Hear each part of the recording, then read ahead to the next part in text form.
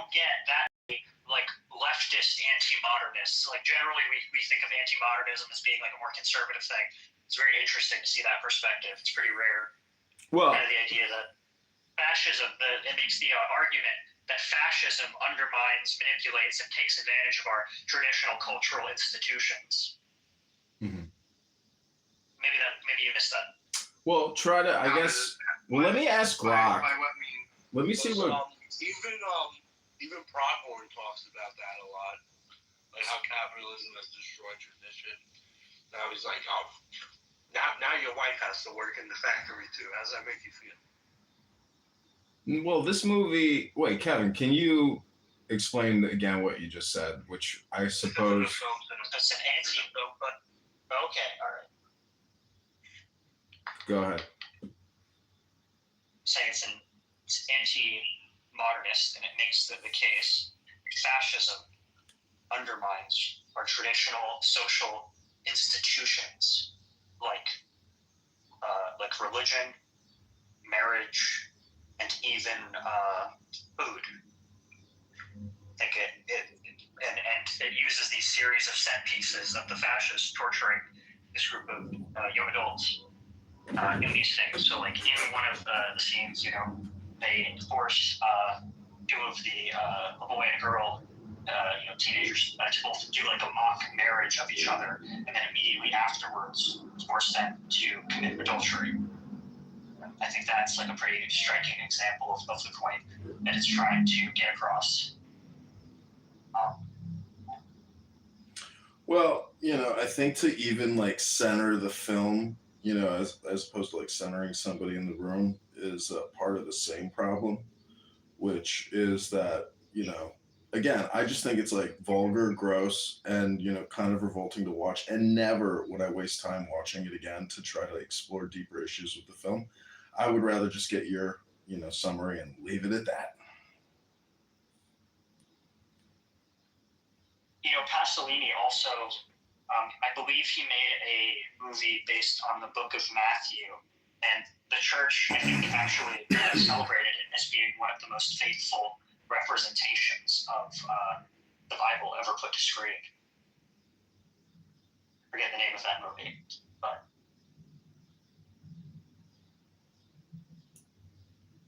I don't think it was really that bad. You must have a weak stomach for movies. He's a Puritan.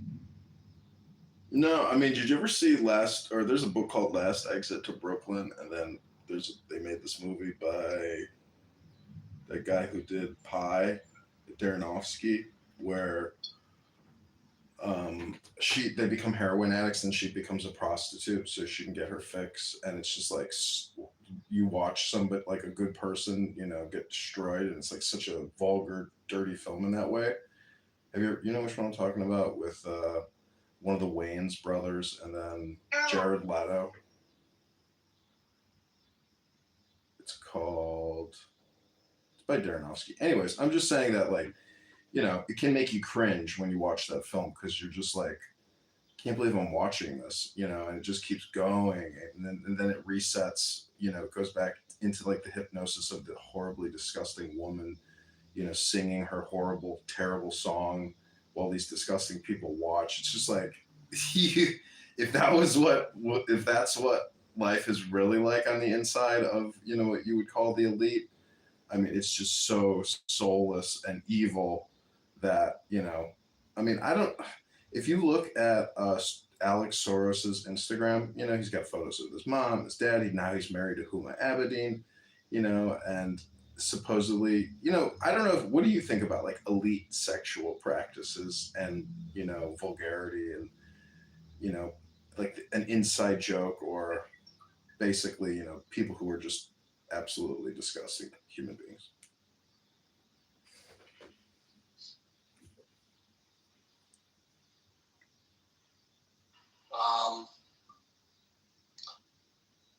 Well, as long as it's consensual.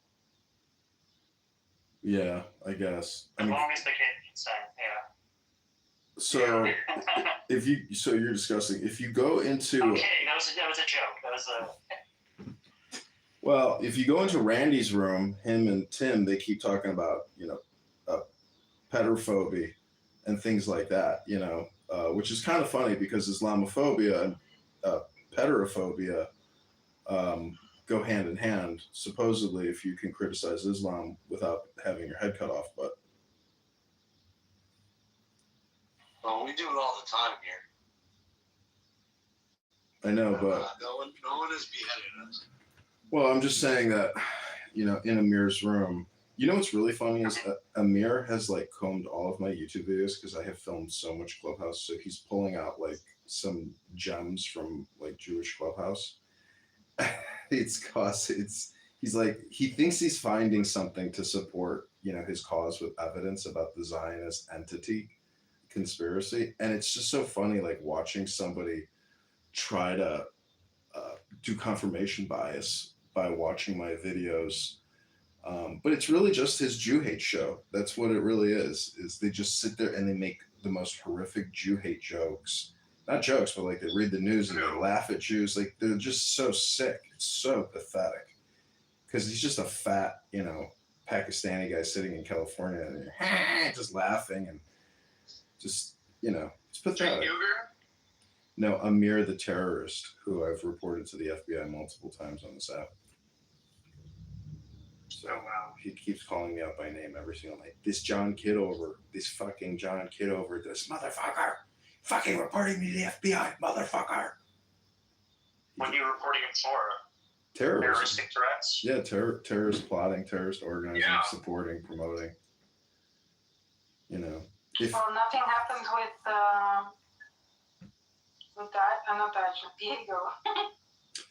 Yeah, exactly. I mean, if you have neo-Nazis in open communication on big tech platforms and you're not reporting it, it's like, okay.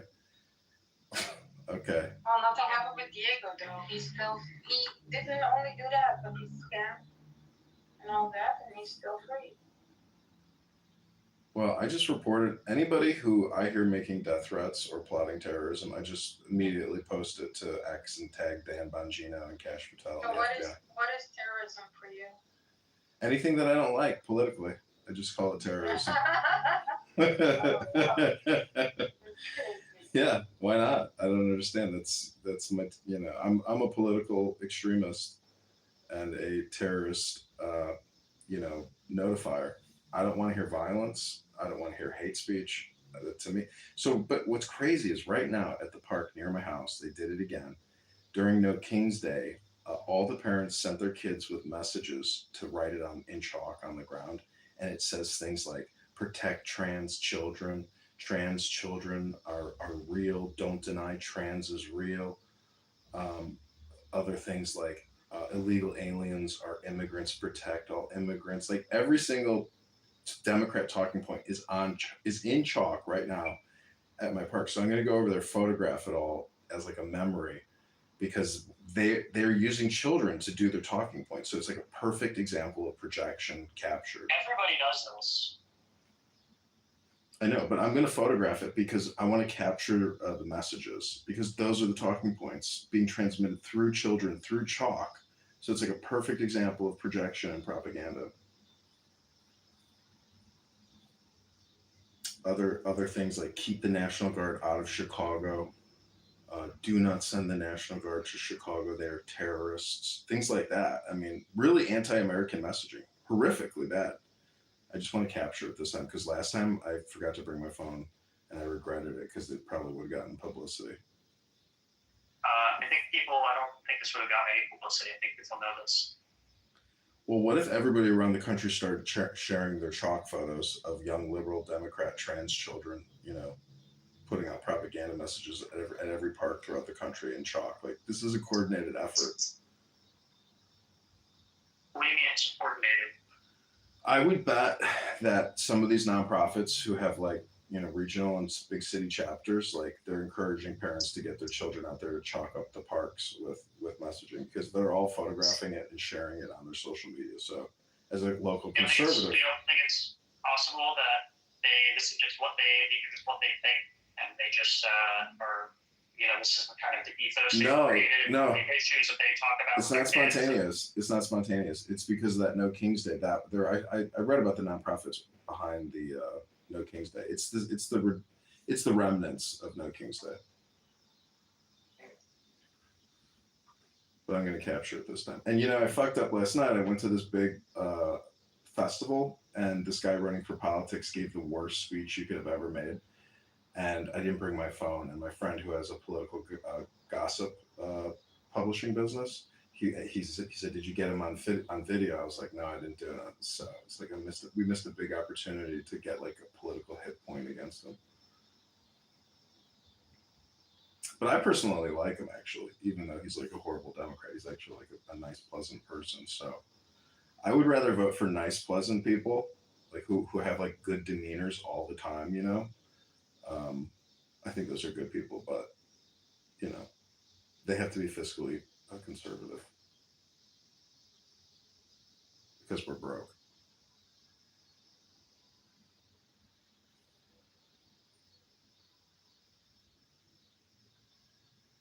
What do you think about that, Kevin? Voting for somebody who has like a very nice demeanor, who hugs the homeless, is kind to everybody, doesn't have a mean bone in their body. Those are people you can trust, right?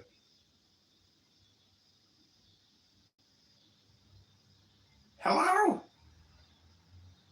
Is this thing even on anymore? Well, where's Diogenes at, Abby? I told him, I don't know. He said he will come back, but he didn't. So. Well, my mom called. Do you want to call mom back? Yeah, let's go. You want to hear my mom's raspy voice? What are you You doing? want to call his mom? Yeah, let's call your mom. Me, you, and Ryan right now. I don't know. My mom's gonna say all kinds of shit. I'm here. Yeah, let's call his mom. Sorry, I didn't realize I was muted. Wow, I can't believe what's his name left. Angelo. Yeah, that's his name. Why you can't believe? Because I miss him. Well, you don't have what Pussy has. Good. I know. I don't know what the fuck it is. I really don't get it. Well, we can see what you have, but he doesn't have, which is desperation. What's that? I'm joking.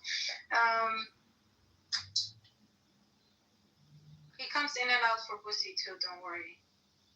Bushy. Well, he can come in and out for whoever he wants to. Yeah. Yeah. You have to find him in the morning, so he's more stable then. I mean, he stays more in the room. He doesn't run away.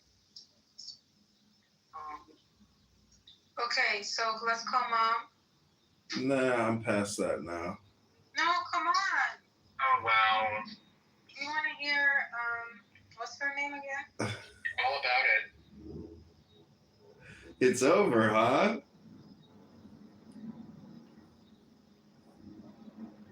The muff is no more. What, did you create a new house called Snatched? Let's see. Snatched. Nice. Why do you want to join this house, and who sent you? I love Snatch. And serendipity uninvited me. Uninvited me. I mean, It's never gonna grow. You're never gonna grow it. It's not about growing it for me. I don't care about that. No Kitover, hell yeah. Oh my gosh. Damn. Well, that's cool. You'll save me time. Right? You'll save me time, yeah. I will save you time. Oh. I mean, it's not personal. I'm not going to start blocking you. Oh, I don't care. This is part of the game, I assure you, because Right? people will go in there and send me clips of the room. So, now I don't even have to do any work. Well, you very well may be right about that. That's the way it goes. I'm telling you, everybody's a gossip and a snitch on this app. It's not just Snatched. You should create another room called Snitched. Maybe I'll make that the public room. Yeah, that would be smart. There you go. There you go. Yeah. Yeah, I did not think that room could go much longer. I mean, it was like 7 days straight of Mike Moon talking.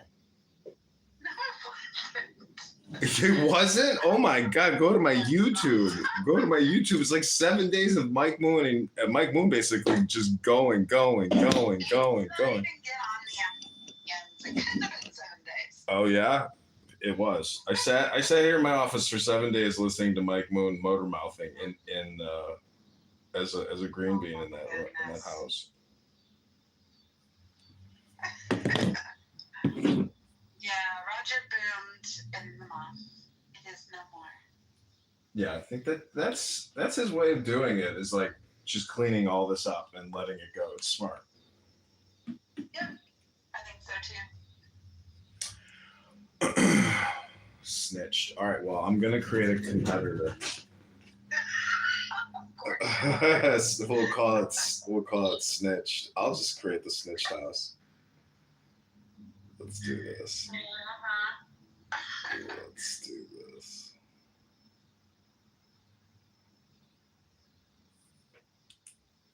It's gonna be really boring, Serendipity. I hope you know that. I don't know. We've already had some pretty big rooms in there. Oh really? Yeah. Oh fuck, I am excluded then.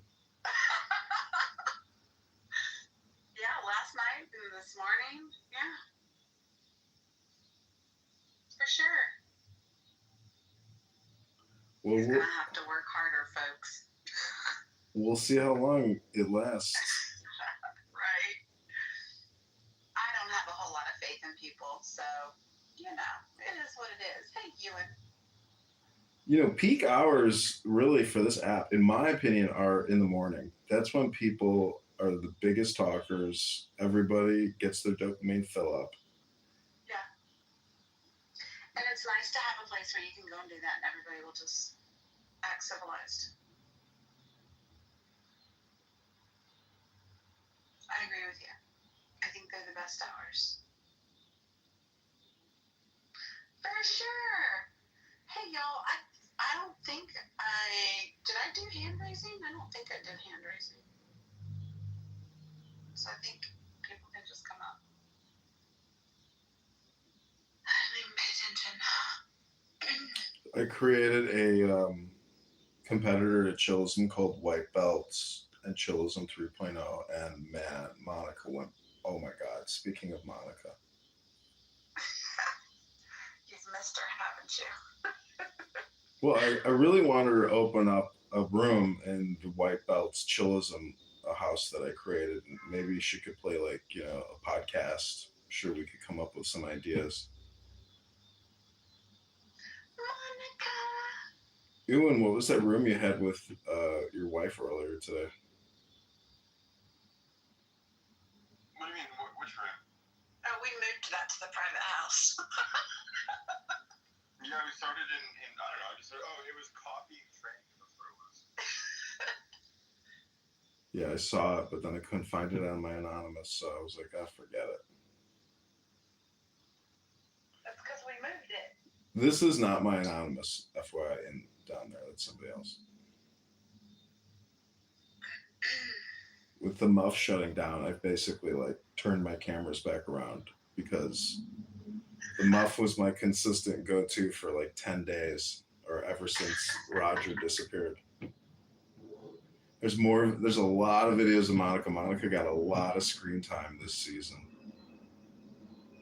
Well, I mean, she is Monica. She got very upset though. She jumps back into the chillism room. It's like Monica doesn't like having her peace disrupted, or I wouldn't even call it her peace. I would say it's like her perch. Oh, yeah? Mom, are you coming up? So is it true? Are you really going to meet Monica in person, Serendipity? Heck yeah.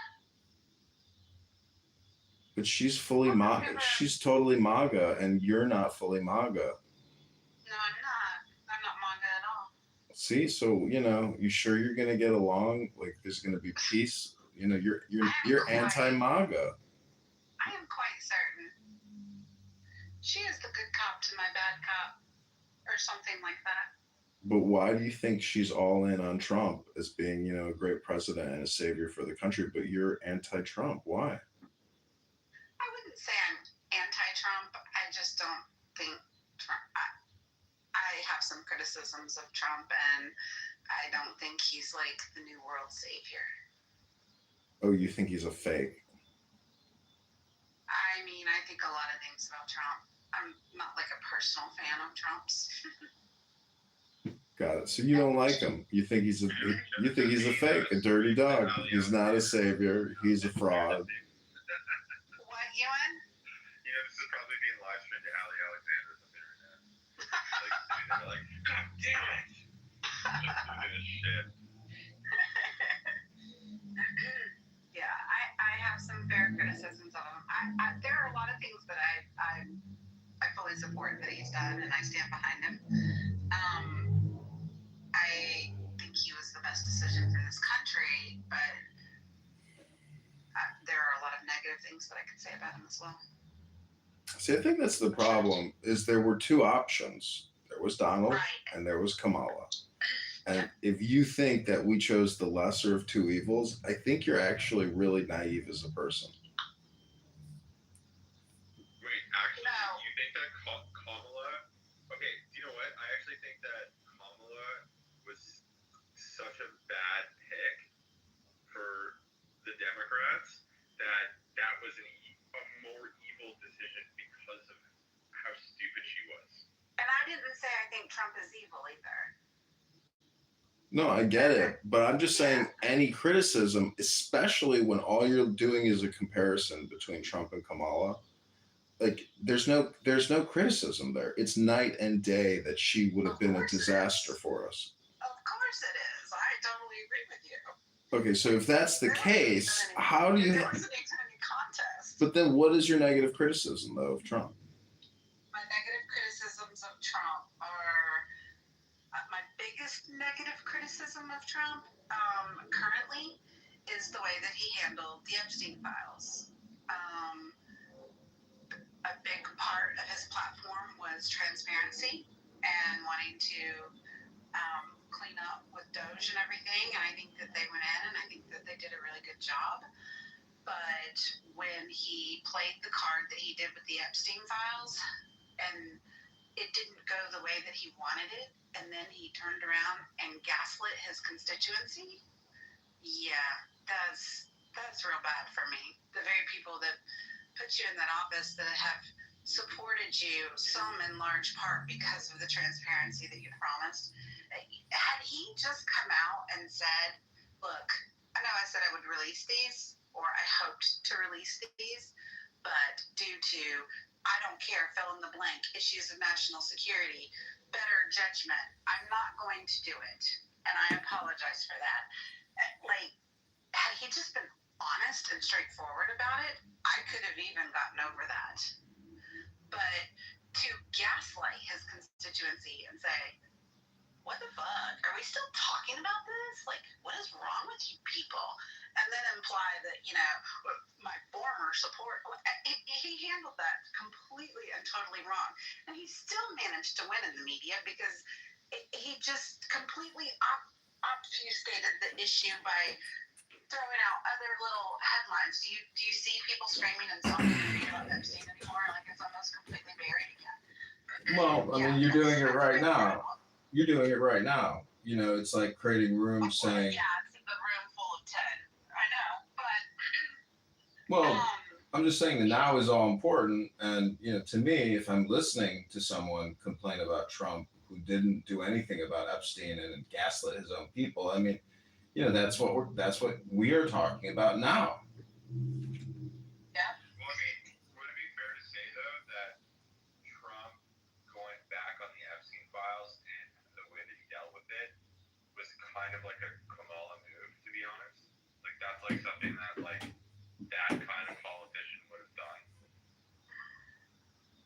I don't know. To me, if somebody is criticizing Trump about Epstein, that's not even a big deal anymore. Like that's not a priority issue. But see, the thing is, when somebody brings it up, hold on, now I'm not finished yet. What I'm saying is, I'm not finished yet. What is the implication that serendipity is suggesting. Are you suggesting serendipity that there is an Israeli Mossad connection to Epstein, his espionage activities? Like, what is it that is actually upsetting you about Epstein? Is it the sex trafficking and the victims, or is it the espionage? Because it's a very delicate issue, and I love talking about it. It is a very delicate issue, and I would say that it's all of the above. It's the sex trafficking, it's the victims, it's the fact that I don't think that this is necessarily a Mossad thing as much as I think it's probably a global central intelligence issue. I think that potentially many different international agencies utilized material provided by Epstein to make things happen that they wanted to make happen. And I think the CIA is involved. I think there's the potential Mossad is involved. I think there's the potential that the MI6 is involved. Like I think there's the potential that many, and I think that's one of the reasons why every time someone gets their hands on these files and they look through them, it suddenly becomes that this story needs to be buried.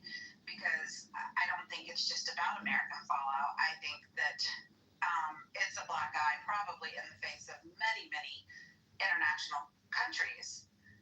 And that is my problem, like I said. And I'd have had a lot more support for the way that Trump chose to handle not wanting to disclose the files if he had just said, I shouldn't have said I would release them. I can't release them. Then to turn around and act the way that he did. Like, it was preposterous. It was egocentric. It was like, I'm going to tell you how you need to respond to this and what the narrative needs to be, and you all need to step in line. And if you can't step in line, then, fuck you. Because he ain't worried about being reelected. So he didn't mind giving his constituents the bird. And that is my issue. Hello. Hey, Augustus, I miss you very much, man. But Hey, Augustus. I just wanted to make a quick point too to add to it. Is like, I think that parents, especially to like, you have toddlers, they grow up, they have kids. When it comes to like child sex trafficking rings, I don't think you realize like the amount of anger and hatred that you have for these people. And like, I would say that pretty much every parent who isn't a fucking psycho would want these people like publicly hung, like would want these child sex traffickers to face the worst fucking reality and make them feel scared and make sure that everybody that tries to do it after that moment feels terrified to do so they don't do it.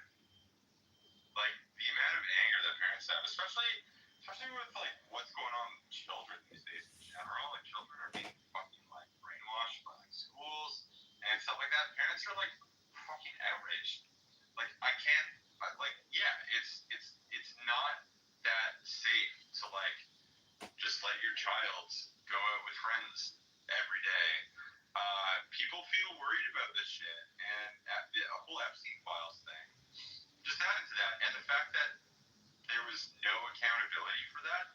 This is the thing, is that there's accountability for random like pedophiles on the street or whatever that like do horrible things, but there's no accountability for someone once you reach like $500 million in value. You can do that and get away with it. Okay, 30 more seconds, Ewan.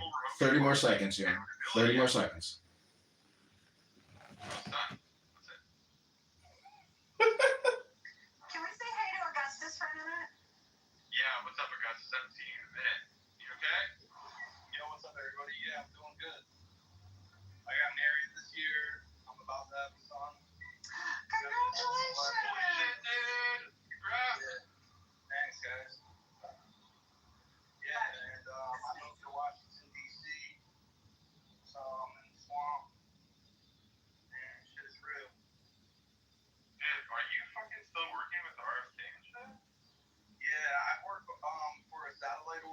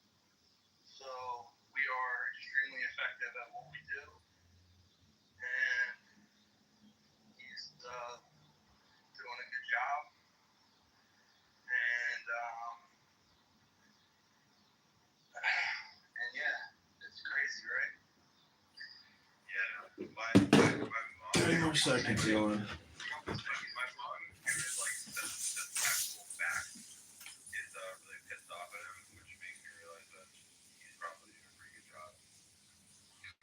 Yeah, I mean, him and JD Vance are -2. Who else is on that list? Elon Musk is -15. Joe Biden is -14. Gavin Newsom's -5. So he's +7. So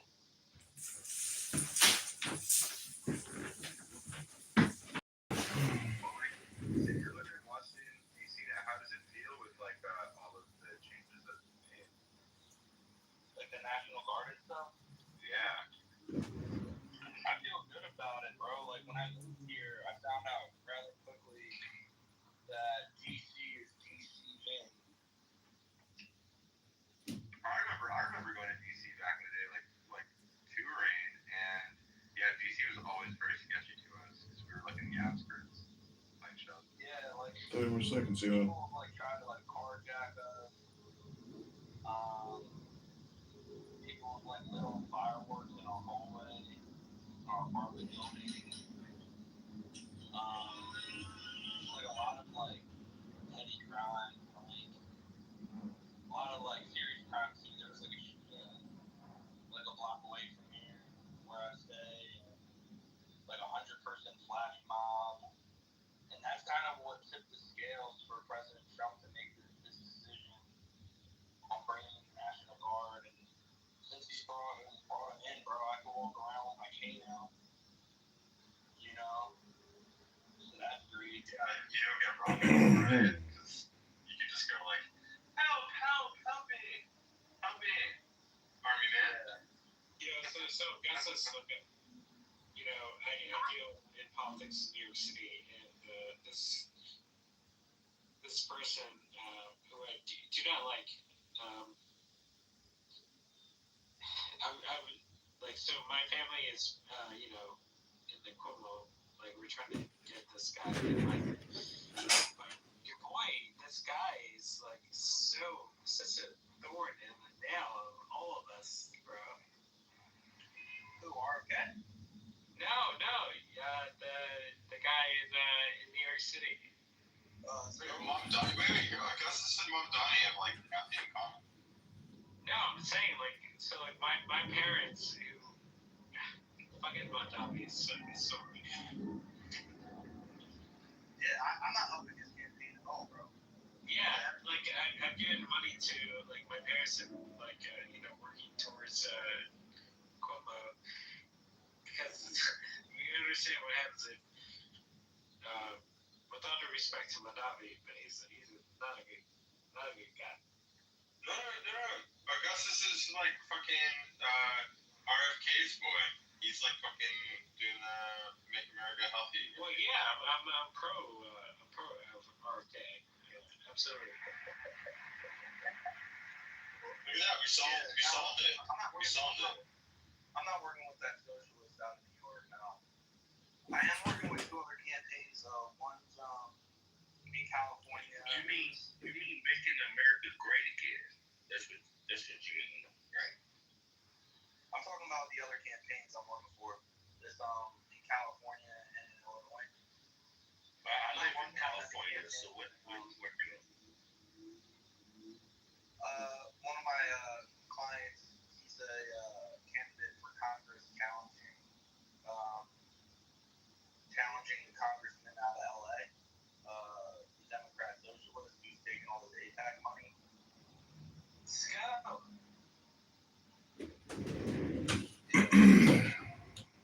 Augustus is also doing a fundraiser for candidate Kitover. Oh my gosh. Okay, guys, I wanted to just say hey to everybody that came up on stage. Joseph, Steve, Lynn, BB,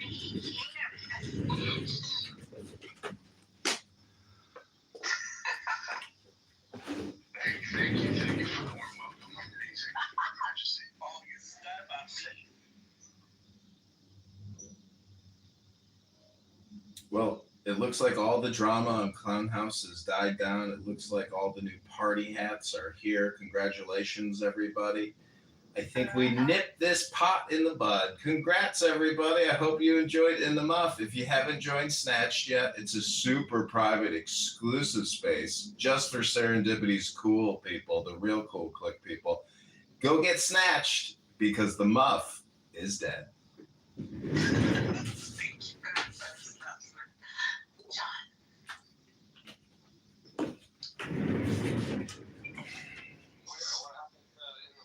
There will be no more candidate Kitover promotions in Snatched, FYI. It's a Kitover safe space zone. So if any of you have been impacted by my YouTube recordings, actually Steve here recently created the John Kitover rule here on Clubhouse. I thought that was pretty cool. That's a first for me. So thank you, Steve.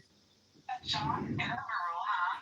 I have no idea what you're talking about. Yeah, in the atheist room, you said don't block anybody unless it's John Kitover. It's called the John Kitover rule.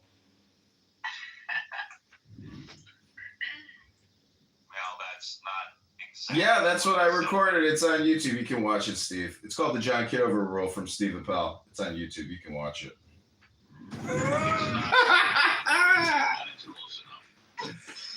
I guess I didn't make it up. You'll have to watch the YouTube video, Uncle Steve.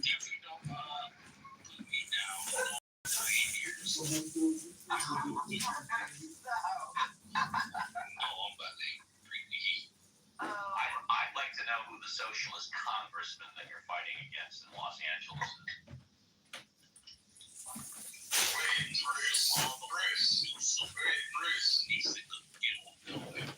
Bruce. Wait, Newsom's governor. He's not a congressman. Well, freaking either or is the same thing to me. A governor is the same thing as a congressman. Okay.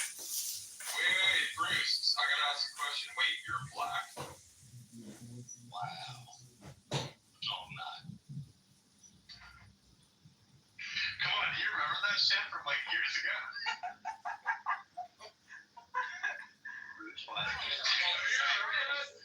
Holy shit.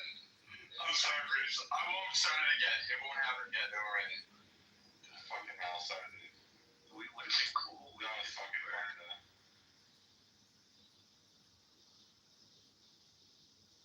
Sorry, Bruce. How are you, Bruce?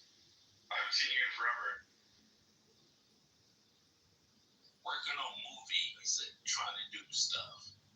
But how you doing? Yeah, man, I'm alright. I'm just stuck in like a fucking insane country, but like, I feel like, but otherwise, like, I'm very good.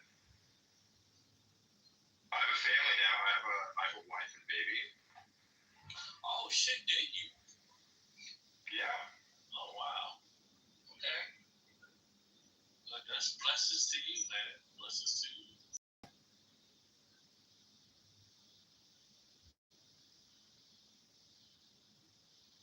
Well, I'm stuck in Britain right now, so, How's your baby?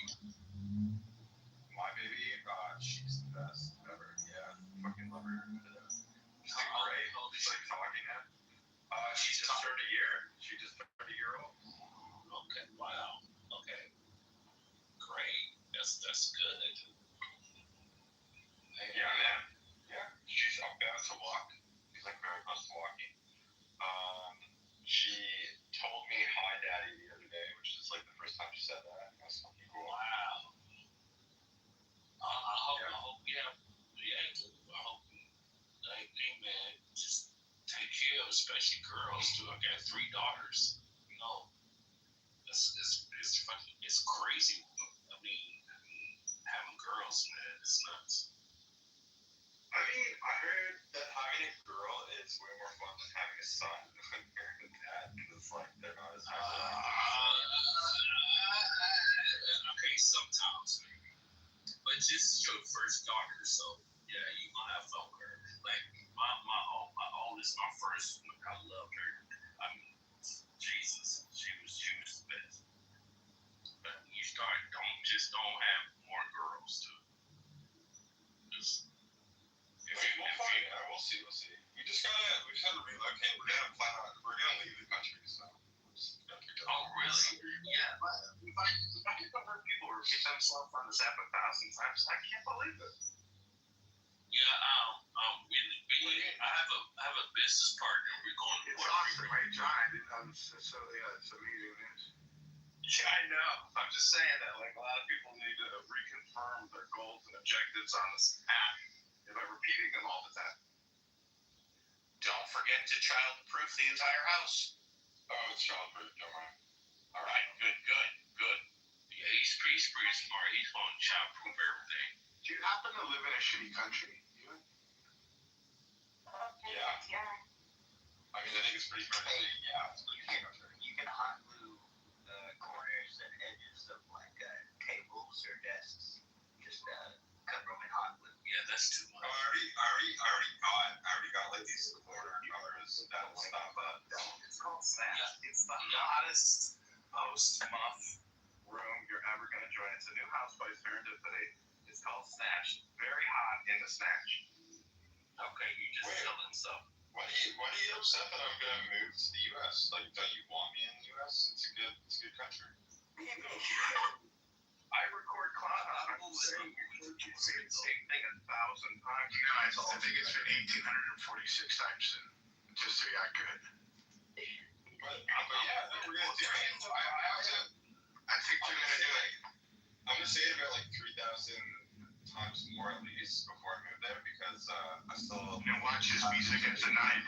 Damn, Steph. Watch his visa get denied. Why would my visa? Why would my visa get denied? I don't know. Maybe a legit visa. That put you in Europe. Ask him, okay? The UK's fucking crazy, dude. I mean, you speak American. You American, right? No, Canadian. Oh wow. Do you mean you freaking Europe? I'm Canadian, and no, I'm in Britain, dude. It's not even Europe anymore. No, that's what I'm saying. Yeah.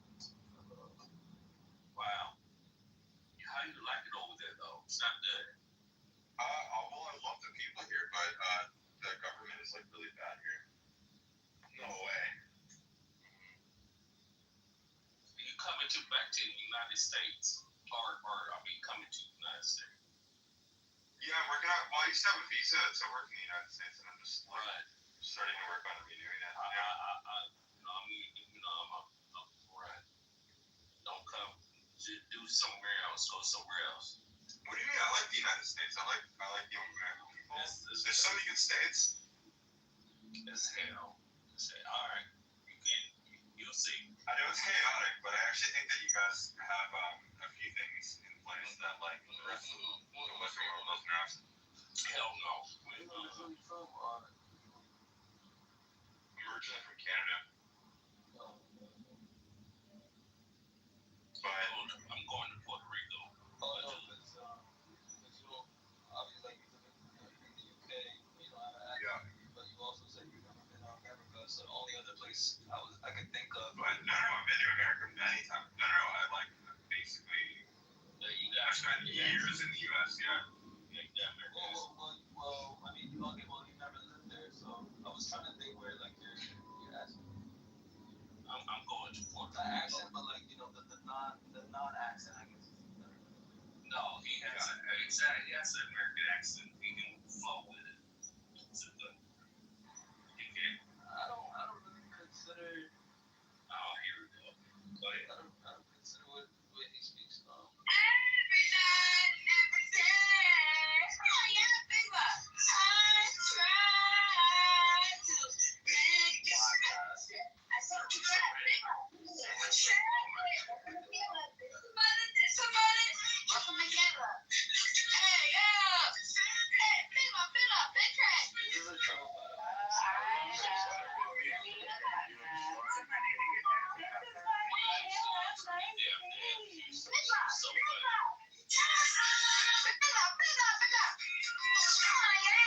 And why you say your name is crazy?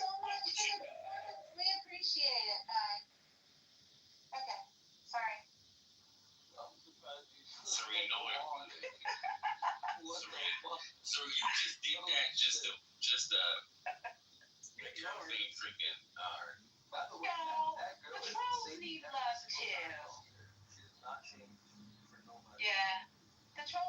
Is she like a regular troll? I never have seen a woman. Yes. Oh my god, she's like Yes. super. Yeah. Oh yeah. Oh yeah. Yeah, she does all that. You know what? I'm gonna add her back. She just followed me. I'm gonna add her back. Just because I can appreciate your craft. Yeah, you're like one in a million. Like all the trolls are dudes. So yeah, you can do a girl troll. Oh yeah.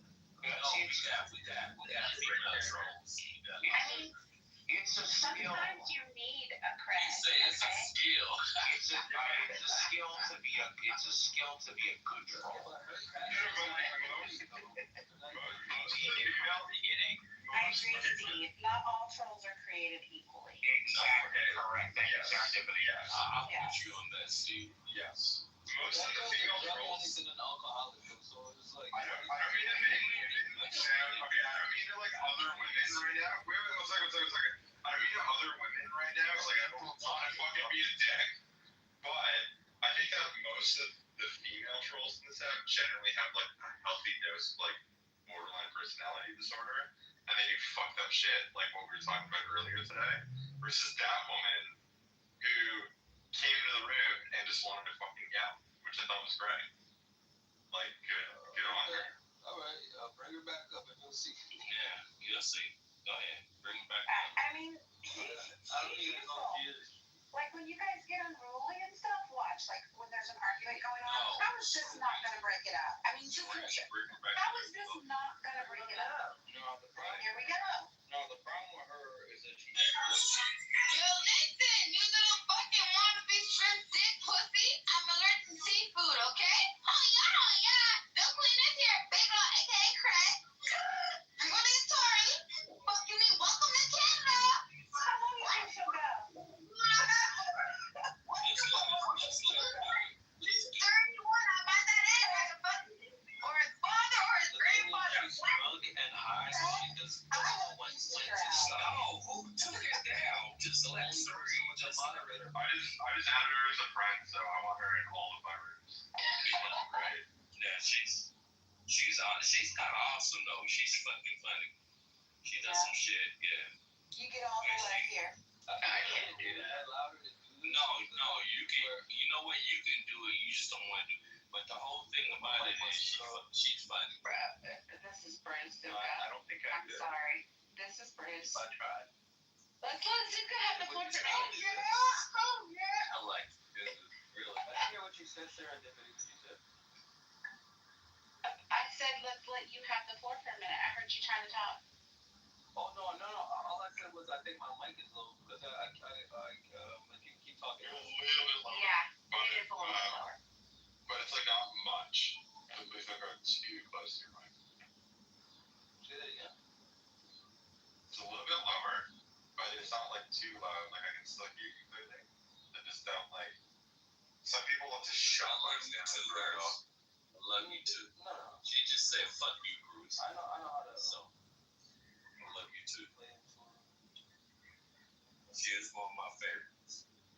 Oh yeah, I like her. But yeah, R.I.P. in the moth. For those of you that care, snatched the house linked above. Is a replacement house for our coffee rooms in the moth. So make sure you join. It is a Kitover free space because it is private by invitation only. Do we, serendipity? Do we have an official funeral date or no? The moth felt her demise on yesterday. It already happened. Thank you, Yes. serendipity. Thank you. It has already happened. Bruce, your new friend is messaging in the chat. Did you see it? Yes, Zuka, I see. I just messaged her back. And actually, she's not my new friend. She's been a friend of mine for a while. That's me. And a few other people. She doesn't seem to like it very much, Bruce. Well, dude, You don't seem to like me very much. Why are you talking to me? Is Steph still in here? Where did Steph go? I just told you to direct it. All right, dude. Stop trolling, too. You trolling. Stop doing that. Do y'all know Steph Luck? Anybody know Steph Luck? Stop, dude. You're like a young kid. Stop. Anybody down in the Lagoon know Steph?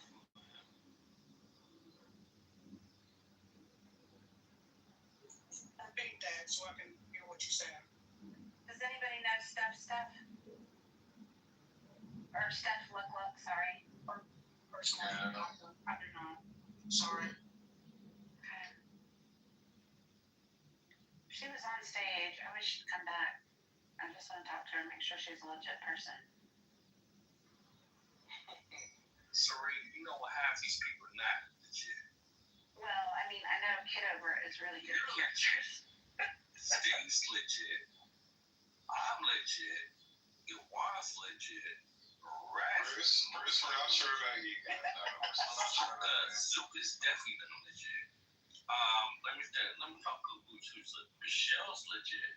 Bruce, we have a man, but you'll soon find out. I'm not legit. I know you're not legit because you troll.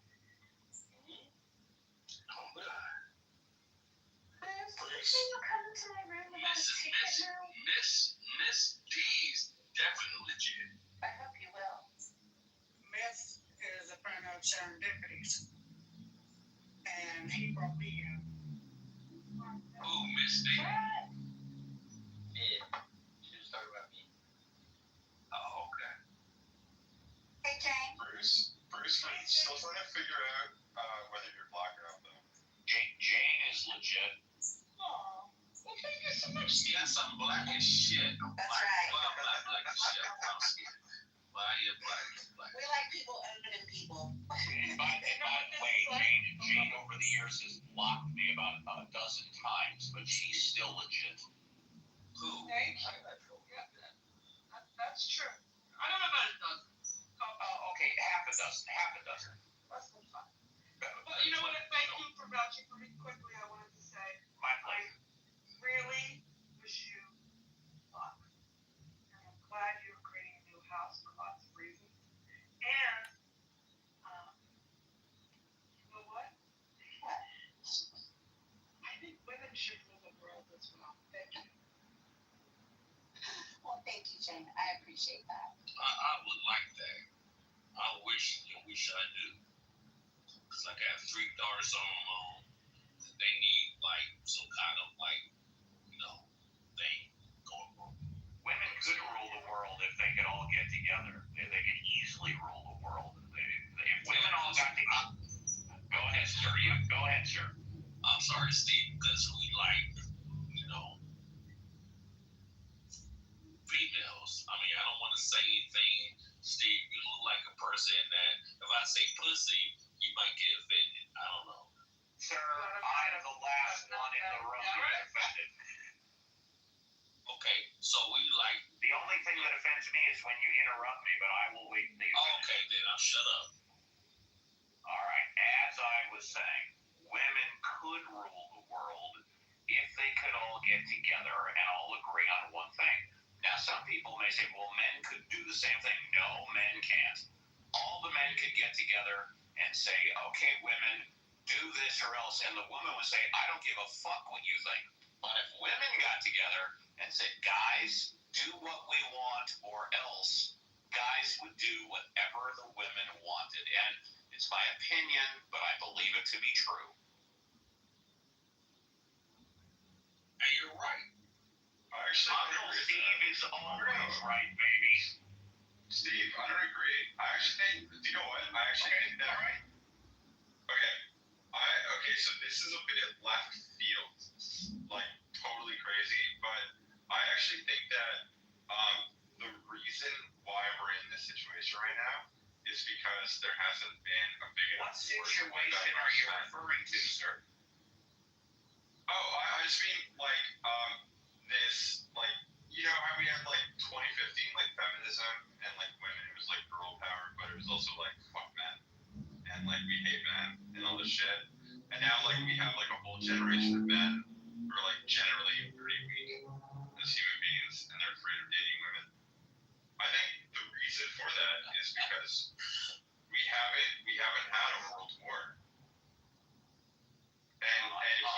of the men haven't been wiped out. Interesting theory. Here's my response. Yeah, well, if you're finished, I'll give you my response. The Me Too movement, which you alluded to, but you really didn't say, was the greatest protest that I've seen with my own eyes in the past 20 years or whatever. And here's why. All women got together, not only around America, but around the world. They had one simple message. I've been affected too. Very simple. Me Too movement. And the message got out. Women protested all around the world. How many people got arrested? I think 0. How many people got into fights? 0. How many people got into legal hassles because of it? 0. How many people got the message loud and clear? Everybody. The Me Too movement was the greatest protest in the past gazillion years. That's my humble opinion. I don't know. I think that you're making a bit of a mistake because I think that. I agree. What did I say wasn't true? Well, okay, so I think that calling out sexual harassment and assault in communities is probably a great thing. I would never fight against that, right? But what has happened is there's been this entire like new wave of feminism that has essentially caused millions of women to just hate men. And all it took was one Amber Heard to move the dial to the other side. Wait, let me finish my point though, because now women are writing, articles all across. I'll find some too. Just whoever's saying no, I'll find them and I'll pull them up. But women are saying, why aren't men coming after us anymore? And that's like talking about the younger men or whatever, right? I'm married, I'm happy, like I would never want to date in this day and age. It's fucking crazy. But with that being said, I think that what has happened is that you've caused like a cold separation between men and women in a lot of like dating circles between like communities in cities all around the world. So I think that's true as well. So there's problems that come with it. Is it a good thing or it's a bad thing that Me Too happened? Well, you trying to say that? I'm sorry. Go ahead, finish. I'll answer your question. No, that was it. All right, here's the answer. Guys, don't try and hit on women at work. Guys, women at work are off limits. I agree. Now, if you're not a famous guy, who's worth $50 million and you're just an average Joe Schmo like me, go into a bar, hit on a woman, nothing's gonna happen.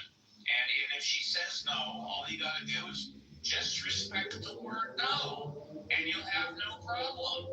On the other hand, if you're a famous guy and you're worth millions of dollars and your face is known everywhere, then you gotta watch out. I keep your hands tied behind your back. But if you're an average Joe Bull like me, just not at work, go to any bar, any restaurant, go to any whatever you want, and hit on women is no problem. That's my answer. It's not about famous men. It's about like the average. It's totally about famous men, sir. It's about Amber Heard was a gold digger. She thought she got a leg up by being married to Johnny. That's what I'm. No. This is not what I'm talking about. I'm talking about the overall culture. I'm not talking about famous people. I don't know about the famous people. What I appreciate that you said, Steve, is knowing you. I was like not surprised you said it. That it was effective. Oh, absolutely. Yeah. And you know what? How do you feel?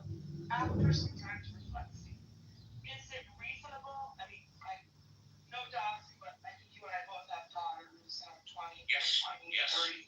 Do you want them to have the same dog? 3 daughters. Okay, Bruce, that's great. This is why I said you. I'm talking Oh, sorry. in the workplace, is what you said. And I think that's very great and not that fucking hard. At work, don't hit on women. And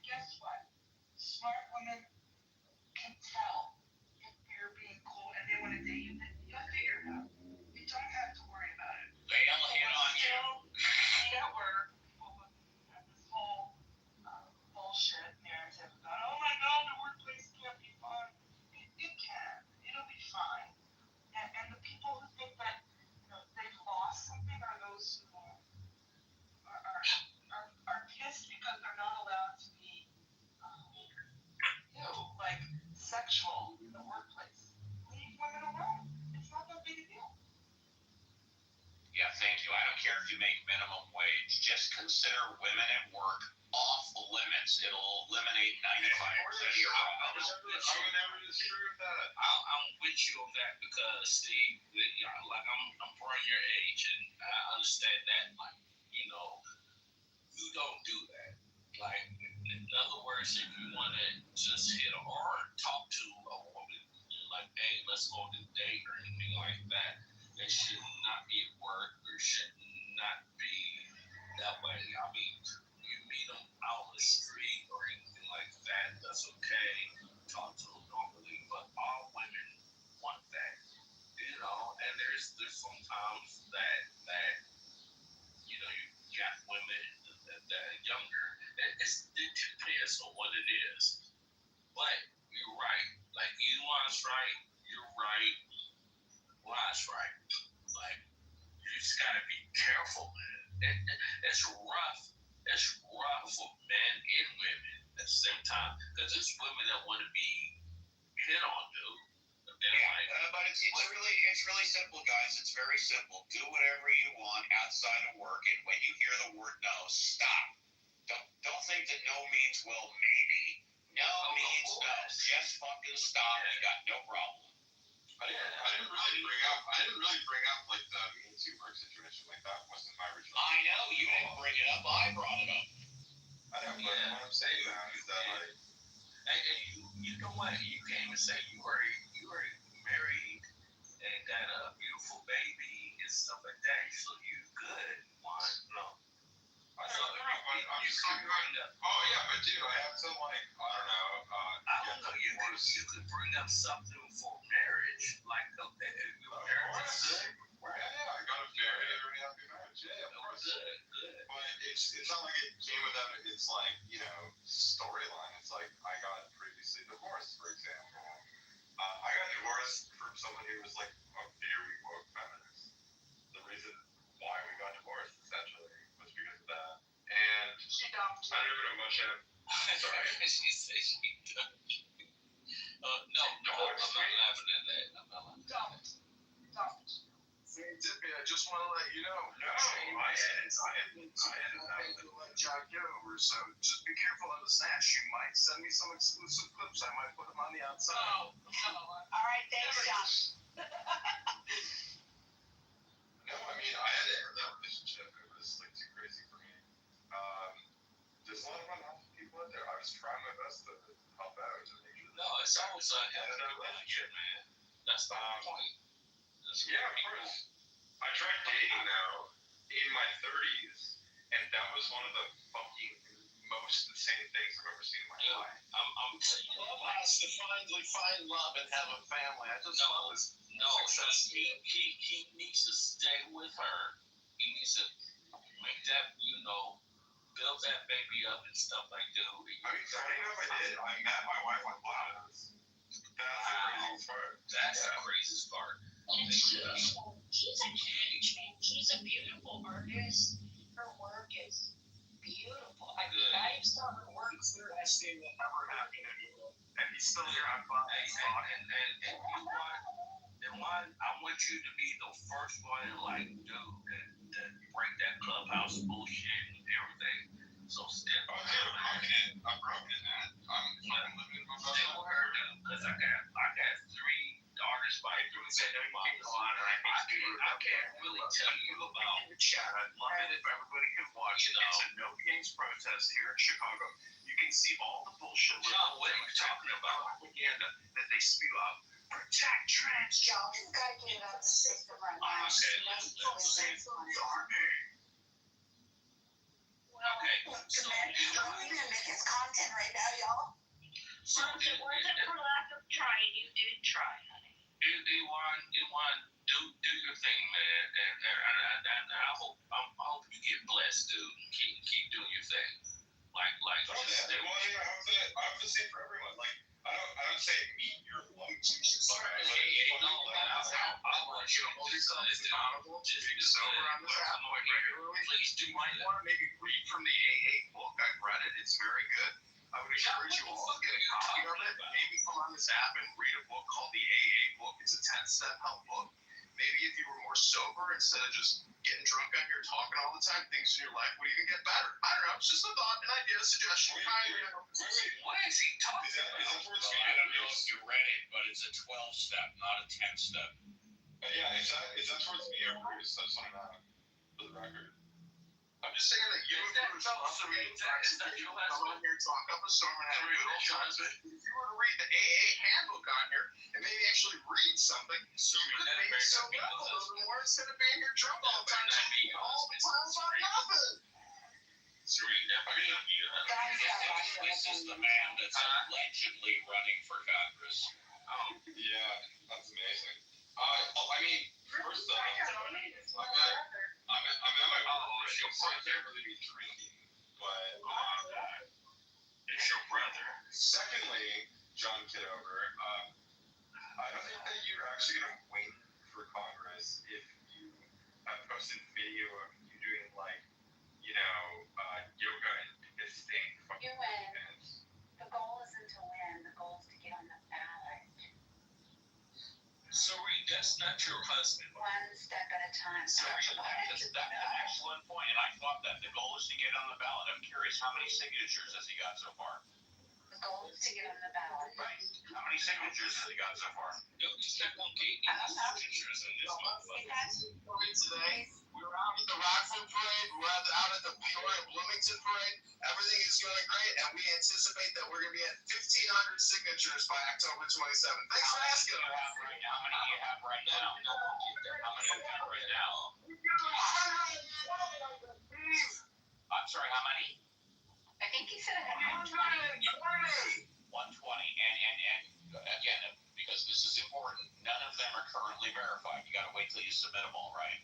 I think so. We took selfies with everybody who signed up, and we took a photo of their driver's license. Yeah. So, I think That's fucking weird. I'm fucking freaking out. And you Well, the reason is because they are going to have a big approximately 3,500 verified signatures, right? No, he only needs 680, I think, 670, something like that. Serendipity, I don't think that's accurate, but I could be wrong.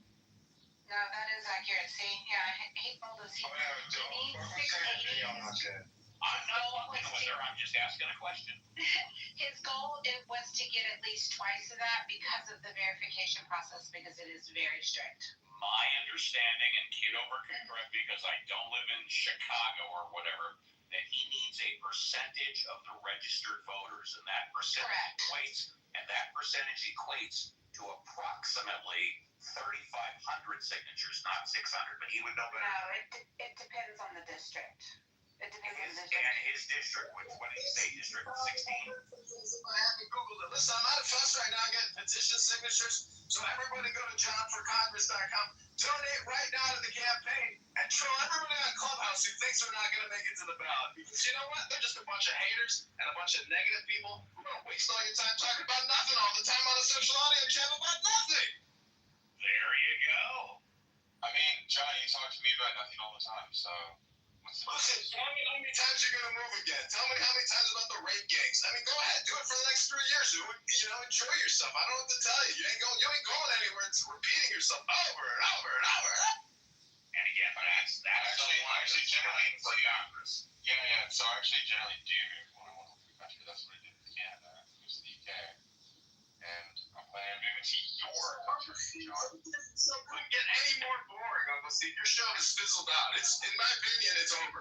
It's done. If I even hear it, I immediately turn it off. There's no reason to record it. It's the most boring show I've ever heard.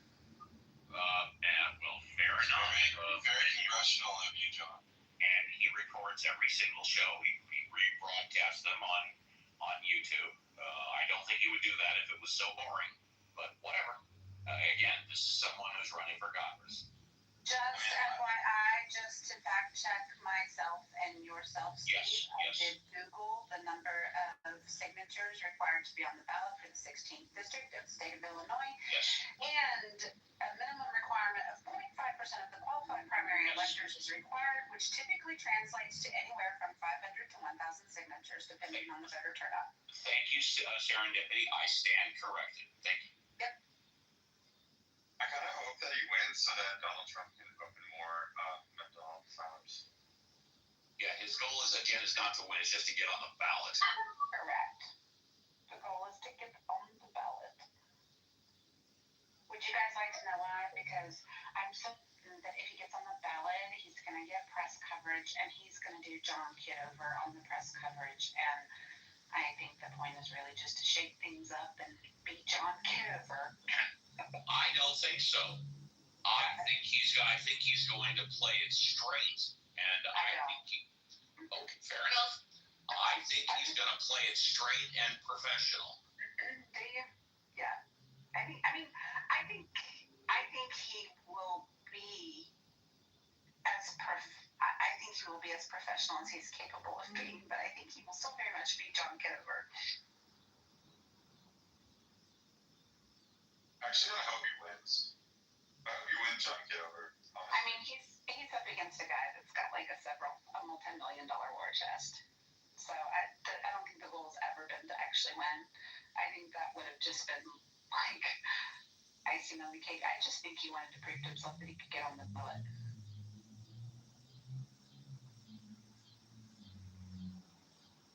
And kudos for him. I guess that's what Butch meant. However, if he was serious, it would be like Edward Durr.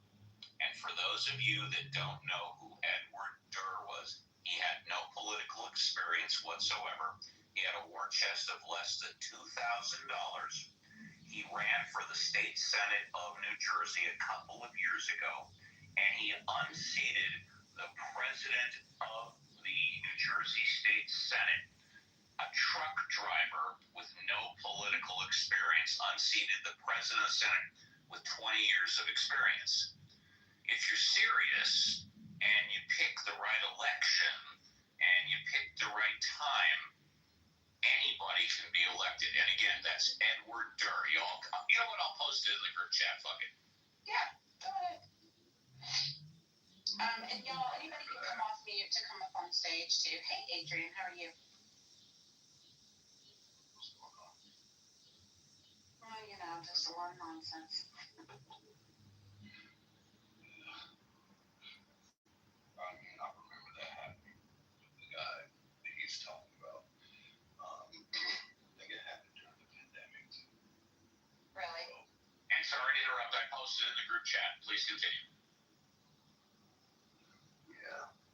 So the people of his city or his town voted for him. Maybe they were tired of the 20-year incumbent. Right. He went doing such a bad job in 20 years. They just decided to go with someone new, which is not unheard of. No, it's absolutely not unheard of. I think that would be, a situation like that for Kitover would just be the icing on the cake. I don't think he ever had any grand illusions that he would win against Hood. So I think it's just more about visibility for him. Wait, the guy's name is Hood in Chicago? LaHood. Andrew LaHood, I think. Jesus Christ. That's what he's running against. Yeah. What? What's his name? So ridiculous. BB! Yelling at BB's BPR. BB offered this selection for the name of the house. He is thereby crowned king.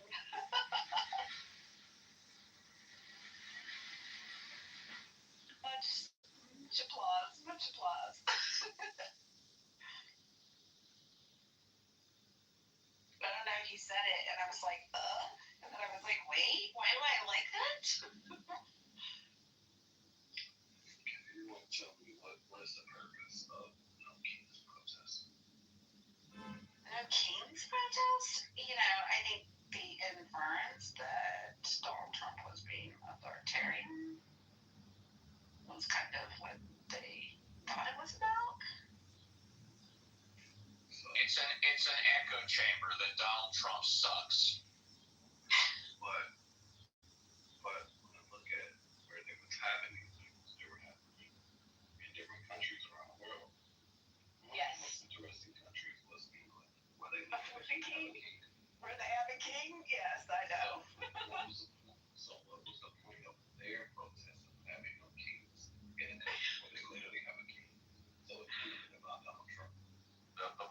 news in England that Donald Trump sucks.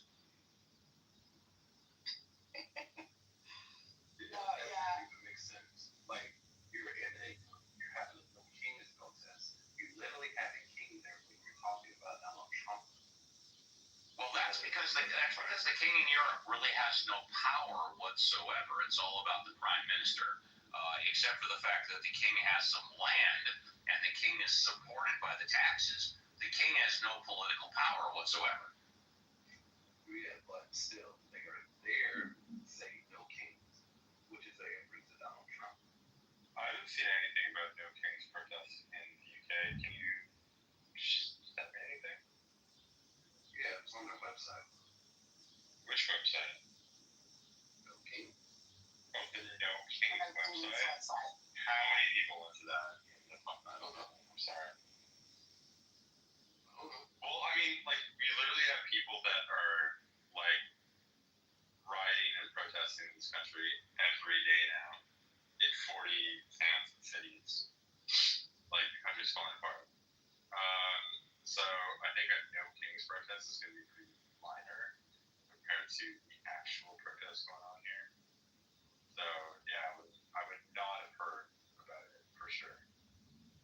No, I just don't know what the point is, because if they can garner all these people to come out to the streets for these no kings protests, then where the fuck were they at on election day? well, I mean, technically, if they were, like, arguing for No Kings and they wanted Charles to step down, then they would be arguing on the people that also are, like, you know, arguing against mass migration and stuff like that. Because Charles is pro mass migration. Yeah, so the people here in America, all of those people that came out, where the fuck were they at on election day? Why couldn't they mobilize on election day? Well, they did, but 10% more voted for Trump than for Kamala Harris. So there's no point to this. Back to my argument. No, that's not true. The word got out. The whole point is for the word to get out.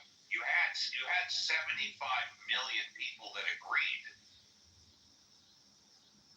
They lost, but the point was made. What was the point? I told you. Donald Trump sucks. That's the point. But we've been hearing that for the last 2 years. So what's your point? I don't understand. With all due respect, what's your point? See, wait, why do you? Okay, so I don't think that Donald Trump is, you know, the savior of America or anything. I never said he was. No, I'm not. No, Okay, but okay. I feel like you fucking hate that guy, right? No, wait. Donald Trump or the speaker on stage? No, you just said. Like what you were just saying was. I didn't say I hated anybody. Okay. He asked what was the point of No Kings. I said Donald Trump sucks. Right. And my point is, we've been hearing that for the last 10 years. So what is the point of saying it again? To continue to emphasize and remind people that Donald Trump sucks. And it's pointless because 75 million people said he doesn't. So what is the point of keep saying something if it has no bearing on anything? Maybe because the people that support No Kings don't think it's pointless. Maybe it's because they want to continue to remind people. Or maybe they just want a virtue signal. I'm sorry, maybe they just want to what? Virtue signal. Virtue signal? I mean, to be fair, that does happen a lot. I don't know what virtual signal is. Not virtual signal, but not virtual. Virtue? You know the word virtue? I do know what the word virtue means, yes. And then signaling. So I know what like the word you are signaling means. holier than thou because you say that a certain person is a bad person. For choosing hands. God, thank you. I just learned something new. Thank God I'm in the muff. R.I.P. I mean, it's like it's a death bomb. You're in a death You bomb like right that. now. I said that really well, didn't I, Serendipity? Poor Bruce. He's having his Serendipity, you don't have to say anything. Just by your chuckle, I know it. Okay, yeah, say it. R.I.P. in the muff. So good. What do you think about JD Vance, Steve? He's the vice president of the United States. What do you think about him? That's not what you think about him. That's what he is. What do you think about him? I just told you he's the vice president of the United That's States. saying What do you what think he about him? is. That's not what. That is what he does. What do you think about him? I think he's got some good qualities and some bad qualities. I also think that if the Republicans decide to run him in 3.5 years, he's going to lose. Does that satisfy your question or no? No, sir. Who do you think he's going to lose to? He's going to lose to Gavin Newsom. I don't think that will ever happen. Oh, okay. All right. I'm sorry. I'm backing up. That Democrats I don't want to laugh. foolish to put Gavin Newsom on the ticket. That was Well, he sure as hell ain't going to lose the AOC. I don't think that we have a great shot, but we would have a much better shot if they made Gavin Newsom the ticket. Gavin Newsom? Who's a better Democratic candidate than Gavin Newsom? I mean, he's a terrible Democratic candidate. That guy's like fucked up. That doesn't answer the question. Who's a better Democratic candidate? I would even say that AOC would probably be a better Democratic candidate. Amazing. That's great. Okay. All right. Fair enough. That's fine. I'm not even joking. I think that I know you're not joking. That's why I do said a that's better fine. job as president than Gavin Newsom. Right. Exactly. Okay, so what? Well, what do you mean, so what? You're just saying words right now. So, like, do you want to I thought I was directly on point. You asked me a direct question. I gave you a direct answer. You want to know what I think of AOC? Let's find out. Is she in her second term of Congress? Is that correct? Yes. I think third term. Okay, fair enough. Her third term. Before getting into Congress, she had no political experience whatsoever. Is that also correct? Or am I mistaken? Yeah, keep going. All right, fair enough. I'll keep going. Prior to Congress, she was a bartender. She just turned 36 or 35, so now she's eligible to run. She's part of what's considered the squad. She's part of the far left liberal socialist faction of the Democratic Party. She has raised the second most amount of money in Congress, next to, I want to say, Johnson, who of course is Republican. AOC has, I think, on the Democratic side. Oh, I'm sorry, not Johnson. I meant what's his name? The speaker. She's raised the second most amount of money. She is from the East Coast, from New York, but there is no way that she will ever be elected because she's way too far left. If you traditionally, and you can go back 50 years, if you look at the people that are nominated for their party, Republican or Democrat, and that win, they all are more towards the center than the far left and the far right. If you look at what Gavin Newsom has been doing recently, he's been acting very presidential. In fact, look at what he did regarding Texas in response to what Texas did to the 5 extra Republican seats. He's basically scheduled a special election in California to take place this November with the intent of adding 5 extra Democratic seats. Oh, there's no question in my mind, and I've been saying this since last year, since before the election. Gavin Newsom will be the Democratic nominee for president in 2028. No question about it. Okay. Can I calmly answer quickly? I'll stay on mute. Go ahead. I'll go ahead. No, wait. Let me just. I want you to answer too. Please answer it after me. I'll just be very quick. Well, in that case, I'm coming off mute, baby. No, this would be great. No, we can get into all the yelling matches. Don't worry.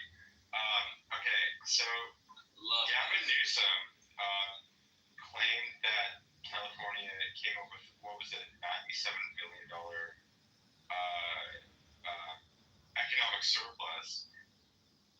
And very quickly, anybody that dug into it, turns out that he actually created $127 billion deficit for California.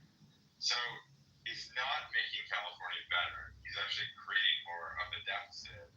And he lied about it. So there's that. I know that, the general public, they don't care about that, whatever. But this guy has a history of lying, and he's lied so much. And any Republican candidate is going to call him out on his lies. And this is the thing, is that the whole idea of change that Obama wanted to create back in 2008 backfired on the Democrats, because what the change ended up being was Donald Trump. And I think that Donald Trump is a beta program, okay? He's not the final program. He's not going to be the program that fixes the issues of the system. He's a program that people are figuring out how to do it with, okay? If you know anything about programming and video games and websites and how to build this stuff, there's a beta version and then there's the main version that comes out.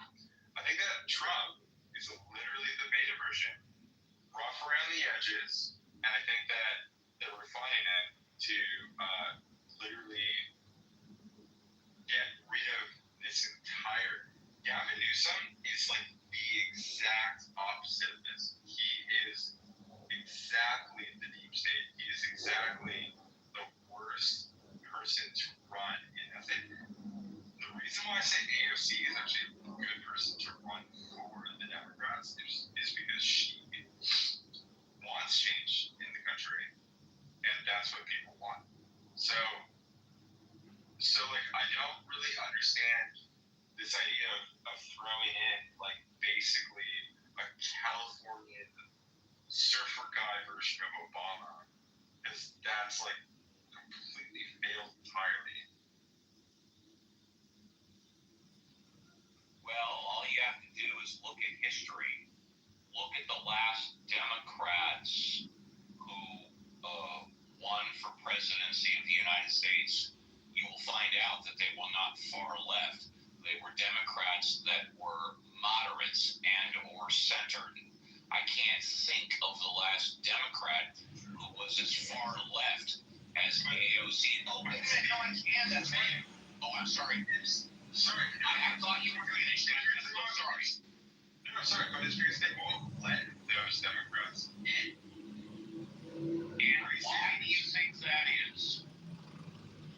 The reason being is because they want that centrist position. And why do you think that is? To basically, I would say, feed their lobbyists, all the people that are Yeah, I wouldn't say that. I would say it's because they know that unless the Democrat has a centrist position, they don't have a chance of hell in winning. And by the way, AOC is so far left of Kamala Harris, it's insane. Now, by the way, Kamala Harris just announced recently that she's not running for the governor of California, which is going to be up in the midterms. And you have to ask yourself why. Well, at least now her and her team plan to run for presidency again. So realistically, you're probably looking at the Democratic National Convention being AOC, Kamala Harris, and Gavin Newsom. AOC doesn't have a chance for president, but she does have a chance, a strong chance, to make it to senator. I don't know about governor, but probably senator, because she's raised so much money. She doesn't have a chance at the Democratic nominee for presidency of the United States because she's way too far left. Okay, no, I agree with you on how far left she is. I also think you agree with me. Let me give you a sitting ovation. Too far left. Wait, but Steve, did you listen to, for example, the National Committee when they started to elect new councilors, or like people that were going to run in certain like counties and stuff? No, I don't even know what you're talking about. It was the wokest. I listened to every word you just said, but I have no idea what you're talking about. God, does anybody remember like the video after Trump won, where like the Democratic National Committee like held a meeting?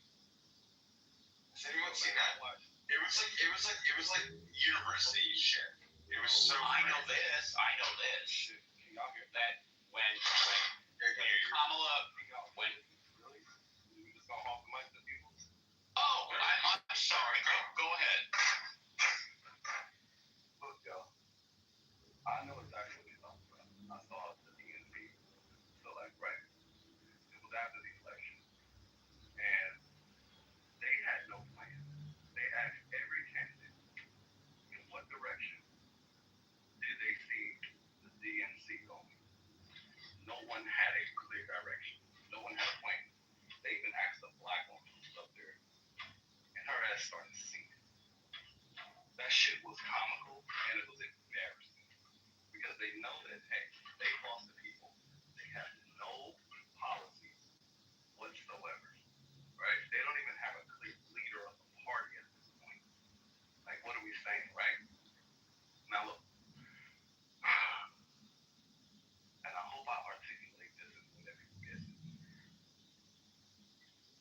The reason why they lost this last election is because they did this shit to themselves. It was 16 years in the making. The Democrats did this to themselves. They did not invest the time or money in making a quality candidate, grooming a quality candidate. They have no one in the party that is a quality candidate whatsoever for president. And I can outline why I say that. For 8 years, Obama, they sat back on their laurels, and they did not groom a candidate because the heir apparent was supposed to have been Hillary Clinton. But a black swan event happened. Donald Trump came down the escalator in 2015. Holy shit. You look at the polls, they said she had a 92% chance of winning. She didn't. He upset the apple cart. So for the first 4 years, they spent more time investigating than legislating and grooming a fucking candidate. So his first 4 years go by, that is 12 years that they wasted, right? In 2020, if you look at the Democrat primary, they had over 26 candidates in the fucking field trying to vie for the nomination, and no one panned out. Everyone kept dropping out. Kamala Harris did not even get a delegate, not a single delegate vote, not one. And she was torched by Tulsi Gabbard, right?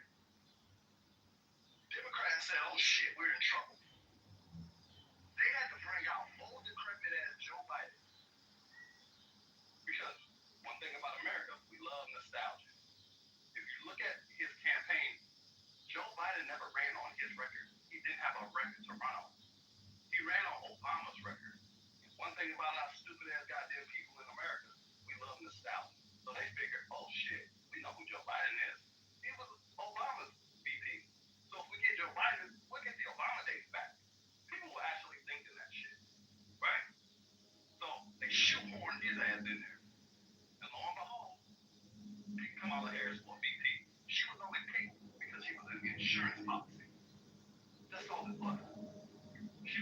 qualified for fucking things. No one liked her. She was highly unpopular. It's a phony interview. Hold on. Can we keep it up for a second? She was highly unliked. And to pick a person as your VP who called your ass a fucking segregationist on the big stage was interviewing, called your ass a sexual predator? Whoa, that can't be good. This is why Jill Biden hated her. Because she called out her husband, right? But hey, I have to virtue signal. I have to play identity politics. Let me pick a black woman. Joe Biden has said he was going to pick black women for key positions. If you elect me, I will send one to the Supreme Court. He did that. If you elect me, I will put a black woman as a vice president. He did that. It was all identity politics. Now, here's where the real conundrum falls into.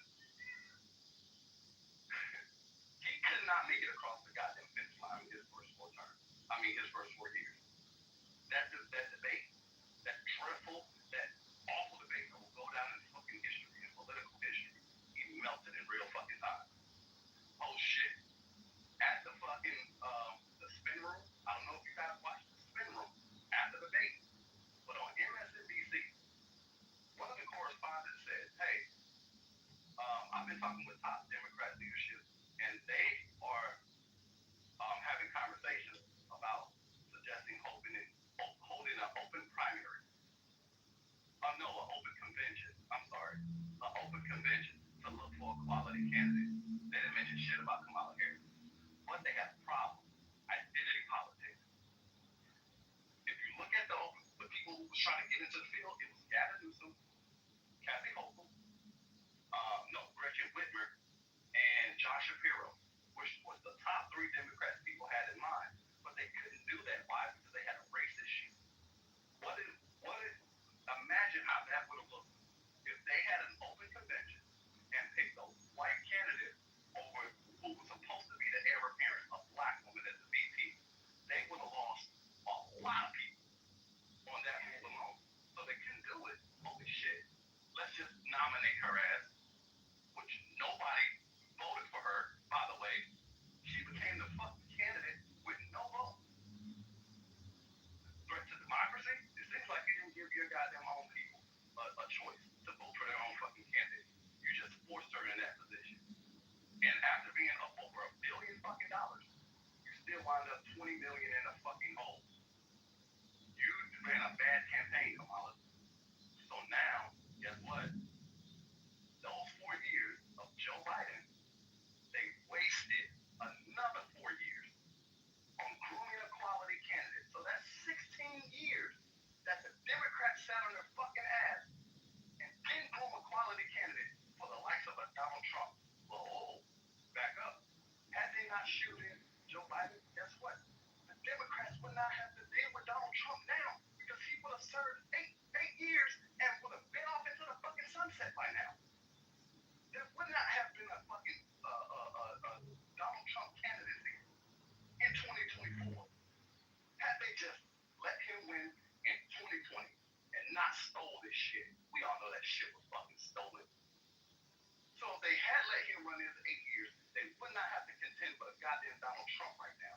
And we would not be having this conversation of who is a good candidate for the Democrats to run in 2028 against J.D. Vance. J.D. Vance wouldn't even be a thing right now. So the Democrats did this shit to themselves. They have nobody in the fucking field. They don't have a bench. They never had a bench. And it's going to be 20 years that the Democrats do not have a fucking person, a qualified person on their bench to run for president. They did this shit to themselves with their identity politics, with their goddamn obsession with Donald Trump, and this racist hate Donald Trump mantra bullshit, which, guess what, y'all? Everybody who ran against Donald Trump have one thing in common. Hate him. Don't look at my politics. I don't have any politics. Just hate Donald Trump. The Democrats did this shit. And Gavin Newsom do not have a chance of winning in 2020 fucking 8. He is a horrible candidate. No, yeah, I agree. Gavin Newsom and AOC are both far too radical to be a successful candidate. Y'all need to look at people like Josh Shapiro, some people who lean a little more centrist. I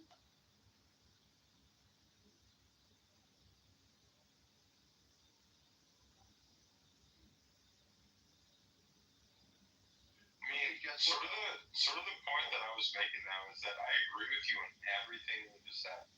I thought that everything you said was fucking cool. I'm listening to you.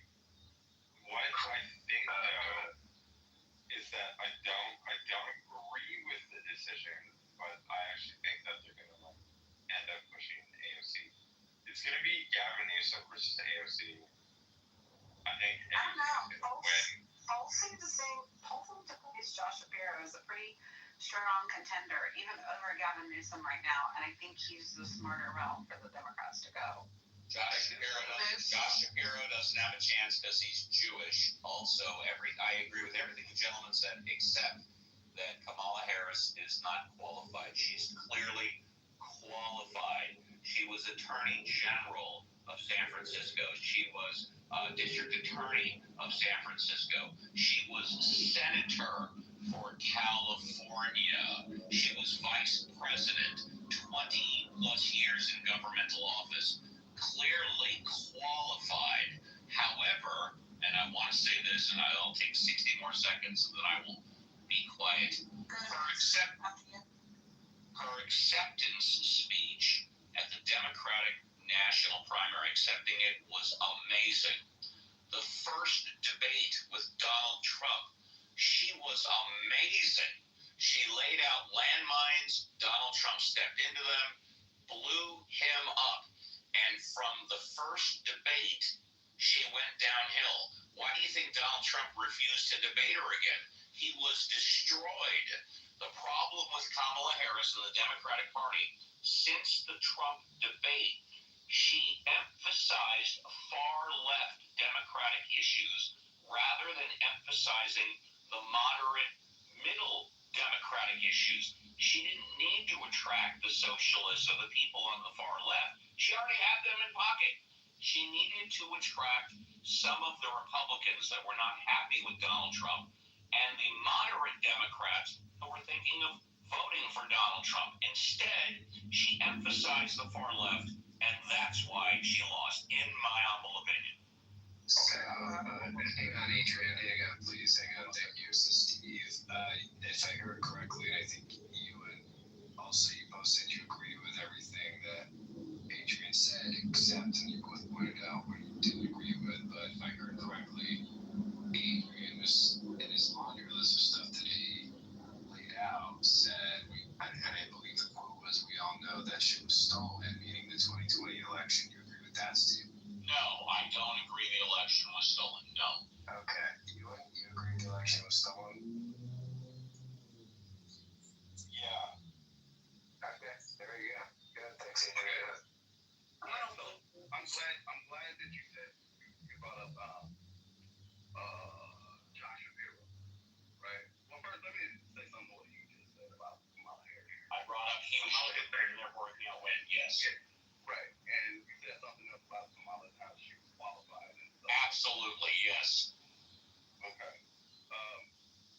In that debate, did she come out on top? Yeah, some will say that she came out on top. Was Donald Trump running from a second debate with her? No. Actually, he challenged her to a debate. He actually challenged her to a debate on a platform of issues. She was the one that was dodging him because she felt so confident after that first debate. She went out taunting him, right? Saying Donald Trump was scared.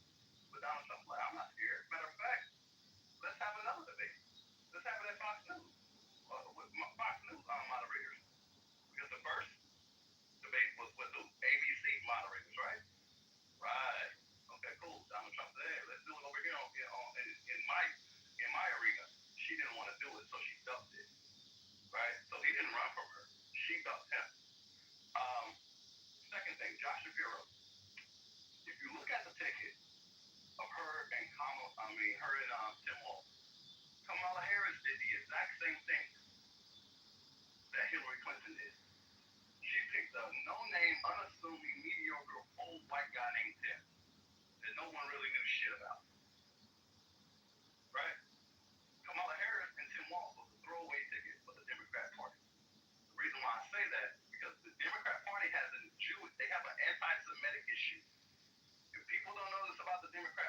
internally, they have an anti-Semitic issue. It's already enough that she has a Jewish husband, Doug Emhoff.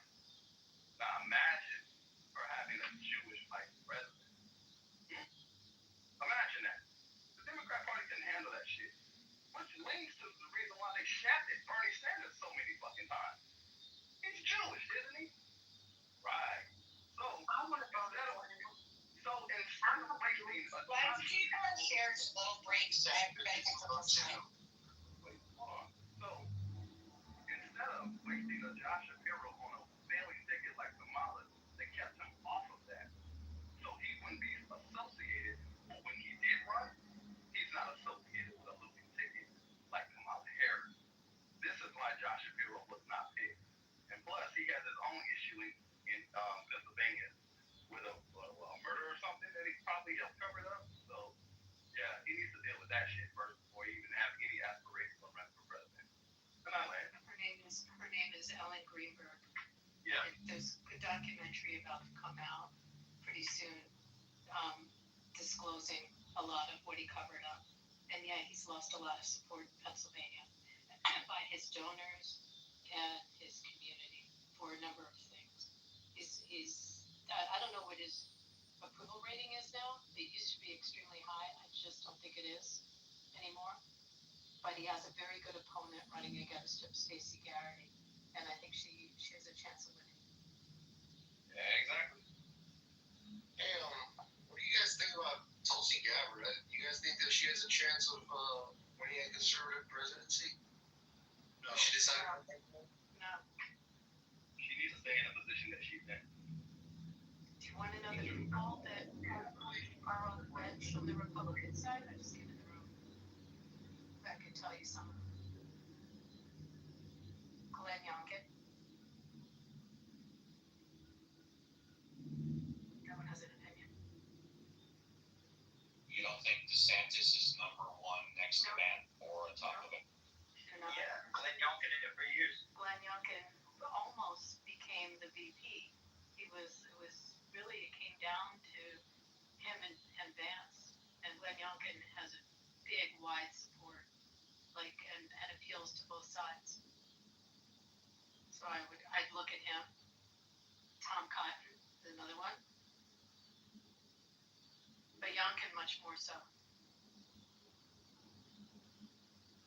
And I think Rubio right now.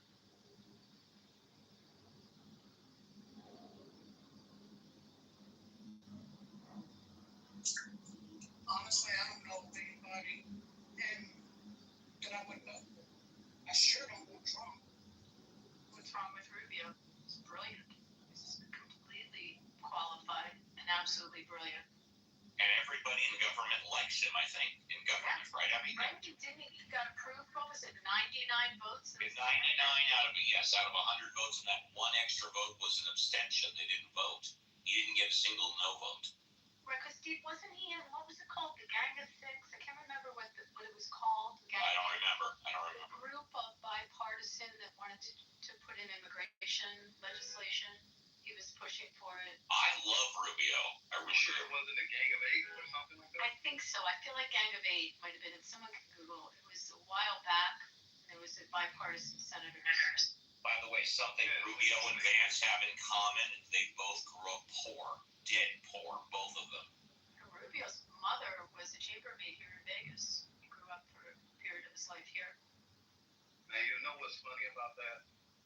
Is that at the DNC, I don't know if people watch the DNC, but I watched all 4 days of the DNC, and they were just hypocritical to a motherfucker.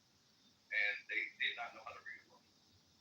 3 points that they did that really, self-owned. One, they talked about J.D. Vance's education at Yale, Ivy League, whatever.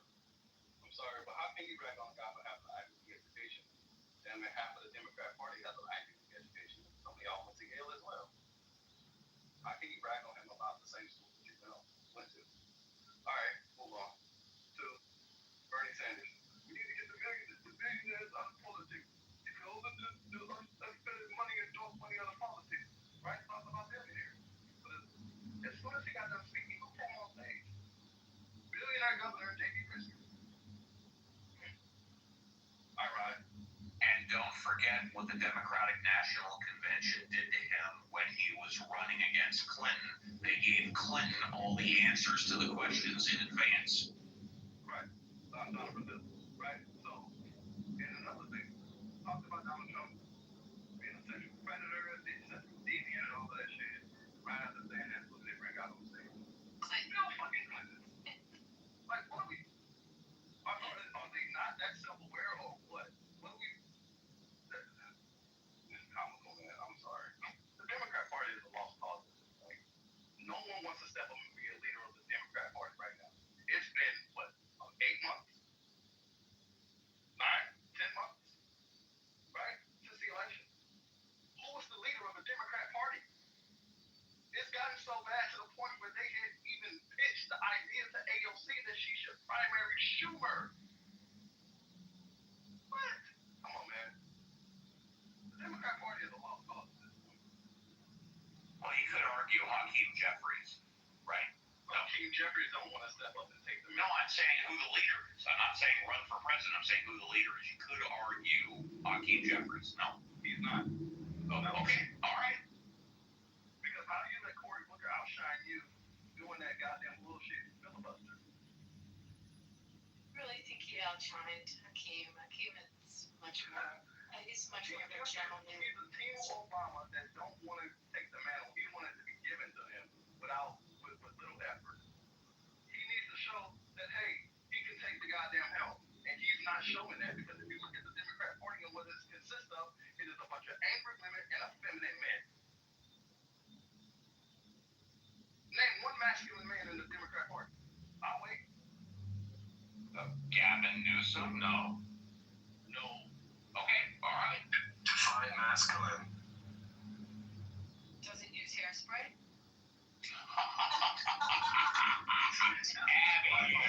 Trump. Boy, Trump is definitely out of their advance for him. Highlighter the entire campaign.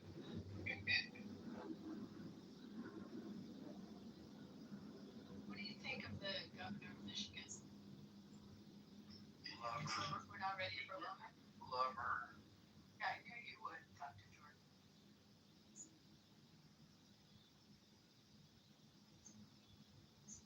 Sorry, I haven't heard much about her.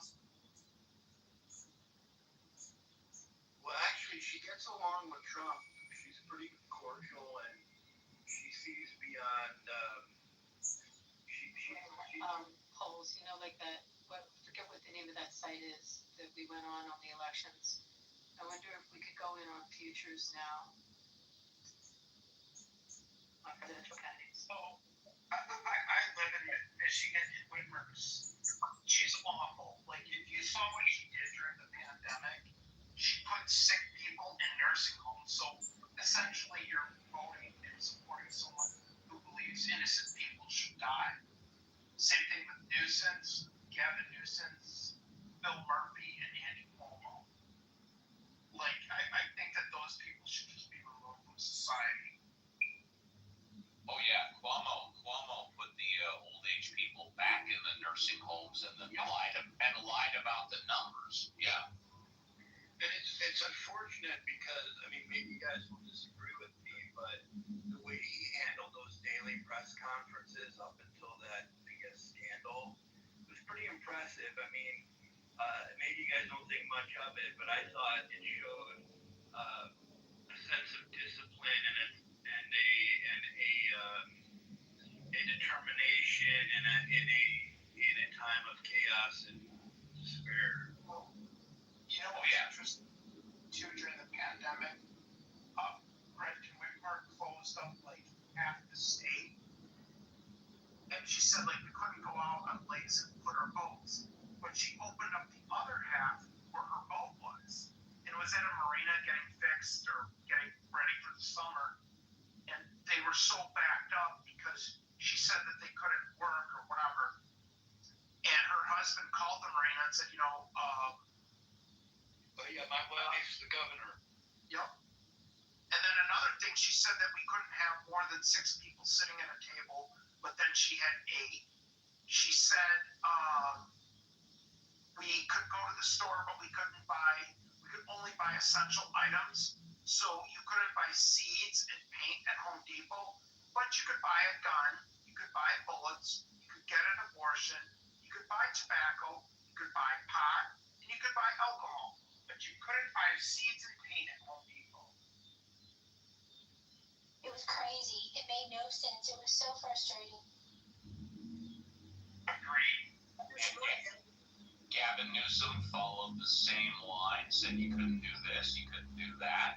Alcohol and pot was okay, but you couldn't get your nails or your hair done, and you couldn't eat at indoor restaurants. And then he's busted with 11 other people from the California Medical Association sitting shoulder to shoulder indoors at a restaurant with that. None of them had masks. And then he lied about it, saying they were outdoors. Same thing. So why would people want to vote for him for president then? Because all politicians lie. Adrian, that was Adrian. People are programmed sheep. They don't know how to think for themselves. And the fact that Whitmer won was the fact that these people, they never signed the front of a check for a living. They've never owned businesses. They just either sucked up the public's tit or just were a parasite in society. So, it's like these people can all win. I think Whitmer, if I'm not wrong, was an attorney before she was the governor. But you left out the most egregious offense that she committed during that era, which is that the Michigan Supreme Court stripped her of her emergency powers because they said she overstepped her authority during the COVID nonsense era, and she simply flouted the Supreme Court of the state and just activist and authoritarian anyway. Really quick, I just want to interject here, and then the conversation can continue. I've tried really hard to, Steve, I'm going to moderate you too. I've tried really hard to kind of level the moderation deck equally so that hopefully we can continue to just have productive conversation. We've got some liberal representation and we've got some conservative representation, I feel like. So the only thing that I ask is y'all don't remove people from the room, just gulag them if necessary. You don't have a black moderator. You have a libertarian moderator. I don't know what you're talking about, bud. I'm right here. I'll vote for Adrian. I don't agree with him on everything, but he presents a hard case if you want to mod him. All right, Adrian. I'm going to let you represent Adrian, okay? But don't abuse my privilege. Like, I would like to have as much conversation as possible. So, I don't want anybody, monologuing for too terribly long. Sounds good. Yeah, I apologize for that modernism. The thing of it is, I agree with you, Adrian. I totally agree with you. I would really, listening to you guys kind of discuss, what's right for the Democratic Party is very fascinating to me. So I'd really like to hear, and I'd like to hear how you guys respond to the pushback about, maybe what some more moderate thinking people feel. So, yeah, carry on. I just wonder, are they going to get, in the Democrat Party, who's a moderate left in the Democratic Party? Because it just seems like far left. Well, that's what Gavin Newsom was attempting to do. But he's not moderate left. With Charlie Kirk. If you look at the Democrat Party, they avoided having conversations with people on the right for a long time. They didn't go on their platform. They didn't even like to engage in them in debate, right? And Gavin Newsom, after the election, we started seeing him sit down with people like Charlie Kirk, right? Which would have been unheard of 3, 4, 5 years ago, right? So he was signaling that he could be moderate, he could be a centrist and try to move from the far left to the center. I don't think it's working though.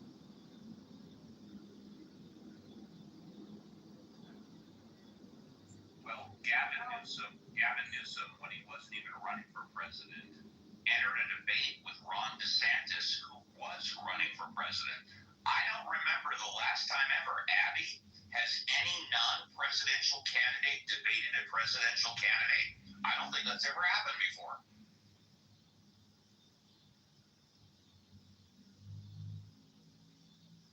I don't think it has either. Sorry, what'd you ask me? Someone was talking.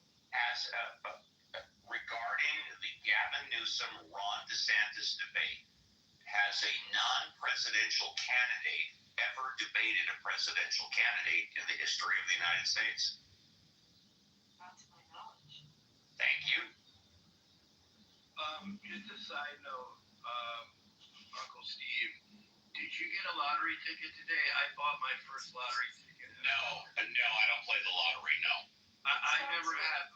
I just had Over a billion. Is it a billion? You got to get it to win it, Steve. You know, it's illegal here in my state. It's illegal to have lotteries, so I have to like drive to California to get a ticket. I play poker. I'll play poker anytime, but I don't play the lottery. I know it's a crime, Abby, if you were caught crossing state lines with a lottery ticket. No, I don't think so. You should see how many people line up at Prim. Do you know where Prim is? It's on the border. And there's like one in Nevada. It's illegal to have a lottery because of the casinos. So there's like a 7-Eleven or something there that is mobbed with lines, you know, for like very, very long lines when there's a big lottery. People wait for hours. I literally got in line to get a ticket. I've never done it before. I had to say to the woman, "How does this work?" And she says, "You go online, you go to Cal Lottery, which is an app, and you scan it." And I did, and I'm waiting to hear.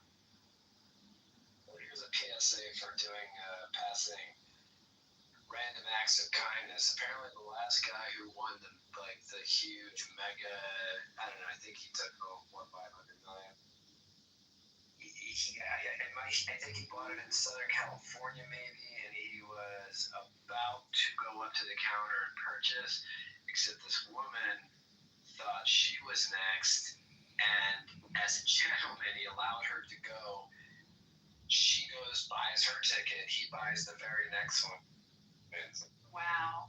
It's like kid karma, right? That's really amazing. I know someone who's won. Do you know what Megabucks is? Here. So I know someone that won Megabucks twice here. Oh wow. Yeah. What was the value of that win? One was like 5 or 6 million, and the other was a little over $1 million. So one news story covering the lottery is that it's one of the biggest misnomers, or they were trying to debunk myths, was that people who win the lottery often lose all their money and do scandalous things, blah blah blah, and that was totally debunked. They're living the dream. I mean, yeah, there is a myth that all of them do, but there are a good handful. There's documentaries about it of these people who, they're not winning 500 million, but they blow. You'd be surprised how easily you can blow 10, 20 million. Oh, sure, no doubt. Yeah, I just thought it was funny that they covered the story this way. It's just not the majority, and that's the popular myth.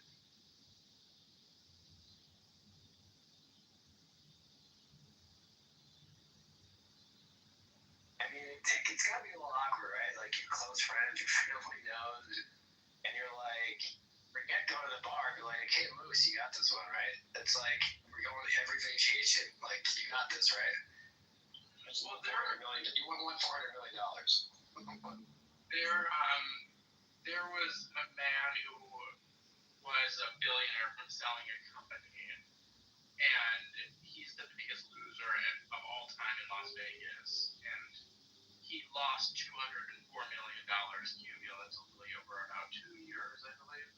2 years? And the casinos, $204 million. The casinos were sort of enabling him because he was obviously a gambling addict and a raging alcoholic, and they would give him anything he wanted.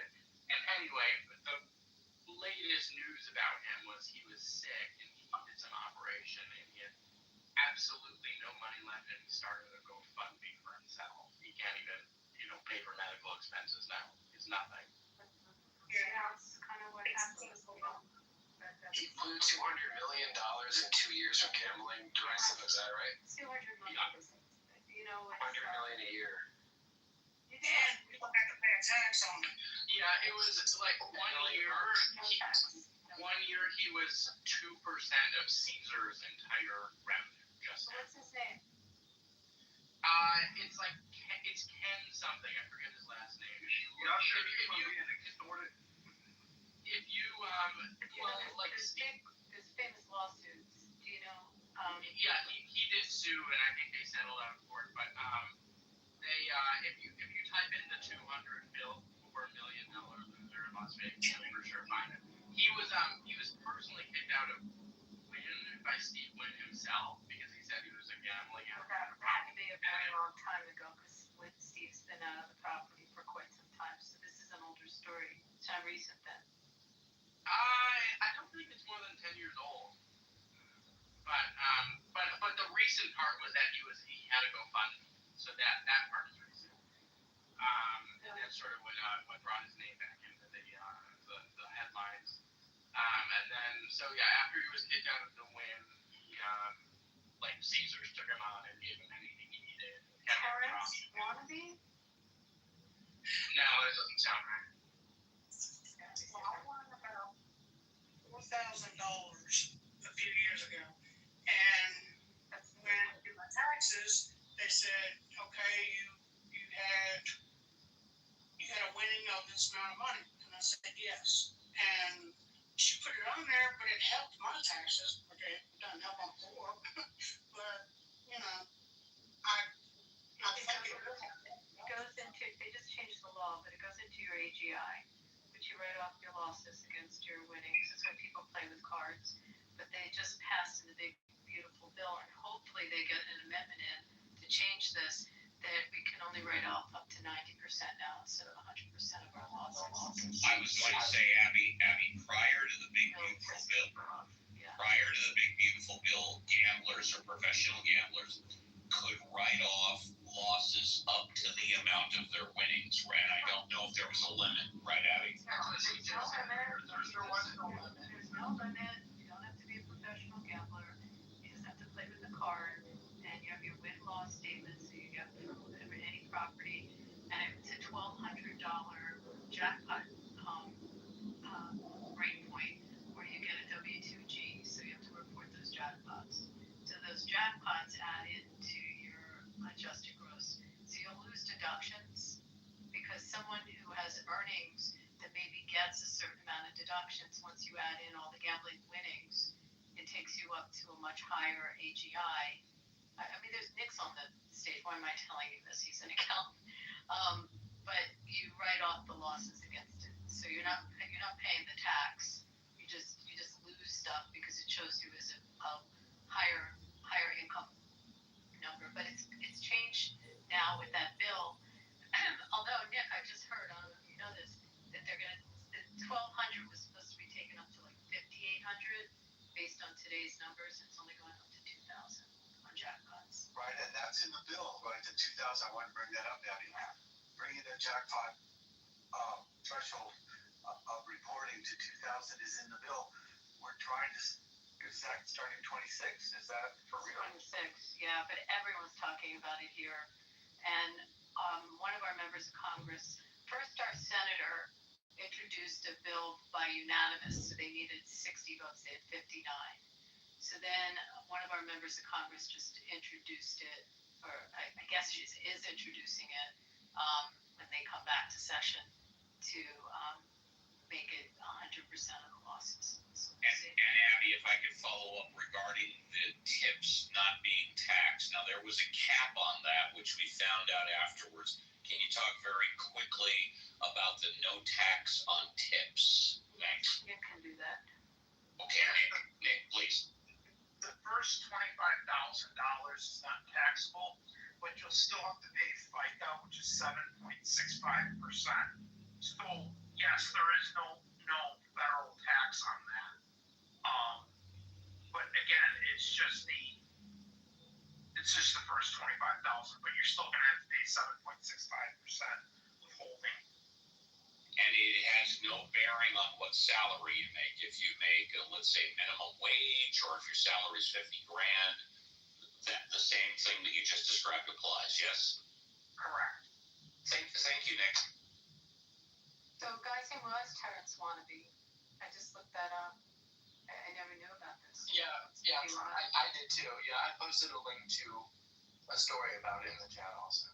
But anyone who's from Philly will know who I'm talking about. One of the prior owners of the Eagles, very beloved owner, his name was Leonard Toes, and he was extremely wealthy. He had a trucking company, and he owned the Philadelphia Eagles. I mean, in the days, not when they were worth, billions, they were worth millions. And he had a horrible gambling problem, and went to Atlantic City all the time, and drank heavily. So he sued, trying to recover a lot, claiming that they applied him with alcohol, and he lost his judgment, but he did not win those cases.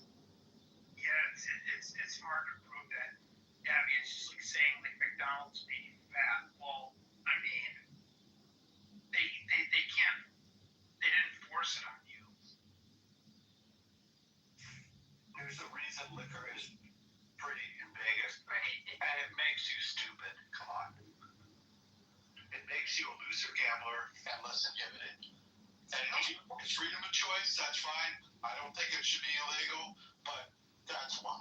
David, how do you feel about? Think about. Abby, you dropped out. You just said think about it, then you dropped out, Abby. Pot is totally legal here.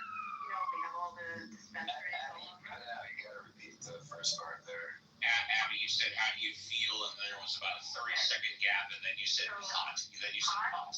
Pot is totally legal here. How do you feel about if these dispensaries, if you end up giving out free pot in the casinos as well? I don't agree with that either.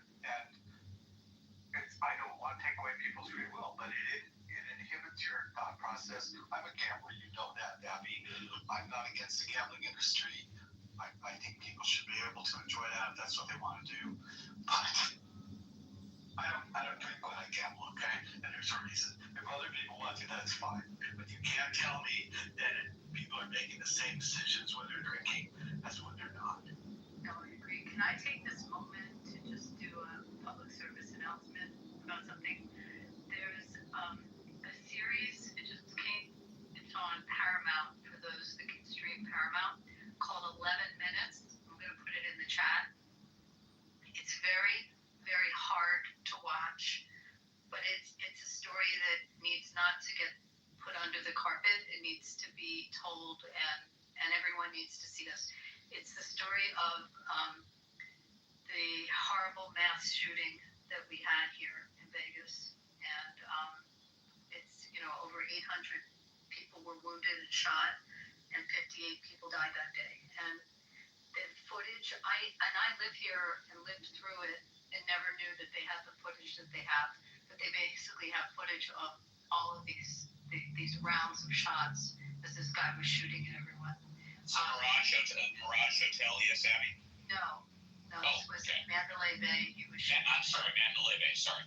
And it's 4 episodes in the series, and it just came out. The first episode and a half is the actual shooting and watching people get shot. It's very hard, but it's also just surrealistic when you hear all the shooting. The second half of it is really about the resilience and the people that escaped it and then went back in to save others and got shot. And it's the stories of different people, some, the families that lost people, but also about these heroes, just these like off-duty cops that were there. And I get choked up talking about it. It's just pretty incredible. They only showed one of the hospitals they took everyone to, and there was, I knew that night. I had a friend that was at my house that's a surgeon. We saw him leave my house a little after 10, and we didn't hear from him till 7 o'clock the next evening when he came up for air from the OR.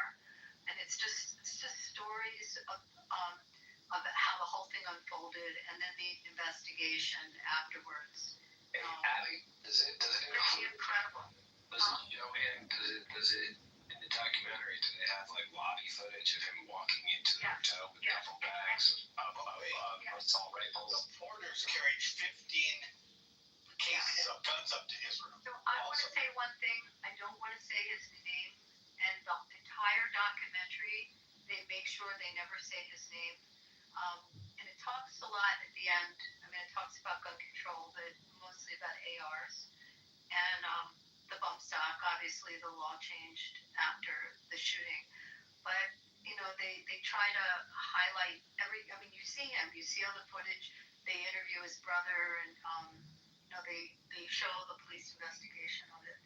But through the 4 episodes, they never say the guy's name. I don't want to say it. No. Yeah, and he was shooting into an open air concert venue with thousands of people all scrunched together, right? Yes. 20,000 people. 20,000 people, open air concert. Yep. And it was a country music show, I think. Jason Aldean was singing. They also show, you see Jason Aldean running into his bus and hiding down on the floor of his bus. You see all the bullet holes into Jason Aldean's bus. And, you know, when they were able to finally rescue him, his bass player got shot at. But, you know, it went into the guitar. I mean, there's just crazy. It's just an insane, horrendous event. And I can't tell you how important it is to see this series. But you're not going to believe all the footage that they have. And what is it called again, Abby? What is it called? 11 minutes. 11 minutes.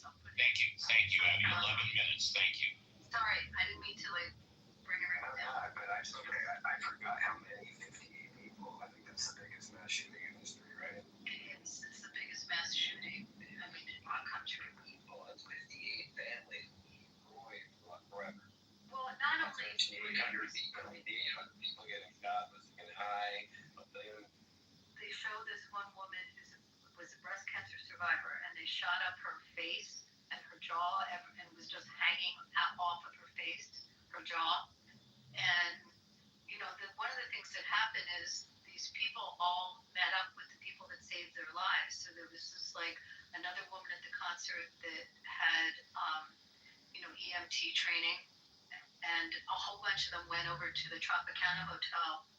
You know, they went into the different hotels and the lobbies to try to find a safe place. And just how some of them were saved. People carried other people out.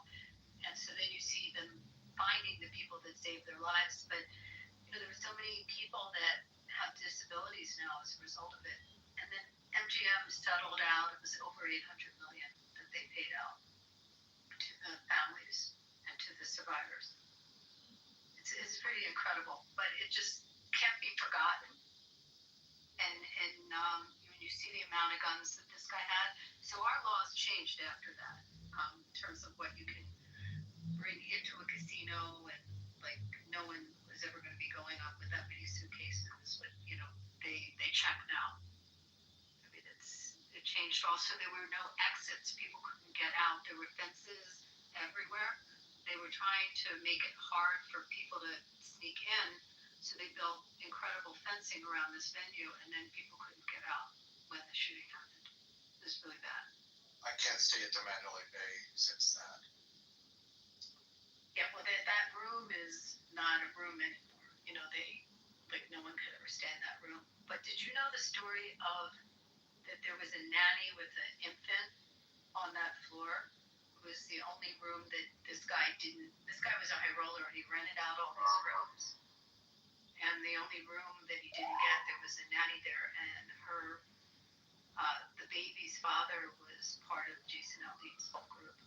He was well known, actually, as a gambler. And did he travel with someone, I'm doing this from memory, I'm sorry, who was an agent who saw her berating her all the time. He had a really weird personality, obviously, and he was known in the hotel. And then the worst part is that there is another festival that's massive here called Life is Beautiful. They have it every year. And this kills all the conspiracy theorists that somebody was after right-wing people because he had taken out a room at a building that overlooked where Life is Beautiful was and checked into it with the suitcases, with all the guns. But for some reason chose not to shoot up that festival and then picked the country music festival to take down. You gotta see, I saw where Memphis, Tennessee is one of the worst crime cities in the United States. And I mean, it just makes you scared to go anywhere. Yeah, it just ranked the worst. Cleveland, my hometown isn't far behind. But I was gonna say, I was at the opening of the Mandalay Bay, and I remember that years ago. I thought that was fucking awesome, that place. Back then. Well, it's connected to a really good convention center as well. And the Four Seasons. But it suffered after the shooting. People were afraid to stay there. Nobody wanted to be near it. And so it's come back, but it suffered for quite some time. Did the Four Seasons have 4 floors or a certain section of the Mandalay Bay? But I never knew. Oh, it's a separate building. Okay. Yeah, she stays there when she's in town. Her husband owns bars down there. I put the trailer in the chat for this. I'm sorry, I don't mean to bring everyone down, but I just watched it when you talk about casinos. It popped in my head. I usually do not gamble, but my best friend, he gambles. And we'll go in and have the buffet, and after we have the buffet, we'll go gamble. He'll give me a 20, and I'll sit there and just, one time, I hit it on the first quarter that I put into the slot machine, and I won like $4,000. So, that's why I was. Oh, yeah. So. That's why I won't let you back to lose the 4,000. Well, no, he might have, but I'm not one that goes to. I won't take no more than $20 if I go, because I can't afford to. Did you pay $20 back? Yeah, I sure did. Memphis? Are you I gave in Vicksburg or what's? I gave him like $700. Isn't there one near you? Isn't Vicksburg near you? I'm not sure. I'm in Memphis. Yeah, near Memphis. Yeah, okay. I honestly don't know. I've heard of it, but I'm not sure how far away it is. Well, that's generous of you to give him $300 because he definitely deserves a fine. Whoever that's $20 deserves the finder's fee. Oh yeah, I try to make sure that I gave him, what was, the right to give to him. He's a truck driver, so he gambles a lot. And sometimes he'll sit there and hit a machine as he's leaving after he done lost a bunch of money, and he'll hit one machine and he'll get lucky and he'll pay off. So, but he is a bit at gambling as well. So I tried the new split poker yesterday. Did you see the new IGTs? No, I haven't. That's right. It was David. Anyway, guys, let me see if I can find more about that. I'll put more in the chat about it. The new IGT is Twin Dragon. I looked for it yesterday. I'll look again. I believe they only have it first year, but it's coming.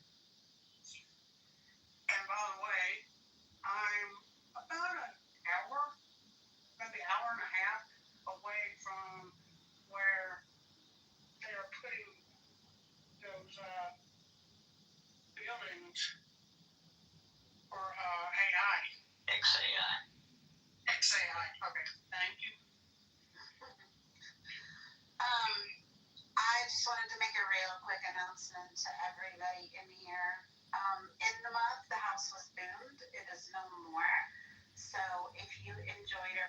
participated in conversations over there. We have a replacement house called Snatched. It is a private house by invitation only, which means no John Kitover. So, if you're interested, just click on the link above and answer the question. And as long as we can validate that you are an authentic person who we've heard speak or we just know well from Clubhouse days, you are in. What happened? Why did it go? Mojo moved to Abby. I assume he was just done with the drama and decided to take a break from Clubhouse for a while. Okay. We can come up. Can I be able to tell you the story of the person you were talking about, wannabe? Yeah, did you invite him? Yeah, he knows. Guarantee you he knows this Ken. Yeah. Story inside wannabe. Go ahead. Yeah, go ahead. The guy wannabe they're talking about that lost $200 million at Caesars. Oh, what did I be? 86 to win. Yeah, do you know the whole story on that? Yeah. Well, I know most of it. So, he was a player around town. I mean, mostly he played at Caesars, and he lost whatever number that was. I don't remember if it was 200 million or some extraordinary number. You can Google this guy, by the way, okay? And he was somebody that I guess inherited a business, from the family business that was worth a lot of money, and he just ended up blowing it, on gambling. And he played everything. I remember when he played at Wynn also. Steve even to the point when he got slow on paying his markers, Steve actually recognized the guy was a problem gambler, and Steve cut him off. Once he got the markers paid off, that was it. He was done at Wynn. Okay. But I kind of remember. I think they put in. He may have been playing electronic table games back then. They may have put like a high limit, like single zero roulette wheel. I mean, it was. I think he played everything. I don't recall. It's so long ago. I don't think he was just like a dedicated baccarat player though. I think he played, all sorts of games, including machines. So I mean, I don't know why so much matters when he played. If that was part of the question, or Abby? No, I'm sorry, what? Was it an integral part of the question why he played? No, I was just curious what he lost it on. Was it table games, I assume? Well, yeah, but also I think he lost on machines as well, by the way. And he was drunk 24/7.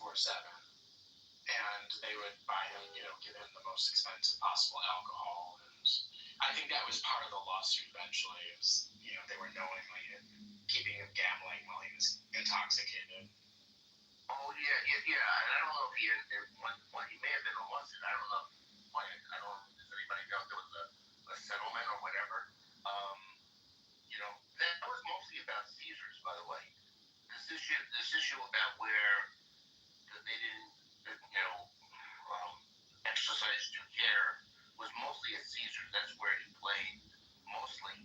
They actually made a special. They have these tiered casino cards, like that if you played in Vegas, with Caesars you get, a platinum or a diamond, and above diamond they have the 7 stars. The black card. Well, no, that's not at Caesars. Okay. At Caesars they have the 7 stars. But he didn't want the 7 stars because upper high rollers had it.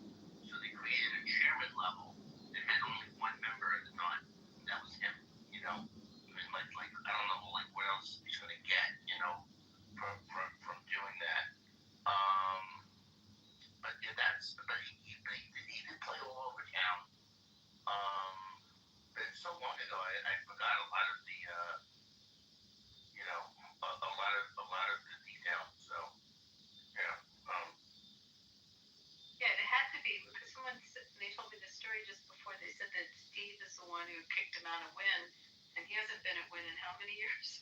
I mean, just trying to. Oh no, it was a long time ago. This was like in the. I re-referenced the article. It was 2007. Yeah, it was like the first part of the century. Yeah. I mean, he even played a Red Rock a little bit. You know, I mean, not a lot. You know. But he was. You know, but that was that liquor that they're talking about. It was called Jewel. You know, and I'm not sure it's the most expensive in the world. It's an expensive form of vodka. It was called Jewel of Russia. Okay, so all of the casinos that he would ever play in always had a supply of Jewel of Russia. You know, that was the particular vodka that he wanted. You know, whatever. Now I'm googling the vodka. Never heard of it before.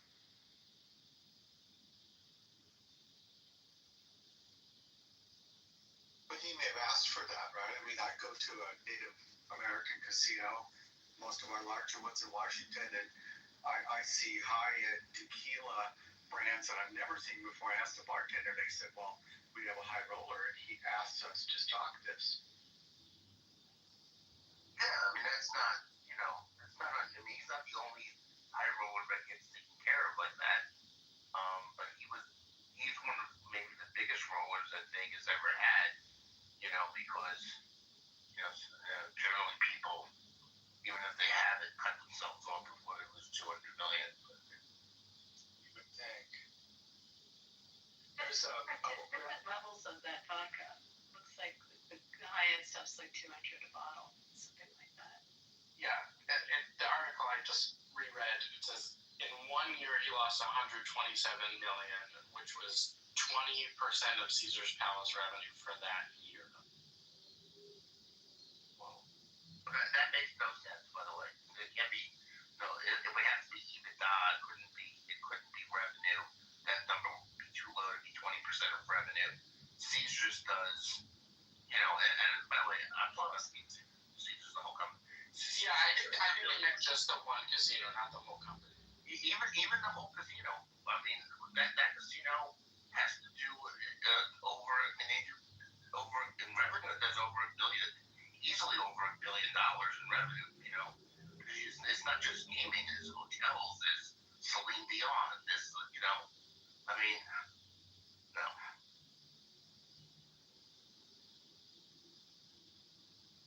It sounds like 20% of an EBITDA number, not 20% of a revenue number.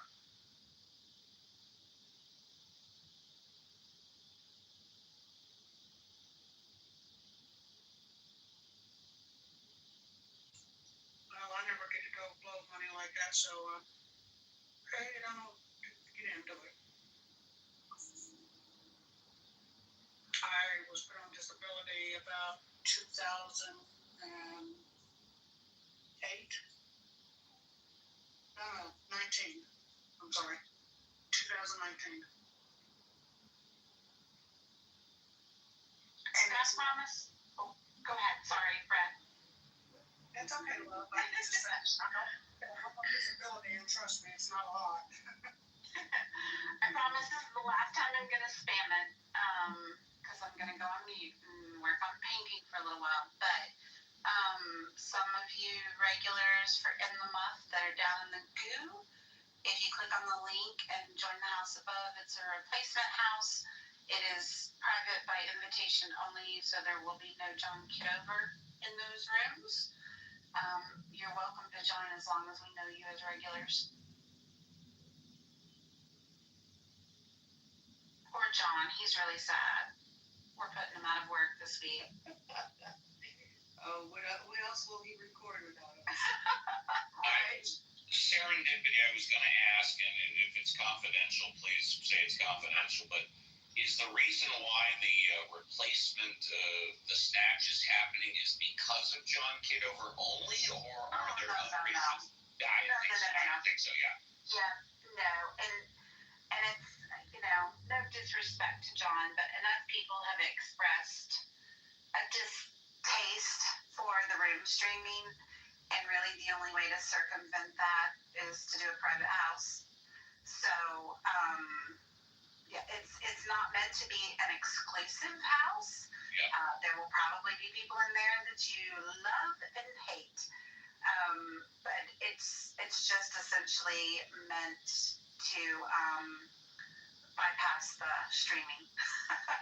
Right, which is why earlier, about an hour ago, he called it the Uncle Steve room, which he was close. He was close enough, but of course the Anons can come in and stream it anytime they want, so. Right. And like I said, regular listeners will be added without needing to confirm who you are, because I know a lot of you, like LSL and Elizabeth down there, Weeby, and Yoav, William Wallace, of course, and Michelle. But if we don't know who you are, someone will need to vouch for you to get in. And like I said, it's not about exclusivity. It's just Mr. Kitover is very creative with his accounts and his personalities. So I do want to at least verify that you are just a legit listener. And serendipity, well, one more thing, because I have to ask, since I came in this like an hour and a half ago. From a slang point of view, the words muff, as in the muff, and snatch, in the snatch, they are somewhat related. Is that a coincidence? Snatched is on fleek, Steve. It means perfect, okay? That's not the way I was raised, but I'm glad I get that. So, it also is a movie with Goldie Hawn and Amy Schumer. Yeah, that's not a ghost story. It's the movie. Okay? Yeah. And it is snatched with an ED. Monica, I'm sorry, not Monica, please forgive me. Serendipity, I didn't see the ED. I have bad eyesight. Now I get it. It's not snatch, but it's snatched. Got it. Correct. We're ladies in this joint, okay? Yes, we listen and put in when possible.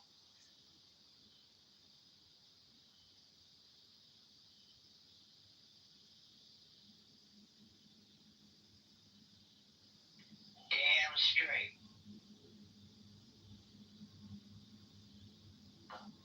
Roger, did you go to the other again? I guess not. No. Oh, wow. Anybody know? No, I think he left. Yeah, he is just deactivated. He does check in periodically. But no, it wasn't clipped. It's just given the drama of the last few weeks. I think he just decided enough is enough for now.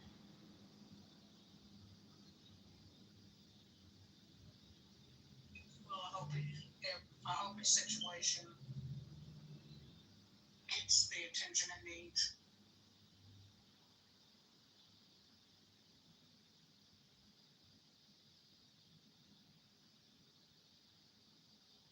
I think he's trying to avoid attention.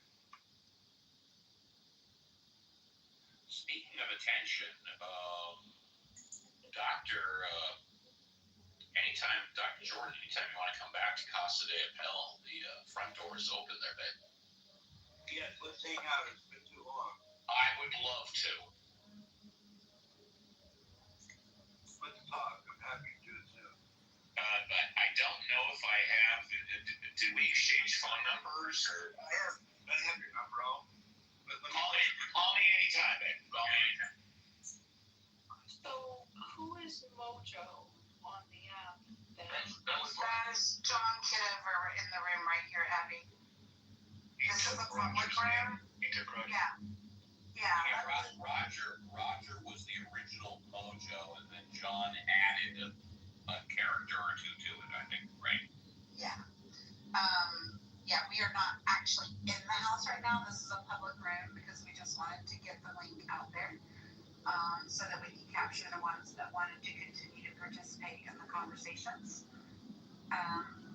So he is in this room live streaming as we speak. He's getting his last little fix because he misses us already. So there you have it, folks. Where is this one? I think it needs a personal thank you for not blocking this. Top of the room, Ken. The house is called Snatched. And if you click on the link and just request to join,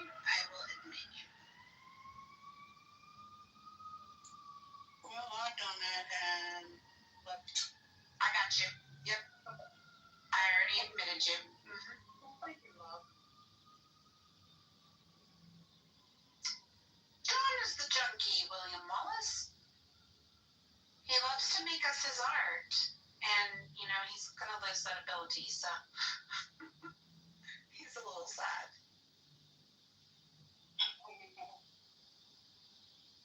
We were chased around one room that we went to, and it was so everybody yelling and this and that, and so we went out that room and we looked for this room.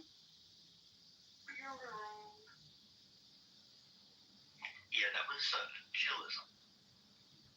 Oh, way to just throw her to the wolves, Nick.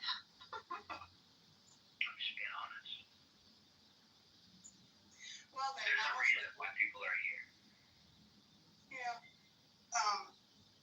And I sent a message. Just because I said one thing, one of the people, they were in like a really small room and it was echoing real bad, and I just said, dude, it's too loud. I mean, they kicked me out, and I was like, okay.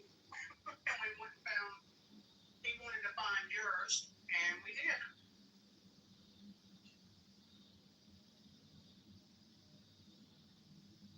Don't you love the way people say yours now instead of yours? And her instead of Lord. Sorry, I was letting people in.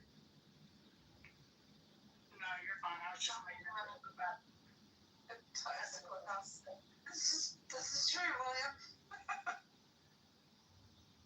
people say yours instead of yours.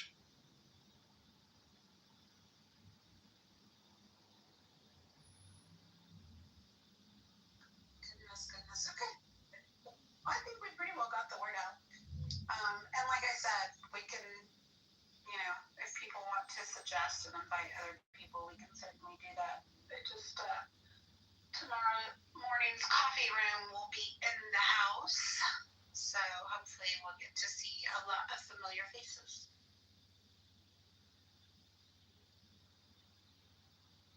Well, I usually do not wake up till about 11 o'clock because I stay up till 3 o'clock in the morning. It'll be the speakeasy of Clubhouse. Snatched is actually a good speakeasy name. Right? I hope most of it is easy speakness.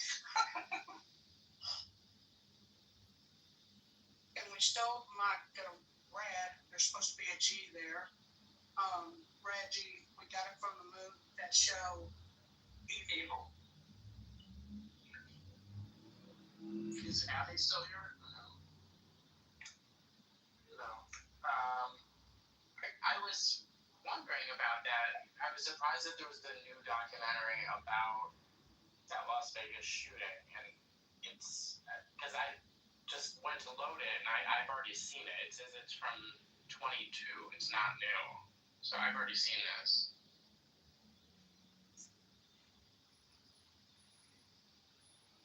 It took about 11 minutes, or It's called 11 minutes, and yeah, I've already seen this, and I'm surprised because this is something that I've thought for a long time has been sort of popularly memory hold, even though technically it was the largest mass shooting in American history, and it is for the alternate history conspiracy minded people, it is a deep, dark rabbit hole. Like none of what the official stories make sense at all.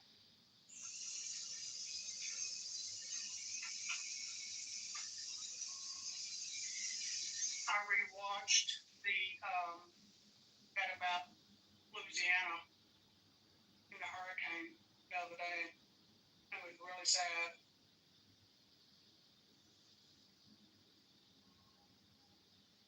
You're talking about Katrina? Yes. They brought out a whole new show about it, and I just boring weekend. It's a new production? Yes. What service is it available on? I think it's on Hulu. Oh, okay. I would like to watch that. Thank you.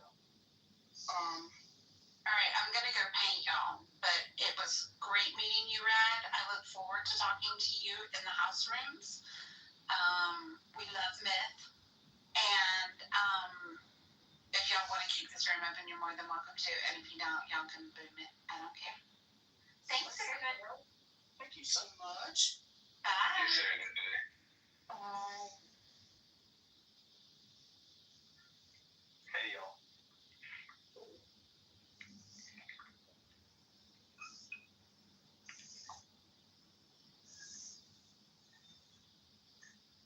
Okay, so what's the temperature where everybody is? What y'all's high for the day? Today was incredible. It was like 74 degrees today. Couldn't have asked for a better labor day. It was. Yes. 89 here. Yeah, 89.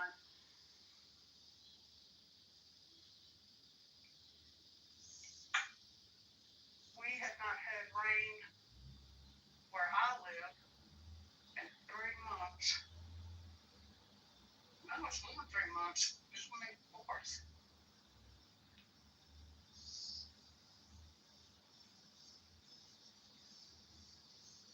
Has everybody left? You know, these moderators are just moderators. They're not hosts. Windows 8. See if we can nudge them a little bit.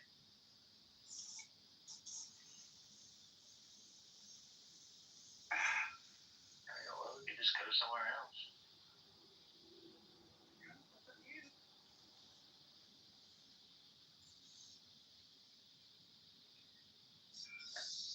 I do not know what these are.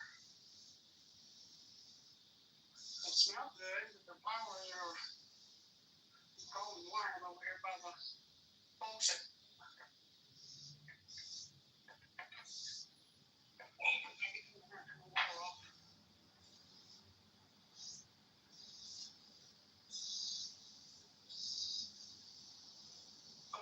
And my back is still hurting. So, you know what time that means? Time to smoke. So, I'm first since I got up, and I took my medicine when I got up. So, time to try something else. I wish they had talked about legalizing pot. But it really didn't get talked about.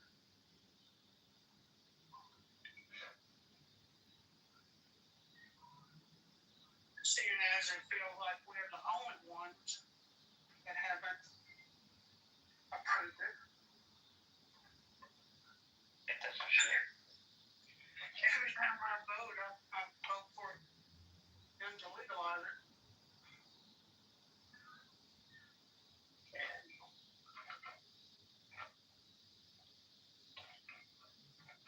Oh my gosh. They want to see what's going on over in Chili's and see if they'll yell at us tonight, because I don't think the person that yelled at us was technically there. Okay. Alright.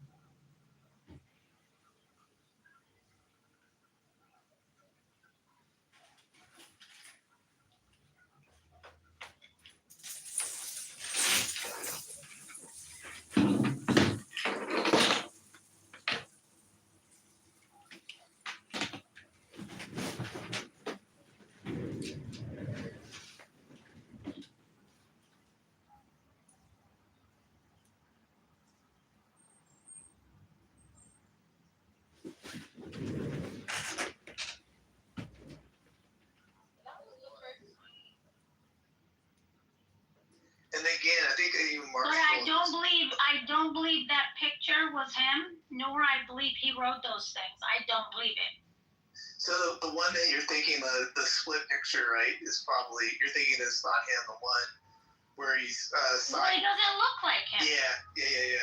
What picture are you guys referring to? Yeah, I gotta, it's in the goo there, down there. I gotta find that stuff. Give me a second. That picture, whoever that picture is, unless Trump has gained 80 pounds and somehow no one noticed it, that person has a huge under chin fat, and that's not Trump. Trump looks like shit right now. He has people up his ass. Oh, I'm so happy you're back, see? Don't leave us like that ever again. Yeah, me too. I wanted to know more about it. See, like, what are we doing tomorrow? See, we love debating. See, I love debating. I know I come out very passionate and it sounds like I'm yelling, but please don't ever leave. No, you come across as rude and just like you're just not a lady like that. You come across as rude. I mean, I have to be honest, and that's I apologize. See, just don't leave. Stay. Whatever you do, stay. Did you take your blood pressure meds?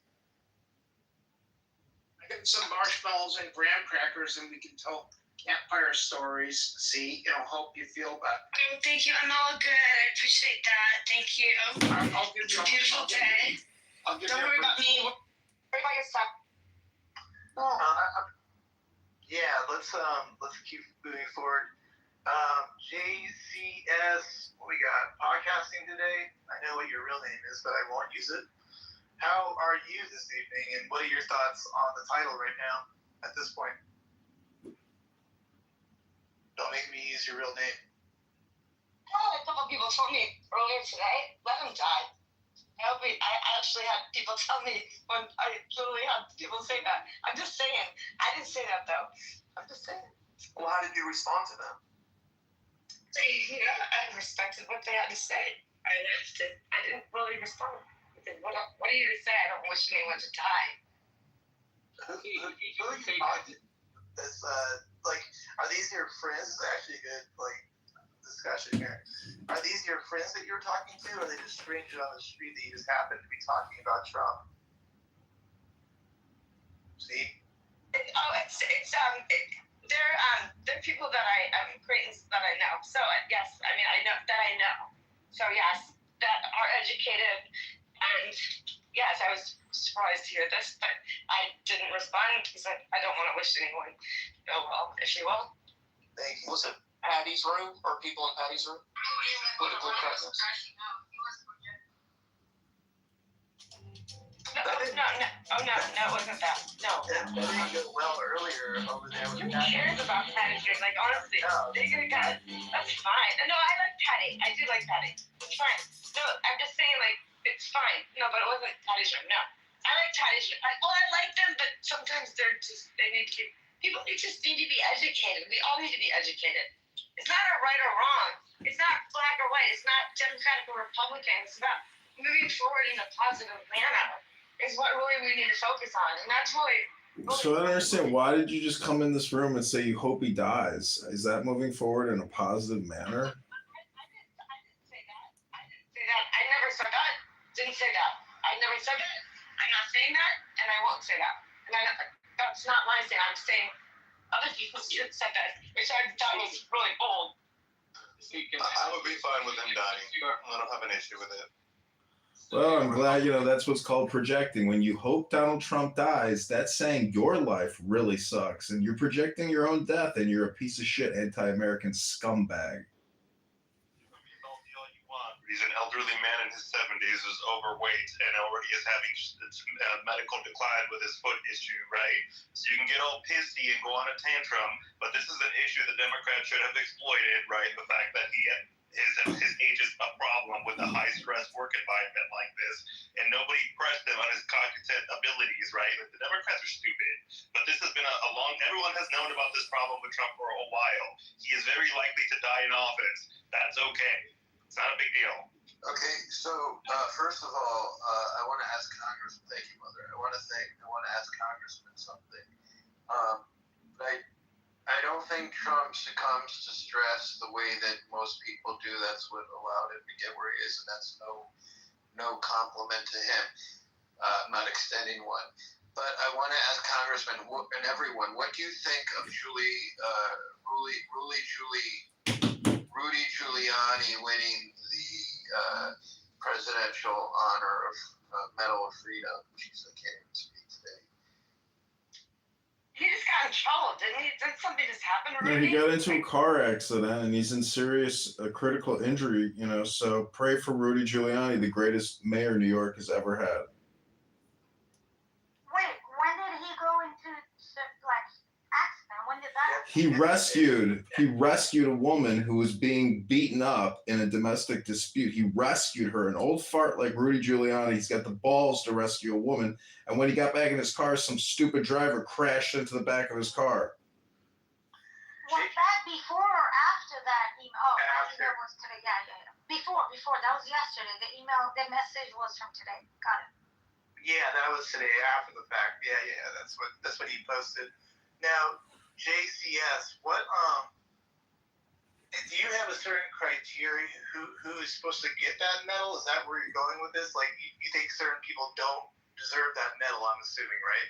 Well, I mean, I suppose you'll argue that other people don't deserve it in his particular case. Maybe the timing wasn't great because, well, it may have been purposeful, of course, but I mean, yeah, he I don't know that he's been convicted. He's been indicted, right? And so I just think that when you're indicted for a federal crime, you at least have to wait to see what legal proceedings play out to before you give someone that particular honor. That's all. He's being persecuted. I see your point. I actually see Dr. Jordan's point. No, he has what's called a bias. Sorry. Rudy Giuliani is a hero. Dr. Jordan says he's correct because I'm scared of him. I don't know. I feel like he wants to put me in prison. Oh, don't be afraid of me. I think that, here's the thing. Like, let's say you put an unsavory person, you nominate or give them the medal. That's fine. But if you don't have a cutoff, then what do? You need a cutoff somewhere. And being indicted for a federal crime, at least wait until you hear what happened, right? I mean, for goodness sake. He's being sued for calling somebody an election fraud participant. That's it. The legal industrial complex has bankrupted him over a lawfare bullshit lawsuit, which is completely unconstitutional. It's nothing but prosecutorial misconduct. He is an American hero. He fought the fucking mafia and broke their back. So all you Trump derangement syndrome Trump haters out there that want to parlay it onto Rudy Giuliani, go get what's called a fucking life, you fucking losers. I'm so sick of hearing your stupid bullshit. Fucking bullshit. No, he's correct. He's 100% correct on this. Yeah, but it's just weird. Isn't this the guy who records people and isn't this the guy who? Yeah, we all know who he He's is. a dirty bird, though. But you gotta give him credit for credit too. But he's still a dirty bird. But you gotta give him credit. Yeah, I can't give credit to someone who posts my video of saying my brother who's in Iran asked me something, which if the Iran IRGC agents have that copy, they can put my brother in prison, and he posts that on YouTube. I'm sorry, I can't give credit to some douchebag, dirty, nasty person like that. Okay, so back to my point before this tangent is like these weird emotional tangents that people are doing right now. Like, it's just odd, right? If you don't want to talk to people who don't agree with Trump, you can fucking leave. If you don't want to talk to Mojo because he's in the room, you can fucking leave. Like, people forget how this app works. I'm confused. This is definitely not your room. Why don't you just shut the fuck up? I'm just reminding you because you're the one having the fucking meltdown on stage, right? Shut the fuck up, woman. It is, again, I will say whatever the fuck I want. No, I'm gonna tell you shut the fuck up, woman. No offense, an emotional meltdown is true. You're proving my point. No offense, mother, but that was the professor at her best. That was funny the way she said. I'm just saying, reminding people.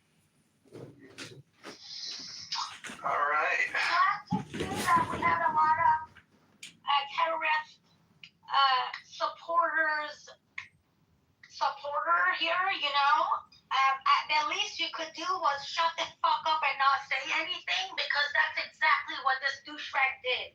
He recorded me from a friends of friend room where I was saying how I've said certain things in certain room which can put my family member in danger, and he thought that was cute and funny.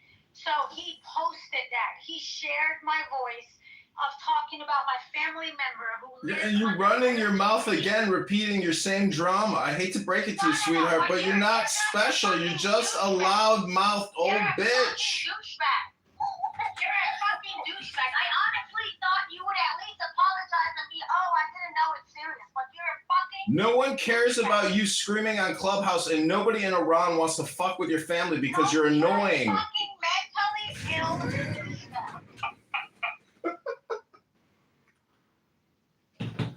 You know, I mean, he's kind of right. You really aren't special. He streams every room. Yeah. He's not talking. And you're really loud. You sound like Mother, but a Persian variant of a loud-mouthed, obnoxious person. Not special at all. Mother, hey, woman, listen. You are not special at all. You know, people record you in this room. They have been doing it for years. If you're this sensitive about your information, maybe you should be more careful with what you run your mouth on. Like, that might be a you problem. Stop running your mouth if you don't want people to repeat it. Just don't engage, guys. Stop running your mouth if you don't want information. Don't engage. Mother, don't engage. Just leave her alone. Thanks for the invitation, man. The conversation was way better than how it went. Anyway, so Trump is okay, everyone. The photos have been published of the day before yesterday, if I'm not mistaken, depending on where you live, and it's absolutely perfectly well. And all of those were just rumors. They show all of those sickening people who are just kind of projecting their own interiorities on the internet stupidity. That's it. So it's absolutely fine. Everything's okay. What do you believe that Trump has a body double? Just curious of what you think about that. That reminds me of what you said about Saddam. I mean, but who would know? Goodness, who could be a body double for him? I mean, truly. I mean, we're not looking too good these days. That'd be a hard one to find. I would say he's so one of a kind that no one would ever double him. So that's what I told you. So let's try that. Wait. That would be a body double would be. I mean, it costs a lot of money to find someone to actually look like him. Why in the heck would anyone believe that Trump is telling the truth about his health? It's just ridiculous. If Melania is hanging out at Walter Reed, something was definitely up. It's simple as that. He lied about how sick he was with COVID. He was much sicker than anybody knew. What is Walter Reed? What is that? Is that a hospital? That's a hospital. Yeah, one of the best hospitals. Yeah, he was really the best hospital. Could Melania have been at Walter Reed? I mean, I don't know why it has to be that she's going to see Trump. What's going on with that, guys? Well, because she was not a patient. She was clearly waiting around someone. Are you sure about that? You saw it. Actually, I think that if it was her, I mean, they would have she would have been able to go incognito actually, and nothing would have come of it. But if she was waiting around, let me phrase it this way. Do you think, in our history, maybe I don't know how old you are, but have presidents been able to sneak into Walter Reed and sneak out of Walter Reed without being known or being seen? no, but first ladies, I'm sure have. Okay, but not presidents, right? Right. So that's why I'm suggesting that she wouldn't have been there other than as a visitor, or she wouldn't have been seen other as a visitor. I guess what I'm trying to get at is, how did Trump pull this off if this never happened before? We would know if he's there or not, right? I mean, I don't know what's going on there. No, we wouldn't know if he's there or not. But all the other presidents, we did know. Why would this be different? They handle the press a hell of a lot differently. So, but the press... So that's a fair point. Wait. Fair point. So, of course, yeah, obviously if Obama went in there, the press probably wouldn't do anything because they don't really care as much. But, of course, if Trump were to go in there, they would be the ones who would be like hawks all over that. Yeah, but remember, Matt, like we're still debating whether or not he has his right ear or not, or if it's if it is if it's gone, if it is a whatchamacallit, prosthesis. A prosthesis. We don't know if it's a prosthetic ear. We don't know if his ear is gone. We don't know if he has we don't know if he has a wig that has an ear inserted into it. I'm of course joking, but like we just don't know. What if his ear is gone? The ear was even hit. We don't know anything. We don't know if the ear was even hit. Do you think Trump was shot from here? You think it was all a ruse? Is that what you're saying? Well, without facts, you don't know if he was even hit it. I mean, we don't know. I mean, we really don't. That's the weird thing. It is really weird, and I mean that honestly. Like, and I honestly, I don't mean this. It is weird that we don't have any facts, and no doctor has said, that he got hit by.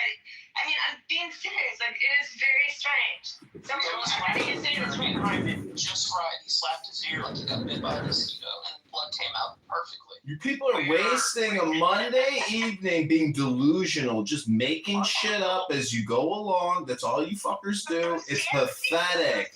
Go to the gym, read a book, do something creative other than coming on here and making shit up, you fucking losers. Well, no, see, I heard that same thing too on the Alex Jones podcast. And I heard it was aliens that actually tried to shoot him down. Kitover's the voice of reason right now. Just think about it. Yeah, think about that, everybody. Candidate John Kitover is telling you to stop making shit up, you fucking losers. Yeah, that's pretty scary when John says it. The right wing, it's funny, the right wing radio broadcasters are, they're making money off of, they're taking advantage of these Trumpian opportunities, which is kind of funny because they're not doing MAGA any good, right? Like, I guess there's a right-wing radio host challenging Trump's suggestion that his health is perfectly fine at the moment. I don't know. I'm having fun with you guys. You're fine. You're funny. Thank you. Appreciate you. Welcome. I mean, I really don't want to go down that conspiracy theory stuff, but, I mean, so the theory... Matt, it's the same shit. This is the mental health bullshit that they threw on Trump every single fucking time. Oh, he's got all these mental health problems. Bojo, the good thing is when you debate the hood that this might come up and you can be ready for it, you know what I mean? You never know. But all I'm saying is, so someone did die at that event, right? If I'm not mistaken. He's a firefighter, and others were wounded. Firefighter. So how does one stage a death? That's kind of like where I always go with this. Exactly. Shoot my ear, please don't miss my head and kill me. And then we're going to have someone else die, and it's not going to get out. And they're like, you guys really want to go down that route, Jay? Yeah. That wasn't staged. How many people think it was staged? That's a bit fucking much. people died in incidents that are safe. Importantly obese, honey. People died in the incident. Plenty of people died was sitting behind and people were shot in the incident. Families lost their dear ones. And yet people talk about it. Anyway, look, the president isn't particularly in an optimal shape, we would say, and this is the reality of it, but he's doing absolutely fantastic. He's relentless, just judging by his demeanor and his just relentlessness and his unyielding, persistent, unstoppable kind of character in the latest press conference he made with the Secretary of Defense behind him, talking about his upcoming meeting with Putin. I'm not for Trump, I'm not for anything, I'm just a human being living on planet Earth, watching a president today, head of state, just trying his best to resolve a critical issue. right? That touches every life on this planet, I guess, and we all need to be cheering for that. Not for the names, not for the strategies, but for world leaders shaking hands. And all of this nonsense about just like making up shit and talking about it and spreading just unfounded and just lies. That's absolutely childish. We need just to grow beyond that and just make it a better conversation, I think, for everyone. Well, for the sake of a better conversation, while my husband is gripping his green card, he says to me, I hope Trump had a heart attack.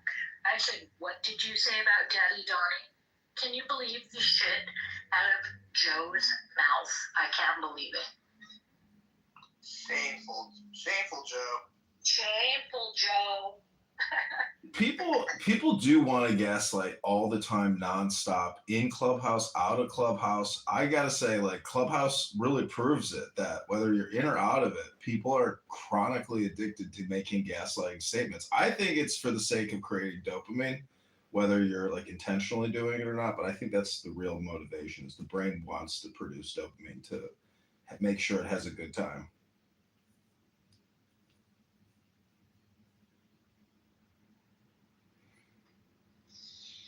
I mean, that's the other part of this is I'm assuming nobody wants, the other side doesn't want JD Vance to take the helm either, right? So, Exactly. You don't want that, right? So I guess you got to pick who you want, right? In this case, you don't want Trump to go away. I pray that, yes, that's why I pray. We don't want that. Well, look at what Howard Kaufman, a campaign contributor to candidate Kitover, he wrote, both Trump and Rush Limbaugh are fat, lazy, racist assholes. Now, I gotta say, I don't know if they're necessarily fat, and I don't think they're racist. I think that isn't even projection, because I doubt you're a racist, but you could be fat, Howard. No, that was Necro who said that, Mojo. Oh, he's quoting it? Yeah, I think I'll look at that, yeah. Oh, thank God, because I was like, why is a campaign contributor writing, about these two great American heroes? I won a trip from Rush Limbaugh. That's so funny. That was so long ago. Off the radio, going to work. That's so funny. I won a trip. When Rush Limbaugh died, I was at a restaurant. This fat piece of shit at a table next to me said, I hope I can go to Rush Limbaugh's grave and piss on it. I got so angry while I was eating pizza. I thought to myself, should I go fuck this guy up? But I just sat there and I said, just relax. You're at a pizza parlor. It was a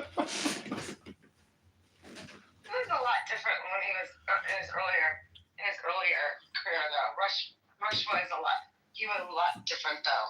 I have to be quite frank with that. I'm not sure how he was a lot different in terms of. He grew up with Trump's privilege, right? His background, his privilege. I don't think that makes him racist at all. I think he's done things to go outside of that stereotype and prove it to not be true. So I give him props for that, because some people would just lay in it and love that people call them a racist and don't give a fuck. Well, they don't care because they have all the privilege. To these racial ID projectors, everyone is racist because it's a post-structural white racist supremacist society. This is all they live on. They have nothing else to talk about. They're the dumbest people you could ever meet. All they do is bring up this stupid racial identity politics. It's a waste of time. And Necro is even a contributor to my campaign, but he did make me promise that I would help release or write a letter to Trump saying, release the Epstein files. I said, sure thing, Necro, send the $5. I'll put it on my to-do list. So don't forget, Necro, I'm not forgetting. What's your campaign? Hold on. First off, salute to my nigga, man. Second off, Mojo, you sound dumb as fuck. Black people can't be racist, man. Don't just because y'all. Bullshit, Mike. Oh, Crick, you can't be racist. How the fuck can we be racist? Because I have 10,000 hours of Clubhouse recordings to prove that there's lots of black racists on this app. That's a fact. Fuck about Clubhouse supporters. Black people, we can't be racist, bro. You sound crazy. No, people can be racist, stupid. It's not just black people can't be. It's people can be racist, dummy. People. Stop with your racial identity card bullshit. What the definition of racism is? Mike. Racist is someone who believes its own race is superior to other races. It's simple as that. If you think your race, your people are better than other races and people, that makes you a racist. It's simple. Hey, Point is here. Hey, Point, come on up and tell everybody how big of a stupid dummy they are now that you're on TV and you're a supermodel. You big stupid dummy. I don't know if anybody knows this, but Point is actually John Kitover. He's a gay white guy pretending to be a black woman. Here on the app, his name is Point. So if you ever see Point in a room, be sure to just say, hey, that's John Kitover. That's not Point. That's not a gay white guy pretending to be a black guy. That's John Kitover, not Point. You big stupid dummy. You big stupid dummy. Everybody fell for my troll. You big stupid dummies. I'm a supermodel and I'm on TV. You just hate me. But my name is Point. I am complete. Big stupid dummies. Hey y'all, I'm sorry. I didn't know y'all were still here. I've been gone for a while. How could you do that so high? Such a high voice for so long. He's a character for sure. Holly, review them. I had to I put my kiddos to bed and then our cat is actually, she's about to have babies and she's acting pretty weird. Like she's actually cuddled up with my kids right now, which is not really her thing. She's like acting super weird. When are you gonna invite your mom on the app? Oh God. I want to meet your mom. I don't think You guys see Holly's mom? It's not super cuddly. Dr. Jordan, she hates narcissists. Her mom created a room on here called I Hate Narcissists. Don't ever call or date me again. Actually, my mom's kind of a narcissist. My mom's single, on the other hand, and she's a smoke show too. Wait, my mom is a narcissist too. Does everybody here think their mom is a narcissist? Everybody put your mom's emails or message me.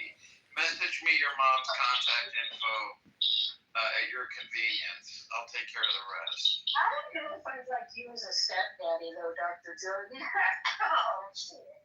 Yeah, You're not that old to be our stepdaddies, you know that, right?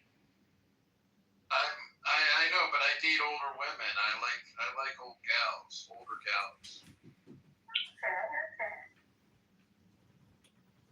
Well, let me make this little house cleaning arrangement here.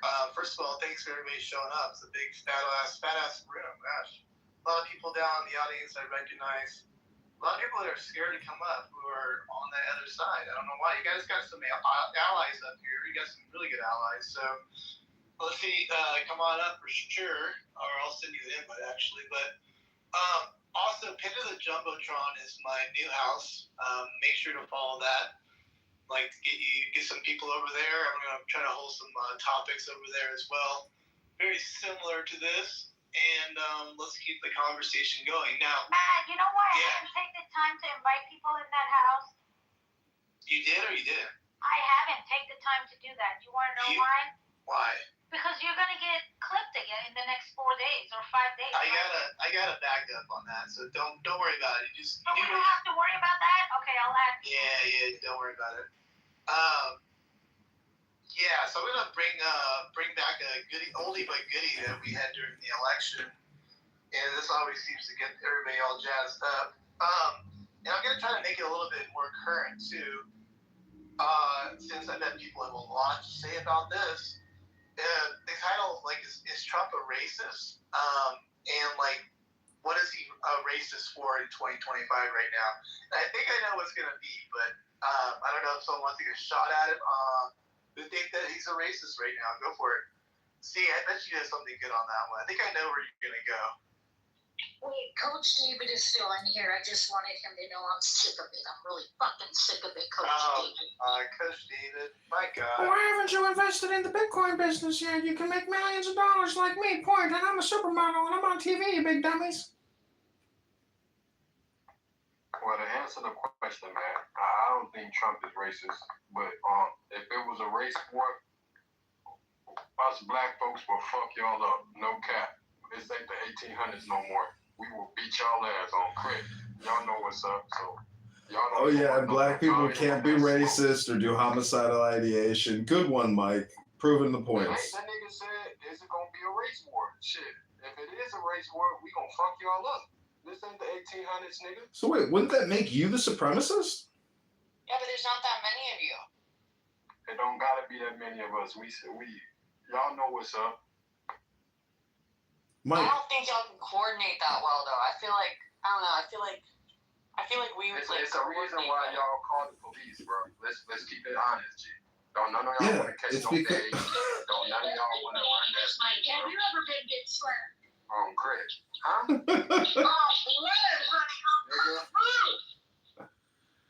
Mike, you do realize it's just a clickbait title, right? It's rhetorical, and this is just meant for schmucks to come in here and project. Mike, who would win in a battle, the cartel or the Crips? How do you think that's going down? I ain't gonna cap. The cartels is tough, bro. You know what I mean? I fuck with my Crip niggas. And the cartels is they serious. So I damn near say the cartels. Yeah, Don's gonna bring it, man. You gotta jump for that one. Cartels, But if it was the Crips versus white people, we will fuck y'all up. Crips work for the cartels. That's what I heard. Mojo, you're really lucky that Point charges $125 to come on stage. I can do the show for free. You big dummy. But don't think I'm racist, y'all. I do got a lot of white friends. You feel me? I got a lot of white homies. Oh, like not the white friend card. On my mama, I got a lot of white friends. So I fuck with y'all, man. I just, you know what I mean? We just ain't in the 1800s no more. We ain't tolerating none of that racist bullshit. You feel me? So respectfully. Mike, aren't we all on the same ship? Every American is on the same ship. So it's just a question of, class and what floor and, do you have access to the deck? What's with your picture, Mike? What you mean? Like, why do you have that mask on your face and then the gun? I mean, what's wrong with it? That's American. That's American. Why are you wearing a mask, first off, in, like, a personal... Like, are you in a residence there? Why do you have a mask on your face? That's my house, you know what I mean? Why would you wear a mask? He's a COVID-19 survivor, Holly. Why would you wear a mask during COVID in your home?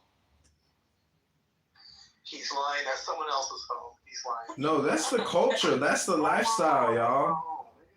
That's the lifestyle, dog. And you bought a mask that says Mafia? Yeah, I'm a part of the Mafia, too. And you had someone take a photo of you, like, with your Mafia mask on with a gun in your hand? Yeah. Mike, are you an Israeli? If anybody got any ideas, I'm always available. Are you a black Hebrew Israelite as well, Mike? Is this, like, a tough, like, look for you that you have a mask with a Mafia?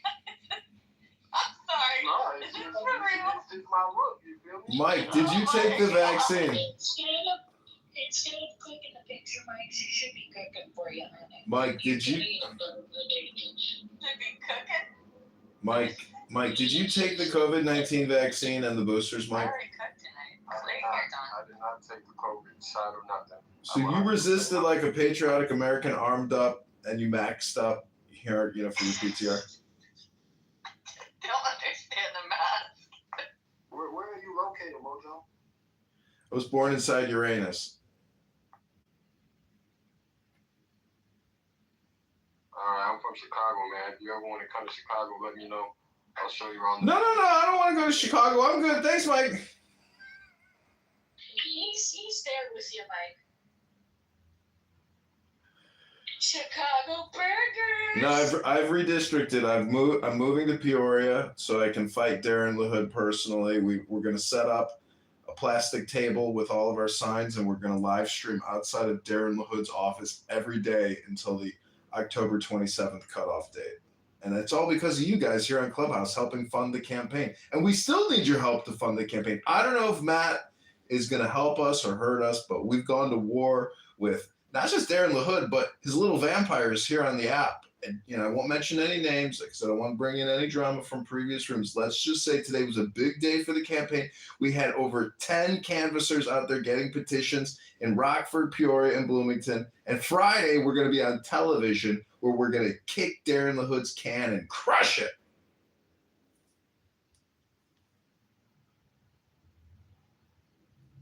Good job, Pete. I hope you heard that, Adams, with a Z.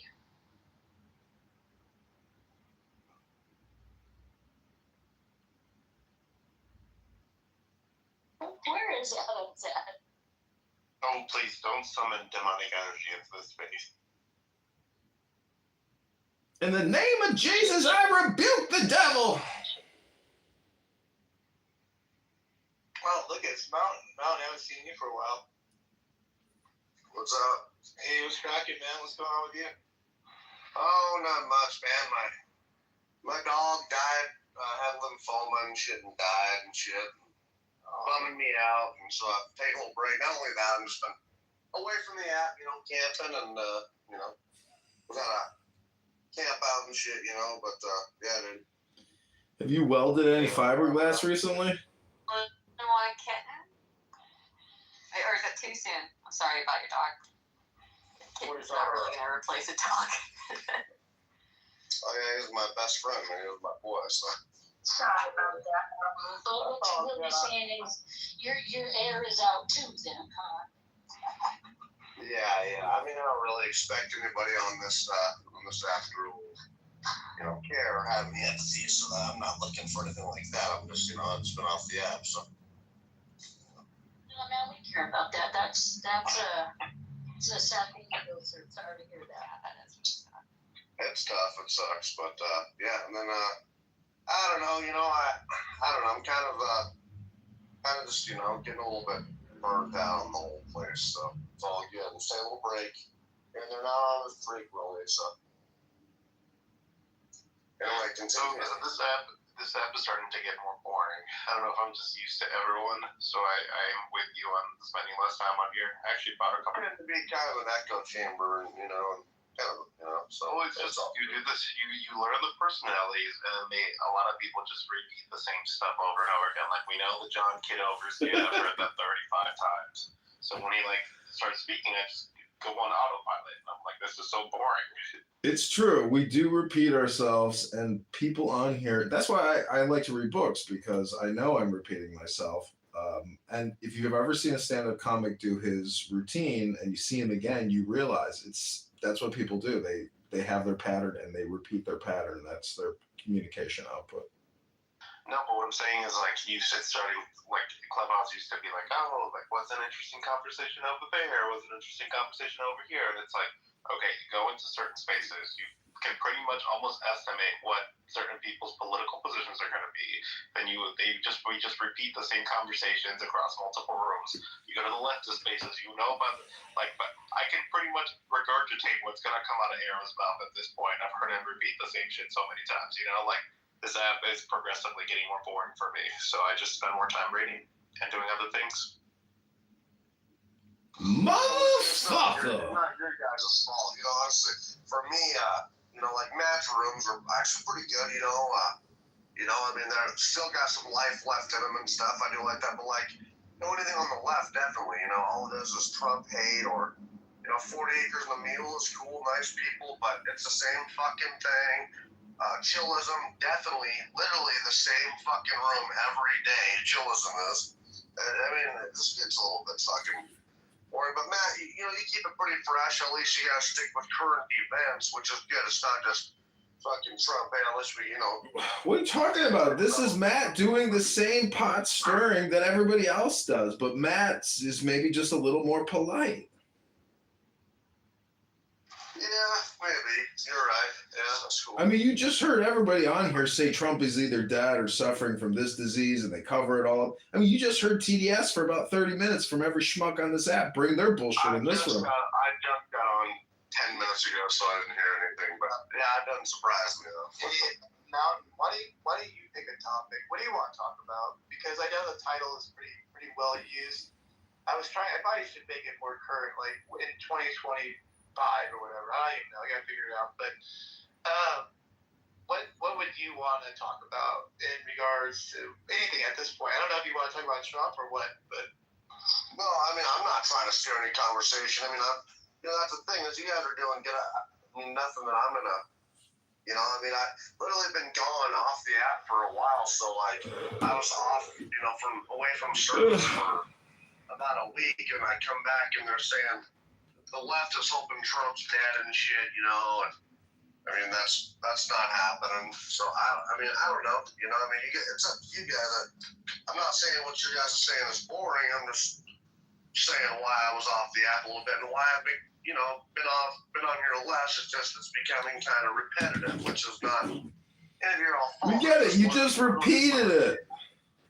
Right. So I'm just trying to tell them I'm not trying to steer the conversation here. That's all I'm saying, bro. Mountain, what's of interest to you? That's what he's asking you. Can you offer anything other than repeating yourself 3 times? Well, I've got some news. Looks like it's just kind of interesting. Looks like Trump administration is considering, it's not official yet, but considering declaring a national housing emergency in the fall to address affordability issues. It says the administration is exploring measures like standardizing zoning codes, which I think would be a good thing, reducing closing costs, interesting, and granting tariff exemptions on construction material. It says while lower interest rates may ease some pricing pressures, which by the way, we're supposed to get a rate reduction mid-September, they're unlikely to fix supply shortages with existing home sales down sharply from 2022 levels. So that's interesting development. See what happens there. Holly, they'll only cut rates a quarter point. They're not going to do much. He's going to likely fire Powell next year, and even if he appoints this new guy, the inflation's going to keep going up, or at least it's not really going to drop. So I don't see rates changing too much. I thought I saw yesterday there was going to be an executive order on paper ballots and something about elections. Wait, say that again. Cut out for me. That'd be good. We do need something like that. What was the first part of your sentence? I saw a headline yesterday that Trump is going to sign an executive order regarding paper ballots and something else with elections. I don't know if anybody else has heard that. I heard he's floating that, but the problem is I don't see how that's constitutional because it's the states manage their own elections. I don't know how he can order any state to do elections any kind of way. That's the argument. You're right on that. Hey Matt, so I was going to ask you guys been hearing about this whole Venezuela thing, this... Wait, before you go to Venezuela, back to the paper ballots, he's also demanding that election commissions turn over their voter rolls so they can do data analysis and do possible scrubbing. And if they find these election officials are committing fraud, they might be able to, legally declare an emergency and go to paper ballots and override a lot of these state bullshit artists. That's interesting. I don't know what the legality is there. I know Georgia, because I'm actually an election official. I know Georgia, the GOP in Georgia definitely wants to go back to paper ballots, and we're doing certain things like the QR codes are going to be gone. I mean, there's certain things that are happening right now. There's actually, I just went to we have a committee hearing I just went to. I think it was the first of many for the election panel or committee, and it was it got a little fiery. It was interesting, very interesting. Yeah, so there's a lot happening in Georgia anyway, but that's an interesting strategy. I don't know how that works legally. He set a deadline for them to turn over the data. I know here in Illinois they're resisting, and then they have to file lawsuits. But if they can't comply with a simple request to turn over voter information, to the Federal Election Commission and to the Department of Justice so they can figure out all this Democrat fraud and shenanigans, they'll have to step in and just, use federal powers to seize and take, voter assets and maybe shut down state election commissions for fraud. So, and raid them with the FBI because there's real election fraud happening by Democrats throughout the country in major blue states. I agree. They're voter ID. They're gonna fight hard. They're gonna fight hard to resist that. We're gonna be in court and there's gonna be fuck, man. That does happen. I mean, not only that, like the backlog for these cases, I just don't know if like the manpower is really worth it. I mean, even in Georgia, we have a backlog of like 86 cases right now, which is pretty standard, I guess. Like we've had a backlog for years and years. So I mean, it to adjudicate all these cases, I don't know how they would handle that. I also wanted to tell you, in Georgia, there is a push right now to relocate. I don't know how other states do it, but in Georgia, our election board, it's all underneath the state Secretary of State, and so they're wanting to move elections, not just the board, but all the elections over to, I guess, accounting. Like they're just gonna kind of make it its own thing. Which is good. It's a good thing because I think under the argument is like under the Secretary of State, it's become quite politicized. It's sort of like this good old boys club, and a lot of the state board officials have said that they are not like giving the autonomy that they really are supposed to have, and being kept out of a lot of communications and like anyway. So that could be a good change in Georgia. I don't know how other states do that, but. Georgia doesn't publish party data, does it? Voter registration data? I don't think it does. Not. Because I felt pretty good about Pennsylvania when I was like studying and following it because of the delta of voter registration. But Georgia, that I couldn't find any data, and I guess they don't publish it. Well, because we don't declare, or we don't. How do you say it? We don't like declare ourselves Republican or independent. What's the word I'm thinking of? When we don't register as Republican, Democrat. So you don't have like, you get the ballot, you ask for, you get whatever ballot you request, but they don't have it's not like so-and-so is a Republican and voted for blah, blah, blah.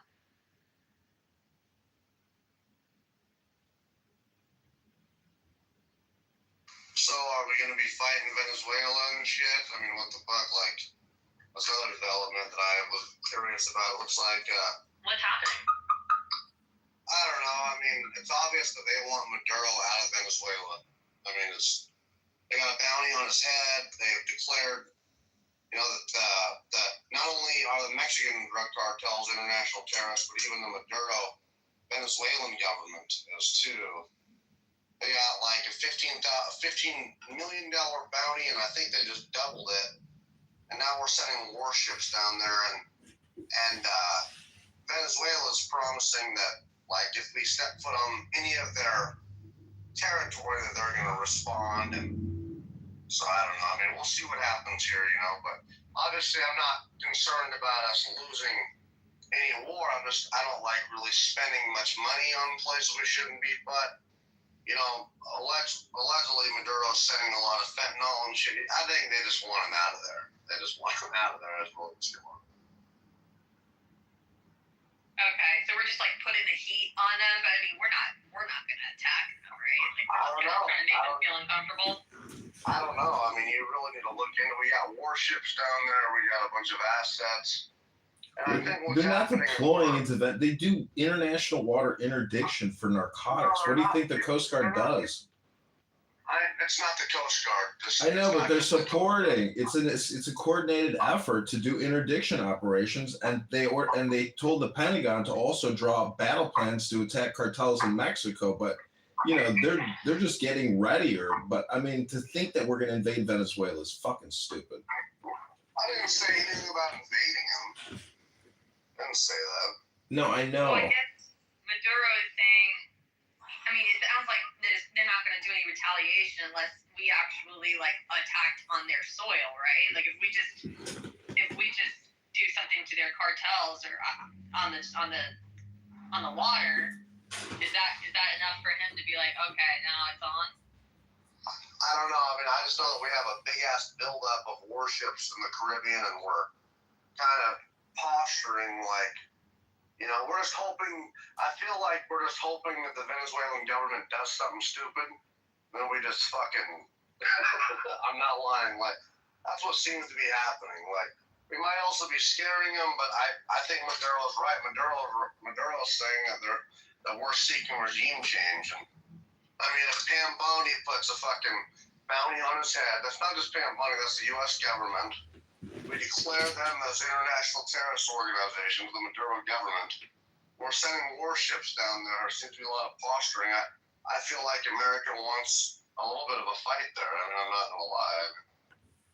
It'd be an easy fight, though. I'm just saying. I mean, Venezuela. Well, they also say that they house IRGC soldiers in Venezuela who are running an international money exchange selling stolen goods and other items. That there's, I think it was like 30,000 IRGC soldiers in Venezuela. So who knows? Maybe you're right. Maybe they are going to attack Venezuela.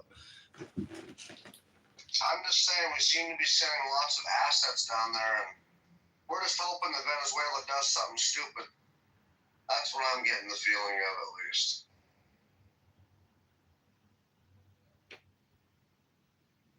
We gotta keep the Pentagon and the military-industrial complex happy. I'm not mad at Trump for this, by the way. I think that Venezuela's fucked up. I mean, I know people from there and stuff, but yeah, I mean, it just seems like it's overdue for a limited operation, not like an invasion, no, but tactical strikes and stuff, and yeah, I think we're probably going to be doing that.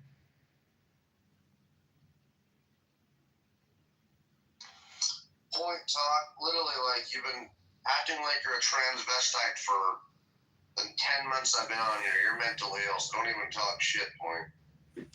I thought Point was Kitover. I'm confused. No, Point is that's me. Cappuccino. No, it's not. It's me, stupid. You big stupid dummy. You're just angry that I'm a supermodel and I'm on TV and I'm the most famous person here in Clubhouse. And if you wanted me to come on stage under Point, it would cost you $150. You big stupid dummy. I actually think she's funny. You think she's a troll? You don't think she's a real? Of course you think she's funny because it's me, you big stupid dummy. I'm a genius. I'm the smartest guy in Clubhouse. I'm a comedian. I'm a supermodel. I'm on TV. And everybody pays me $150 to come on their stages and tell everybody the truth because most people are too stupid. Oh, you don't think after all this time, like, for him to not break this stupid weirdo character, like, he's obviously a little mentally ill or something. Anybody who thinks Point is a white guy pretending to be a black woman is stupid. And, of course, he's a gay white guy who's pretending to be a black woman, but that's secretly John Kitover, and he's not gay. But he's definitely pretending to be a black woman named Point. And anybody who thinks she's not a supermodel or on television, you're a big stupid dummy. Wait. I feel like I'm okay. So wait, is Point equals Cappuccino equals John? Is this the You made the connection correct, you big stupid dummy, but don't tell anybody because I'm getting paid $150 to come up on every stage. Don't fuck up my gig. Because I'm a supermodel and I'm on TV. My jaw is literally wide open. Is this the truth? Someone please tell me. Oh, I think they're all one. You should come up so you can get off mic. Please. This will be the ultimate troll. I would have been completely. All right, I got the phone in my other room, so let me go get it. I'll be right back, you big stupid dummy. It's stupid ass. They said stupid ass. Stupid ass. Yeah, he always says stupid ass. Someone bring Point up, please. I'm trying to. I think they just tried. Please, I'm begging you, because I just feel like such a fool if that's John. The right pronouns. Oh, wow. It's just the invite, Holly. This is not coming up. Which makes me suspect now. It's gonna be absolutely amazing when I become congressperson in the 16th district. that everybody was such a stupid ass, that they thought that I was out here talking to the Democrats and telling them all the truth. Meanwhile, I'm sitting here recording everybody, and I'm a gay white guy in my mom's basement pretending to be a black woman here on this app. And you all know that I said a lot of crazy things on this app over the years. But what's important is that I'm a supermodel, I'm on TV, and y'all still just a bunch of dummies, you big stupid ass. I wish you guys could see my face right now. I am literally frozen in shock. My mouth is No, it's fucking not. No, it's not. Yes, it is. I got about 10 accounts, you big stupid dummy. I've been doing point for months now, fooling everybody. Everybody in Patty's room, all those stupid asses, in the politically correct room, all those stupid asses. They all think that I'm a Democrat liberal, but I'm really John Kitover and I'm running for Congress, you big stupid asses. No, it's fucking. I'm telling you, folks, that dude, like, it's different, man. Like, the voice is different. This is not the same voice, dude. 100% it's me. Oh, bro, you got it right. I can You can put it through an AI analysis and just do a voice comparison. God damn, that's ear piercing. I'm blown away right now. Oh, hi everybody. My name's Paul, by the way. I'm new to Hey, Paul. Welcome. Hello. Damn, you got clipped again, you big dummy. Paul. What a stupid ass. How many accounts are you gonna create, you stupid ass? Just stop saying controversial things, dumbass. Big dummy. Yeah, bro. Okay, Pepe, I know who the fuck you are, bro. I don't know who that is. Just shut up. I don't either.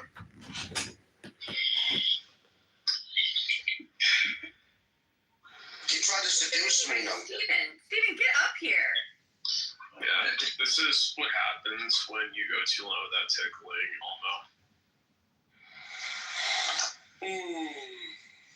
Hey, Steven. There's more pain in that voice, but So, hey, Colin, very classy new photo. Wait, Matt. thank you. Classy new profile as well as Pepe. Are you guys getting clipped about once a day now? Well, there is a guy named Pepe who, on this app, he got Roger to leave the app, and then there was a guy named JB who I guess was saying some false stuff about him, and then this Pepe guy would open rooms at the same time as him and then get a lot more people and just, I guess, like say really mean things about it, and so he left. You know, there's basically they want to get this Pepe guy clipped all the time. I don't know. Maybe he's a really mean, awful guy. I don't know. You know, You wouldn't believe what happened like yesterday, 2 days ago. Can I talk to him? And he said, "Oh, I know who this guy is. Oh, you should probably go to Pepe's room," and he just kicked me out. Yeah, they doing my boys bad, man. If we was in the streets, man, them niggas would been taken care of, bro. I don't like how they doing them. Pepe is a bitch. So anyway, Pepe, what I was going to follow up with you is I was actually just joking about you the other day in a positive way. I was telling some ex-spacers about what Clubhouse was like and some of like the really notable personalities and stuff. And I brought you up. I go, there was this guy Pepe who literally would get clipped in real time and reappear right in the room and just go right back to it. And he was just fearless humor. I mean, you would say things that like I would never. However, you always just sent me just dying laughing. You were at your peak when you used to have your soundboard and you would crack the whip and Matt Cool would do that famous whip gif. And oh my, you just made people so triggered and you get clipped and then you just come right back within seconds. They're like, what are you talking about? I said, guys, this guy literally has probably been clipped hundreds of times. They go, how's that possible? He can never be removed from that app. He's in the code of Clubhouse that he cannot be permanently banned. And I go, and he would attack everybody, but like you'd have people come in that were like hardcore people that hated his guts, and he would just literally go heal, and he'd get clipped and just reappear right back in the room with Matt would do that GIF nonstop. So it was just so funny. I was literally explaining to them about some of the Clubhouse days to some ex-fakers. Steven, Matt, can I say something, Matt, about this? I'm reading here that Pepe had doxed Roger and shit. Here's the thing is, people accused me of doxing Brad. Even though his information was linked to his ex account, I said his name in the chats and stuff. Here's the problem, man. If you're gonna say some shit, dude, that you think you're safe from the internet, we go so far. And I've heard JB go pretty far. I've heard Roger go pretty far. If you're gonna say some shit like Brad, what he was saying for me, saying that, that my daughter, I'd rape my daughter or something, saying that like my, basically talking about fucking my kids too. Yeah, I said it. That's what I'm saying. I said his first and last fucking name because if you're gonna be a punk and say that shit, if you're so safe from the internet, I don't think you're safe, man. So you guys can call it doxing, but I think that people get too far on this app and then they are afraid of the consequences. So Holly, I don't have any sympathy for Roger or JB. I think they're both pieces of shit. And if you go so far to where you think you're safe on the internet, man, there is consequences. And so I don't give a fuck. Well, I would say this regarding that JB guy, that Pepe guy got into an argument with. Well, apparently there was accusations that Pepe had done more than share his photo. That he might have even said his name or his children's names. Wow, but that sounds really mean. Or where he worked. Wow. Those, from what I've heard, those conversations, like you have John Kitover in here who loves streaming. He said he streamed that room. You guys went into Chillism to ask if Pepe did that. They said no. Where's the proof? You guys, what's really funny is you double down on a story, exaggerated story, where you don't have proof, and it's all bullshit. And so get the fucking proof. I've said it in front of everybody. $1,000. If you hear me name or Pepe, I mean, not me. Sheesh. If he named one family member, gave his real name, named a place where he worked, or his address, any of the things that he said Pepe did, show one fucking clip. It's not going to happen because it never happened. I mean, that is that simple. I've known or Pepe knew about that video for a couple of years now. So it was somebody else from Clubhouse because I was in a room where a bunch of people knew what he looked like. And they said, oh, well, just look up this video. And it was with another person from Clubhouse. And I was like, oh, dude. Well, basically, Roger had a poll where he was like asking if there should be like a fat tax. And I was like, oh, shit, I remember that video. And then I went into his room with normal PTR. I mean, Pepe did. My bad. And then used his regular PTR and then switched it while on stage while Roger was talking to a screenshot of Roger from the YouTube. Now, did you call that doxing when he came in here on his real name with his real fucking photo in the beginning? Okay. That's not doxing. If you show up with a real photo of yourself, anyway, you're doxing your fucking self. If you show up with a real photo of yourself anyway.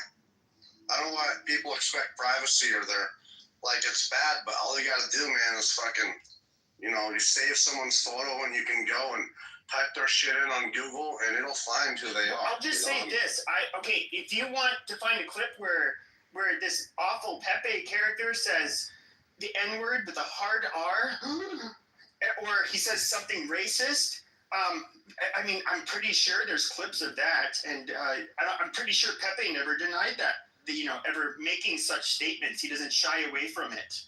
Sounds like an awfully bigoted piece of shit, if you ask me. But I don't know. Where are the clips? Where are the clips?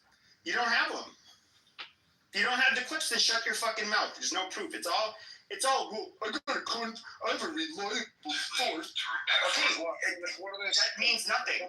But I can say that Jesus woke me up in the middle of the night and say, JB is a lying con man. Who gives a fuck? It's hearsay. The fuck you gonna? I mean, you're just gonna take my word for it? No. Show the fucking proof. If you don't have the proof, does it never fucking happen? If you don't have the proof, shut your fucking mouth. Especially It's that simple. Here's the thing. Pepe was not gonna fuck with JB. He didn't like JB. All JB had to do, when he had to open a room and say that Pepe was a piece of shit, he said that, and warned others that he's gonna dox you someday too. Shouldn't go around that mean man. And then he wanted to, accuse Pepe of doing something he did not do. And then, Pepe did not like him beforehand. But then you want to go ahead and just insert yourself where you didn't belong. Where Roger was telling you to step the fuck back. We have that voice recording of him even admitting it on his own room. Roger said, step back. But after tonight, they just went overboard.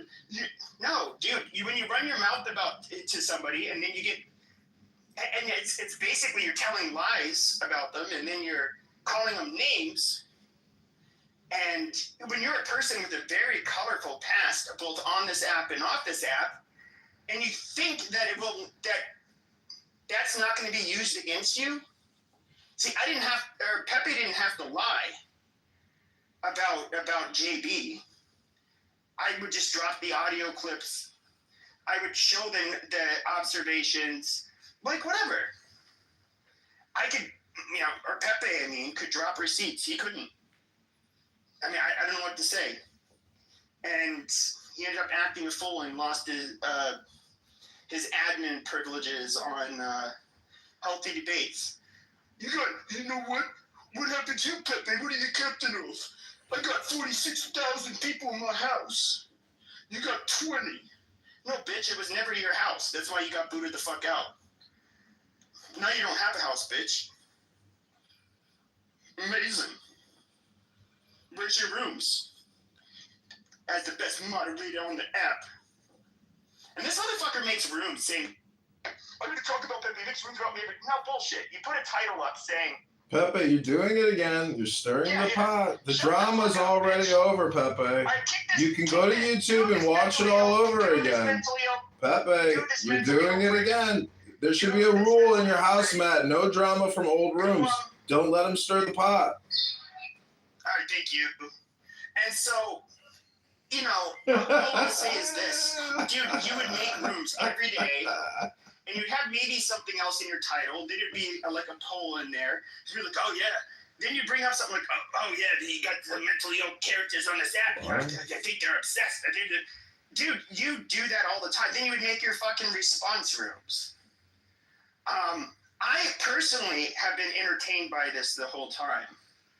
I think watching Pepe do what he does, I thought was funny.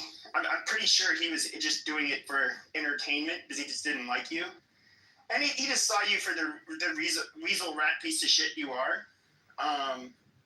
And why not? You're what you are is a manipulative bully, but you're just this little bitch. You can't actually prey on people. You try to do it to women, but you ended up getting locked down. Because he's sending the in prison for it. and made death threats to Jane. Where you deserved. After what you did, you fucking deserved it. Like, I think you got off way too lightly, personally. But, yeah, you're just a piece of shit. You're a rat piece of shit who, dude, nobody's going to ever look at you the same. As they should. They never should. You're a fucking loser. You don't get to say, oopsie, I fucked up. No, you don't do that to women and just say, oh, it left a judgment. No, you're a rat piece of shit. You're just morally repugnant, disgusting piece of shit. It's all it shows about you and your character. Normal people don't fall upon hard times and then, oh, well, I just have a little opportunity to make some extra money. So I just, lock 2 women in a fucking hotel room and let, 50, 60 guys over the course of 2 days fucking, basically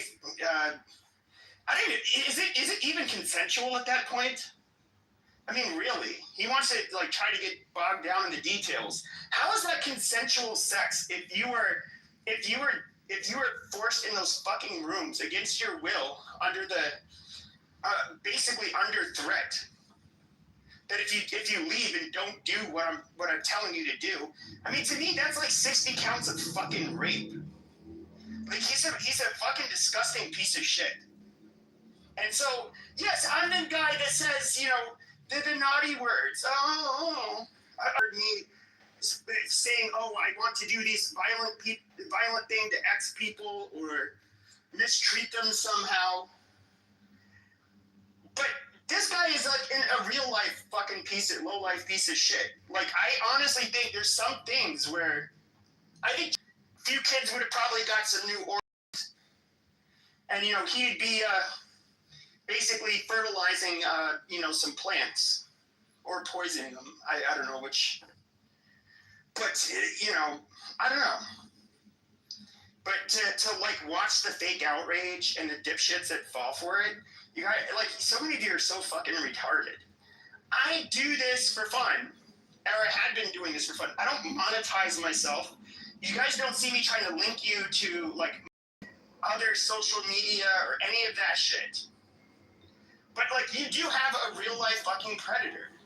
Somebody who's done disgusting things, and that pattern of behavior has continued since he's been on this fucking app.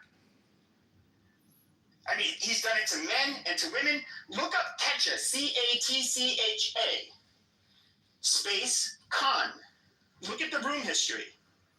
What you'll see is Million Marathon did some rooms.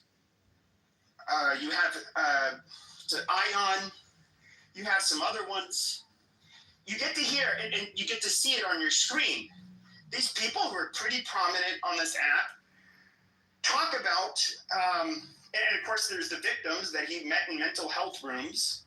And it's funny, when he makes his response rooms, he never discusses anything that was said here or debunks it because he can't. Because I'm directing you to the fucking replays. He won't address it. But he'll just double down on like, he's fucking with my family. I don't know your family, dude. And quite frankly, the people that you were friends with, like KK, Brad, they like question whether or not you even have fucking kids. They don't know. I don't know who your fucking kids are. Once again, I'm going to ask him to double down. Every room that I've done, every spin-off, every room that I've done, you guys have been recording me. We've been watching and recording you. What's really ironic is he says, he immediately, when he goes into these rooms, he says, well, he's doxing my family. He's doxing, you know, Roger's family. Show one fucking clip, over the course of the last 2 weeks where I have said anything. I have named one of your fucking family members, even one. That's Roger's or yours. You cannot find it. I talk about you and your history. Your history is all of the ammunition I need to drag you through the fucking mud. What the fuck does your family have to do with it? If anything, by bringing up your family, that's going to make me look like the bad guy. Why would I do that? Why would I give you that out? I want to talk about what a piece of shit you are. I mean, it's that fucking simple. And you know, I'm going to say a defamation attorney. You don't have the 7 to 10 grand that you have to put down. You guys can Google this for a John Doe lawsuit on social media. 7 to 10 grand down for a retainer. Most lawsuits typically fall between $15,000 and $30,000. Amazing. What are your damages? Oh, that's right. There is none. Oh, I posted news articles on an app where you gave your real name. Oh, I played replays and accusations about you. Amazing. I called you things like rat piece of shit. Okay, that's an opinion. That's fine. I can see the president is a rat piece of shit. He can't really sue me now, can he? No. And what are the damages? That's right. You can't sue me for anything, dumbass. And you're broke. You don't have that kind of money. So, that was a way he tried to get me to shut up. And now, they want to flip my accounts and stuff. Whatever. I give a fuck. I mean, I can do this all day. But, anyways, that was pretty much all I had to say about this stupid fuck. Just guys, when he makes an accusation, tell him to show the fucking clip. You guys know we've been clipping each other, or recording each other, for the last 2 weeks. All he has to do is show a clip where I mentioned anything about his fucking family, identified any of them. I threatened any of them. Any of this shit. He cannot find them. I mean, I provide receipts for my accusations. He doesn't do it. It's because he's a con man. It's just what he does. It's how his brain is wired. He's a rat piece of shit for life. But I'll land there. Thank you, Paul. Beaver, where should we go? What do you want to do? Well, I think sounds like that Pepe dude, whoever, he won the war. Complete total victory. I don't care where we go now. Should we I'll let Paul make this decision though. Do we allow Kitover back up here to say something or no? He can. I mean, I don't care. He's not interrupting me now. He might play a clip. I don't know. If he has clip, he can play whatever the fuck. See, this guy records every one of my fucking rooms, dude. He recorded all of them. Dude. Yeah, everything is on YouTube. Like this entire drama from start to finish. I'm not kidding you. I've spent weeks now recording this, and I'm really sick of it. Like I am done filming it. And I hope tonight is the last night, Paul, that you stir the pot. Well, I would say I made a good point here. They want to know, why did John and Jane do a big open room about Brad and talk about where he works? Listen, I like the rule about not bringing drama in from other rooms, but as I put in the chat, I've been defamed, libeled, and slandered by Brad for a 72-hour period. At that point, I took legal steps to prevent him from continuing to do that on this app, and I posted the link for everybody to see. But the fact of the matter is he's been making death threats to people on this app for years, and I'm not going to let that bullshit continue to fly. So I notified the FBI and the law enforcement in Houston where he lives. So I'm just saying it violates the law when you make death threats. Okay, fine. Gene, okay, I'm not giving legal advice. So first of all, Abby is somebody that I did talk to about this. It's a nothing burger. Yes, she would know a lot more than me, obviously. Then when it comes to just like you can use ChatGPT, you can use whatever you want. And she was the one who alerted me that when you file a lawsuit, the retainer is going to cost thousands and thousands of dollars. She also said that in discovery, that you get to, that if he was to do that, I get access to all of his information as well. That's going to be his emails. That's going to be his communications. I'm going to be able to access a lot of shit, a lot of personal shit that he would not probably want me to see. And so he opens himself up a lot to be, for me to basically be able to look at a lot of private information. And so that is what she was saying, and then of course it's the cost. But what I ended up doing is verifying this, and I was looking up using AI and other stuff. It costs. It says on average, it's between $7,000 to $10,000 is what the going rate is for just the retainer to do a John Doe. Yeah, and you're not worried about it, Pepe, because you know that nobody has the money to sue your ass, and you don't even have enough money to make it worthwhile for a lawsuit. Obviously, my dad. Well, some of you know what my dad. Basically, he's an attorney to say the least, but kind of laughing. He's like, no.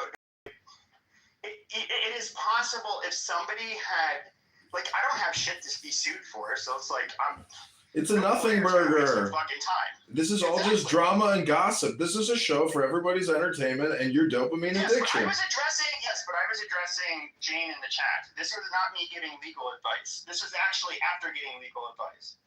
So super quick, just a quick skim. None of the three links that were dropped is of Pepe and Chillism where said doxing took place, which I don't think you would even have, John, simply because it would. No, I don't have the Chillism. No, correct. I don't have that Chillism. Okay, because that's where everything was said, right? So that's where Okay, then I didn't hear it. I didn't hear it then. What I know is that Roger had a room open. I was in that room. I said, listen, Pepe's got a room about you. So we live streamed Pepe into Roger's room. And after that conversation, he was gone. Roger was gone. Everything was finished. So that's, it's 2 weeks ago at this point. I have 13 years. Oh, no. I got you. Here's the story that's yeah, that was said, your room, though. Matt.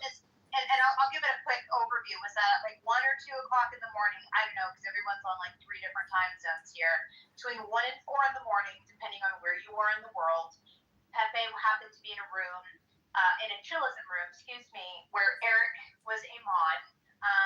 And I guess Pepe supposedly, not yet confirmed, but I guess Shy said she heard it. Shy says she heard it, but Pepe read Roger's LinkedIn employment.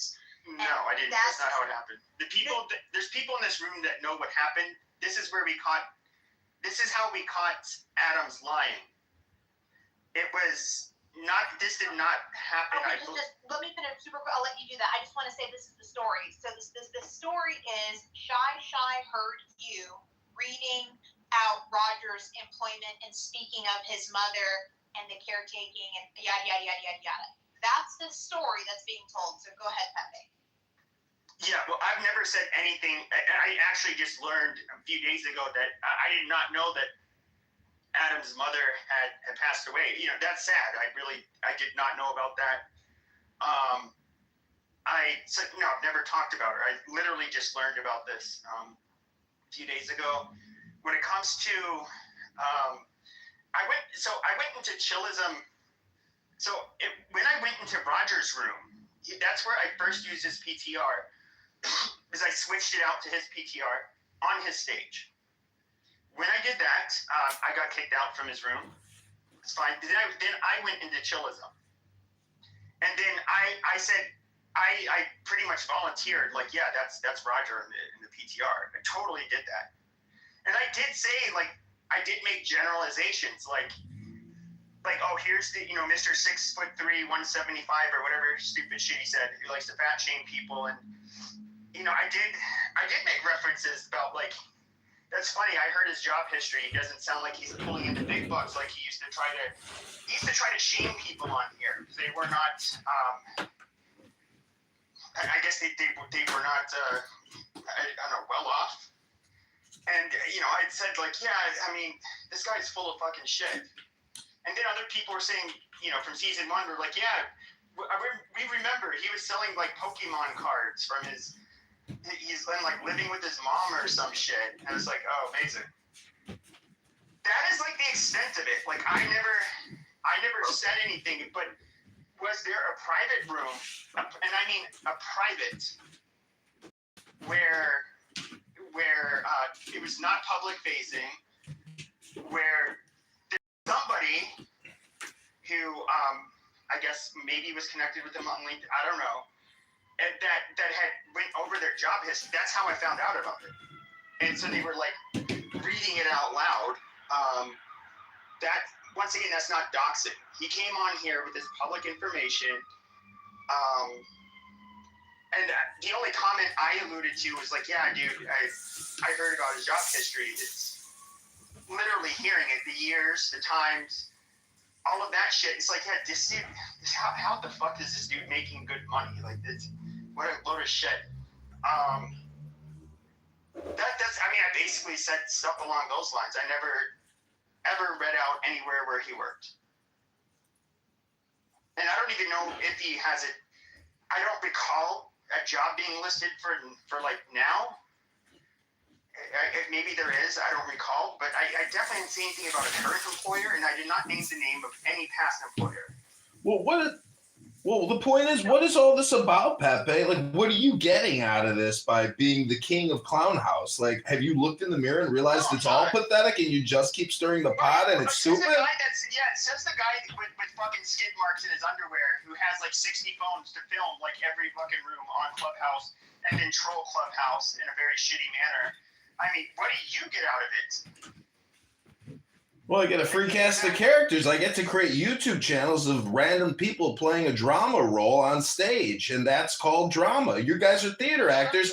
I just think you're too stupid to even think you realize it. And I'm the only one monetizing and capturing your drama now, you schmuck. Monetizing? Your videos have like barely any views, dude. I've seen them. We have 25,000 videos up on YouTube across 30 accounts. We're going to make hundreds of thousands of dollars from your drama. Monetize when they get like fucking 10 to 100 viewers each. Like that's what the fuck. It's cumulative, schmuck. I got 60 phones. We were all concerned about your mental health, John. That's how it started. Believe it or not, that is actually like it didn't start with the fucking photo. Sure. We were saying that like why is first of all there's two people Roger has always fucking hated, and it was Monica and John, you obviously. Now all of a sudden John. Well, that's because I recorded the shit out of the Roger Mayhem experience. I made Roger Mayhem the movie. I tracked him. Everything he said, I put it on YouTube. You can go to YouTube right now, type in Roger Mayhem Clubhouse, and see all the classics. Yeah, I remember when he was threatening to sue you before. I remember. Now, with Monica, for example, he totally disliked her. Then he started like moderating her. I think gave her an admin. And then he was like sitting there. He's obviously trolling. He's like, see, listen to this. Like, wow, I think I'm in love with her. How can you not be attracted to this? Like, basically playing in her face. Then he's doing it to you. And, you know, I've already told you how I feel. There's obviously some... Yeah, I know you don't like me. You think I'm a schmuck. Why am I recording you even right now? Of course, I know. But now this is your 100th account, and you're saying I have mental health problems? You're a schmuck who keeps stirring a pot every single day with JB and Mojo and others. This show's over, stupid. I've already finished recording it. So just stop, schmuck. Go ahead and go him, because he should interrupt. I think I was like that, man. What's wrong with you, nigga? I mean, it is kind of over with, you know. We don't need to keep hearing it, do we? No, bro. If he want to talk about that shit, he gonna talk about that shit, nigga. Don't disrespect that, nigga. Listen to the same, nigga. When I took a fucking week off, go ahead and suck his dick some more, Mike. Go ahead. I'm not going. Why are you trying to get in on it and get a humble, bro? Pepe, I like you, bro. I do, but come on, man. Let's move on a little bit, dude. Really, I'm just saying. I'm too mounted, but don't disrespect Pepe, nigga. I'm not trying to, bro. I'm just saying. Let's come on. It's a little selfish to just talk about the same thing about you, Pepe. I'm just saying, brother. You know what? I mean that with love, dude. No, I know it, but here's the weird thing. And I made like a little political room last night. And over something I would find more interesting, and like people didn't even want to show up for that. Why? Because there's no drama, there's no chaos, there's no. If I start, I'm not even kidding. Let's just say I was in a fight with somebody else other than JB, and let's just say this person is Mr. X or something. We'll just call him Mr. X, and I was just saying like. And I was like, put a picture of his dead mom. Let's say it was in a traffic accident, and her pieces were all over the place, and she was decapitated during the accident.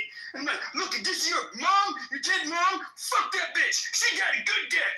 Fuck you. She gave birth to you. And I was saying like the most horrible shit, and I was being like super fucking mean. Like I would have so many more people in this room because you fucking pieces of shit and assholes love to fucking see it. You guys love to fucking see it. And now I'm gonna point at the goo. You fucking pieces of shit that like to see, you know. You guys like to see this shit. That's why why are the biggest rooms the ones where people are getting exposed, where people are, you know, doxing each other. We've seen this on Clubhouse.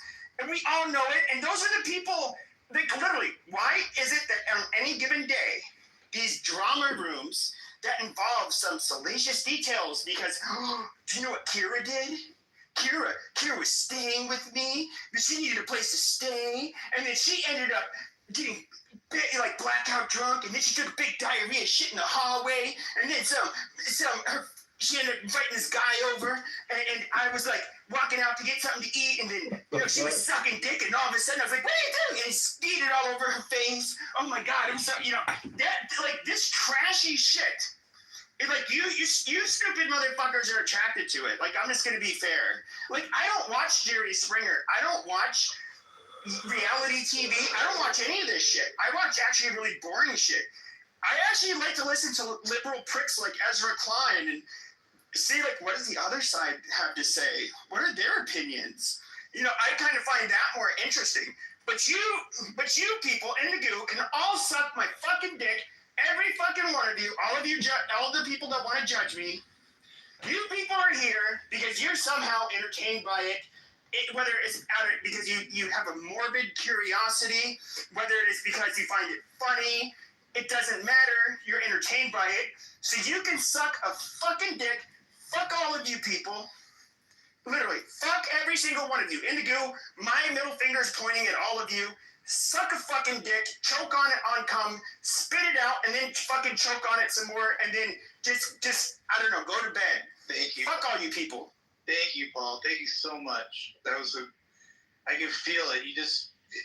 I can just feel it coming. You just got it off your chest. I'm so happy for you. That's excellent, Paul. Appreciate that. I think Brock wanted to just say something really quick. Brock, are you there on the stage or not? Yeah, I'm here on the stage. I'm present, Matt. How have you been, brother? I'm doing just fine, Brock. Thank you. That's good. Hey, I just wanted to see if you were still, what realm are you in? Are you still with the girl who doesn't sleep? Wait, what?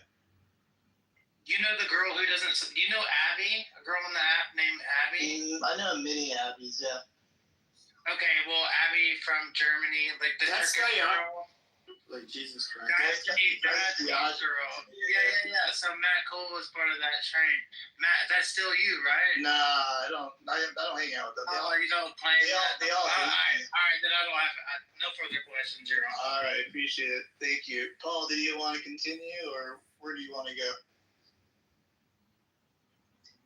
I think Charles came up, too.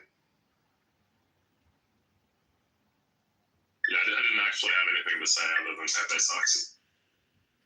Oh, that's not nice, Charles. But look at where this Canadian cocksucker is. He's on your stage because he is entertained by. He's called me racist, deplorable, You are all racist. kinds of names. Everyone Amazing. knows it. What do you mean? Amazing. Okay. Yes.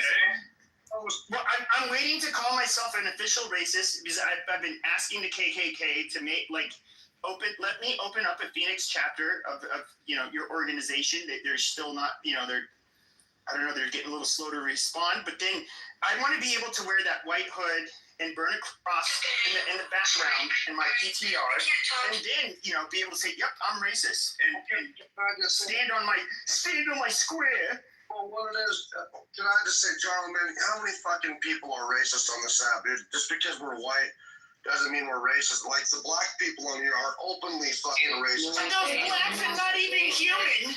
Those blacks aren't even human. Why do we have to listen to them? I'm just saying, John, who gives a fuck if people are racist or say it's 2025, Canada's dead. But we're not in Canada. We don't care what Canada has to say, bro. We don't care what y'all say. People But you live in Canada. You don't have to deal with these animals, the looting and stealing and the robberies. It's such nasty people. Hey, Pepe, can we send you back to Mexico where you belong? Okay. Great. Yeah, you can. Yes. Apparently, who doesn't get kicked off the app and has to get a party hat in order to get back on? Why do you want to say whatever? Do you want to reverse? Do you want to reverse anchor, baby? What is it that you're trying to get out of me? Fuck, dude, this is No, I actually just want you to disappear. You want me to disappear, you stupid whore? Why don't you post a picture of your So face? what do we think about Kim Jong-un meeting up with India, Russia, and China? What's the new defense sort of relationship that's going to formulate from that trip? Our friends, yeah, we know. I know that. It's called Maybe- like the China. Maybe it started with Trump. Bro, yeah, we know that. We know that for a while. But I mean, that's not like a new development here, right? I mean, the North Korea has been like a proxy for China. It is a new development. They have a brand new defense treaty that they've never had before. They extended their meeting to have Kim Jong-un join. It was supposed to be ended today. It's now been extended. So this is new breaking news. So I'm just curious what people think from I don't know if anyone's read their new alliance. It's brand new. Has anyone read it? Well, it's not brand new. They've like I said. This particular alliance it's for other nations to join. Unlike the UN, no nations would be kicked out or gone through an interview process. Like this just happened. So you know that what it was called this to be? You talking about bricks? Hello? Do you know that Kim Jong-un doesn't have a butthole? He doesn't have to poop, and he doesn't have. Neither did his dad or his grandpa.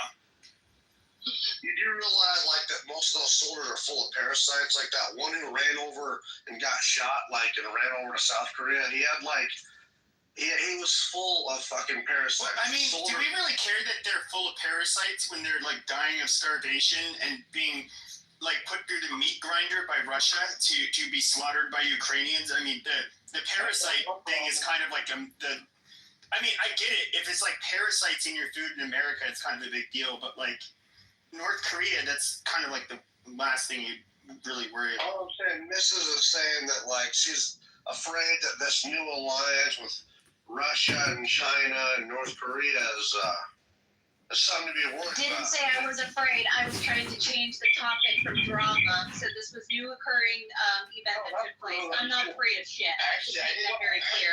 Moving on to the subject of something new. Anybody else want a new topic? Wait, degree. So, is there a name for this? I need to look it up. I haven't had a chance to even follow this. Is this what was So it? Marshall and I were talking about this earlier. It's a new defense alliance that was just formed. I'll go ahead and find it. It was A new announced today. defense Kim Jong-un is alliance. joining into it. Yeah, so like Modi, the fuck is his name? Hold on, I did not give you The president in China. I'd like to say hello to my love baskets.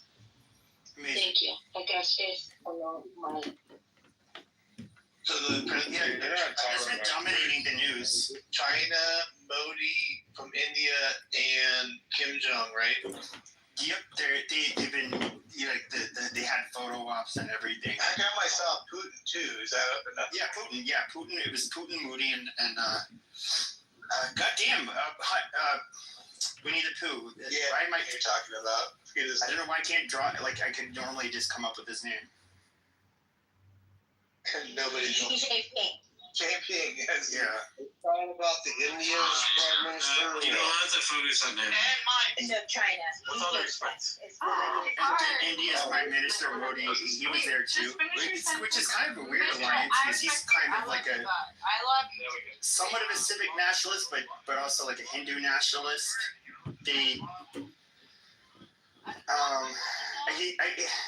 How do I put it? Kind of like a wouldn't say far right, but he's right wing and kind of controversial for No, he is right wing. Yeah, he's right wing. It's I just wanted to like.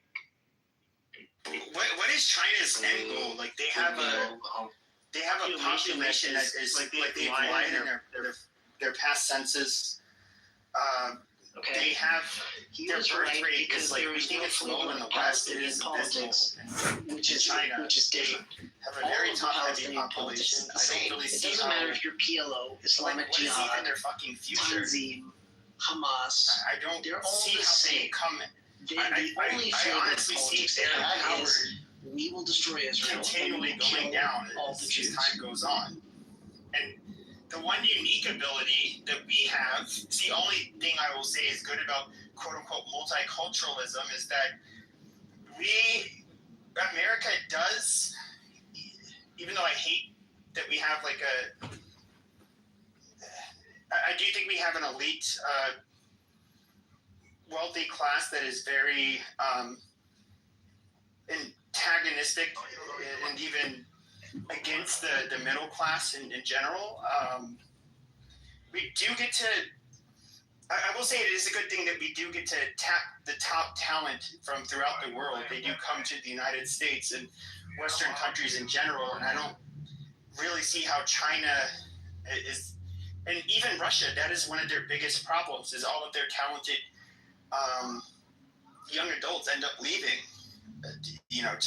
to go to the West. I just wanted to play for you one of the stupidest people on Clubhouse to a room full of some of the stupidest people on Clubhouse. I was thinking that because the Chinese economy is, organized religion and stuff. With The communism is different today. I know, but what I'm trying to get at here with their birth rate issues, couldn't they almost do a eugenics program where they would find kind of the more desirable, taller, physically attractive, physical people? No, that's not their problem. No. Let me finish, motherfucker. Have a big old sperm bank, and they could inseminate these women and fix their in a short time they can maybe fix their birth rate. No, it's not. No, because that's the reason. You have to look at the reason why they have a low birth rate. And a lot of people cite the one-child policy. Yeah, that played into it, but the same thing that's affecting birth rates globally, especially as countries become more industrialized. China had like a huge agrarian society, but a lot of these people were rural. As they industrialized, everybody flocked to their cities. It's very, when you're getting an education and then you're working and you're living in an urban area, it becomes very hard to have children. We know. Yeah, sure, but hold on. So their birth rates tanked just like they have in East Asia.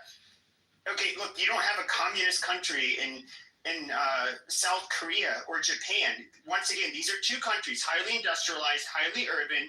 They have way lower birth rate, not way lower, but lower birth rates than Western countries that are highly industrialized. If you look at Latin America, even, a lot of people don't understand this. And it's projected that what we've been seeing over the last few decades, where we've seen these brown Latin Americans trying to get into America, that is likely going to come to an end. Their birth rates are fucking tanking. Mexico's becoming much more industrialized. Why do you want me to report this loser? Country. Because he's using my photo. These people are not going to. We're not going to have this. Yeah, how dare you? I'm going to report your account right now. The one exception being sub-Saharan How Africa, dare which you? is obviously a lot less industrialized. Post some more photos, Jacob. Let's see some other risky photos before you get clipped. Go ahead, Jacob. Yes, but China. Post more photos so we can get you clipped quicker. Low birth rates for the same reasons that Westerners are. You're not going to change it with eugenics. They simply having kids. It's actually having kids. But look at the size of those honey nostrils. Holy cow. Actually costs you money, it costs you time, it makes your life a whole lot harder. Whereas when you were rural people, right, it actually, economically, and of course, it made your whole life fucking easier. What the fuck is going on here? You kick John because he's talking a little bit, motherfucker. You selfish gay motherfucker. But you're fucking retarded. But you're bringing up eugenics. It has nothing to do with eugenics. Dude, why don't you let people fucking talk instead of you just fucking blabbering off forever? That's the problem, you Pepe. You gotta mute up here and let people talk, dude. It's not just the fucking Pepe show. But even if you're retarded, okay. Yeah, whatever, dude. Let us speak. No shit. Let other people speak. We don't want to just hear you blabber off, dude. For a fucking hour about. Okay, tell me why the birth rate's low in China. You interrupted him again. I just had to point it out. We don't care. No, he's saying they can fix the birth rate. I'm asking why, if they can fix it, then what is the fucking cause? Because you obviously have to address the fucking cause of the low birth rate. What is the cause of the low birth rate in fucking China? First of all, they had one one-child policy, which definitely caused a domino effect. But also just, less people having sex. I don't know. I mean, That's not it. This is well documented. It's the one-child policy that actually killed the whole. No, the one-child policy They had it for started it. 25 No. years. God damn it. If there's one thing that I'm autistic about, it is demographic fucking change, okay? Literally, what the fuck happened in South Korea and Japan? The same fucking thing. They became highly industrialized countries where they live in very expensive fucking cities. Where you have high levels of education, where they have their work culture is also, pretty strenuous, even in comparison to the West, and they stop having fucking kids. This is something that has been proven time and time and time again. You're seeing it happen in Latin America now. That is the fucking cause. You don't have people barefooted, your 10 fucking children and your wife picking corn or whatever fucking crops, milking cows, doing whatever fucking shit they used to do. Okay? It's not, they don't have the same fucking lifestyles they had. They're not gonna have as many fucking kids. It's common fucking sense. So if idiocracy is the truth, I mean, idiocracy is true, man. So I'm just gonna break it back here. So the reason I brought it up is that, and I could be wrong, wasn't it the Himalayan border, when was that, 2019, 2020, like China and India, got into a close call for war. So the fact that, and I'm looking up a couple of notes here, the fact that the three of them met was quite impeccable. They stated that there could be alliances on a military basis between the three nations. That's not been confirmed. However, they all disclosed that they're deepening cooperations in trade, fertilizer, space, security, and culture, military to be pending. So that's why I brought it up. The fact that India and China are in each other's presence is quite literally just gobsmacking. I don't think anybody thought that was going to happen after the war that they almost entered just 5 years ago. So India was the first country to ban TikTok. Do you know that? What does that have to do with what I just said? No, the alliance part is I'm just making the correction. Whatever the alliance that so far that you recently talked about, where North Korea and China and Russia are part of it, I think that's not going to work in It favor. just happened today, hun. They all met today. They did a massive photo op. I'm telling you, these guys have been kind of cozying up to each other for 40 years, actually. I'm telling you. I'm just bringing a note to this. Get off your butt like that, man. I'm bringing a note to it because it's interesting to see the new sort of international relations that are being formed, right? So something to keep an eye on.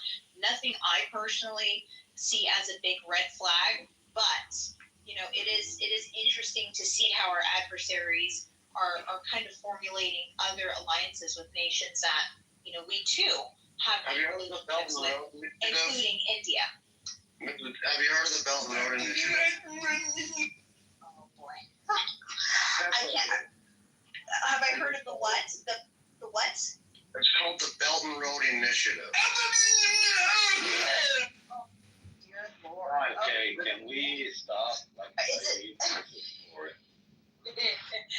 I'm not well grounded on that. No, does that have to do with the trade with the Silk Road or something? Yeah, that's what it is. It's so it's a big old trade. It's basically a China. It's the Silk Road economic belt. It's literally spans 150 countries.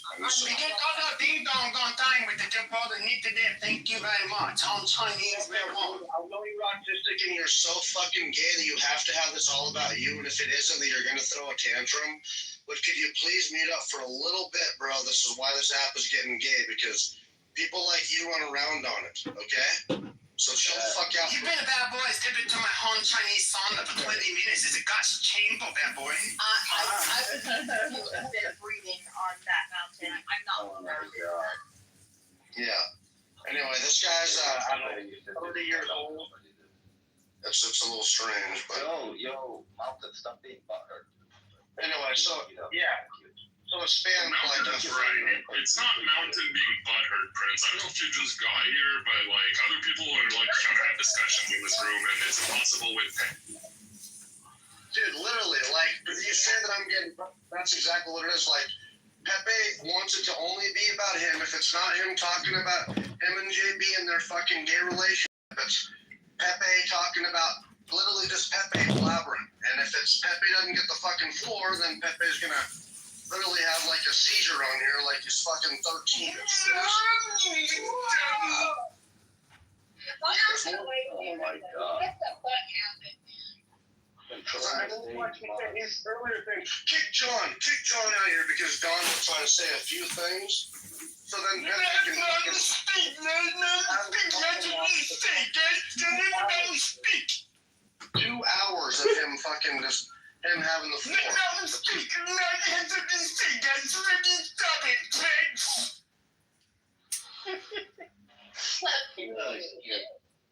Well, you guys wonder why I take breaks off this app, or probably, like why I'm disinterested. Because, like, what the fuck are we divulging? Blame top left. That's all I gotta say. Hey, don't look at me. Matt, are you gonna, since you kicked John so much for, at Pepe's command, bro, are you gonna... Hello, First Lady. Hi, beautiful. How are you? How are you? I'm good. How are you? Good. It's so good to see you. God, I feel like I haven't spoken to you in I don't even know how long. I know. We used to hang out so much. Life First just Lady. changed. Hello, First Lady. Hey. Welcome. Good evening. First Lady. Hey, Humpty. I need to install some of that. All right, don't get me in trouble with Matt, y'all. Please, please, please. Y'all got Beaver on stage. I had to come on stage. Y'all got Beaver out the fucking goo. Listen, All right. girl. I literally told him privately. I was like, I almost cried because That's fucking shit, dude. it's been 3 years since Beaver has come back on stage and unmiked. Yeah, bro, good job. Facts. When you big faggot award. And bro, fucking douche. I have a big mic or not? No?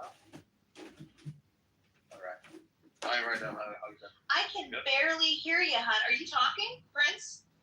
really? You can't hear me? Your mic is super low, dude. Like it's No, we you're can't. muffling there.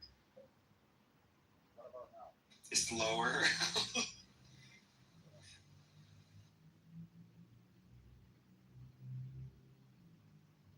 Are you on your Are you using like headphones, or are you using your speaker? I've tried on these wireless ones that I found. You're sounding better now. You're sounding better now. Yeah. We can hear you now. Well, hello there, Prince. All right, how you been? Good. How are you? So, Mrs. Drew, can Yes, you talk a little bit more about the alliance and what the purpose is and how is that? Why the hell are you? Yeah, guys, let Prince speak. You guys are just attacking him out the gate. Just let him speak. Thank you, Mr. Pepe. We appreciate it. My name is fucking Pete. It's Pete. Pete. Right, Pete. So you know what? There's something. There's some sort of denial in the United States and people in the West at large when it comes to China, because the first thing you do when the China issue is brought up is you run to sort of trying to fetch the problems that the Chinese society and economy are suffering from, not realizing or acknowledging you have those very same problems. If you want to talk about fertility rates, yes, they're pretty low in China. I think it's 1.2 in China, it's 1.5 in the US. But the reason why it's higher in the US, and it's higher, but it's not the number that you want it to be. You want it to be around 1.8. It's 1.5 in the US because of migration. But most of you in the room voted and migration or mass migration to the United States, and the same is happening in European countries. So basically, you're on the same trajectory as China. That's what you need to realize. And this is going to take maybe a decade or 15 years to materialize, but it's coming. So how do you solve this? So if they have a birth rate issue, you have it too. They have economic issues, you have it too. They have high inflation, you have it too. And that's maybe what gets us closer to a major world war, so we can reshuffle wealth and resources around the world. And regarding India and China and their border disputes, there are also border disputes between Russia and India, and Pakistan and India, and they got into a clash a few months ago. But the common denominator between all these countries is that they want a piece of the cake, and the current balance of power in the world has expired a while ago. Why is France and the UK one of the top 5 nations in Security Council with veto powers? Well, that was as a result of World War II, because they were victorious, but that's over. They don't have the economic weight anymore. They don't have the military weight anymore. There are new players entering the game, and they want to redistribute the pie. Wait. I agree 100%. That's what I was trying to. I was not even trying to intervene in that conversation, but when it comes to the birth rate issue, I don't think he understands that, like, what's happened with countries as they become far more industrialized. The birth rate issue affects, like, literally every demographic the same fucking way as they go more rural to urban, and they become more educated, and cities are a lot more expensive. Kids get in the way of not only your education and your career, but they also they're extremely expensive to deal with. Like, if you're living in an urban environment as opposed to, like, how a lot of them lived in the past in rural communities. Not only did it not necessarily was it a lot cheaper, but it often was advantageous to have a lot of kids. So Pete, let me put a spin to this. Do you know what's the fertility rate for Islam religion? And so if that is a problem, how is people of a particular religion being able to excel in that space? And do you know how much, like, yeah. Sure. So I think that so when it comes, so I have to break them down into many categories, which I don't want to do and take up much time. But if you talk about first generation immigrants, like what you see like in Europe, yeah, they're going to have more kids. Just like Mexicans have more kids when the ones that first come into America, they have more kids than the native born Americans. But then that starts to grind to a halt for them as well after a generation or two. So I don't. When we look at Europe, a lot of them are basically first generation. Not all of them, depending on which country, but a lot of them are. So I don't really like to compare them to the native-born population. Now, when it comes to religiosity, I do think that is something that you should take into account. Like, if we were to here in Arizona, we have a fairly large Mormon community. They are known for having a lot of kids, and nobody cares. Amazing. But I would say that if you look at different communities, we can look at the Mormons. We can look at Orthodox Jews are also. Nobody gives a fuck. Who is this? Who is that? But we can look at Orthodox Jews are known for having lots of kids. Mormons, people that are kind of in a lot more religious. I when it comes to the larger denominations of Christianity, which are obviously the majority of the country, I don't know if like how religious you are ties into that, but there's definitely religious communities that tend to have a lot more kids, which for cultural reasons. But Pete, this I was literally in the room yesterday where the Indians had a topic that's very similar to this, as to how quickly India could actually be a Republic of Islam because of the alarming rate of how the Muslim population is growing. Dude. Who is this asshole who just came on here and just What are like? you talking about? Who's it? So, He's like fucking. You're noise trolling everybody that since you come on stage, dude. Shut the fuck up. What Michael? What he just said though. Art, just shut the fuck up and let the other guy speak. Who was talking? Yeah, Art started noise trolling when I was talking. Now he's noise trolling when this other guy was talking. earlier. Art, just be on mute. You'll have your turn if you want to talk. But who was talking before that? Was it Prince? Okay. No. Okay, go for it. You got this. So what I was saying is like how they made it as an agenda, and that's part of one of the like even in the United States we're kind of addressing that issue in a way when it comes to migration, you know.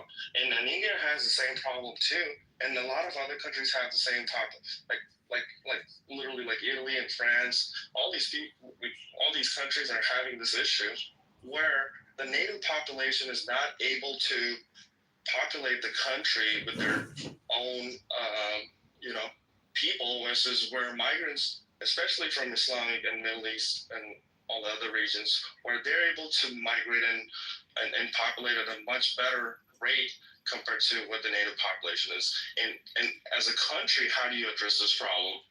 I mean, like you don't let Muslims into your country. That's like I've always been straightforward. That's one way. I'm not being that. You think I'm laughing? You think I'm saying no, I get it. I actually believe this. And some see that this is where the thin line is, right? Now, how do you come into So like, the United States allows freedom of religion just as much as freedom of speech, right? You just can't blindly say, "Oh, we can't allow you." Yo, Howard, this is the Pepe house. I had to make a room dedicated to him because this fucking guy is unstoppable, unmatched. I don't think anybody's had more accounts from Pepe other than me, probably. But this room is dedicated to Pepe's inability to ever shut the fuck up. He's gotta keep talking.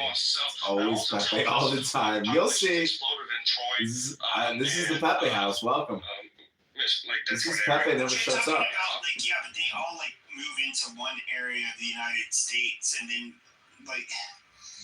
you saw this with European ethnic groups. Howard, if you could go back to the other room and tell everybody that Mojo has a house called Pepe, and he has a room open called Pepe Never Shuts Up, and he's encouraging everybody to report his new Pete account to get him clipped again, so tomorrow he's got to get a new account. We'll just keep the game going. But make sure he knows that it was Mojo in the PP house. Thanks, Howard. Is the question that, by the way, Arabs on average have higher income than white and black Americans. So is the question, Hulky, that are you afraid of Muslim replacement in America? Is that the question you're asking? That's a good question, but I don't see Muslim replacing the American culture. It's pretty much already been going on. I think when people think about Muslim, they only think about Sheikh or Shiite or whatever, Sunni Muslims that are connected with terrorism. But you got the Nation of Islam. They're Muslim. You have several subsects. Science versus Science is greater than ignorance. Fascism. Yeah, I agree though. It's definitely in definitely in particular areas of the U.S. such as Detroit. Yeah. But I would say that I'm not scared. I would say that when it comes to era, I don't want to say era. I'll just say workers over billions. Shut the fuck up, Ars. Everyone's trying to get over that. No, he's just he keeps on 15 fucking minutes. Let Pepe fucking speak. We all know he speaks enough. We all But when it comes to and then he stops. Amazing. So let Pepe fucking speak. Thank you, Your Piece. I followed you. Please unfollow him. Okay. So when it comes to I would say people from the Middle East, not all Arabs. I would say, Persians are an example. A lot of them, depending on which part of the U.S., of course. We generally brain drain those immigrants kind of similarly like we do to India. A lot of them tend to be legal immigrants. And the hurdle is very, that they have to jump over is pretty high. And so, I would say on average, if I had to guess, they're going to outperform native-born Americans. I don't really care about, I'm guessing at most maybe 1% of our population is Muslim. Okay, that's fine. It's so like, is it even 1%?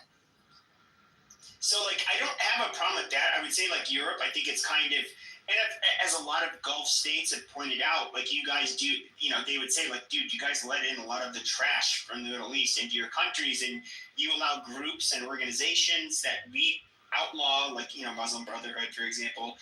We do not allow them in our countries, but yet you guys are too afraid to seem to be racist, so you allow them.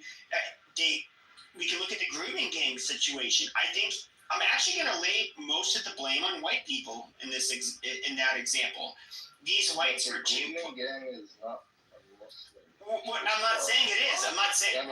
But hold on. What I'll say it is that it was. You had a lot of Muslims doing it. I would say largely these Muslims were getting away with it. But hold on.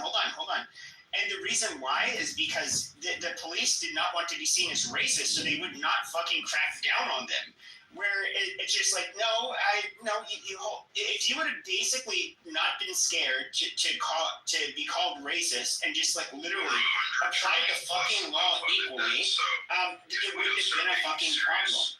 But these whites and their virtue as annoying as they are, they're never gonna patrol your area like they patrol my area. Even if I stay in an upper middle class area, black area, they're not gonna patrol that shit the way a white man's area community. It's not gonna be the same. It's not gonna be. The white area is boring.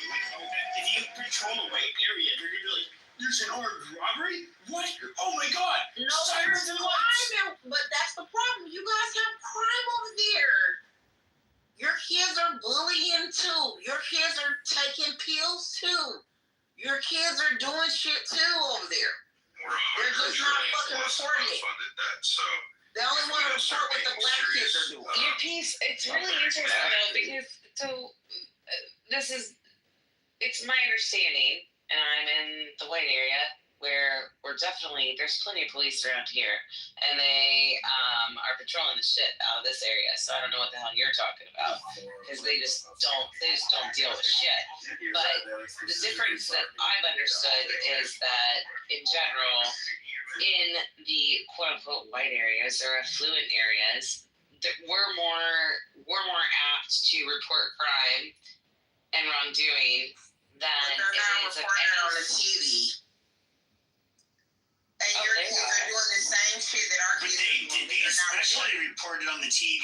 I would say when you have when you have young black boys killing each other, that is more than half of the homicides in the United States. So they don't. It's oh, okay. How is this news? This has been going on for decades. But when you get this nice upper middle class white man, and he decides, you know what, I'm gonna cheat on my wife. You know what? Fuck that bitch. I'm gonna kill her. I'm gonna put her in a fucking suitcase. Oh, my little girls. Oh, I'm gonna drown them in a well. What ends up happening? They basically end up putting in. They make Hallmark movies about these people, and they're like, oh my god! And the reason why it's so sensational with white people is because it's something relatable to them. They're like, you mean this nice white man did that? Oh my god! Whereas to be fair, in the white community, they're like, oh, some young little YNs ended up gunning each other down. Amazing. They do that every fucking weekend. Why we don't need to sensationalize one of their cases. Yeah, I think you you were trying to make a point, but I feel like you missed it, Pepe. Which... Well, I think you're a dumb snow bunny, and so you're trying to be relevant. That's why you go into Bitcoin spaces, trying to go around all men and try to get a lot of attention. Because you can't get attention in real life, and so you're done here. You're out of your range. You're out of your range. You're not making any. You're not staying on topic. Yeah, this was funny. I don't go into all girls. I don't go into all women's rooms and try to center myself. Like I don't do that. You just try and center yourself in every other fucking Nothing of substance come out of your mouth. Ignorant. All right, say something of substance. I want to hear this. You said say something of substance. I want everybody to feel your range. Go ahead, say something of substance. All right, how about autism is not a crisis? What the fuck does that got to do with America? We live in America, motherfucker. I mean, try to say something of substance about the conversation we're having. Fuck about substance in Australia. The impact on America when other countries choose Chinese currency over the US dollars and then join BRICS. Do you understand what that means for your future? Australia's not joining BRICS, you stupid fuck. Like, where do you get this dumb shit from? Okay, cool. You think they're not. Watch what happens. You will be. Okay, when do you think any of the Anglosphere countries, or especially one of the Five Eyes country, is going to join BRICS? Like, that is the dumbest fucking shit I've ever heard.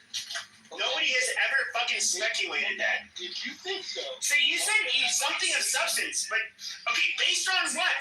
On what, your fifis? On vibes? What is that based on? Okay, how about right now you got China and Russia and India hanging out, and Kim is on the way in a train to hang out. What does that have to do with one of the Anglosphere countries, you stupid motherfucker? Yo, get him the fuck out of here.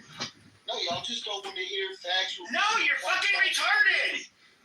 You have zero basis to making that kind of fucking opinion. You're a fucking idiot. About how he thinks the Indian population is going to become Islam. Is he fucking stupid? Oh my God. Right now, please moderate your. That would never happen. I'm actually half convinced at this point that Pepe is Matt Cool. And that we don't even sound the same. Like you're so. No. Okay, Matt, say something the same time as me. Matt, just say Matt.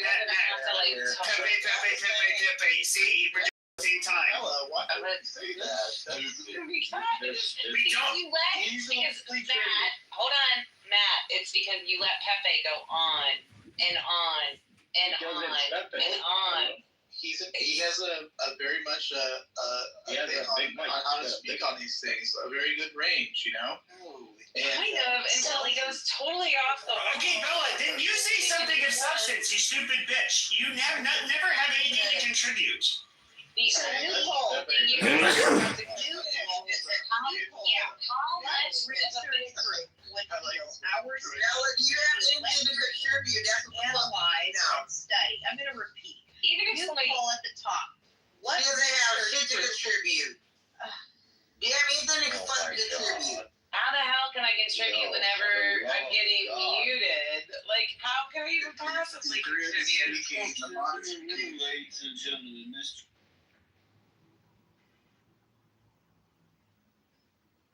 New poll. Vote. Really, right up. This is the same poll I saw when I came in. I need to refresh. It says, what research group would feel our stage is a wet dream to analyze and study? Oh, okay, thank you.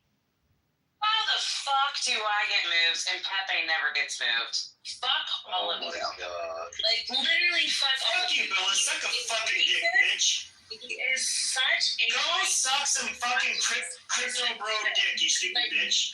I say 2 words and you guys move me to the audience. You are the biggest chicken shit mods I've ever seen. I wasn't even doing bullshit. That's what they do to Pepe all the time. No, you weren't. No, you weren't. No, it's fucking ridiculous.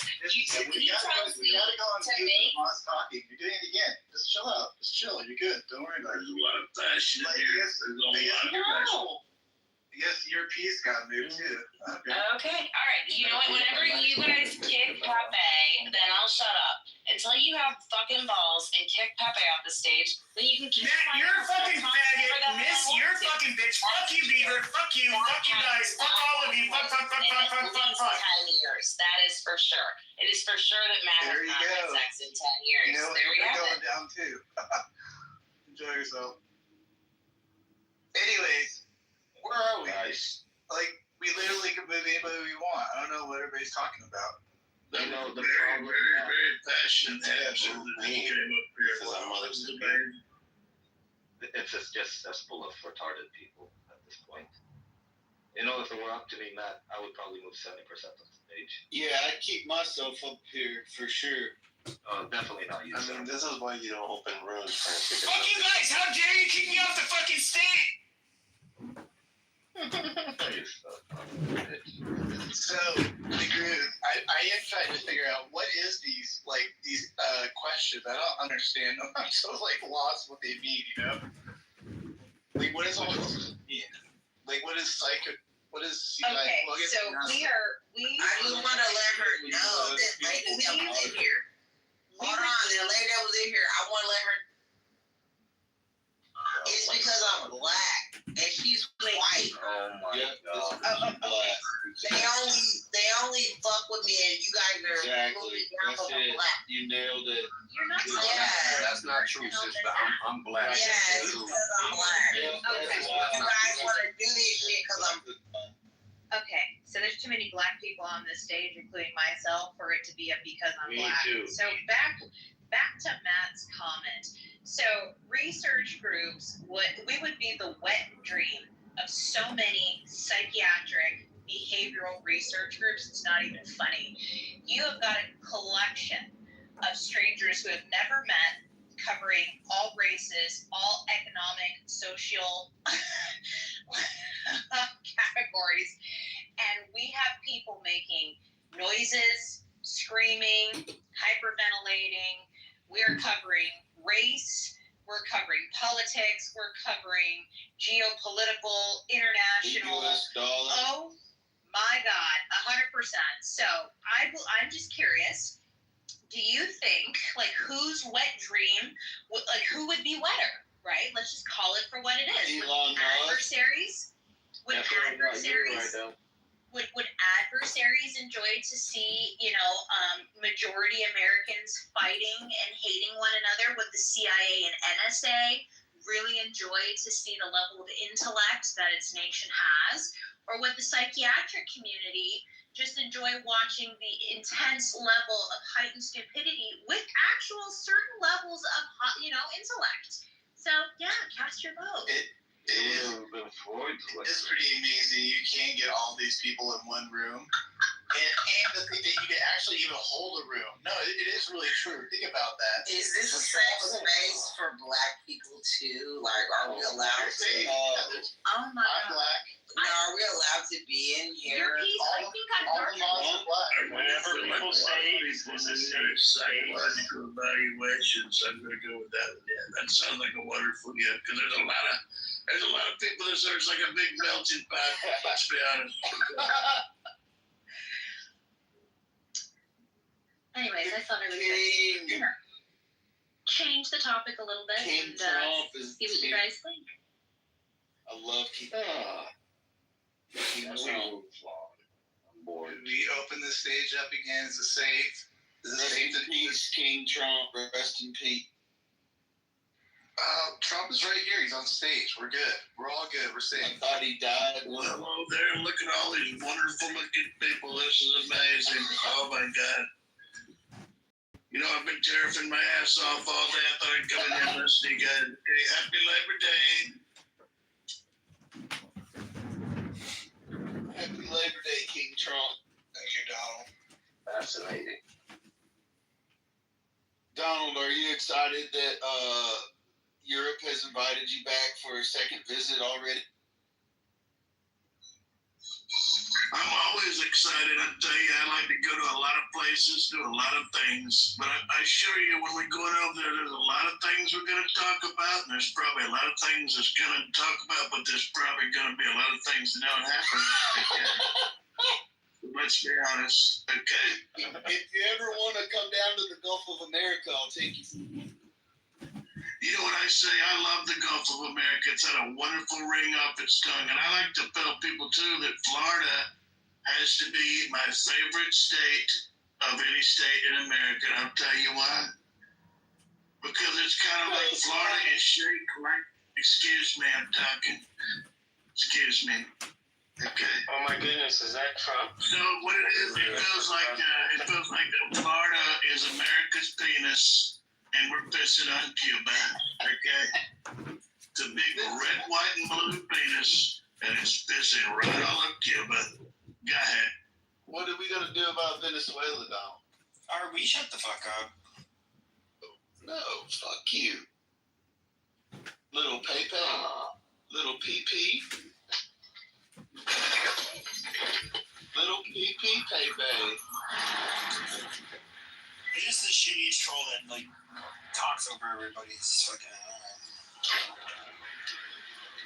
I only talk over you, Doug.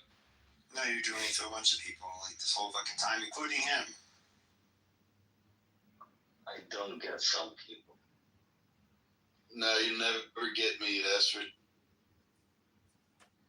I hope not. I tell people all the time, you can love me, you can hate me, okay? But at the end of the day, you're gonna remember me and talk about me.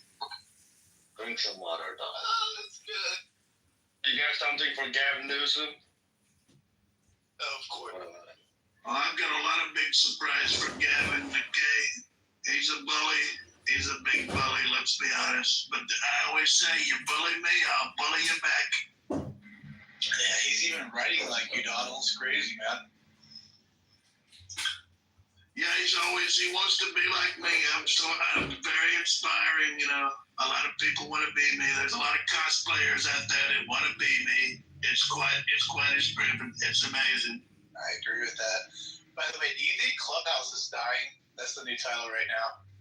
I think we need to have Yeah, the fucking Democrats are killing it for sure. Yeah, they are, right, Hulky? Trashed in our great Clubhouse. Unfortunate. I would say that, like, Democrats, I don't think are, like, the ones killing it.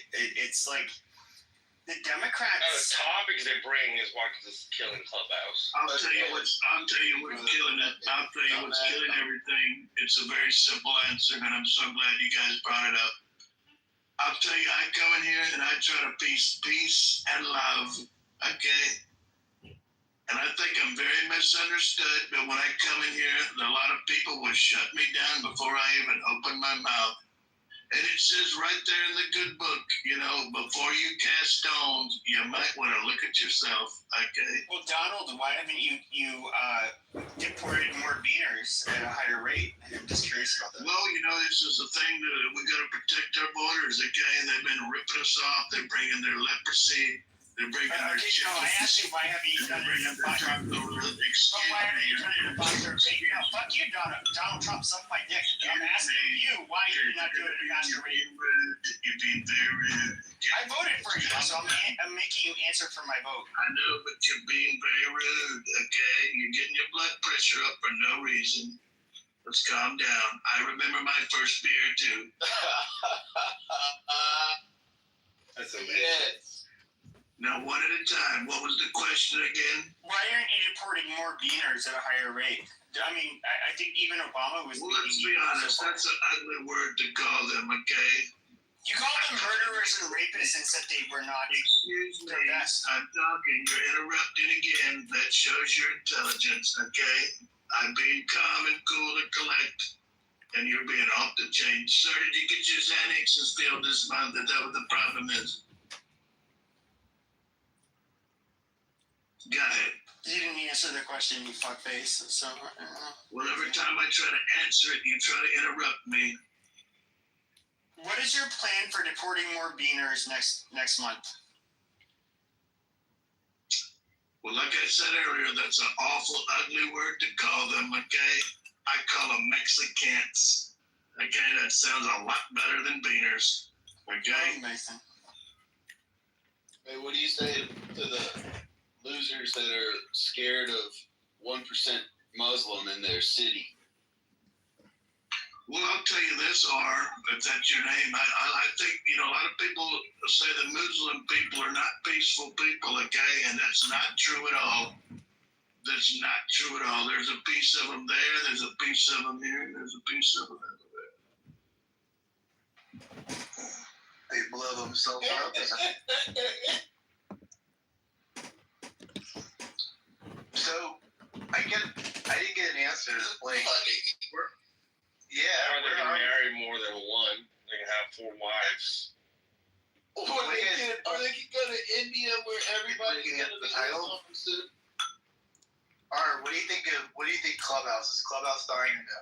No, it's not dying. You got. Well, I don't know. I think what they need to do is they need to take frame like the Tic Tac. You know, the Tic Tac's gonna die too, and we'll see what happens though. But I'm thinking about investing in it. I've got a lot of people looking at a lot of things, but we'll see what happens. Go ahead. Is it YouTube?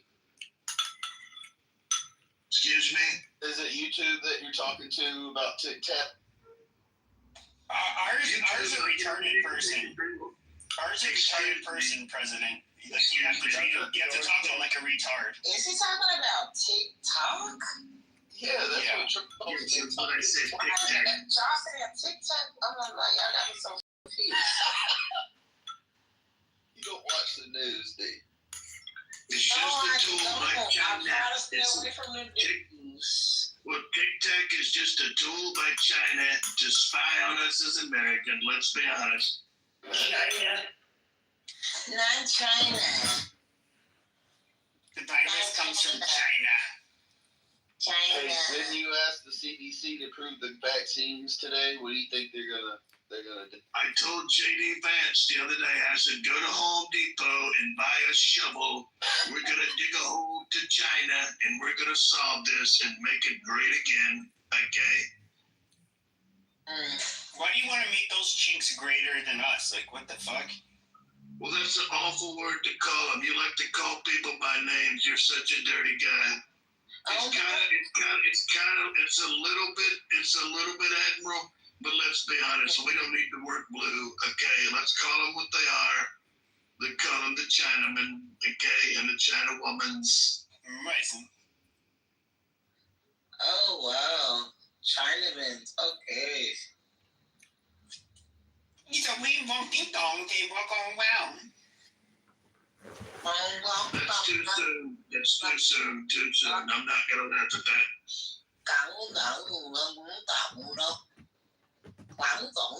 Hey, Donald, why didn't you just arrest Putin when he came the other week? Why didn't you just put him in handcuffs while you had a chance? Well, I'm a firm believer that you give somebody enough rope and they'll hang themselves, okay? I don't think that's what you believe. I think you really just don't want to do shit to Putin because you're in bed with him. Not literally, but that's your homeboy. You fuck with him. He was. He wishes. He likes Well, that's what a lot of people think, you know, but there's a lot of fake news out there. Let me tell you this. No, that ain't fake news. You like hanging out with Putin. Excuse me. You like hanging out with Putin. You do. Just say you like hanging out with Putin. He wishes he could hang out. Let me finish. So anyway, I talked to Vladimir. I call him Vlad. I said, look at here, Vlad. I said, let's cut to the chase, okay? You've been pussyfooting around. You've been bullying other countries. I've got a deal for you, and I put it on the table. If you don't make it, it's going to be consequences, okay? I even told him, I said, look at here. Let me just give you Alaska. How about that? Go ahead and think Tell us about the deal. Yeah, give him a little. Well, it's very complicated, okay? It's a lot of things. There's a lot of stuff going on, and there's a lot of people involved. And quite frankly, I shouldn't be talking about it, and I've said too much. Well, I know some people that came over for a little while. They were from Poland, white and black. The blacks was on visa with the white was. It was like they're going back. Trump does something about Poland. I tell you, We the should all Polish, invite the whites in. What's so great about Poland? Poland's not that fucking. It's actually one of the. If you look at it now, actually Poland. It actually, you know, it was a horrible place to very, very underdeveloped after they were the dissolution of the Soviet Union. Poles were known for like immigrating throughout Western Europe. But they're now actually their economy is really good. Black people, when black people, Ukraine war started, and they were trying to get help in Poland, they were not. No, yeah, I know what you're saying. So and a lot of those people were kids, like 19, 20 years old. They're on visas. They're there at the university. But those. And you're not gonna fucking help them. No, but what you were saying. No. What you were saying. After I saw that, my sentiment is fuck Poland. No, what you're not seeing is this. So there were orders. So even whether or not you were a citizen or not, the priority was women and children. They got to dock the trains first. Now, when it came to the foreigners, a 19-year-old of girl, a 20-year-old boy that's in college, and you're denying them. Yes. That is bullshit. If you're a fighting age male, you were going to be one of the last people to be put on the trains to Poland. Absolutely. I mean, it's just like a kid that's 20 years old, the University of whatever, Penn State, whatever. Sure, but you have to. You know damn well. Okay, but you have to. No. Hold on. Your piece. A 20-year-old boy. Your piece. A 20-year-old boy. Your piece. You're not understanding something. So if you were not ready your for like piece, that. 18-year-old. If you were 18 to like 40 something, you were a male, you were not permitted to leave. Period. Well, are they ready? Point blank. Stop. You were not allowed to leave. What they hold on. Are they ready for that? They're every bit as ready. They're every bit as ready as the Ukrainian boys would have been. I'll just put it like that. For that shit. Okay, so are Ukrainian boys that are 18 or 20 ready for war? Kids, they're making them do that, drafting them. They're not ready for that shit. Okay. What age? Hold on a second. This is becoming retarded. At what age do you think they draft people? You're the one that led it to this point. I think they should. Alright, shut the fuck up. 25. And No, 25. that's 18, old. 19-year-old boys are not ready for war. Okay, that's not. Yeah, but that's not throughout history, everywhere on this planet. Shut the fuck up, you goddamn ankle biter, dude. You're so fucking annoying. When it comes to people who get drafted in wars, it does not or even participate in war. It actually, the age will go quite a bit younger than 18 even, depending on where you are in the world. But in the quote unquote modern world, whether it's East Asia, whether it's Europe, whether it's America, 18 years of age, you are definitely considered old enough to go into war. Now, when it comes to who are they going to prioritize, first of all, if you were a Ukrainian white male, they were not going to let you fucking leave. Now, if you're a white male that was trying to leave because you were a foreigner, you still did not get priority over the women and children. The women and children got to leave first. Then your 18, 19, 20-year-old student, he could once there was a spot available, they could go last. That's just how it was done. Didn't even get a chance to. It was like you forced them into the war. That's all they did, and a lot of those kids. They did not force foreigners into the war. A lot of those kids. I understand we've had drafts in the United States, but I don't give a damn about that. You know, at 18 years old, 19 years old, you're not ready for a fucking war. Yeah, you are actually. No, you're not. No, and here's the reason why you are. So the fact that the older you get, the less you're likely to participate in a war. So from the Army's perspective, get them young and you can program them. Everybody else is resistant to programming. So to think that, oh my goodness, they're not ready for war, that's not the fucking question. Are they good soldiers? Yes or no?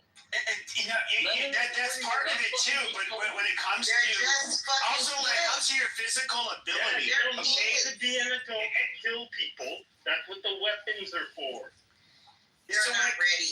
Okay, no, they are ready. Here's what I don't think you understand. Okay, so when it comes to these, everybody from the room, people are leaving. No, will you guys kick R? Like, I'm being dead serious. If you guys kicked R, like literally, this room would have been going differently for a while ago. Like, I would have kicked this piece of shit a while ago.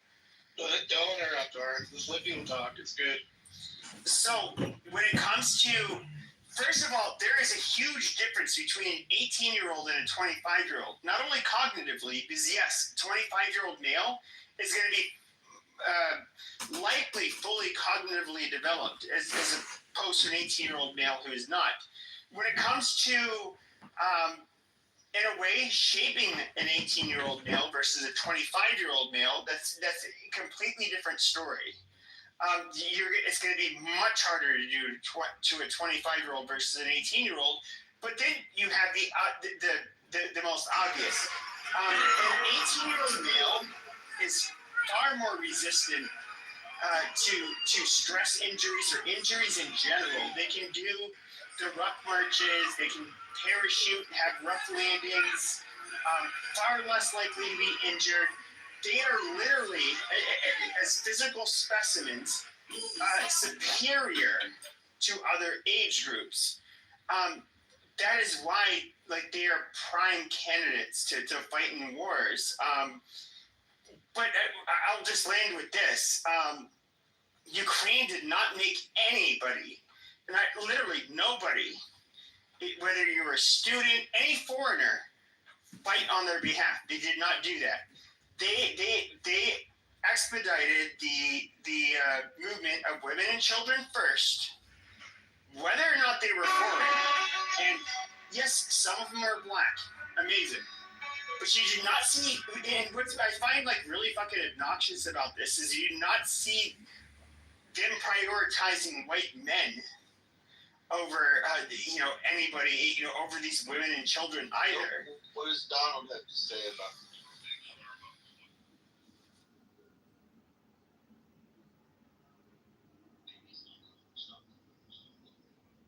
Nothing. Why did you interrupt with that? You're a fucking retard. When do you ever stop and land something? What the fuck do you have to say that's so bright? You literally are an ankle biter who says nothing. The manifestation. No, you literally say nothing. You just ankle bite. You're a fucking retard.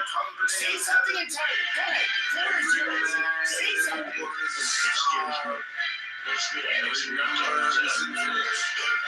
It is the difference. Every creation comes from retard. It's a retard. It's waiting for the children of man. Be thou headed.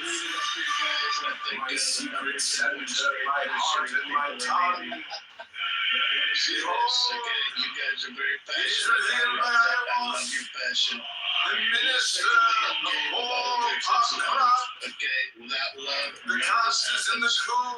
Okay, not the crew in the cops. We all have to be here. Worship in the cops. And I'm not trying to sound like Jerry Springer, but I am. Shed over you. We're all gonna get along with one another and each other, and I think that's what you start small. We should rule the many in the known. These are the fools that men adore. Okay. Dogs are the men are fools. Thank you guys for bringing me up. I love you all. Happy Labor Day. Let's make this clubhouse great again. God bless everyone. My ecstasy is in yours. My joy is to see your joy. The gentle soul is the naked splendor to it. She bends in ecstasy to kiss the secret ardors of agate, the winged glow, the starry blue, a mind all uncommon college through. Early Sherman, the chosen priest and apostle of infinite space, the prince priest, the beast. And in this woman, called the scarlet woman, the shall gather my children into their fold. They shall bring the glory of the stars into the hearts of men. For he is ever a sun and shield. To him is the winged secret flame. To her the stooping starlight. But ye are not so chosen. But upon the brows of splendorous serpents. O azure-lidded woman, Seriously, you have to keep stupid faggots like the this king out. of the rituals is in the secret word which I have given unto him alone. The God and the author, I am nothing. They do not see me. They are as upon the earth, I am heaven. And there is no other God than me. And my Lord entertain us. Now therefore I am known to thee by my name. Let's see. To him by a secret name which I will give him when at last he knoweth me. Say something that's funny. I am infinite space, the infinite stars thou. Do ye also thus? I am nothing. Let there be no difference made among you between any one thing and also take your fill and will of love as ye will, when, where, and with whom ye will, but always unto me. If this be not right, if ye confound the space marks, saying they are one, saying they are he could be I highly doubt it.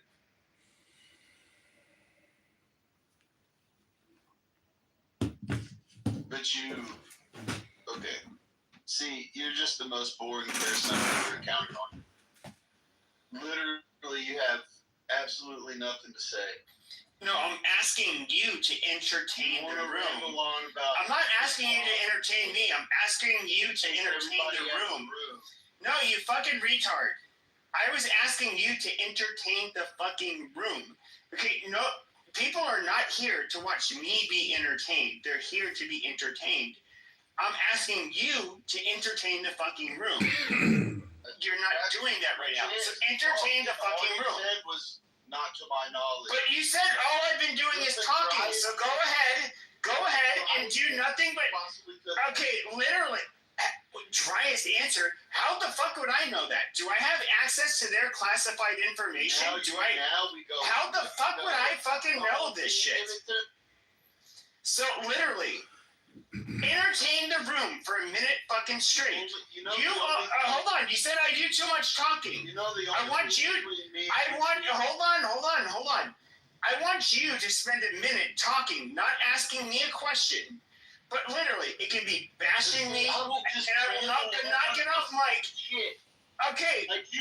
Spend a minute talking about how stupid I am. Then, okay, because obviously I say stupid shit. You've observed that.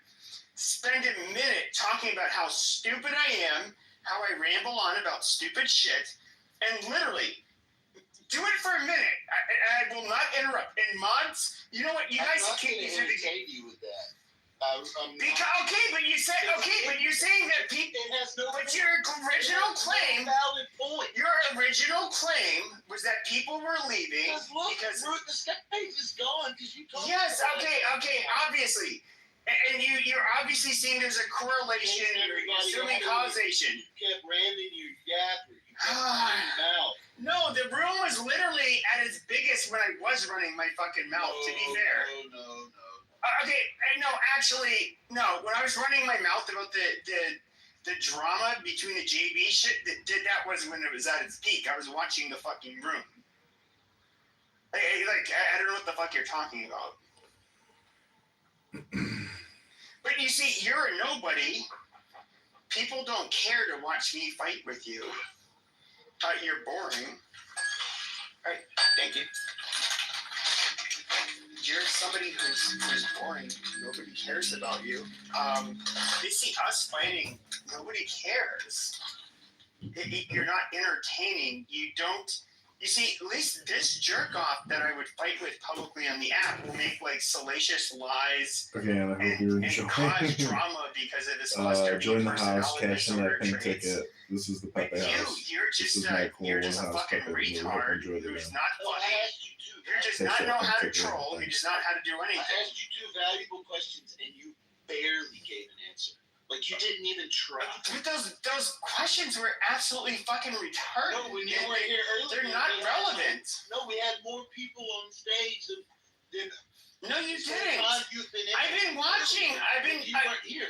I know, but you act like I cannot see who's. You act like in the hallway I cannot see how many people are in the fucking room. I know, before I was in the room, you're acting like I cannot see who's in the fucking audience. And what the room number. Yes, before I was in the room, because I see the room in my hallway before I join it, you fucking retard. Right, and I was in here, and we were all having a... And the room got bigger after I started talking my shit. That is a fact. That is a fact. You fucking retard. You're trying to lie to me and spin some stupid shit. Punk ass bitch who doesn't. You're fucking. You don't know how to land it. You don't know how to allow. You don't know how to land anything. I gave you a fucking minute. I didn't. A minute. A minute. Okay. Interesting. But you're calling me out. So I literally, guys, I literally am telling the mods. How many times are you gonna say? Put me in the mood. Put me in the goo for 1 minute. This motherfucker cannot dissolve because I'm in the goo. Shut up. Because I'm in the goo for 1 minute. Go eat your DoorDash. I cannot rebut. I cannot interrupt. I cannot do any of this stuff. He gets to entertain the room. No, obviously. Hold on a second. He obviously has a better strategy. He feels like he knows what everybody wants to hear. I'm a dumbass. I'm all of this stuff.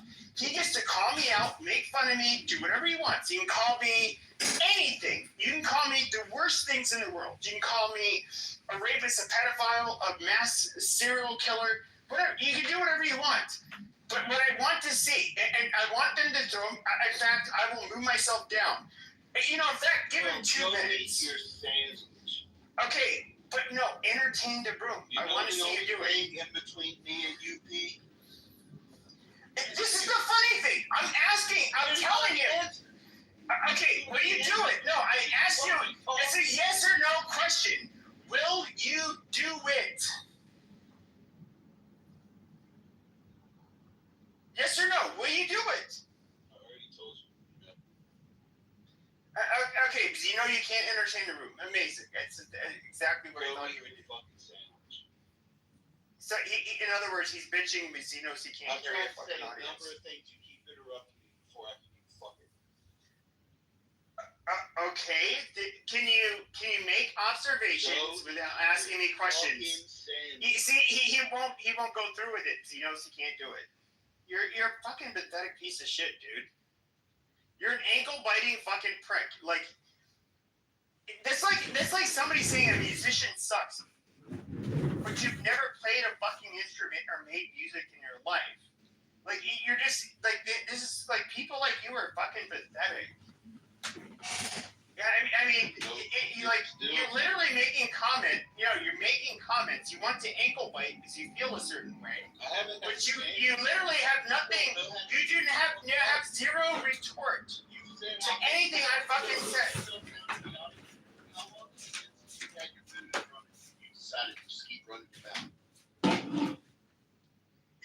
You don't even responding to anything I said.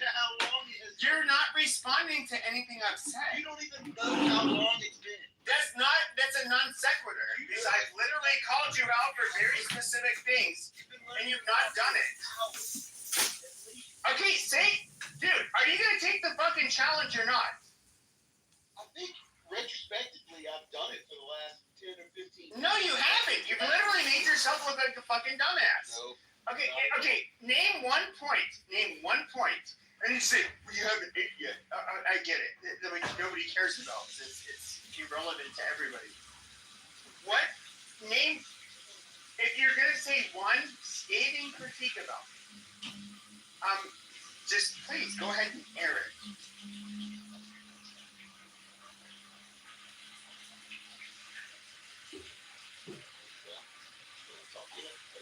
Make the scathing critique.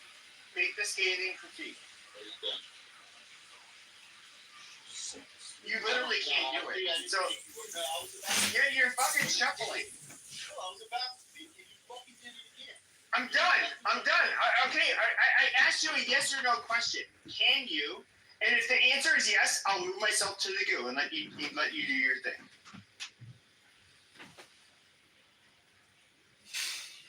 Why are you so scared to commit? It's not scared. It's the fact that you're asking me to do something that I'm not interested in doing at the present moment. Okay, what are you interested in doing? What are you interested in doing? Well, you're on the same. You're obviously that you're interested because you're in this conversation. So what is it that you're interested in doing? I really don't know how to shut. What are you interested in? How old are you?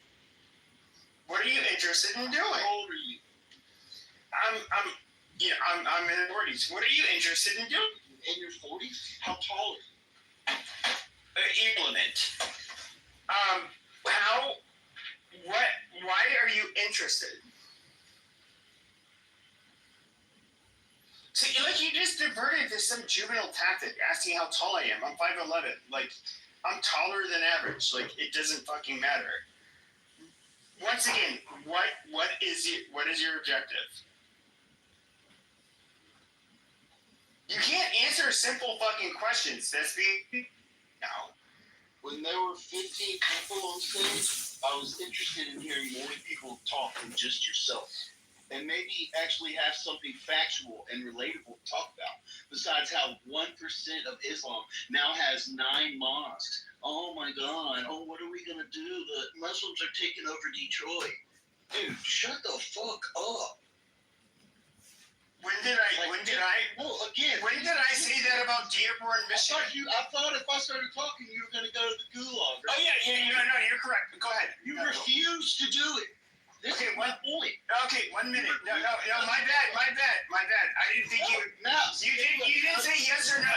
You didn't say yes or. Hold on. You didn't say yes or no. So I did not know. I asked you 2 very personal questions because that is a way to get someone to shut the fuck up. You give them a chance to answer a couple questions about themselves when they don't expect it, and they will shut the fuck up more than they were before. That's what I did to you. That's why. No, that's not what happened. I said, yeah, amazing. No, but I'm 5'11". I'm not. It worked.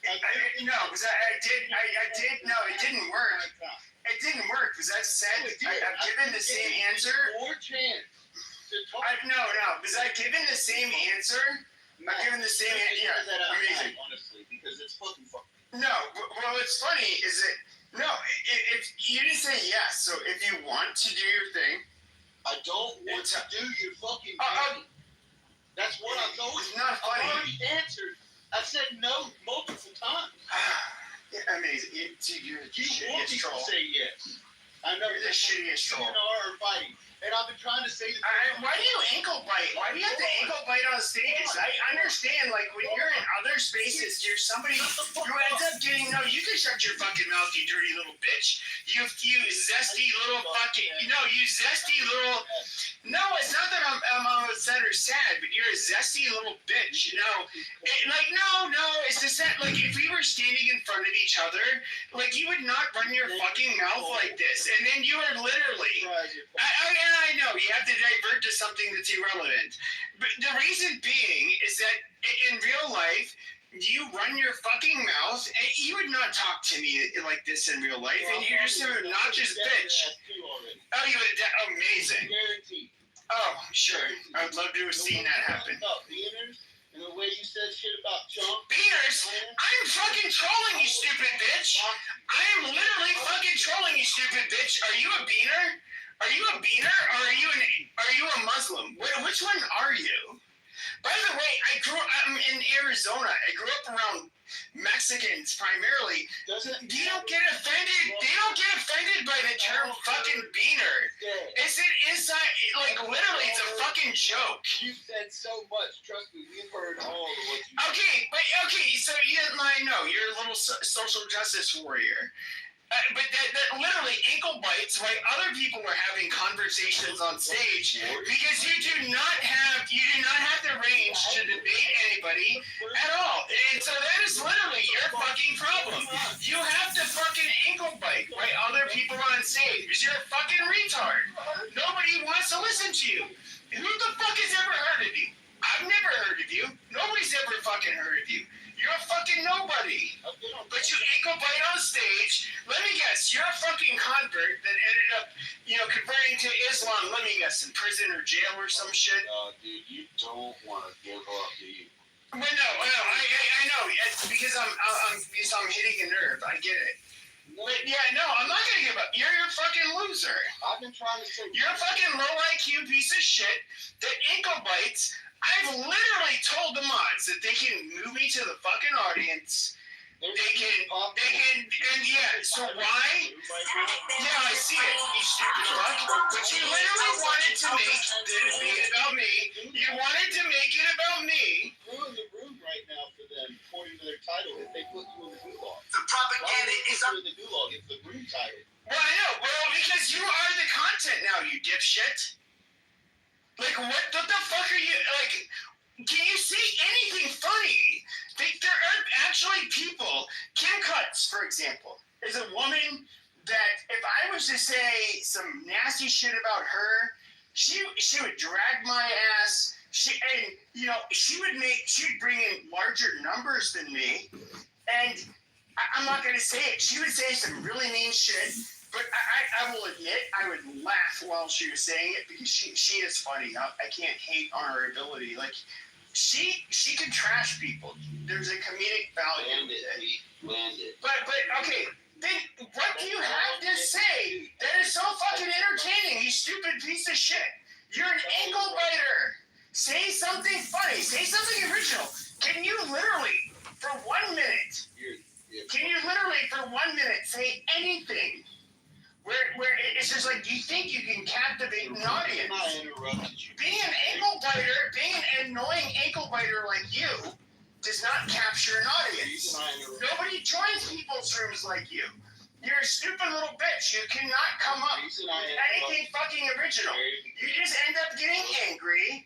You get angry and you disrupt stages. You noise troll changes. You noise troll stages. And that is literally your fucking MO. Now, can you actually fucking entertain? Okay, give a guy because I'm listening to your dumb ass. You've not said anything.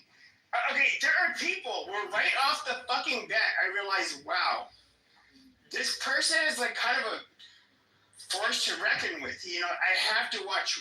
I have to choose my words carefully around him.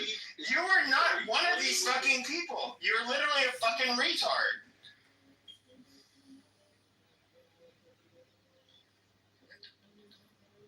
Okay, say something. Cool story, bro. Amazing. He has nothing to say. This is abuse. You landed it. You called me what you wanted to. You landed it. Yep, I did. Thank you. That's what I was trying to say the first time I interrupted you when I came into the room. You were rambling. You were repeating yourself. You were saying literally like every other fucking sentence. You made no sense to what you said. And you allowed another guy to say that India is going to be completely Islam in the next 5 years. Motherfucker, that was the dumbest comment I've heard all day. Okay? And when I tried to interrupt, you continued to talk. Then you continued to talk. Then Donald come into the room. You continued to talk. Then he was being funny. We all enjoyed it for a second. Next thing you know, you're running your fucking mouth again, and here you are. Your food's cold. How's your cold sandwich? How are your cold French fries? How is the food? Don't choke on it. You fucking dipshit. I've been trying to say the whole time, the only thing between me and you know what it is? You. I'm sorry you're a butthurt little Muslim bitch that, converted to Islam. You ending it with the retard thing. That was good. That was a good one. Well, no, you gave me a chance to talk without forcing me to tell you yes or no first. I know, because if I did the Socratic method with you would obviously fail. But, but even when I don't, I just like... I won't even ask you yes or no questions because you obviously are not capable of doing it. You're sipping on Willie Nelson's remedy. And what's really funny is that when I would get put on the hot seat on other platforms, even on here, the problem with this room, some of these people weren't actual fucking attorneys. And they would do the Socratic method with me. And I thought it was an No, you fucked up the room, you stupid bitch. This is way before It was big. Okay, what happened once you came into the room, you stupid fuck? You literally, since you came in, the numbers went fucking down. The numbers were peaking when I was in here, you stupid fuck. You wanted to center yourself. And I've literally been fucking embarrassing you at what fucking dumb shit you are. I'm enjoying. I know, maybe you're not embarrassed because you're fucking retarded. I've been gaslighting you for the last. You've been gaslighting me. Okay, because I mean, obviously, because you're fucking mentally in that piece of shit. I mean, I don't know what else to say. Well, I wasn't at first. At first, I was trying to get you to shut up so other people could talk. No, but nobody cares what you have to fucking say, you fucking retard. Brotherly love. What'd you say? I said this is like brotherly love, what you guys are doing. I mean, it's P and R. All we got is Q in between us, you know? Well, no, I mean, I would say in real life, you know, if I had my way, there'd be a wood chipper in between us. You got element and O. And I got nothing else. I got myself. I got R. I have to start every fucking word there is. I have to be at the end of every fucking word there is. Sucks to be me. It sucks being the younger brother. Especially when with art, when it's the only way you can get laid, because, you know, you're a fucking ugly piece of shit. I don't know. Amazing. See, I just took a cheap shot at you that, you know, it's unfounded. Yeah, exactly. Amazing. See, you see how annoying those are to deal with? And, like, generally, people that are at least intelligent enough, it's like, dude, no, you can't do that. Like, it's unfounded. You're just taking a cheap shot. It's not conducive to any kind of real conversation. But, you know, you've been basically making these stupid fucking claims like, oh, you're this, you're that, and I can take these stabs at you. No, I didn't call you anything until you started really attacking. Earlier, all I was saying was that was a dumb comment, that made no sense. You got triggered when I... Okay, tell me how it was a dumb comment. Tell me what the comment was that was so stupid. I told you a number of them. I told you when you were saying them. I'm not going to repeat them. They make no sense to me to repeat to you. Pete, you already forgot about it. Amazing. You forgot about it already. You forgot about it. Yeah, he already forgot about it. That's why he can't repeat it. That's why I just told you one like 10 minutes ago. Just forget about it, guys. That's a good point. AK's got a good point. I've just been trying to get Pete to just eat a sandwich. But I would say this. Matt, I would say this. So, and the other mods listening, now, you have somebody who wanted to center the conversation because they felt somehow offended a certain way, and you start getting these little pedantic arguments. Now, what I would say is if you want to keep a room amazing. If you want to keep a room going, you cannot allow the people... Now, I don't know if tell them how to run their room. Oh, absolutely. Well, I have a lot more experience. Work, bro. But I have a lot more experience running. You just live for. Okay, you stupid. You're the type that lives. I see. Here he goes. He's interrupting once again. But no, I don't think you understand. When I would have like my big rooms years ago. I modded them up. Why aren't you in big rooms now? On this app, which content creators that made big rooms back then are still around? Like, nobody does that anymore on this app. What happened? Realize that, this app, if you want to work and effort you'd have to put into making big rooms, it's not going to get you anywhere, at least here on this app. So a lot of people left to, TikTok, X, and other platforms that wanted to make a name for themselves. But when it comes to... No, it's not. Okay, see, once again, this retard is proving, my point. You can't let people just, derail the fucking conversation completely. Now, I was obviously doing, a lot of talking so that would have been tonight, but when it comes to shit like this, so if you have a topic See, this guy is trying to nitpick and pick fights with me that do not have to do. Shut the fuck up, you whiny bitch. But when it comes to shut up. When it comes to having, let's just say you have a room title.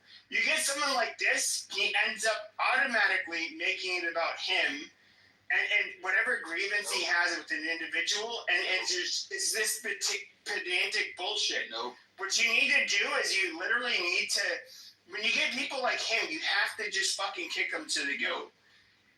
Yeah, absolutely. Sarah, who's winning this fight? Do you know? I just got back. I don't even know what's going on. I was on that phone. I just saw that too. I don't know what's going on.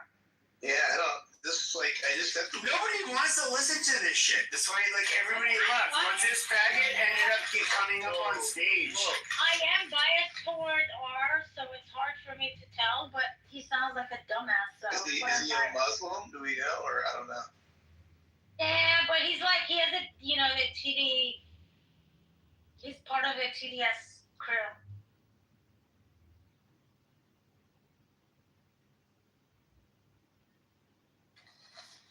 A Muslim from what country?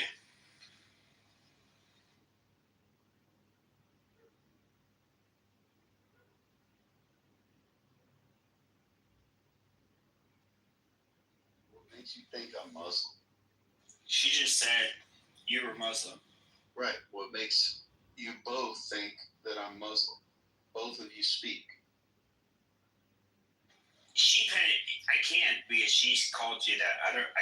No, you I don't know called that me. In the Quran, it says all I never the way. said he's That Muslim. really- I don't think he's Muslim. Are you Muslim, Mark? No. I'd say everyone's Muslim because the Quran says that we're all Muslim. Are you Muslim? No. I don't think. No, he's not. I think he's Muslim. Not eating. Stop it. What the fuck? Enough. Fuck is that? Who is that? He's eating chips. I don't know who it is. All you. Oh my bad. I'm off. Oh, it's Peppy. Shit like that is what I'm talking about. Shut the fuck up, R. Shut the fuck up. Like, you gave us enough headache today for one day. Wait, is R the same R I think it is? He was with Miss C's crew earlier, Matt. No. Please, no? No. Wait. I mean, R killed this fucking room. He made this shit about his like butthurt feelings. Like when we were talking about topics. Everybody left. You were the one. No, you were literally fucking interrupting everybody while they talked. You were ankle biting every goddamn speaker while they talked. Yes, you were, you piece of fucking shit. Like you're such a goddamn lowlife.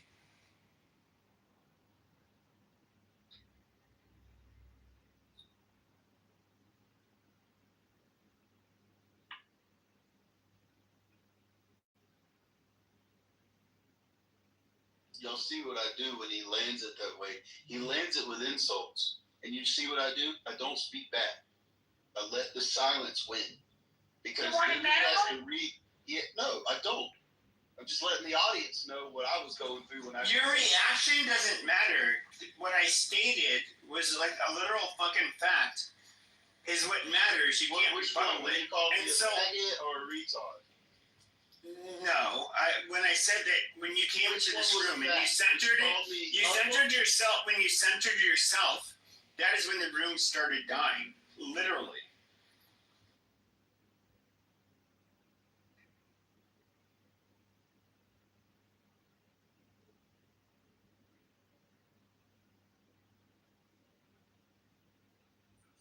Well, anyways, I've finished what I've done here. I hope you choke on your chips and have a good one. Dude, seriously, Matt, dude, I understand content, but like people like him, he's only gonna come into the room to try to like, in a weird way, center himself in a way that is super boring and nobody's gonna want to fucking hear it. Like when Dr. Articulate would come into my rooms, sometimes it was advantageous to like platform him, but he would also like be the worst person you can have on your stage at certain times. This guy, he didn't say anything that was like a value. He just ankle bit the whole fucking time. Like, you cannot allow people like him to be on your fucking stage. Alright. I got a confession. We kind of let that go. I agree. I could have done something about it. I was just having some fun with that. A bad time to laugh at you like we were kicked. Are you there? She's in nature. I'm not supposed to be. Oh, can you hear me? Yeah, try again. Yeah. Better? Try again. Yeah, go ahead. Okay, I was just saying, Pepe, Matt and I were literally kicking our feet, laughing and screaming. We just let that go. I know exactly what's going on. Like psychopaths. We were... We're going to lose your mind. So I know, Pepe, you don't spend a whole lot of time in Matt's like late rooms, but basically Matt has like mastered having the most crazy, hilarious crash outs with the most random people you could possibly think of. It's the greatest thing in the world. It's just basic conversation that it is, because I don't do much. If you think about it, I just let the conversation conversate, and then like if people want to talk serious, they just talk serious, right? And we have a good time doing that. And then you'll just like, I think all the characters find themselves, and then they just all go crazy on each other, you know? It's like a very interesting formula, I have to admit. And like, what's going on around here? But we were Pepe, I was aware of it. By the way, that guy had been ankle biting literally since I opened the room, so I knew that he would find someone to tango with eventually. It was only a matter of time. So I already knew this was going to happen. So I already knew. It was glorious, Pepe. It was glorious. We enjoyed it. You can. He did try with me. He did try. Yeah, with me. I remember that earlier. He literally like was doing that every like coming off the mic and doing that little snickering stuff. Literally the whole time, the first hour or two of the room. Do you guys remember that? I hope he does. Yeah. Oh yeah. He's like another mountain. Like he you know how mountain.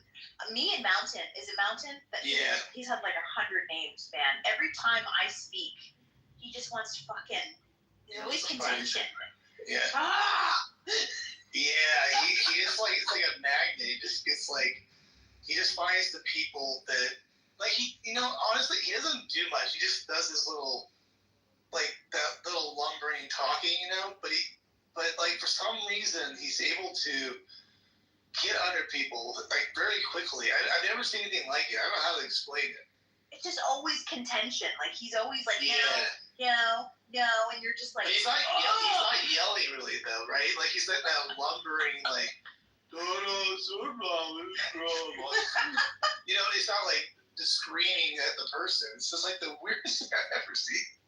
But Matt, like in reality, like if you really talk truth about Islam and the hidden agenda and the like, they have other motives as to like how they move things in general. Like when you talk about it and you voice it, they don't like it. So that kind of makes me believe that he's probably a Muslim, but I don't know. I don't know, or not. This is the first time I'm actually even engaging in a conversation with him on this room, and I can't tell what he is, but.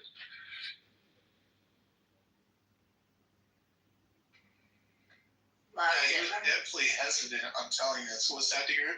I'm just gonna say, Marshall, you missed an epic ankle biting smackdown between Pepe or P and R. It was great. Oh damn! All right. It was great. It was. I want you to imagine two grown men embodying two 5-year-old boys having a pissing match over nap time. Well, there you go. It was so good. That day is so good. And I love the part where he was at the, looks like it was like the grocery store or something. You hear the little thing dingling as he's fighting. Somebody's serving him something to eat. Yeah, somebody's serving him something. And he's like, oh, thank you. Yeah, that was me getting my Uber Eats, and I was just like, you knock on the door, and I was just like, okay, thank you. Yeah, because I'm a nice person. I'm not a mean person. But you're saying like thank yous or saying like fuck off. Like absolutely. But I'm talking to a guy that's like delivering food. He's a worker. He's delivering something to my door. I'm being hospitable. I'm saying thank you. And at the same time, I'm listening to this degenerate piece of shit. And I'm like, no, fuck you, asshole. Like, you know, what's weird is like, he rang the, like, you know, or knocked on my door right before I, you know, while I was talking loudly, and I was like, holy shit, dude, I hope you didn't, like, hear all of what I was saying. But, yeah, I mean, I'm not a mean person. Like, I don't fuck with people in real life, but people are such assholes online, you know? I don't know. I doubt you know, Mon, it was the person I was closest to on this app. The one person who knows my real identity. She would tell me, like, before she was here from since season 1. I came in like season 2 or 3. She was saying how she like met some of these people in real life, and some of these guys were like super aggressive. They had large spaces, but when her experience meeting them in real life, they were like super polite. You know, definitely did not carry themselves nearly in the same way. Excuse me, I burped. I was eating Chipotle. You know, I ate my food like the guy was asking. Well, you need Chipotle away, as advertised on South Park. But like in real life, do I like go out of my way to insult people? No. Am I nice to people? Do I think you should be mean to people? Because I subjectively find them unattractive, because they're overweight, because they have like whatever. Like no. In fact, I think you're just like unnecessarily taunting people. I'm somebody who, in real life, I don't like. I actually want people to be my friend. Like I'm not a mean person, at least in my opinion. Online, well, let me backtrack a bit. I've been considered like a shit. That asshole. You keep telling yourself that. Amazing. I am somebody who's kind of been like, you know, the class clown and a big mouth my whole life. You know, so I'll say that. Like that is like a personality trait of mine. But I don't go up to people and try to like be mean to them. That's not like my nature is to try to be nice to people, and like I just want to. At the end of the day, I kind of want people to like me, and I think that's kind of how most people. Why are all of you sitting here listening to this fucking retard? Okay, here's this piece of shit. Y'all are all just sitting here listening to this guy. Amazing. Tell y'all that he's not mean to people. He said it like 7 times in the last 5 or 10 minutes. I've been listening to you. There's a whole nother room that actually has this room streaming in it, and there's other people who don't want to be in here, in that room, listening to you and chatting about how fucking. Okay, just go in there. Okay, just go ahead and go in there. Just go ahead and go in there. Honestly, I wanted to come back and tell you, you're a fucking loser. What makes you a winner?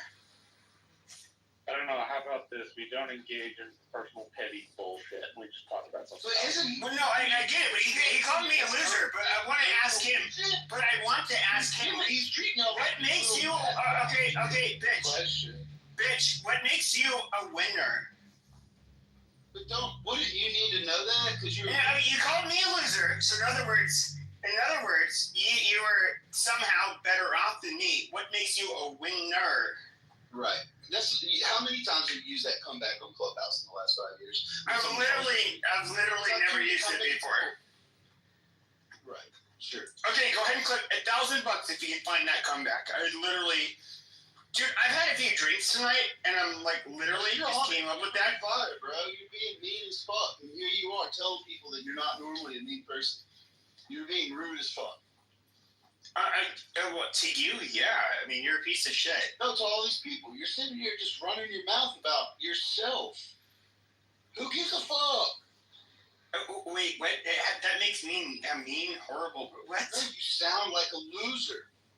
You're like, I'm not normally that mean, but people on the internet, gosh, you're so mean. Okay, what does a loser have to do with being mean? You're conflating two things. Like, God damn, are you really this fucking retarded? Just run circles. I mean, do you understand that there are people that are, like, literally, my first job out of college. Literally. Literally, yeah, amazing. Working, okay, see how he's picking fights, and this is so weird. But my first job out of college, working with seriously mentally ill adults, some of them were cognitively challenged, and they were, and I'm going to use the term.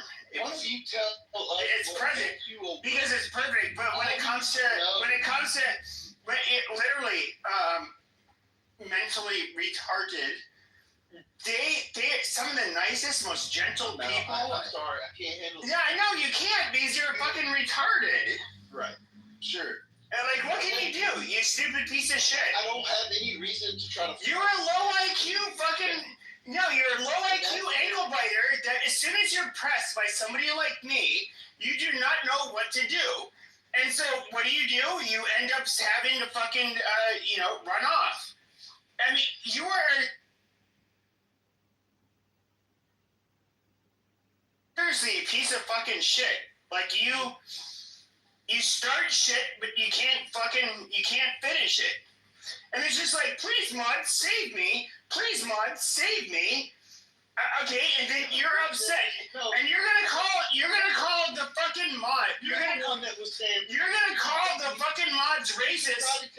You're gonna call the fucking mods racist because they didn't save your worthless ass when you ended up getting fucking defeated. Like, you are a worthless piece of fucking shit. You are the annoying, goddamn ankle-biting piece of shit that ended up basically destroying their fucking room. When I was talking about the drama on this app, literally, you sound drunk. Literally, the audience was 3 times as fucking large as when you came on here, you low-class piece of shit. You're irrelevant, you're mad, because I said a camel fucking. Yeah, okay, there's a camel fucking. I have a little IQ. Okay, because when you end up worshiping a camel fucking piece of shit that raped a goddamn 6-year-old, you fucking faggot. You fucking worthless piece of shit. I don't even know who I am. I know. Okay, you're offended. You're offended because of what I said. My name is Pepe on this app, you stupid fuck. That's who I am. Right. Who the fuck are you? Nobody's heard of you, you stupid fuck. You're not even making rebuttals against my argument. You're literally,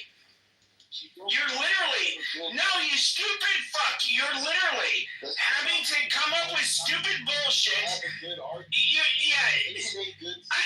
have never even, any question I've asked you. You don't have anything. Okay, you've not been able to come up with a good argument. You know what I really liked?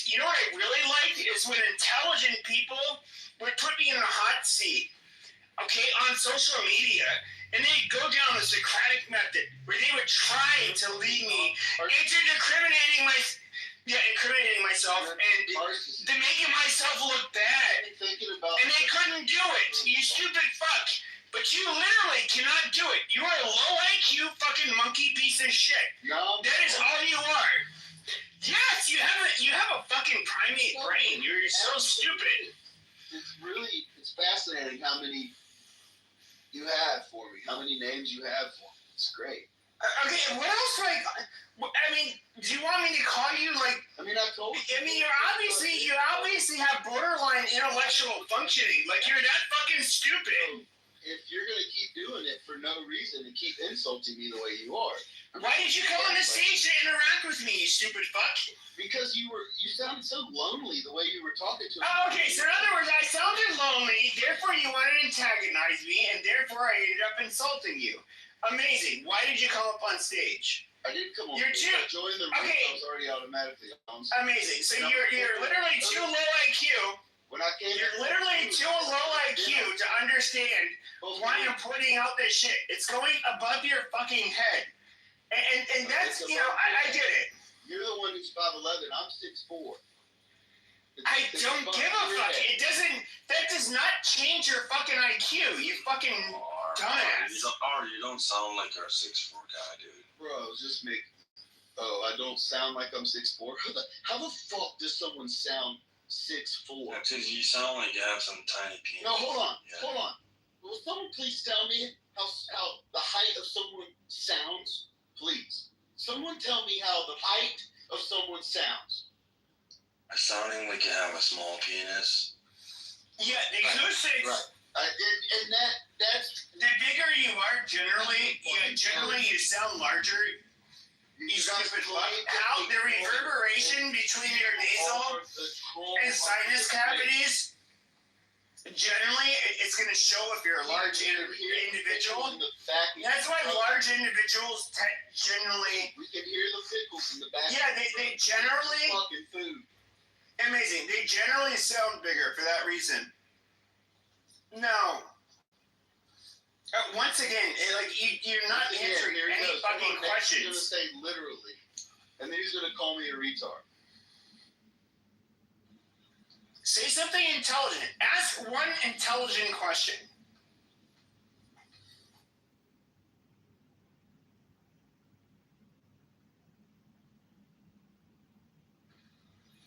I've never seen like a more flummoxed retard like this. Like, he's so goddamn stupid that this is the Dunning-Kruger effect in action. Like, this stupid motherfucker literally thinks he's like, I can body this guy. I can do, I can go out there and out debate him or make him look stupid.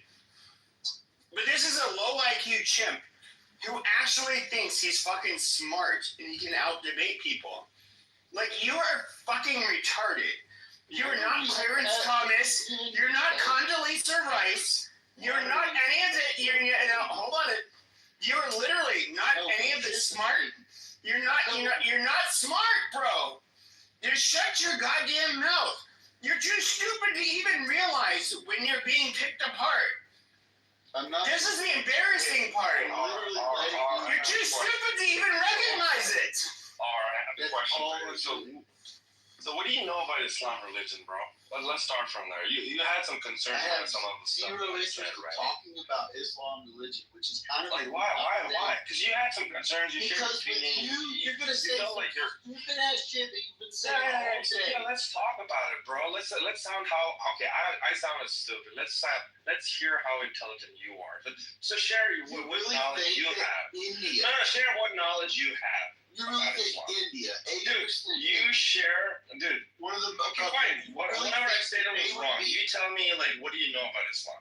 Hold on. There's 3% Islam in India. It's 80% Hindu, and you're going to tell me that you think in the next 5 to 10 years. I know what it is. I know what it is. What I'm trying to tell you. In the next 5 to 10 years, you think. No. In 5 years? 5 to 10 years? Seriously?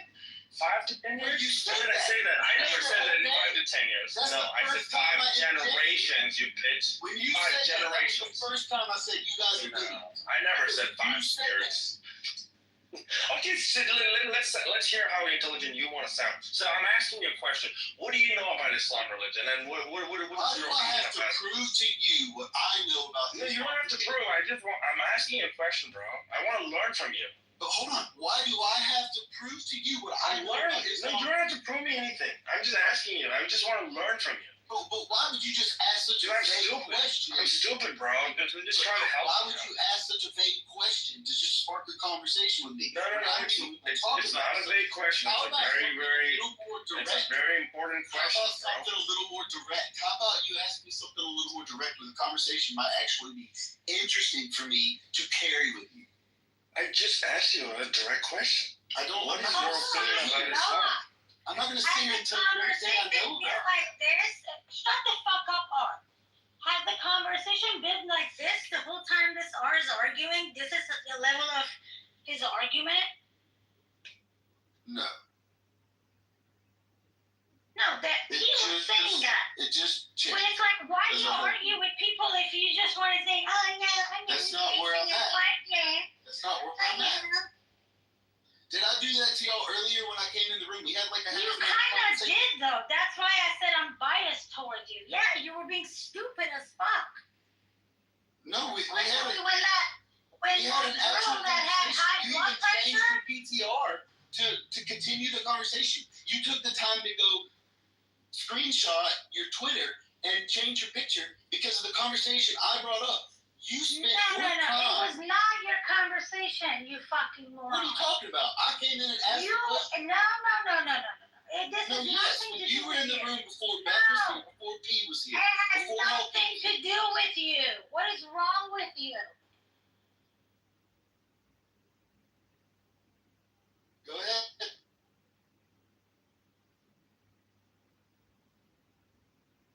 Hulky, sorry for interrupting you. No, we'll just answer their fucking question. I wasn't in the room, but it looks like you've had an opinion about Islam. Why don't you answer his question then? Is I haven't had an opinion about Islam. They're the ones talking about Islam. And they said some things that are incorrect about Islam. And when why don't you when I interject, I said you have an opportunity to correct me. So just fucking correct me right now. I just told you. Okay, R.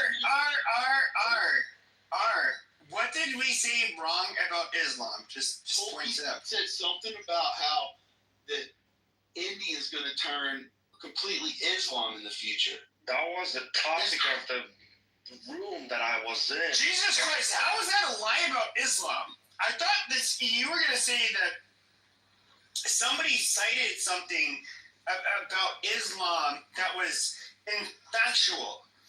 Factual. And so, amazing. But if we're around one amazing. But I don't know. I said in the United States, the only claim I said around 100%, or 1%, excuse me, was that would maybe be approximately the Muslim population in the United States. That's all I said.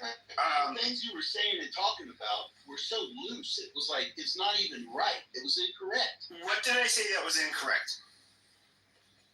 Look, I'm not now going to... Okay, what did I say that was incorrect? I'm not going to now let you gaslight me, because my point... No, what did I say? No, you made the claim. I'm not gaslighting you. In order to gaslight you, that would involve me saying something that was factually not true in the past and trying to basically say your memory was not correct. Where did I okay, you said I just did that. Where did I gaslight you? The point I interrupted you guys. Okay, no, I asked you a fucking question. When did I gaslight you? You just made a claim. I'm offering a rebuttal. When did I gaslight you? You're flipping the conversation onto... I didn't ask you whether or not I flipped the conversation. You made the claim. I gaslit you. Tell me where I gaslit you. You just made the claim a couple seconds ago. Why can you not offer me the example where I gaslit you? I have to call you out for claims that you're making right now. You called me. I did not ask you that question. When did I gaslight? No, you made the claim. You made the claim. Irrelevant. When did Was that gaslighting me? No. When did I gaslight you? What is the definition of gaslighting? Here's why. I'll tell you what I'm trying to prove. See, that's my point. You see, I'm going to tell you, okay, this is what I'm trying to prove.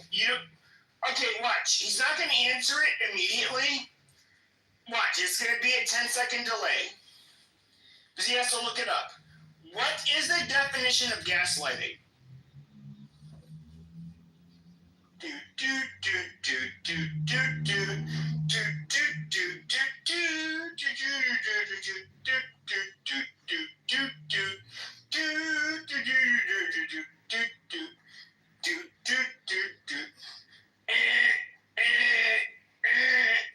This motherfucker doesn't know the definition of gaslighting.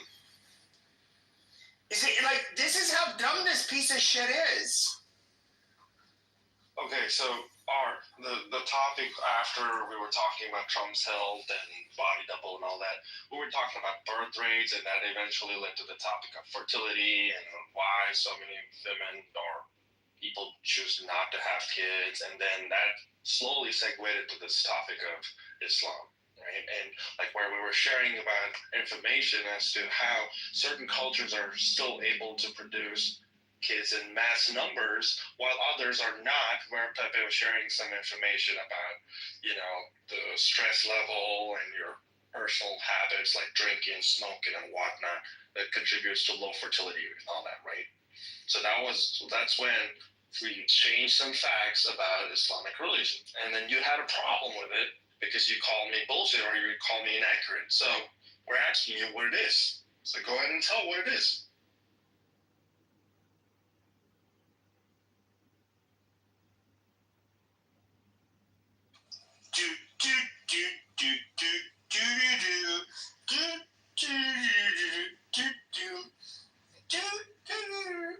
Amazing. I love how this retard is not saying anything now.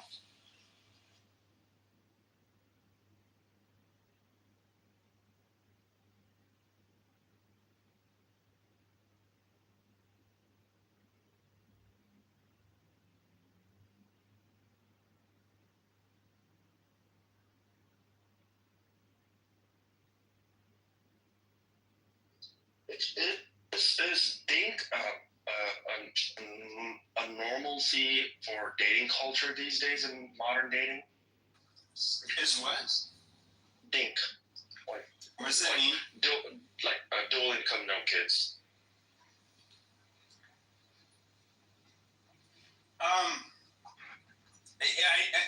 Because I see people literally having that on their profile, stating that they just want to be dink and want to travel and this and that. They just don't want any responsibility of having kids or anything to do with kids. Is that somehow changing the dynamics of the population? I would. This is a weird question where I think on like let's just imagine you have a stable country where, let's just say it's the only country in the world, and that's what they do. Okay, fine. And of course, it's going to depend on like the age of the existing population. You obviously, let's just imagine there's one country, it's the whole world, and the population was that of South Korea. You would have to look at how it would affect the older population. No. So the question is more based around, is it a personal choice or decision simply because of the facts around how things in life change? Because once you're involved in kids and then eventually when you have to break up and you have this alimony support and child support, this law is kind of a problem where it's forcing the generations to not have kids because it complicates the living situation and their finances? Or is it something to do with morality and just the way, or they are supposed to be thinking only about themselves? And is it more towards a personality being selfish? That's my question. I'm going to be honest with you. I haven't heard the studies. When it comes to the more urbanized societies that become, which happens with industrialization. It doesn't matter which demographic you are. Globally, you see a lowering birth rates.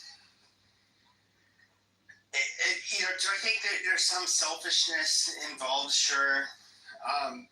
But a lot of people have to realize this, like, the real birth control did not exist until, like, very recently. And at least with, Homo sapiens, what it would mean oftentimes, like up until the 70s even, for most girls, or I shouldn't say girls, but women, getting sexually involved with somebody meant like a high likelihood of getting pregnant.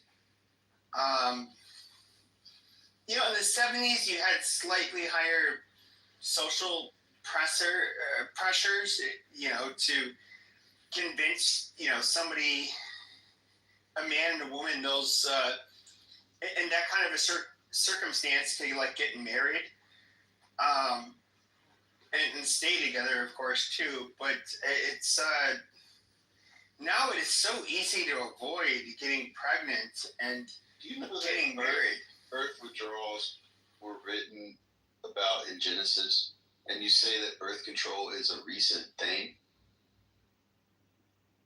Yeah, modern birth control is absolutely a recent thing. Oh, modern birth control. Contraceptives, and of course, like birth control pills, basically. A lot of girls, in other words, people under 18, and then women over 18, they'll take it to treat symptoms of, hormonal changes and so forth. It's absolutely a modern invention. Well, thanks. That's what I was trying to get from you.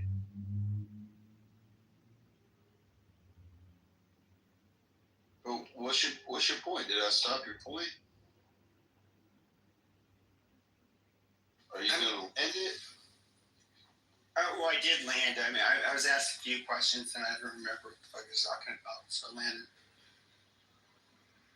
No, but the question was like, is that something to do, like how we could change that to actually reinforce the values of having a family, to maintain a certain number of relation and there's basically there's two ways I can answer this. On a national level, there has been, we can look at countries like have really tried hard, such as Hungary. They've offered a lot of financial incentives, still not really doing much. So at a national level, I don't really know. At least to date, there's been no proven effective method to increase birth rates. When I say on a religious level, Mormons, Orthodox Jews, and even in the larger denominations, those that are more religious tend to have more kids. But I'm pointing out those two communities because these are people that, whether it's Mormons, it doesn't matter which country they live in. And with Orthodox Jews, it really doesn't matter what country they live in. They have a lot more kids than other populations. So I would say it's not a government policy for Orthodox Jews or Mormons in any country to have more kids, but they kind of just do it wherever they are. When it comes to national policies, there's been nothing that has been shown to actually improve birth rates.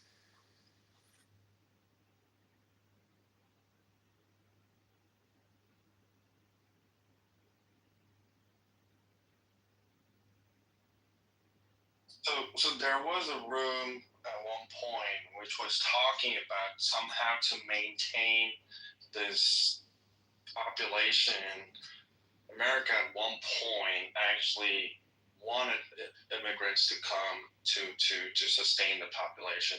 So do you think that information is accurate?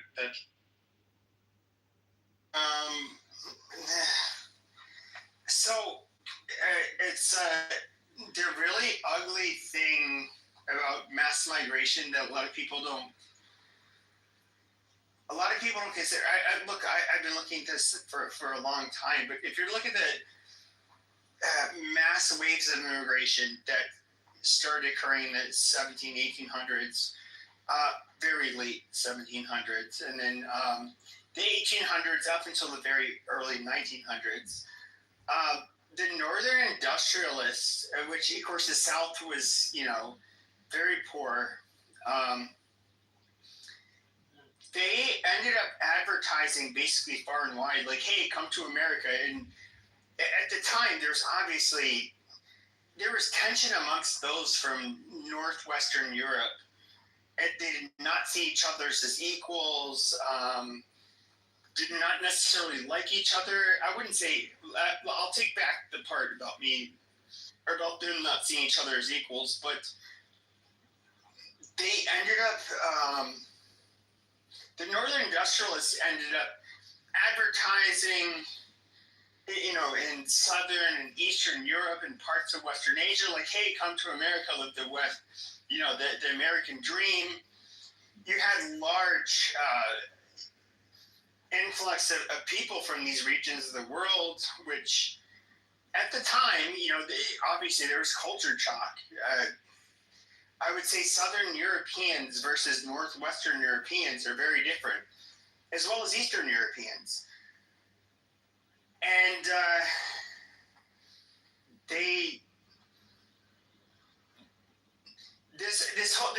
there's a lot of conspiracy theories that are out there, but if you were to just look at like the foundational Anglo-Protestant stock of America, or even England today,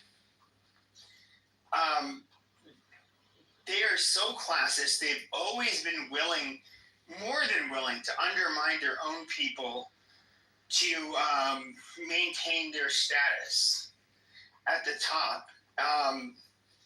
At the end of the day, it's greed. I don't really see. There's so many like crazy conspiracy theories regarding a lot of this. A lot of it, we've heard a lot of them here. The Jews, the Illuminati, whatever.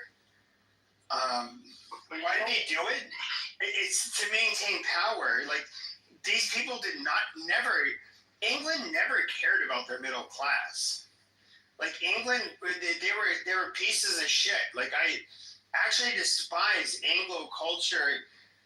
I respect it as being like kind of superior to a lot of cultures in most ways, but there's aspects of it where I think it's absolutely trash.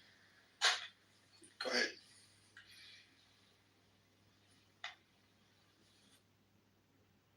This room is fake.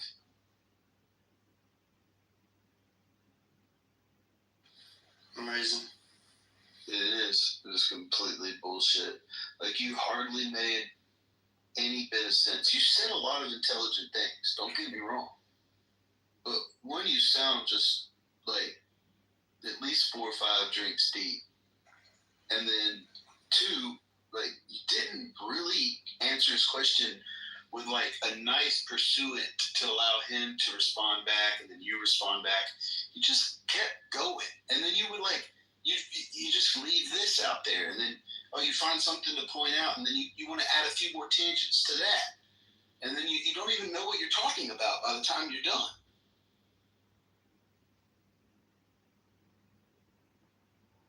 And that's what has frustrated me this whole time. When I interjected, that's what I heard. That's what I heard going on. It threw me for a loop. When Holkey came in and said, hey man, this is what we were talking about. This is what we were talking about. I shut up. Because honestly, that's all I wanted. That's all I really wanted. I wanted to be like, oh, well, look, man, we're talking about this, so hold on a second. But no, Pepe had to fucking immediately be like, hey, why is this guy interrupting me? Hey, why is this guy fucking interrupting me? And then you started a fight. Then you called me a faggot. Then you called me a retard. Then you called me an idiot. I don't know what else you called me, but you gaslit me. What does gaslight mean? I'm none of those things. What does gaslight mean? You don't even know the fucking term. I was none of those things, and you told me I was those things. But you're using the term gaslight. What does the term gaslight mean? Pepe, what are you bitching about? I just What, think the I want to know, conversation. what are you bitching about? I think the conversation could be way better if P didn't fucking talk so goddamn long. What does gaslight mean? You're like using this goddamn term. You keep telling me I'm shit that I'm not. Okay, what? You calling me a retard. That's not gaslight. That's not gaslighting. That's not what gaslighting is. Yeah, it is. It's when you tell somebody that they're doing something wrong or that they're doing. No. Get them riled up. Okay. No. You want your way. No, that's not what gaslighting is. When let's just say like. No. Give me a definition like I gave you one. Sure. Gaslighting is when you have two people who experience something together. Shut up! When you have two people, obviously, amazing, and so something happened in reality between those two people, like an event. Right, like you calling me a faggot. Okay. No. Dude, are you really this low IQ? That's not that you're not even. So you're not even helping build the argument. You're fucking stupid. Just throw out the definition.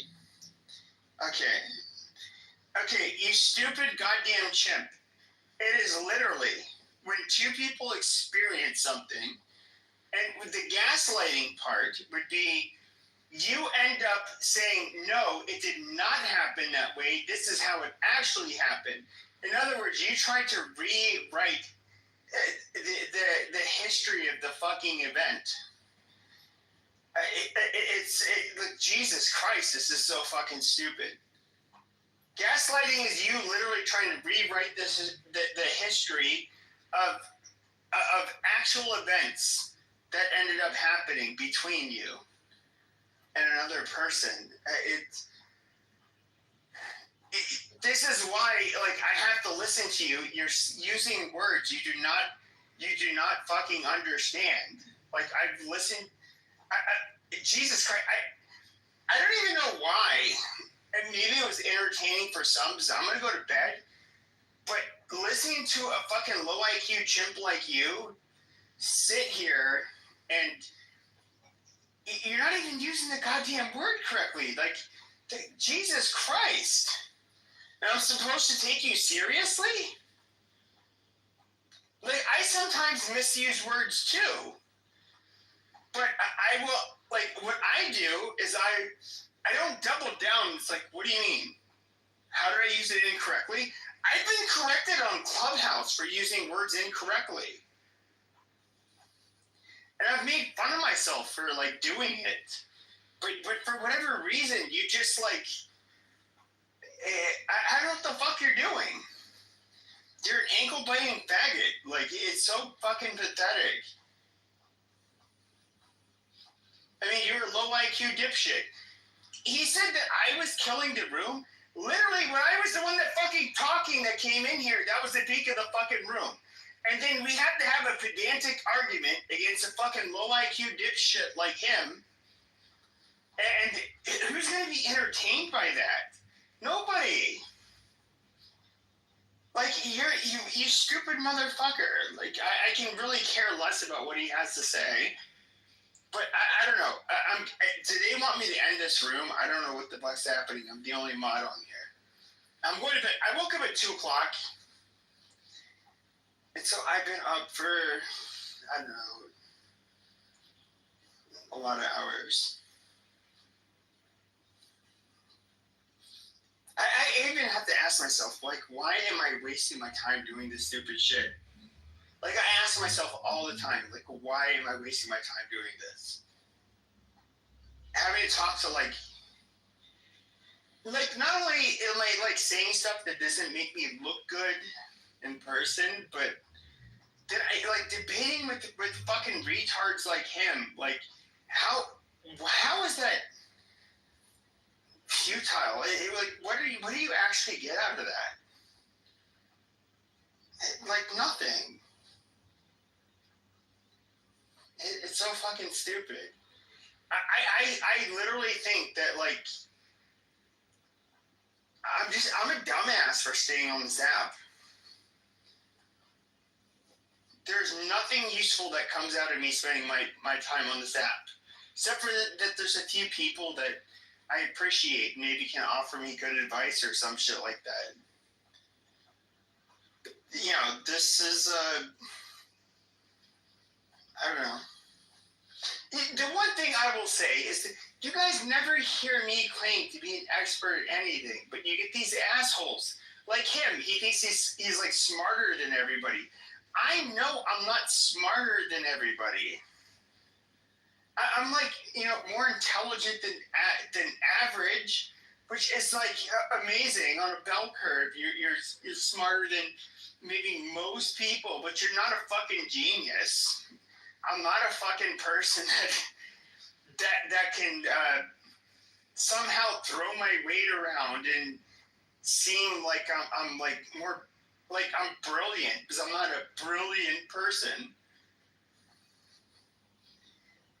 But it's amazing, you know, the Dunning-Kruger effect on this app. How many retards think they're smart? You know, I would say part of being at least somewhat intelligent is you kind of realize, like, yeah, there's like people like way more intelligent than you, and I don't know. Fuck these people. I'm gonna end the room because there's no mods, and you know, everybody can suck it. Yeah, everybody can suck a dick. Oh, Matt's here, so Matt, you know, he can, you know. What's going on? Nothing. I was just talking my shit. Okay. Yeah, I'll probably close the room. I'm being pinged into a Democrat room to talk about Trump, so might as well start some shit over there a little bit. Which room was that? That's the Misa 420. Oh, fuck. Yeah. Yeah, she got. Let's go there. I'm gonna go fuck some shit up again. Yeah. Yeah. All right. See you. Bye. See you, Pepe. See you. So, if we fight, for instance, in Malakal there, we have these now missionaries, a lot of missionaries now in South Sudan. We have this air strike. The government can use very easily government can use, bombarding people with airstrike. They don't care because they were not there. They don't care about who's dying there. Like, will they do it if they're attacking Juba? No, they will not do it. Finance people, their own people in the town, they cannot do it. So we don't have to give them a chance to kill our own. They are not saying correctly that this government is using this tactic of creating wars so that you keep you engaged in fighting, so that you kill yourself, start hating yourself. That's what they're doing. But if we don't give them such option, such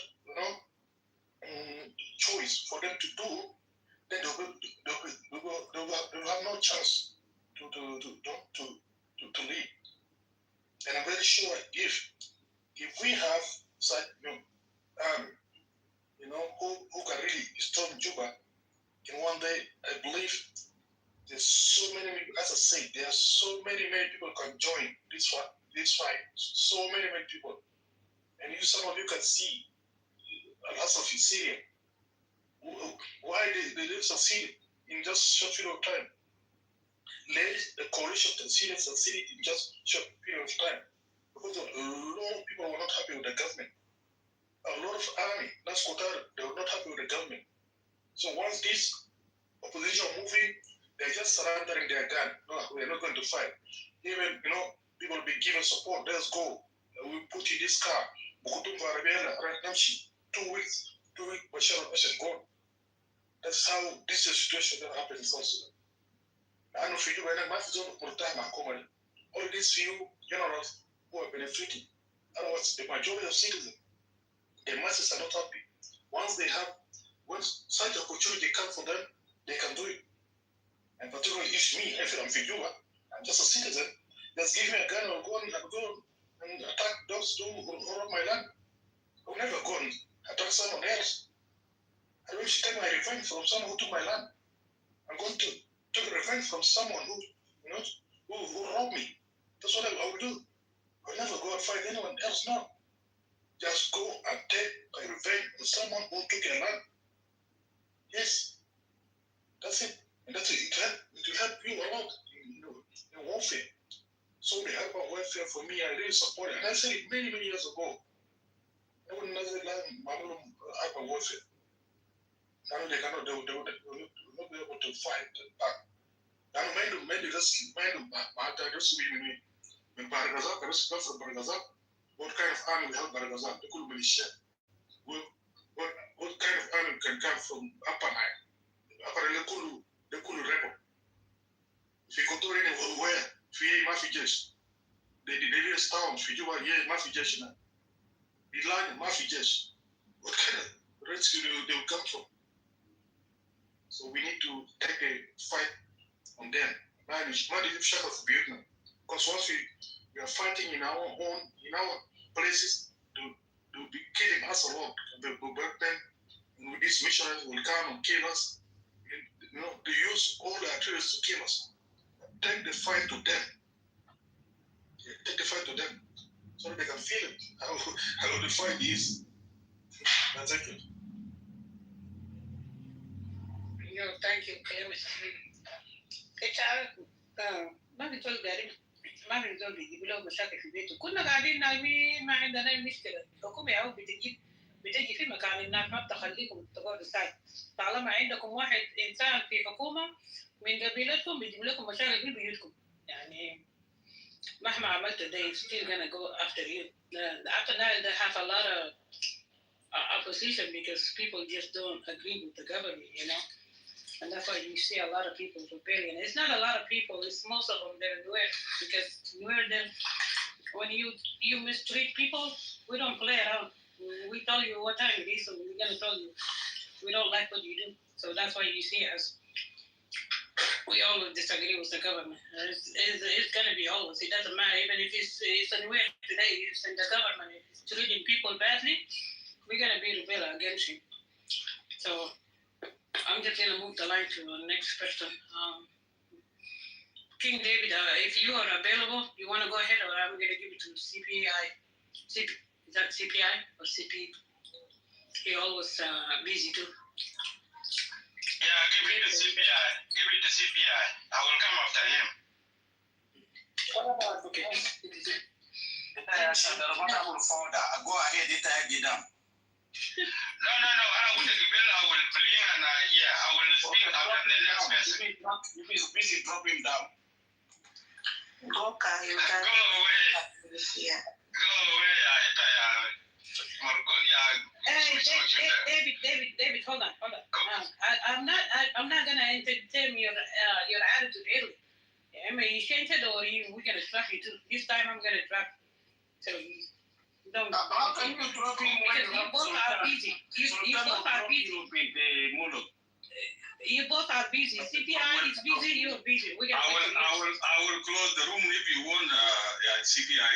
I can become the. Okay.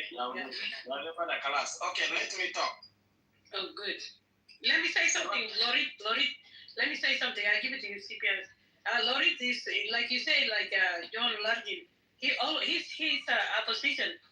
You see, and he has the idea. Why didn't he just make his own group and take the idea that he have very good idea? And then when you ask me, say, oh, it's very simple. If it's not simple, why doesn't he just go ahead and show us how he can do it?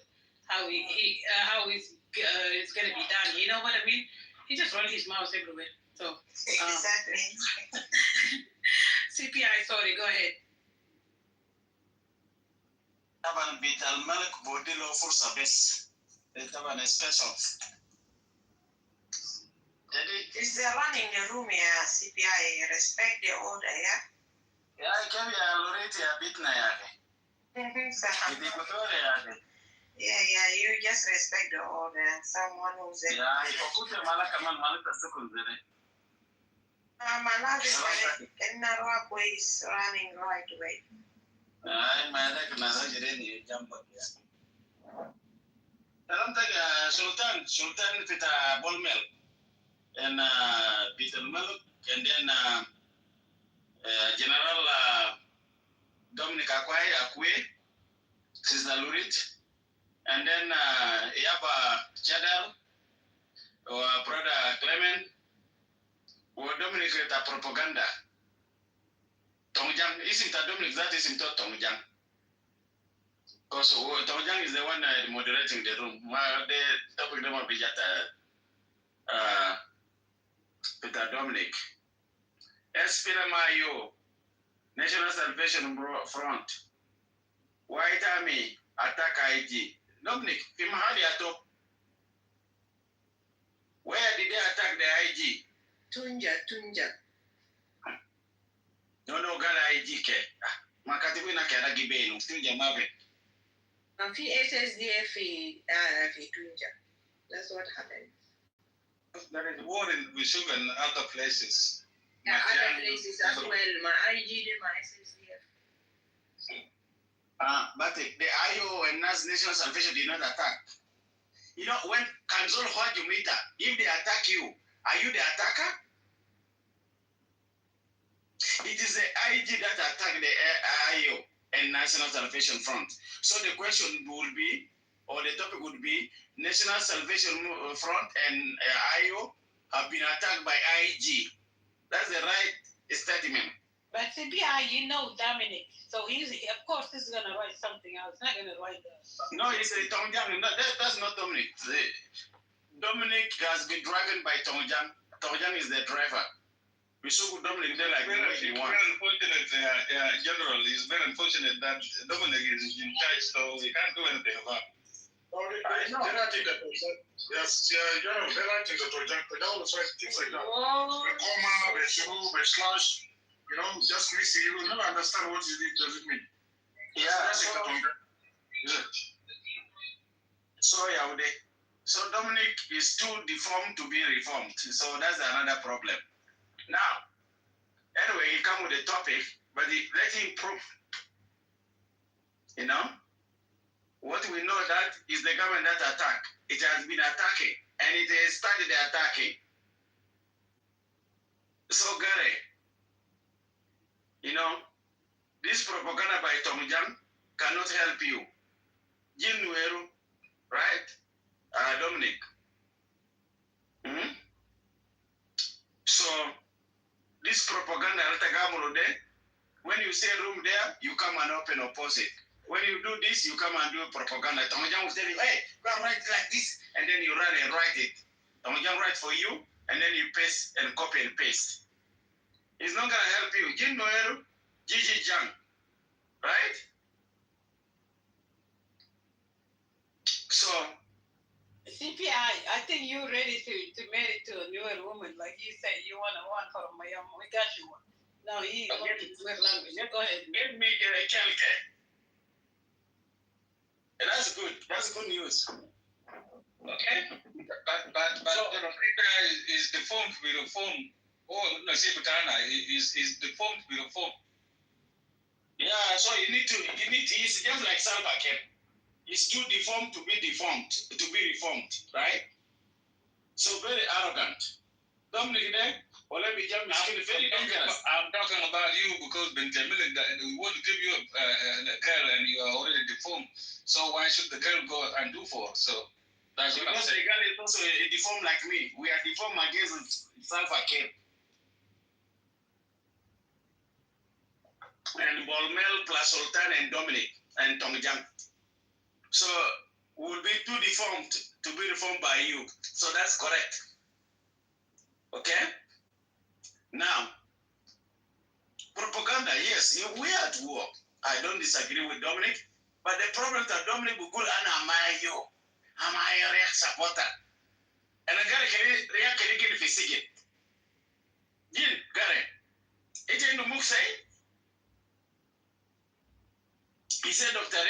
the second.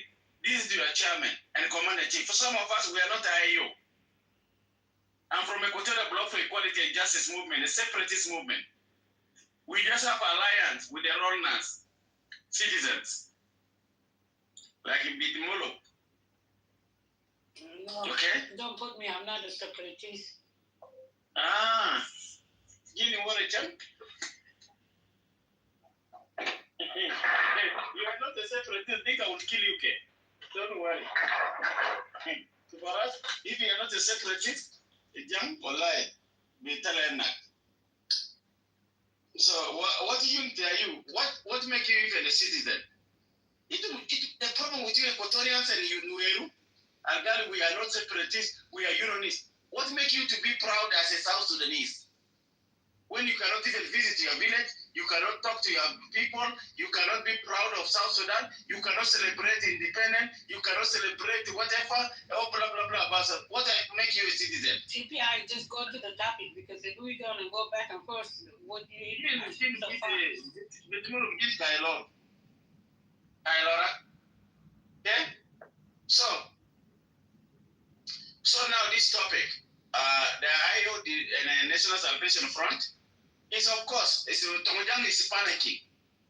He's panicking because of the alliance between the IO and the National Salvation Front. These are Sheikh Sultan, Sheikh David, Chadar, Yaba Juzda, Kulu Dinkat, Wadikawat, Fishunum, Fi Clubhouse, or Fi J1. That's why they want to be propaganda. And when they get a soft target, we say like Dominic, he says, it's a tab and they target a lane. They can rasole do sujere or believe. Can live or believe. Kurata then do good bakutinak. So that's what Dominic is doing. So the Morogots and the other people that are against the freedom of every citizen, now they are using people like this to do the propaganda. So there's no evidence, even by the United Nations, by the IAU. You see that language you have been communicating, you are silent. You are busy. Can you talk? You're saying more good. I'm listening. Can you shut up? Okay? African Union, East African Community, RJME, all these institutions, okay, did not prove that IO and National Salvation started the attack on the IG. INS and Salva Kulu remove all the governors. Alcan access. Taban Dominic Mabagara, Kitab the revitalized agreements, the resolution of the conflict in the Republic of South Sudan. Tomajang Yagiju Rasto. They have been all taken from IO. Which implementation do you want? Which piece are you talking about? Yeah, King David ma Sultan. Taban Mukta Ulisa Makarabo. Which answers are you implementing? Please. Itum Jam, stop being proud. Your proudness will put you in hell. And soon, you'll go to hell. Shukran. Yeah, I want to just say CPI, age discrimination is not allowed. Whatever the person age is not something that you should bully him about. No, so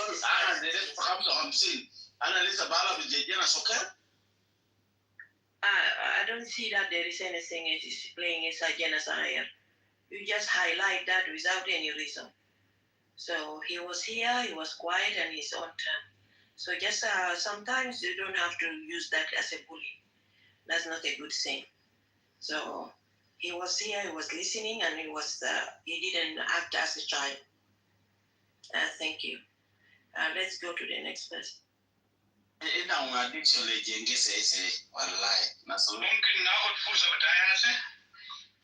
Yeah, you can take it. Busy. You remove for the claim. CPI, he done. Okay, yeah. David, you said something earlier because he said Burgut. I mean, you're not a Burgut, are you? When I call you, because you're talking about women. No, I'm just asking you. Don't laugh about it. He said good, but good. Are you but good? You're not but good. So don't. CPR, you guys know him. He going around so but good, but you're not but good. You don't have to worry about what he said. But at the same time, early when I call you out, you just specifically talking about women. Am I a woman? Yes, I'm a woman. But if you say something about a woman, I'm gonna call you out for it because I am a woman. I did not talk about women. Early, you said something, and that's why you told me why you didn't call CPI out. So. No. I didn't mention the women or anything. He did something early when Mr. President was. This room is recorded, okay? Okay. No. We can go back. Go ahead. Yeah. All right. No, it's the same theme that I was talking about. Because now people are talking out of the topic. Like the person who is talking about the plan to overthrow the government. It is absolutely out of the topic. It's something that you need to open a room for as opposition and get and discuss it. But this is about the chaos and the confusion of the opposition, especially the IO. And that is what I was talking about. They signed an agreement and they still call themselves opposition. And you cannot, the real description of the... Let me ask you before you go. You say that... Again, okay. Yes, yeah. Again and again. Of course, if you say something that I want to ask you, I'm going to ask you. You say they call themselves opposition. Are they two, both of them, are they the same party or they're different parties? If they're different parties, I mean they're different. They are opposition to each other. So I don't know what do you mean by why they call themselves opposition. Go explain it. Are they the same party or they're different? They are different government parties because the parties are two types when there is a government. There are opposition parties and there are government parties, coalition. The kind of government that is there, the government of national unity, all the parties that are participating in the government, they are called government parties or movements. That is the way I understand it. You have the right to keep your wrong understanding. It's up to you. But anywhere in the world, if United States we have Republican, Democrat, they don't have the same idea, but then they're different. There's two different things. You cannot as one. The issue here, they are oppositions, but the difference is they are in coalition in the government, but still they remain opposition. There are so many parties that signed that revitalized peace agreement, and they maintain their oppositions as opposition, but they are working hand in hand in government of national unity. That is what it is. They come together in the government of national unity, but they still maintain their being opposition. They are opposition. And that is the abnormality. That doesn't exist anywhere in the world. For example, I was saying earlier, the supporters of this opposition government, whatever so-called government opposition, they don't gang up in media and in political debate.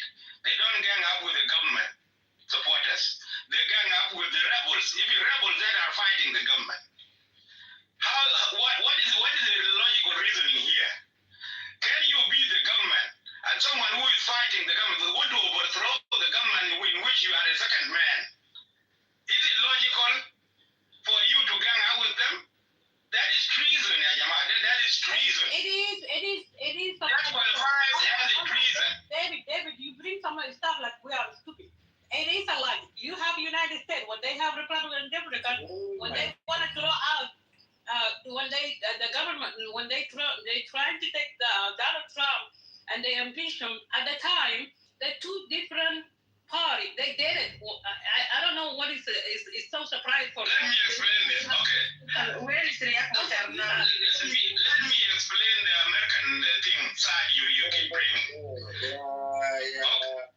يا كينج أنا ما أخذنا فرصة أنا مرة أنا كده خلينا ناخذ فرصة. I am not being allowed to finish. I am being asked from the first 20 seconds. I'm being asked questions. Yeah, I am being asked questions from my first 20 seconds. Yeah, because you bring in stuff that it doesn't make sense. Hold on. So you just don't blame me. Don't blame me because I am being asked and I'm answering the questions. Okay, that's why you're being asked because we want to know what are you trying to say. Yeah, so let me explain the American situation. The American situation. Do not go to American because you're not going to explain it. Because You asked me about it. Okay. You asked me about it. No. We are Don't go to American. We are South Sudanese. You brought the American as your example, and I will answer that.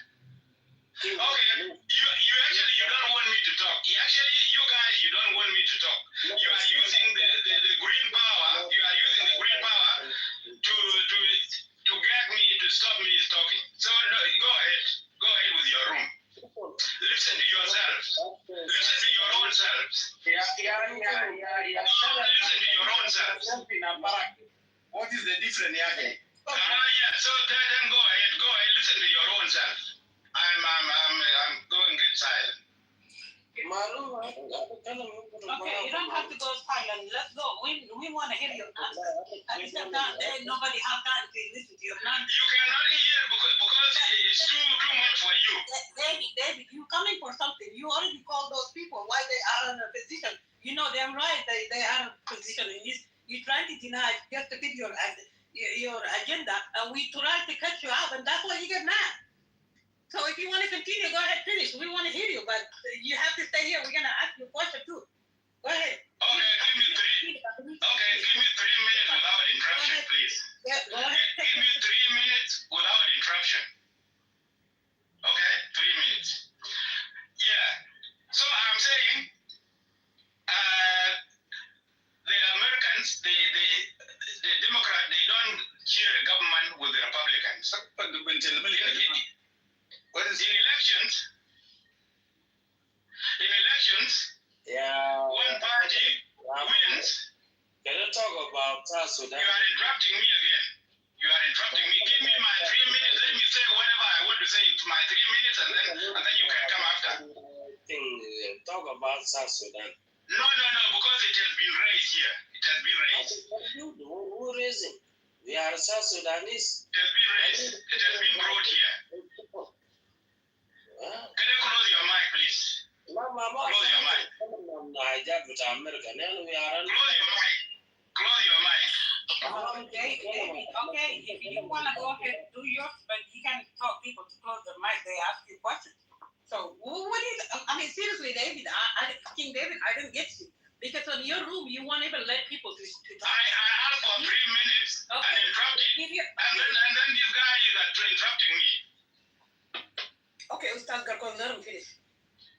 What made him speak in English in American about the American situation here? Yeah, because he doesn't like the way that he's trying to bring something that, and I told him how come, why the difference in South Sudan, he does have a hard time to believe there is a position and two governments. They have two countries. You want to waste of your time because this. Let him watch his 3 minutes. What make him speaking about American? Leave him to finish, please. Let him have his 3 minutes. Let him waste his 3 minutes. Go ahead. You have 2 minutes left. Go. Yeah. So what I call before chaos, political chaos, is I don't believe that you can be a partner in the government and opposition at the same time. Another thing, you cannot be in government in peace agreement, and you have an army that is fighting the government itself. It is either peace or war. You cannot endorse someone to jump in the bush and go and gang up with the rebels, and you are still the vice president of the country. You still have members in the parliament. You still have members in the executive, and you call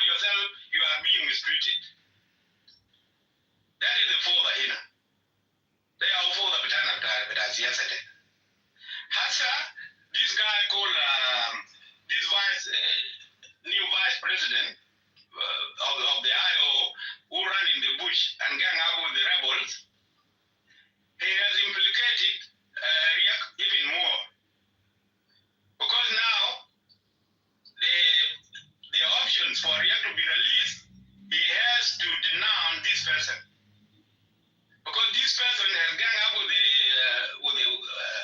the rebels and they have killed the government soldiers. So that is another crime. Riek Machar, in order to be released, which is name? What is name? Uyat. His name is Uyat. Oyat. This so you mean the condition.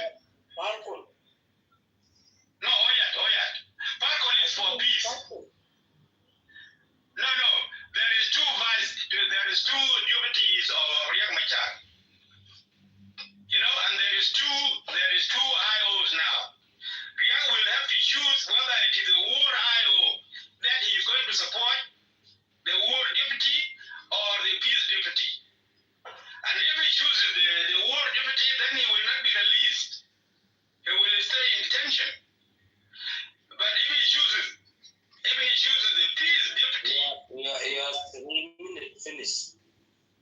Okay, all right. Yeah, your time is done. If you wanted to come later, we can enjoy. Okay, enjoy your ego. Enjoy your own ego now. You see, David, when they give you an opportunity, you come and turn around. You back stop it just like everybody else in the government. So let me tell you something. You said that it's folder. I'm telling you, the folder that you're talking about. Look at how you guys, the government do. You got government. الإرهاب اللي عندكم اللي عملتوه you terrorist everything in South Sudan.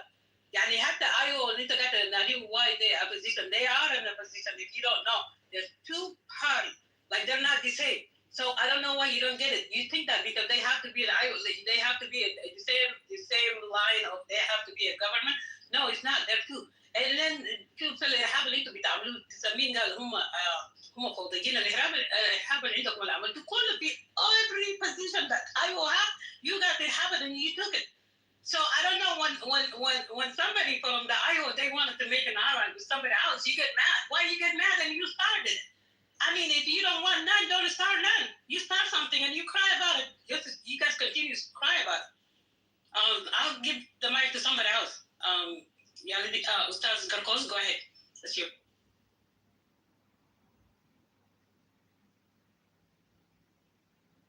I want to give my boss Dominic maybe want to say something. Dominic, General Dominic, did you open your mic? Go ahead. My bad, I didn't see it. Which Dominic is your boss, Ustaz? This Dominic, you see it. There is two Dominic here. Dominic Akoy. No, it's not. There is no Dominic Akoy here. It's my boss. You have to come. You don't even know his name. Please, King David, behave yourself. He said his man got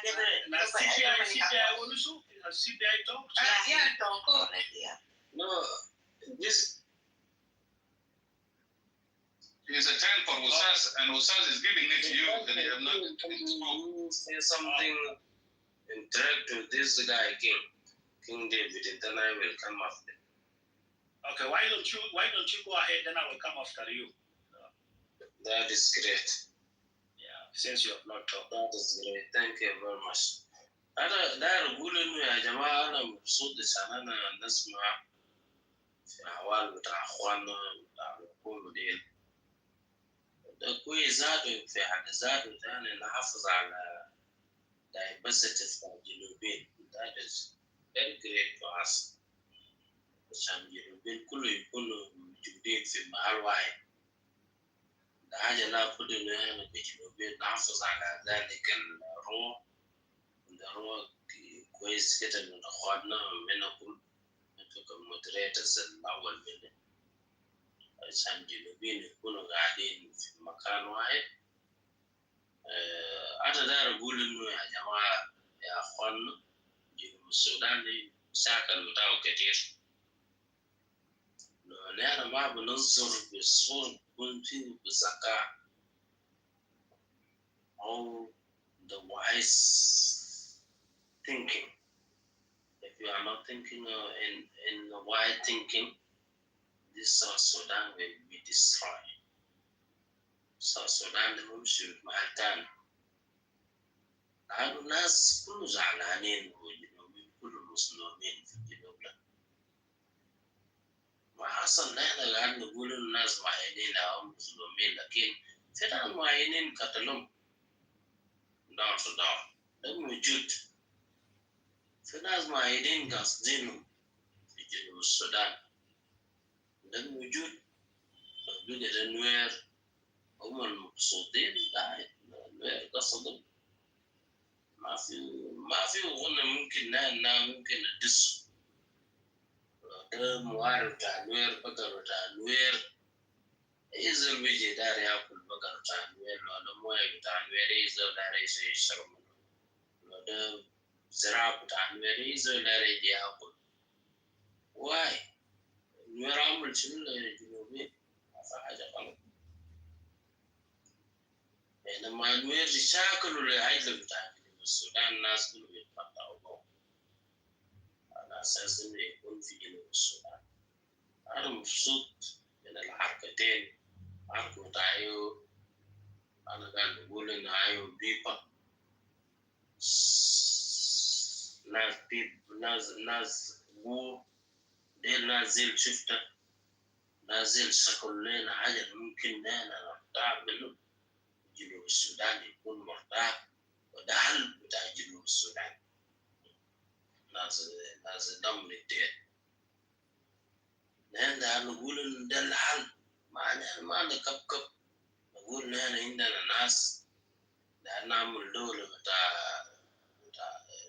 اسمه شنو بتاع نوير وده نعمل دولة بتاع ناس بتاع السوايع ده الكلام ده ما فتحنا ما حاسس السلطة ده شنو؟ السلطة ده نحن محتاجين إنه نازل يطلعون برا يا جماعة نازل فسدوا يا أخي فساد أكتر من كده ده شنو؟ زول يجيب بيته جاب راجل بيته وجاب بيته أكتر من كده ده شنو يا وين جاب أهله كله هنا هسه والله لو أنا سردت نازل بتاع غوريان بتاع بين السلفة حوالي 47 بالكشف 47 ولا 50 في جنوب ده بالكشف ده شنو ده 47 ولا 50 من السلفة من وصل بتاع السلفة من غوريان برا وربع جنوبي يا أخي أمسكوا بس من وراء بتاعكم يا جنرال ولا اسمه يا سلطان أمسكوا من وراء بتاعكم ده أنتم مسلمين ولا ما مسلمين؟ أنتم مسلمين زي اللي شو مسلسل كورنا سجلوا عشان شنو؟ عشان عنده راي في البلد بتاعه دار حقوق بتاع البلد رقم شهر في السجن عشان شنو؟ دار حقوق بتاع جنوبي يا جماعة حاجة ده ما في حاجة اسمه سلام تاني ما في حاجة اسمه سلام تاني في حاجة اسمها الذخيرة جنوبيين دي تشوف ناس تدور الذخيرة بس ما عندنا حاجة غير الذخيرة ناس تضرب بعض ولا لو أنا قلبتك تتصدم تقعد في غريب بتاعك يا أخي محترم وحسن الكرم لكن ناس الذخيرة موجودين سجن ما تتكلم فيه أنا بودي بيتو أدود بودي راجل بيتو بولمير أنا كل ده بوديهم سجن عندنا لم مجرمين قتلوا الجنوبيين لازم أخش في السجن أنا بمسك بلد بكرة العيال ديل كله يمشي السجن مع أبوهم ولا ما تقول لي نصيب سلفة ذاته حابة إنه يدمر الأسرة بتاعه ليش هو زول فاهم يدمر الأسرة بتاعه ليش عشان يجيب جنة صغير يخطب في حاجات ده حاجات الجنوبيين الحكومة ده لابد إنه ينهار ونكملوا وننتهي الناس سلفة ديل كله يمشي السجن مع وان بتاعه ناس بتاع البين، ناس بتاع قتل ناس، كل ده يخش في السجون. محاكم بتاع ما بودي برا. أنا سميت زر وبعد كل يوم في ICC.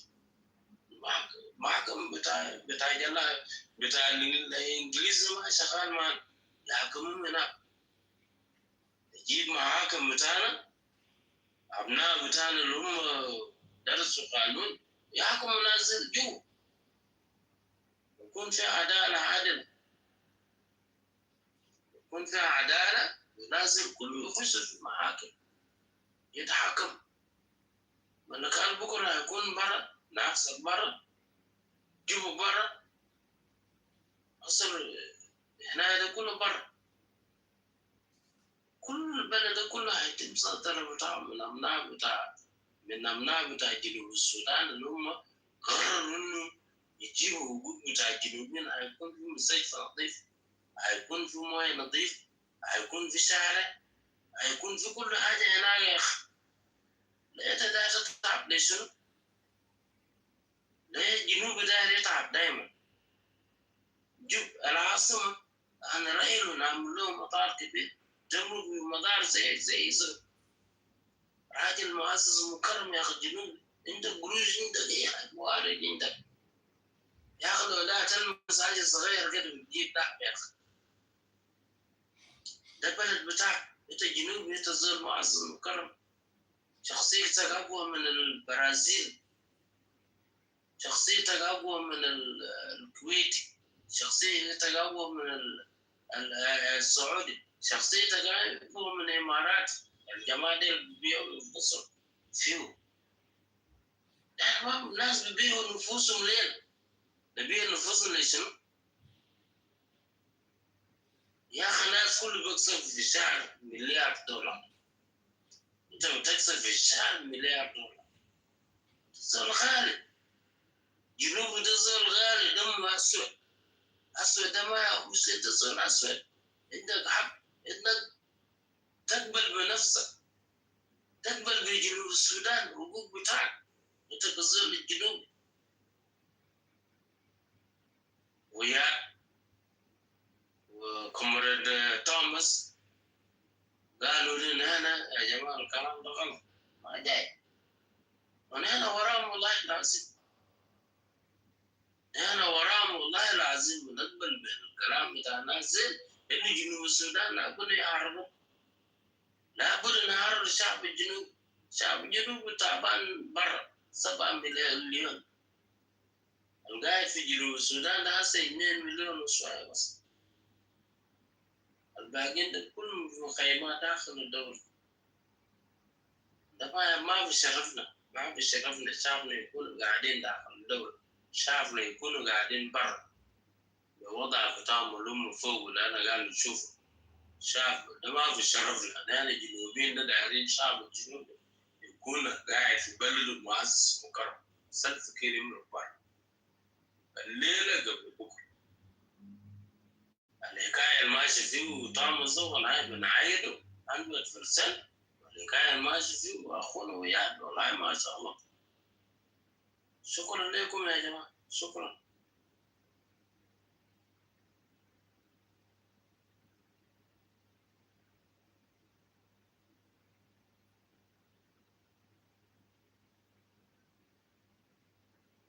نكمل الثنائي. بنتي you move the line. ما عندنا انت نايم ولا شو؟ كلمن كلمن خلاص كلمن go ahead. بنتي maybe because she's governing men. Don't give it to Kalaman.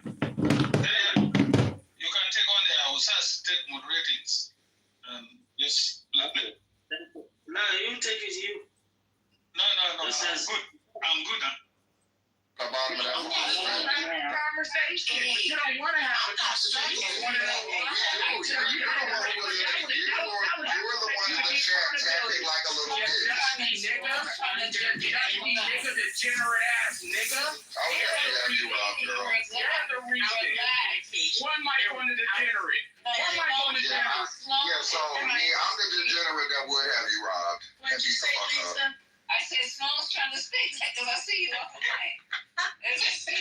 just saying these people are I either get so out sick there of these medicine dusty motherfuckers. or You would be sick of being beat up in my hood, because I didn't You know one. literally sound like you live in underdeveloped housing, nigga. Okay. Stop fucking talking. Don't come over here then, because we're Go underdeveloped. reclaim your $200 GR money, nigga. Okay, go ahead, Sloan. I'm sorry. Go ahead. Yeah, I was just saying that's just serious mental health issues to be at that level. That there's some, you either need medicine or you're on something. That's clear. Nobody. And then the thing about it, Sloan, is like every community you go into, there's crime, and people like to put black on black crime. This is whatever. Yeah. If I go to Chinatown, trust and believe there's some fucking crime going on in Chinatown. People are killing each other. There's not a zero murder rate in Chinatown. If you go up to Washington Heights, I don't care where the fuck you go, there's murders. And I don't understand why we're hyper focused on only one group of people. If you want to solve crimes in this country, like you say you do, you want to reduce murders, then evenly distribute this shit, because you're playing into stereotypes. But statistically, the numbers show 50%, because there's more whites in this country. 50% of crime is done by whites. Like, he's just ignorant. That's just it. That's pathetic, black man. And that's just the truth of it. If you go in neighborhoods and wait a minute, do you guys watch the ID channel at all? All them crimes are being Colorado. They don't watch They be in Colorado. That's one of my favorite ones. You know the man who be in Colorado Springs? Nothing but white people killing. I don't like crime is real. If they're not killing their own fucking family, see, they like theirs tight. They like to kill their whole fucking families, and they like to kill their grandmas after they sleeping with their daughters, who they have abortions by, or either putting somebody in the basement for 6 months and have 12 kids with that person that's part of the family. Just all kind of. Then they go to the school. When they get too fucked up, they go to the school and they do a mass shooting.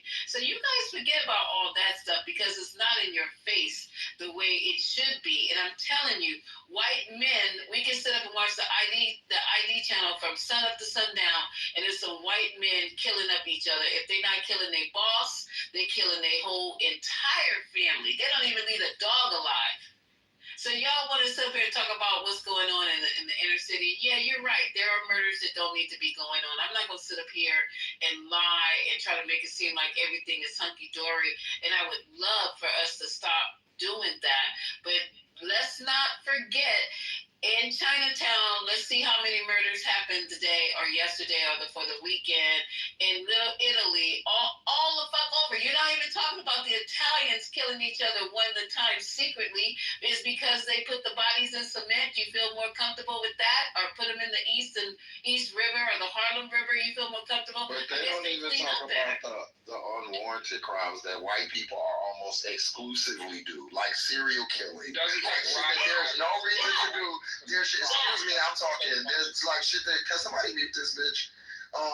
Like shit that there's no reason to do. The thing is, black people and other people, there's a rhyme to the reason. You can look at evidence of why crime exists. White people have 7 times our wealth, and they have pretty much the lay of the land, and they're still committing crimes. When you see molestations, unwarranted, people killing their parents, unwarranted, those are the type of crimes that white people almost only exist in when you look at FBI data. So when you, like, I wish that I could poof and make you niggas not black so y'all can go be white.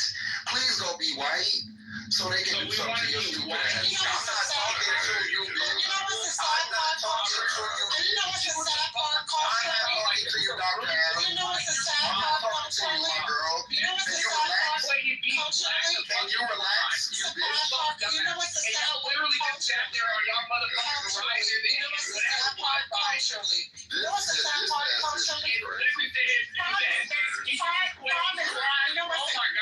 what's the sad part culturally? You know what's the sad part culturally? Crime is based on proximity. So people commit crimes based on proximity. Anytime you look at proximity, people will literally commit crimes. So yes, you're going to commit a crime based on your proximity. So, of course, in an urban neighborhood, you're going to see crime, black on black crime, because guess what? Black people are in proximity. Chinese people are in proximity. Guess what? White people are in proximity. So you're going to see crime in proximity. It is weird to me. And literally, if you take a criminology class, like I did in college, they teach you that. Duh. Anthropology, any study. That's fine. Can I add this Right. real quick too? Super weird. And so at the crux of this is always like that black people have a moral failing, right? That's like it's a white supremacist talking point that people like to say, like, oh, there's crime in the black community or there's poverty because it's a moral failing. What we see in Baltimore right now is evidence that it is not a moral failing. Like you saw a black mayor that like specifically and intentionally infused programs into his city, and crime went down in a matter of years. They have the lowest crime rate. It's ever, like 78%. And it didn't happen like when they didn't sit down and teach the people different morals. They just gave the people more resources. Anytime you have a community that is economically depressed, that they're in a food apartheid area, that they have like little to no chances of upward mobility or career or whatever, you'll see an increase in crime. That's what happened in Germany right before World War II. That's where we get hoodlums from, right? These hoods, they were white German like males in their 20s that didn't have anything to do when they were committing vagrancy crimes or bashing in windows and all this kind of stuff because they didn't have a upwardly mobile. It's not about a race thing. It's about when you take a population and impoverish them and over police them, they are going to tend to rebel in ways and try to seek their best end. Period. That's for every race, culture, class, and creed. Totally agree. Matt or whatever, Liddy, you got a response to that? No, I just find it weird that they equate. They think just because you're broke and you're outside dusty that requires you to go pick up a gun and shoot somebody. Who is that? No. You can stab somebody. When these dusties are going out here and these demons are going out here doing these hits, right? Somebody beat this bitch up. Are they robbing the individuals that they're fucking shooting after they're going out there shooting them? No. These are personal incidents because of street beef that's happening. It has nothing to do with poverty at all. These niggas are doing drills in $2,000 fucking shoes. Denim of teeth. Where's your evidence? Where's your evidence? Impoverished. These niggas are demons, uncontrolled, unhoused fucking fools. That's what they are. No, you just hate yourself. You just hate yourself. You just hate yourself. And that's okay, but we don't hate ourselves. We don't hate ourselves. You just hate yourself. You should see a therapist.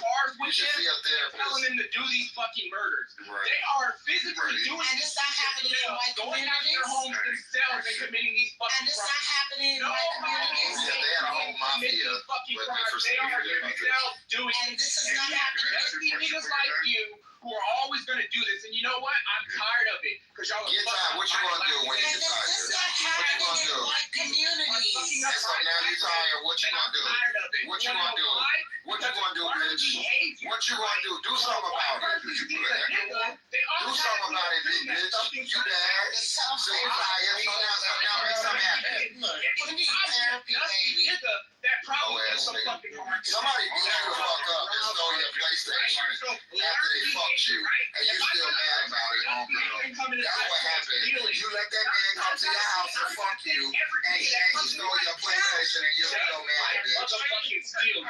Something like that, bitch. So it's not my problem. What you need to do is gather a meeting with you and the rest of you fucking degenerates and figure out. Stop letting niggas come fuck you on the first night and they want to steal your shit. Somebody wants to ask, and black everybody. Yeah, this is definitely Dr. Adams. This is definitely Dr. Adams. This that sissy. This that sissy. This is sissy with the nose job. She really hates herself.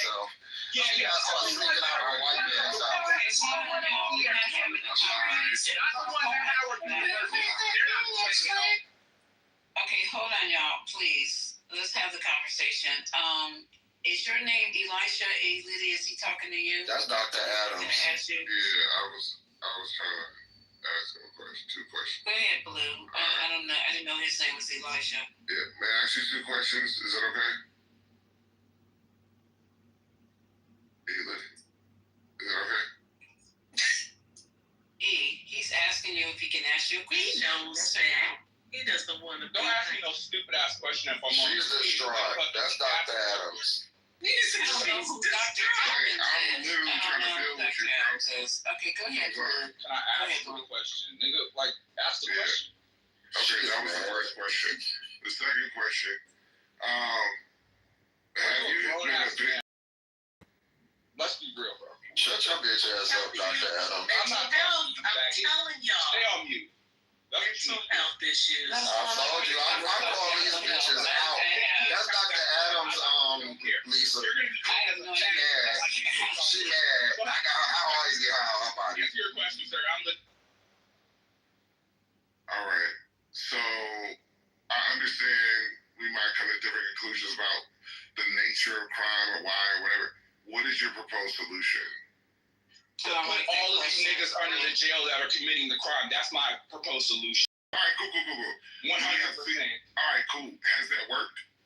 It hasn't happened yet. The way it needs. No, it hasn't. Wait. It has happened. We have a whole no, it hasn't. Not the way I think it needs to happen. Hold on a second. All right, Elity, listen.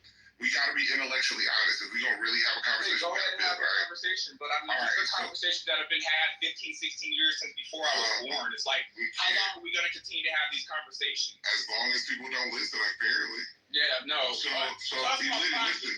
So, Blue is useless. This is a woman that hates herself.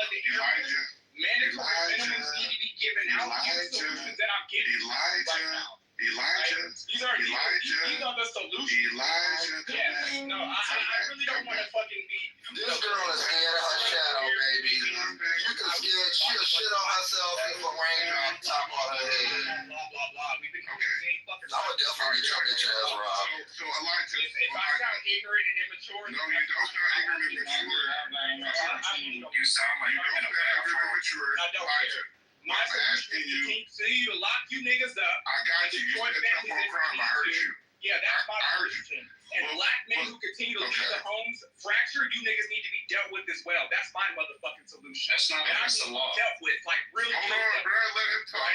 Right? Because I spent so much time talking about the women, right? But now when we start talking about niggas, you niggas start acting like bitches and start getting Okay. No. Can we have you angry about baby. Women out there, right? But you bitch ass niggas that's making them. I think I heard this. So when we start addressing bitch ass niggas, now you niggas get caught. Shut up. Come from behind that screen. Come from behind that screen, you little nigga. That's what you do. Come from behind that picture. But I've only heard you talk about being tough. I've only heard you. Hold on. But let me ask you a question. Hold on. No. I want to ask you a question. Hold on. I'm trying to deal with this. I don't want to build. Your solution is tough on crime, right? The same. I got you. I don't care. It's like 6 years to this. Thank you. All right. I hear tough on crime. Oh, my bad. I hear tough on crime. But the fact of the matter is that that's not a solution because it has happened before. No, in the 90s were when the Democrats were tough on crime. We got policing, right? We got tougher mandatory minimums. That's when we got the 100-to-1 policy for crack versus cocaine, and it actually didn't work. Like if you're talking about a community like it, as in like it has an illness, right? If it's an organism that has an illness and we're trying to diagnose the illness and come up with like solutions for this illness, at this point the illness would be like you said, criminality or whatever you call them, demons or whatever. Right? Your question. No, you can't fucking ask me a question because I ain't done fucking speaking. Bro, nigga, what the fuck? I know where you're going. You are a child of the crack baby. I swear to God, because you don't have any control. I deal with children that are crack addicted, and you are acting like them, bro. I'm the fuck down. That's all I'm You said that these are your solutions. What I'm telling you is they were enacted in the 90s and they didn't fucking work. As a matter of fact, they achieved the opposite effect. 2 to 2.5 generations, 2 to 3 generations of black men were taken out the home. It's the same fucking thing that you are vilifying people for. Fucking home. Of course he did. You don't want to hear that shit. He doesn't. He doesn't. Ooh. Bottom line is there is somebody got some bad brain power. That was awesome, man. Bad alert. Eli's in the chat. Did somebody throw him down? I don't have to. I threw him down so he could so we could talk. Yeah. All I'm asking you is if what you're asking for is to heal the community, is to stop some of these crimes, why wouldn't you be for these community projects? Why wouldn't you be for proven methods that actually work? Providing clinical services and free healthcare in the community. Providing evening and overnight programs for teens so that they don't have to be in the streets and commit crime. Like, why wouldn't you be for that shit? That's my only thing. Because that's the only thing we actually see that actually works. And we've seen it that it's working right now. So that was just my question. It sounds like you just want to be angry and you just want to punish somebody for hurting. That's what it sounds like.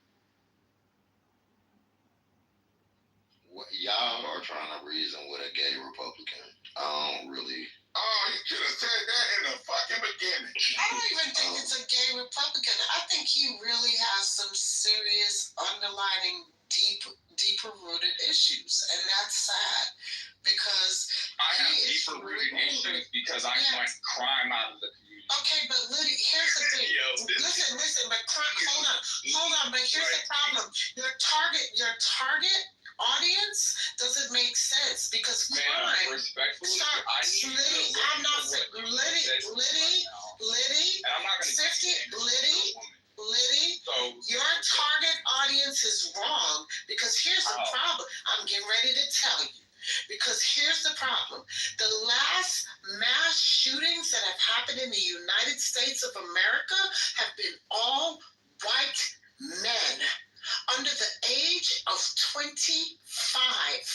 And they have killed more people in the United States of America, mass shootings, okay, than any black men have killed in the last 30 years. Hold on. 54 shot in Chicago. You don't think that's a mass shooting? Sir, 54 shot. They haven't. Seven were killed. Sir, seven were killed. 54 were shot, 7 were killed. And I don't know the ratio and how all of it happened, so I'm not going to sit here and pretend that I know all of what. Sir, I'm not going to sit here and pretend. What I am discussing with you is that mass shootings in this country by white men in this country is disproportionately outnumbered in this country and have killed more people in this country. Period, point fucking blank. And you are first thing that you said is that there were Latin men, and you sat here and you said black men and Latin men were your audience. But the problem with your argument was that they were not the ones that are committing murder at the highest level. It's white men. And that's the problem. So what I'm trying to tell you is that if what you're trying to do is to reduce crime, the people that you need to be targeting, love, is white men. That's not landing, man. So it definitely is. You just don't want to hear it. You just don't want to hear it, sweetheart. You just don't want to hear it. But the numbers are the numbers. The data is the data. The data is the data, love. The data is the data. And I know you don't want to hear the truth. You can't handle the truth, but that's the truth. But wrong with me? I know you. I know you don't want to hear the truth, but that's the truth. And you can't handle the truth. But can I address what the gentleman said? You're not black. We talking about black people. Yeah, cool. So what he said about the 90s, he said we tried this hard-on crime tactic back in the 90s and it hasn't worked. So if we were to say we agree with you, what have we been doing since the 90s? You're not black. Y'all be letting everybody comment on our business. You're not black. You're not even in this fight. You're not even. This ain't your fight. Stop. Because Matt's not black either. I'm not having a black and white conversation at almost 1 o'clock in the morning. I'm just basically trying to have a conversation with these guys. Thank you, these are the routine stuff. This is not new. We're here to have the conversation. I'm not really here to fight with them. So, we got a whole bunch of people on our stage who are not black. And I'm not agreeing with what's being said. We're here to have a conversation. As a matter of fact, Petty twisted my arm to open up this room, so please don't let me regret it. Go ahead, with Samoa. Thank you. Okay, you're next after Samoa Dark. So the gentleman said that the tough on crime tactic was tried back in the 90s and it didn't work, that it led to, I think he said, 2 to 3 generations of the prison pipeline, the whole narrative, right? So what have we been doing since then? I just said Baltimore has seen the lowest crime. I said Baltimore has seen the lowest crime rate in 50 years, 78% down. There are other black cities where these mayors are putting in innovative strategies to actually lower crime. But all right, so I'm sorry, I'm telling you your answer. But we don't see that because in the midst of what they're doing, right? You have a president that is literally lying to the public and telling them that crime is up when these places are receiving them. So you're not answering my question. In 50 years. Like I said, look at what they're doing. Yeah, but you're not answering my question. So my question was, oh my God. At the point of the tough on crime tactic that you were talking about earlier in the 90s, what have we been doing in Chicago, New York, Los Angeles, Baltimore, and all these places? What have we been? An oppression of people. No. What have we been doing since then? Gentrification and the oppression of people. All right, hold on. So you went back to the 90s. That's what we have been doing. All right, so you went back to the 90s. And also we've been dropping drugs and guns. I'm answering your direct question. We have also been dropping loads of guns and drugs into Chicago. Literally trainloads. All right. So you said tough on crime. Full of guns. All right. So you said tough on crime. Back in the 90s, you had to go back 30 years, right? You had to go back to 30 to 40 years to say, hey, over there didn't work. Something hasn't been working for the past 40 years, and I'm asking you, what is it? What have we been doing for the past 40 years? You say, no, it's actually capitalism and it's all these other things that are happening. It's not the actual policies that are being implemented. That is the opposite of tough on crime, right? I just want to make sure that I hear you clearly. No, I don't know what you're saying. You're speaking gibberish. What are you talking about? I don't understand the question either, Samoa. Can you break it down to where the ghost can get it, please? All right, so he pointed out to the gentleman earlier, he said, the tough on crime tactic did not work, and he had to go all the way back to the 90s and 80s. So I asked him, well, if it didn't work back then, what have we been doing since then? Because there had to be a point in time where we stopped it because it led to all these things, the whole 2 to 3 generations of people being locked up, right? We still haven't stopped it. What are you talking about? What? So stop and frisk. That is a policy that was born out of the... So why did you go back to the 90s? He's explaining to you what they do. Are you stupid? Wait, are you? No, seriously, do you have a processing disorder? Do you not understand what I'm saying? Yes. So we No, seriously. Are you comprehending the words? Saying that you went all the way back to the 80s. No, I'm comprehending the words that I'm speaking. What is going on? Why did you go all the way back to the 80s and 90s to point out a Because period of that's how time of tough on policies crime? affect communities. What are you talking about? Right, and then we changed them because they led We to... did not You didn't change the policies. What are you talking about? This is crazy. The policies never changed. Those policies have jump-started the prison industrial complex that is still going in this country. What are you talking about? We actually have bolstered those policies since they enacted.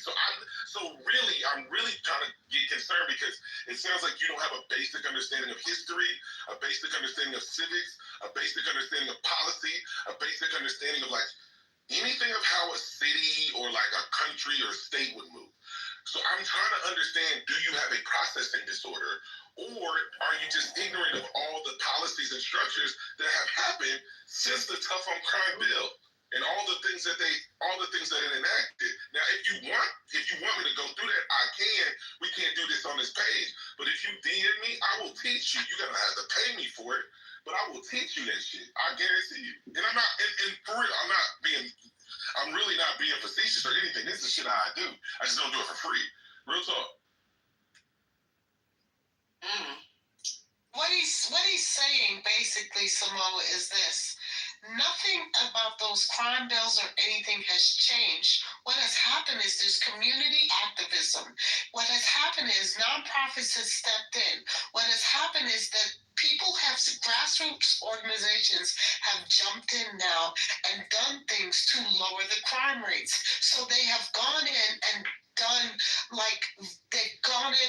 community things. They've gone in and created community programs to lower the crime rates in those communities. Barack Obama and Donald Trump did not offer reforms to the crime bills that Barack Obama absolutely did. Trump did not. Trump did not. Hold on, man. What are you doing? Bro, we know that this dude signed the First Step Act.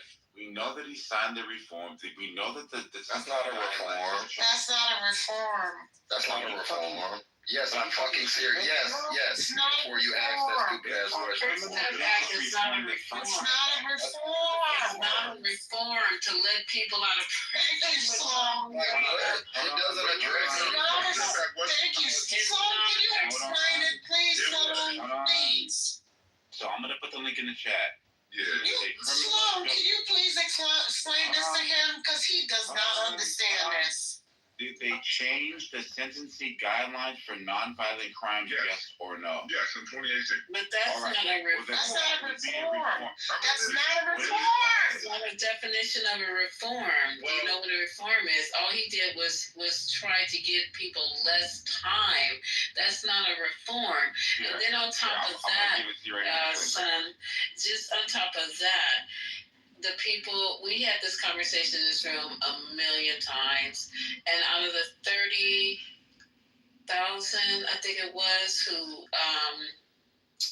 who got released, the first step was not even implemented to its full extent in the first place. So you're letting people out with criminal records, felonies, who can't survive. And I played tapes, clips of men who were released on the First Step Act, the ones who didn't recidivize back in because they could not find work. When you're out, it doesn't matter that you're out, regardless if you have a felony on your record or not. If you can't get work, if you cannot find work, how do you think that people are going to sustain themselves? Just show me how. And then you add a felony onto that. What do you think is going to happen? They recidivate back in. So where is the reform? Well, I will say the reduction there. Yes, Obama had a reduction in the 20 to 1, the crack. We did see a change under Trump and the First Step Act. I know what the First Step Act is. No, that's Samoa. He threw with the First Step. He did a Wikipedia of the First Step Act. We know what that is. I understand what you're saying, and I agree. Read the citations at the bottom. This is the reform, a bipartisan reform bill that redrew the lines of sentencing for nonviolent crimes. It did not It didn't It's not. do Oh my anything. God! Reform in a community has nothing with whether you're gonna give me more Hold on, you less said it time wasn't for a a reform, crime. right? It's not reforming anything. It's reforming that particular. Read the link. I did. I'm reading your thing right. The boy, you can't You're not listening, Samoas. Listen. Go into this damn thing right now. The point was that she said that the first, and you said it too, the First Step Act was not a criminal justice reform bill that was signed into law by Donald Trump. That's not what she said. What we end up doing, this is the purpose. What we end up doing is arguing over. We should be talking about what actually took place from the act. So now we argue like points. So the actual things. You trying to get us into the weeds? Listen, cool. I'm not. Great. Okay, great. We'll agree. The reform. Now, what did it do? So now what? All right, thank you. Okay, yeah, that's a good solution. That's a good solution. And okay, good. And now what?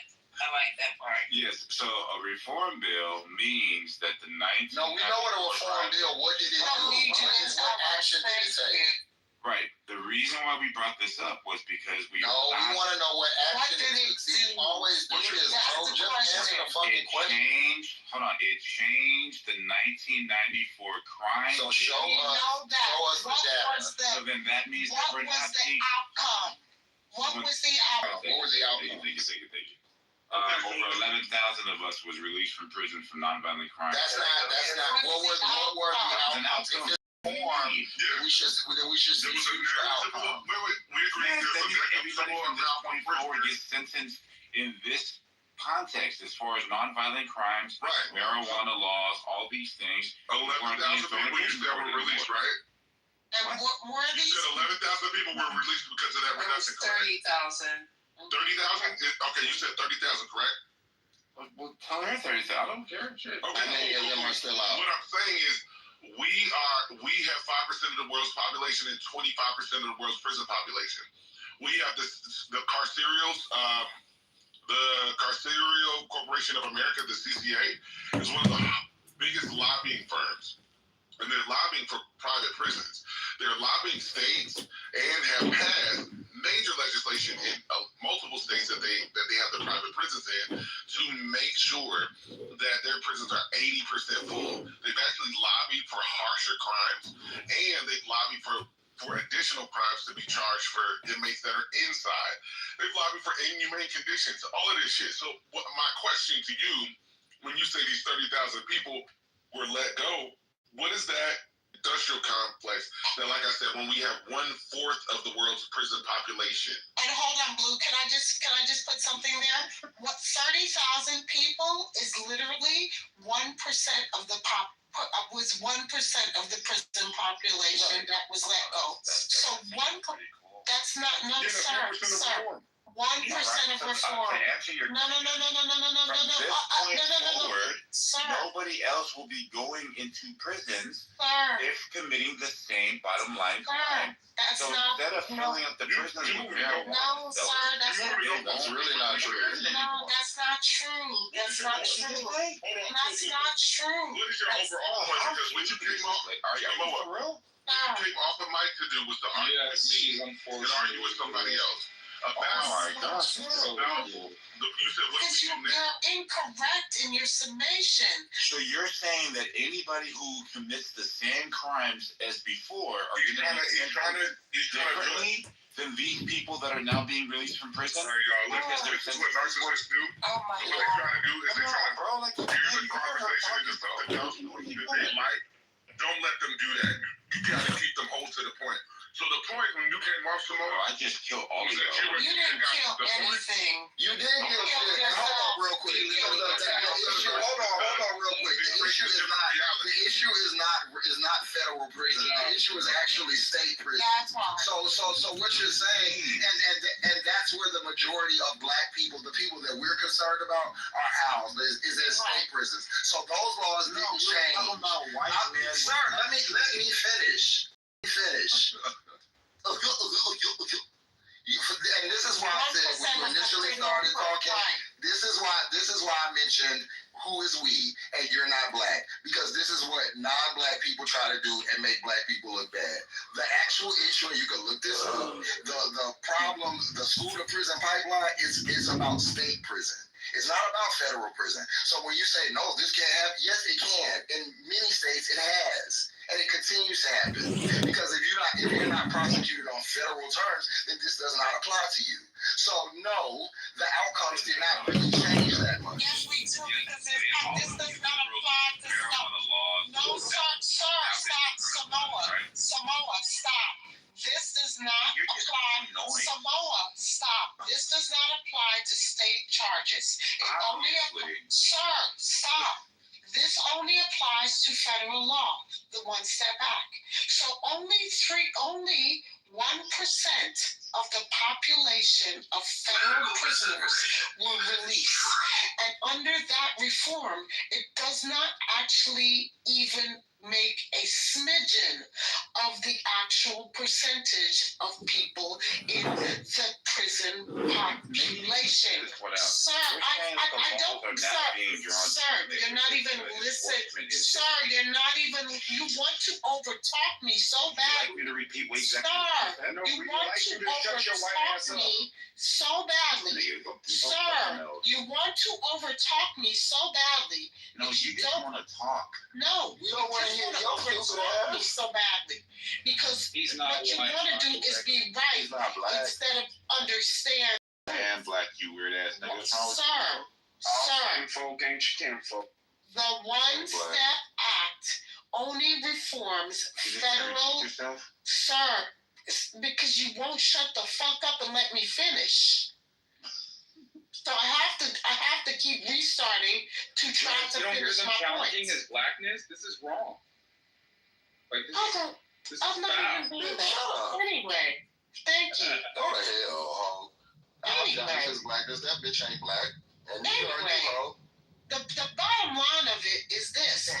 It doesn't even make a smidgen to the reform. So it makes no damn difference the bullshit that you're talking. At the end of the day, it doesn't make a difference. Well, I got one question for you. You keep fucking cutting me off. He has cut me the fuck off for the third fucking time. Yeah, we ain't listening to no questions from you, bro. Yeah, they rely on crime, right? They decriminalize. All right, so listen. No, what's your point? Because you done asked questions that have been contrary. What's your point? My point is every nigga doesn't deserve grace. I ain't asked you. Every nigga doesn't deserve. All right, my point what is your point? Over the last 30 years, decriminalizing of marijuana. What does that got to do with this conversation? Hold on, let him finish. Go ahead, Mike. We finished. I'm pointing out in California and in all the biggest blue states, decriminalizing of misdemeanors, of gross misdemeanors, down to misdemeanors, has been a thing for the past 30 years. From marijuana to theft to shoplifting to motor vehicles, they've been doing this in states for the past 30 years. And the reason why they are doing what in states? I'm talking about the blue states. They've been decriminalizing, quote unquote, obscurities within society that oppress minorities. Which ones? Like marijuana, like automotive theft. That's not true. That's not true. That's definitely not true. And it depends on the amount. It depends on the amount of marijuana. So go ahead, because we coming with this bullshit. Hold on. You coming with the bullshit. It depends on the amount of marijuana. This is crazy. What did you say? You said auto theft. What else? You said that's true. That's not shoplifting. That's okay. Is that decriminalized? Yeah. No. Okay. So what are you talking about? Marijuana is criminalized. Still criminalized. So one is very criminalized on a federal level, which still affects growers, still affects distributors, and they still come into states and they round people up. I can tell you because I live in a recreational state where it happened. So okay, but it has been decriminalized so that white men can get a profit while people who are literally still sitting in prison for marijuana charges. So, hold on, you have to even classify for that federal statute, you have to have so much weed. So the majority of people that are getting hit with that, even in my state, Georgia, where it's still criminalized, you can still go to jail for a blunt. You can still go to jail for a nick bag or a dime bag. So it's still criminalized. You can still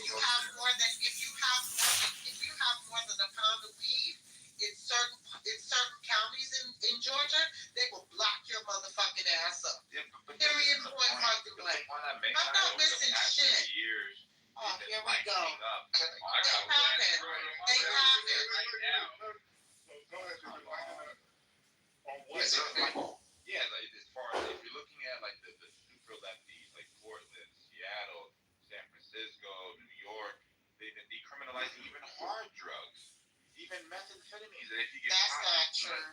No, yes, I'm telling you in the chat right now. What do you mean it's not true? Well, yeah, no, it was because it's a white drug. You literally have a In needle certain swab in your places. mouth. Yeah, Yeah, in certain places. There's been a clean needle program for a long time.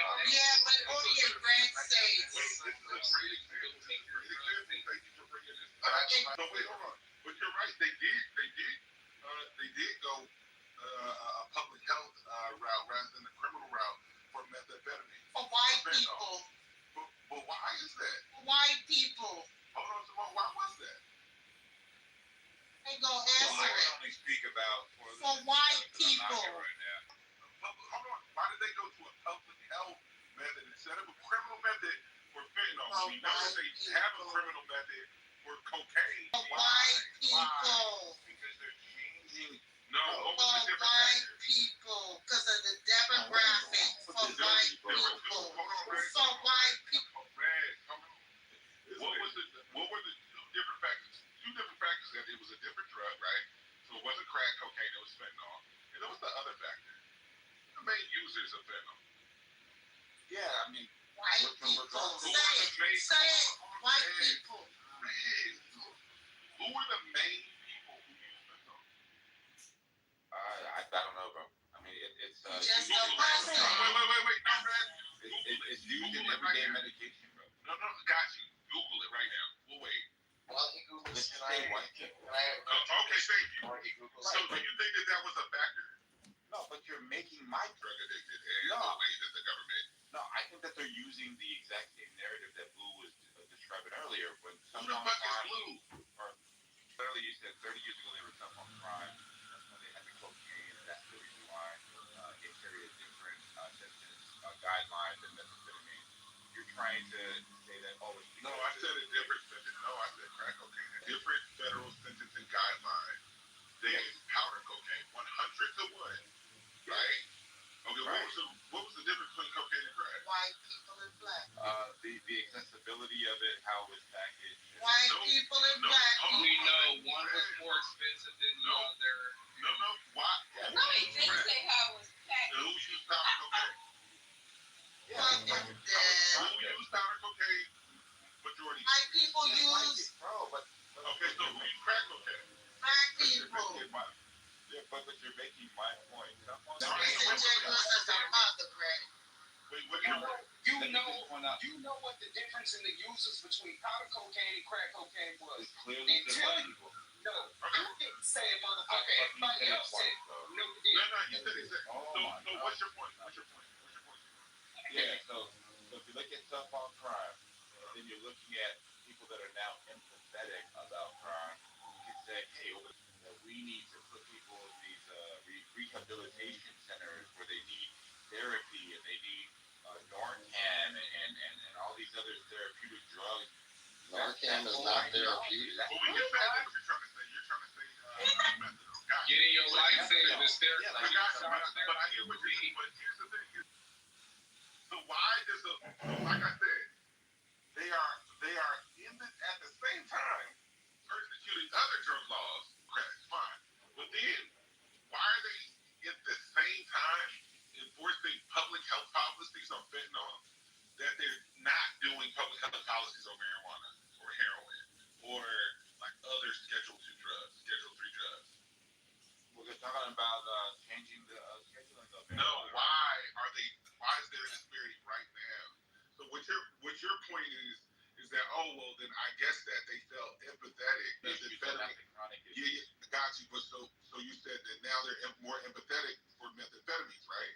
Well, that's what they say, right? Like they say, hey, we No, need to save everybody. I'm asking what you say. Yeah. What the fuck is your point, bro? Yeah, In the next 10 seconds, what is your point? My point is the ideology that everybody that can be saved, we're going to decriminalize because these drugs have put people into prison disproportionately. That's the talking point from the left. So they relaxed all these things and say, hey, man, just let them do what they want to do. As long as they're not bothering you, just leave them alone. Talking point? Are you delusional? That's exactly what Wait. it is. What's your talking point? So say your point again in 5 seconds. Yeah, the talking point is that tough on crime led to massive incarceration, and that these people need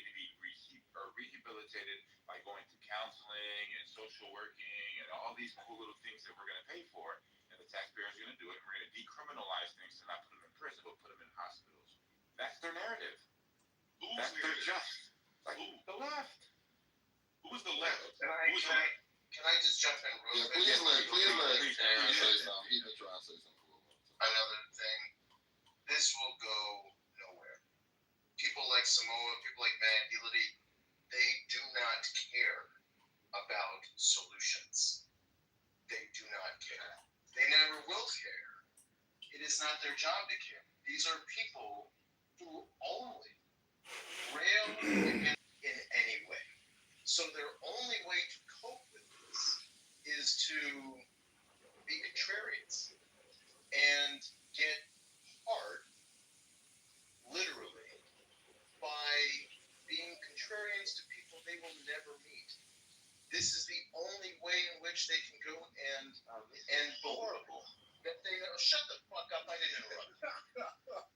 Okay, like this is the only way. Rez, Blue, you guys are doing the Lord's work, but you must know that these people are inconsequential. They do nothing to benefit their own communities. They do nothing to impact any of the issues they claim to care about. Which is why, for example, they didn't have an answer for you guys when you mentioned about how ridiculous. Shut the fuck up, you fuck. Who was talking about that? Shut the fuck up. I did not interrupt you. I did not interrupt. We were talking about that. Yeah, no, good. He really did. All right. The point is, they don't have an answer for this. They don't have an answer for anything. These are impotent individuals who will never amount to anything in their lives. And so, and I will end with this, that they will feel any degree, all. The only way that they will feel any degree of relevance is by arguing with good people like yourselves. Don't let your heart rate go up from these people. They are smiling. They are smiling. You're on the Shut the fuck up. It's fucking funny. No. Enough. You're on the side of the general. Let me I might want to this fucking weirdo. The one on the side of the general. Okay, so, and I'm trying to figure out Samoa and Elity, because it was Elity who said it.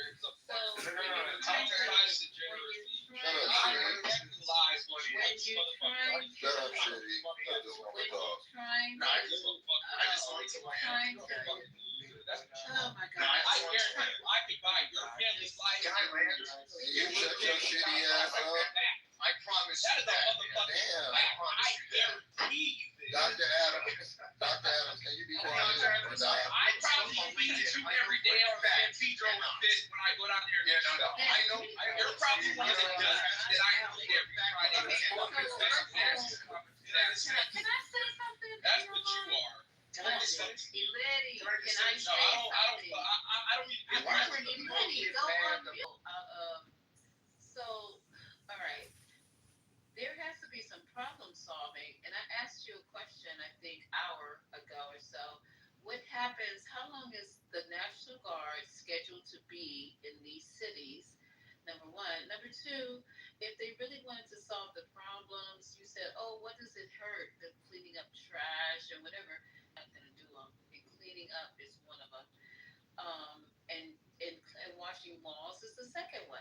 So if they want to solve some problems with the quote unquote youth that they're calling gang members and animals, they could have offered a nice summer program and paid them a legitimate wage and offered them like $20 an hour to just come and clean up their little parks, clean up graffiti. No one's trying to solve these problems at all. They just want to put a Band-Aid on the carotid artery and let it bleed around the edges. So how long will the National Guard? More days, but Mayor Bowser's pretty appreciative. I saw that. I was going to play one of her clips when you guys are arguing. And all of a sudden, she's like, ooh, look what happened since Trump's been here. Crime has gone down like 89%, 90%. And wow. With people like me, huh? She's a political hack. Oh, okay. Now she's a political hack. When she was out there dancing on the streets during COVID, y'all loved the hell out of her. Well, let me have to speak about. I mean, I don't think she's a hack. I really don't. I think what happened is he's got to protect those people. He loves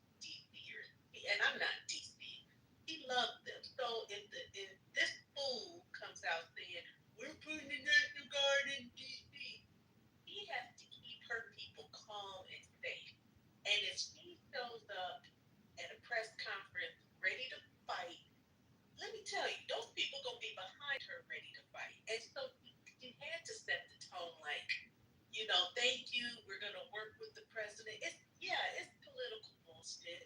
But she's got to do that because she's responsible for those people's safety. She doesn't want our people going out there angry, going out there. Because at the time, I don't even think we knew if they were going to be armed or not. I get it. I get it. Yeah, I just wanted to point out. He's trying to keep the peace, so I get it. Yeah. I get it. Yeah, and also like certain cities, crime in neighborhoods when the same cities were simultaneously having the lowest crime rates in 50 years. So, like, this is textbook fascism. After being massively high in Italy, I'm so sorry nobody spoke to you. This is textbook fascism. This is exactly what Mussolini did in Italy. The trains were notoriously late in Italy, and when Mussolini came into power, first as a president and then as a dictator because he abolished elections, he said the trains now run on time. Well, the only problem is the trains never ran on time. It's just the fact that he said they did, and so now everybody has to say they do. This is the same thing that when Trump is saying Baltimore is a cesspool of violence, when Baltimore is actually 78% down in crime and is having the lowest crime rate in 50 years because the black mayor decided to inject resources and capital campaigns into resources for his black constituents. DC is an anomaly because that place is actually they don't have it function a little differently, but we do see other governors vehemently, rampantly disagreeing with the president and saying what he's doing is actually tyranny. Baltimore is third in homicides. Look, I don't know if you knew that. It doesn't matter. It doesn't. So are they not? So are you saying that they're not seeing a reduction in crime? They're not. Being third in homicides, I don't think that's a. They're not. Not what you think. We're doing that. Yeah, bro. Look it up, bro. Hold on a second. I got you right now. I just did. I got you. Hold on. I'm going to do it for you because you're too lazy apparently. I feel like, do you engage in kink? Is this BDSM? Because you're sounding like it's crazy. It's crazy. I think you have a kink, bro. You need to work that out, and that's not just somewhere. But I think, bro. When they say cash out you $500 right now, if you can tell me when I ever said I had a Rolls Royce. Okay, yeah.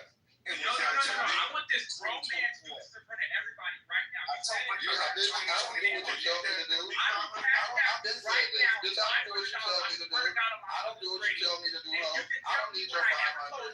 I just told you. I just told you. $500 right now. I just told you. I don't need your $500. When did you ever continue? Whoever was great, were you? No. When did you ever hear me say No. What? What you? Y'all think y'all run shit? I slapped your teeth out your mouth, ho. What you talking about? Yeah, I did. It's number. Yeah, but you did. You did. No. I need you to. And that's why you ain't got another day. Because I can beat your ass verbally over this app. Yes, I'm faggot that's proud. Bitch, you're an undercover faggot. You're an undercover Republican faggot. Yes, bitch. I'm a faggot that beats my chest. Bitch, you're a faggot that high. And we can hear it in your voice, ma'am. We can hear it. Do you think you sound straight? Do you think that you sound anything straight? You sound like a punk, a faggot, a foolaroo. You sound like a fucking fairy, bitch. I'm in grown man business right now. Do you understand that? I just want you to know that you sound sweet as a motherfucking honey bun, ho. You sound sassy as fuck. Do you think you're straight? Do you think you sound straight? Are you gonna address my people? Yeah, I'll take the $500 when you tell me if you think you sound straight. Because you keep throwing the faggot word around. Because that's me and you, girl. Me and you is faggots. Yeah, but I know. I'm a faggot, one fag, two fag, red fag. You be trying to act like you was a big sissy. I know you got your master Mac who pokes you in your butt at night, but I don't play with you bitches like that. That's why. Bitch, I'll ring your motherfucking neck, ho. My mind is somehow. Yeah, bitch, your mind is deranged. You're a crack out there. But somehow you niggas are on the right side of this because you're here.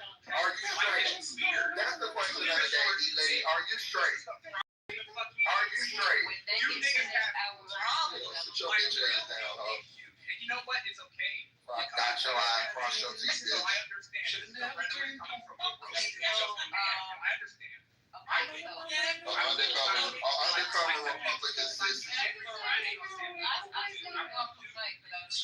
sympathize. Ray, stop singing. I really do. I sympathize. I do. I sympathize for young men like you. I pass y'all sandwiches, days, impoverished niggas like you.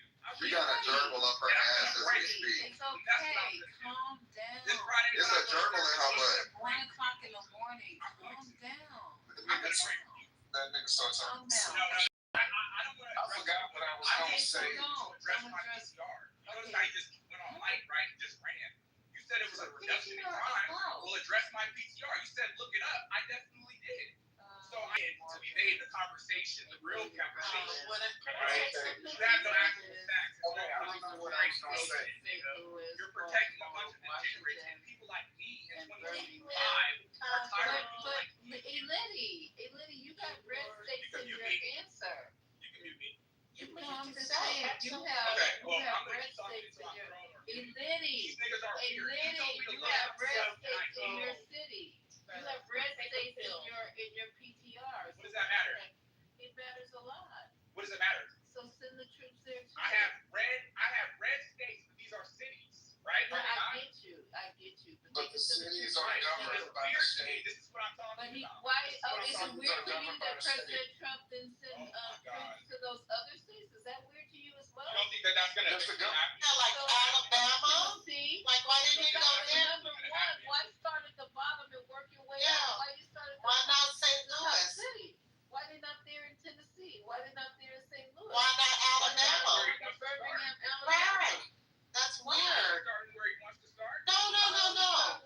Right. It's illogical. It doesn't make sense. Y'all trying to make sense of what a Republican phone. I'll address your PCR, but can you address mine first? I know. Especially since St. Louis was number 2, which is super weird. I was mad. That's my evidence. He said, motherfucker. That's definitely, what the fuck? That's some weird ass shit. Hey, 500. You said. Yeah, anyways, you're a fucking edited ass PTR. You're a weirdo. You said 500. That's what You're a it is. weirdo. Anyways, these are blue cities and motherfucking red states. Yes, I said that. Wait, You said, why did you wait. Blue cities. Those Yeah. are not blue cities. What? St. Louis is not a blue city. What are you talking about? Are you weird? Are you dumb? And Memphis, Tennessee either. Are you dumb? I'm gonna put the link in the fucking chat. You're dumb? Thank you. You don't have to put it in the fucking check. And you know a reduction of, ma'am, I have smoked you like a pack of cookies. You would want to leave me alone, girl. Like I get tired of doing y'all like this. I'm like y'all gay savior. You took somebody home and they fucked you on your PlayStation and your Jordans, girl. You gotta. Oh, it's been years. You see how I make you girls tell on yourself. I thought you didn't know me. I thought you didn't know me. Yeah. I got you. Yeah. I know it's hurting, but I got you, bro. Meet me outside. How about that? I'm here to feed the need. How about that? So Sloan, this is what I read on True Social, and I don't know if this was a good move for her, but maybe it will pay out towards the end. But he talked about her. He said, "Wow, Miriam Bowser of DC has become very popular because she worked with me and my great people in bringing crime down to virtually nothing." And he capitalized the words that he wanted to. So this is definitely him. To nothing in DC. Her statements and actions were positive instead of others like Pritzker, Wetmore, he said Newscomb, but he meant handsome. And 5%, and the 5% approval rating. Mayor of Chicago. Wait a minute. The mayor of Chicago has a 5% approval rating? That's bull crap. A 5% and a 5% approval rated mayor of Chicago. Life is not the mayor anymore. No, Life is not the mayor. Who spent all of their time trying to justify violent crime instead of working working with us to completely eliminate it, of course, in capital letters, which we have done in Washington, D.C., but there was somebody murdered in that same time period. But anyway, now a crime-free zone, would it be nice to say that about Chicago, Los Angeles, New York, and even the crime-drenched city of Baltimore? I see Baltimore on your list, by the way. And it can happen, and it can happen fast in capital letters. Work with us. Mayor Bowser's rating has gone up in a short period of time, 25%. We need to check the accuracy of this. And people of DC are thanking her for stopping crime wherever she goes. And it's not a miracle, it's hard work, courage, and being smart. Okay, so that's something that he's talking about.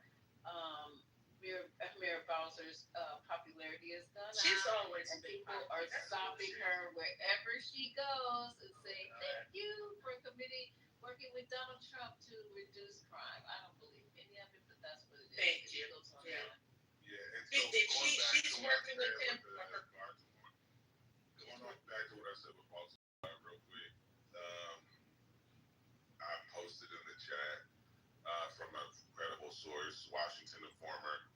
There's also the black mayor in Baltimore and Birmingham driving store drops. Wait a second. I wanted to just make my comment about Bowser. We were talking about Bowser. Oh. Yeah, real quick. No, she's working with him, but she does it because she loves the people. She's working with him for his ad. Yeah. So Baltimore, long branded America's most dangerous city, released mid-year crime data showing a 22% drop in homicides compared to the same period last year. Non-fatal shootings are down 19%. Juvenile homicide victims have declined by an astonishing 71%. Police are solving more crimes with a homicide clearance of 64% and a non-fatal shooting clearance rate of 20%, 20% percentage points above the 10-year average. And so they're seeing a historic low in crime literally at the same time that the sitting president is telling us that they're receiving a historic high. So you were saying?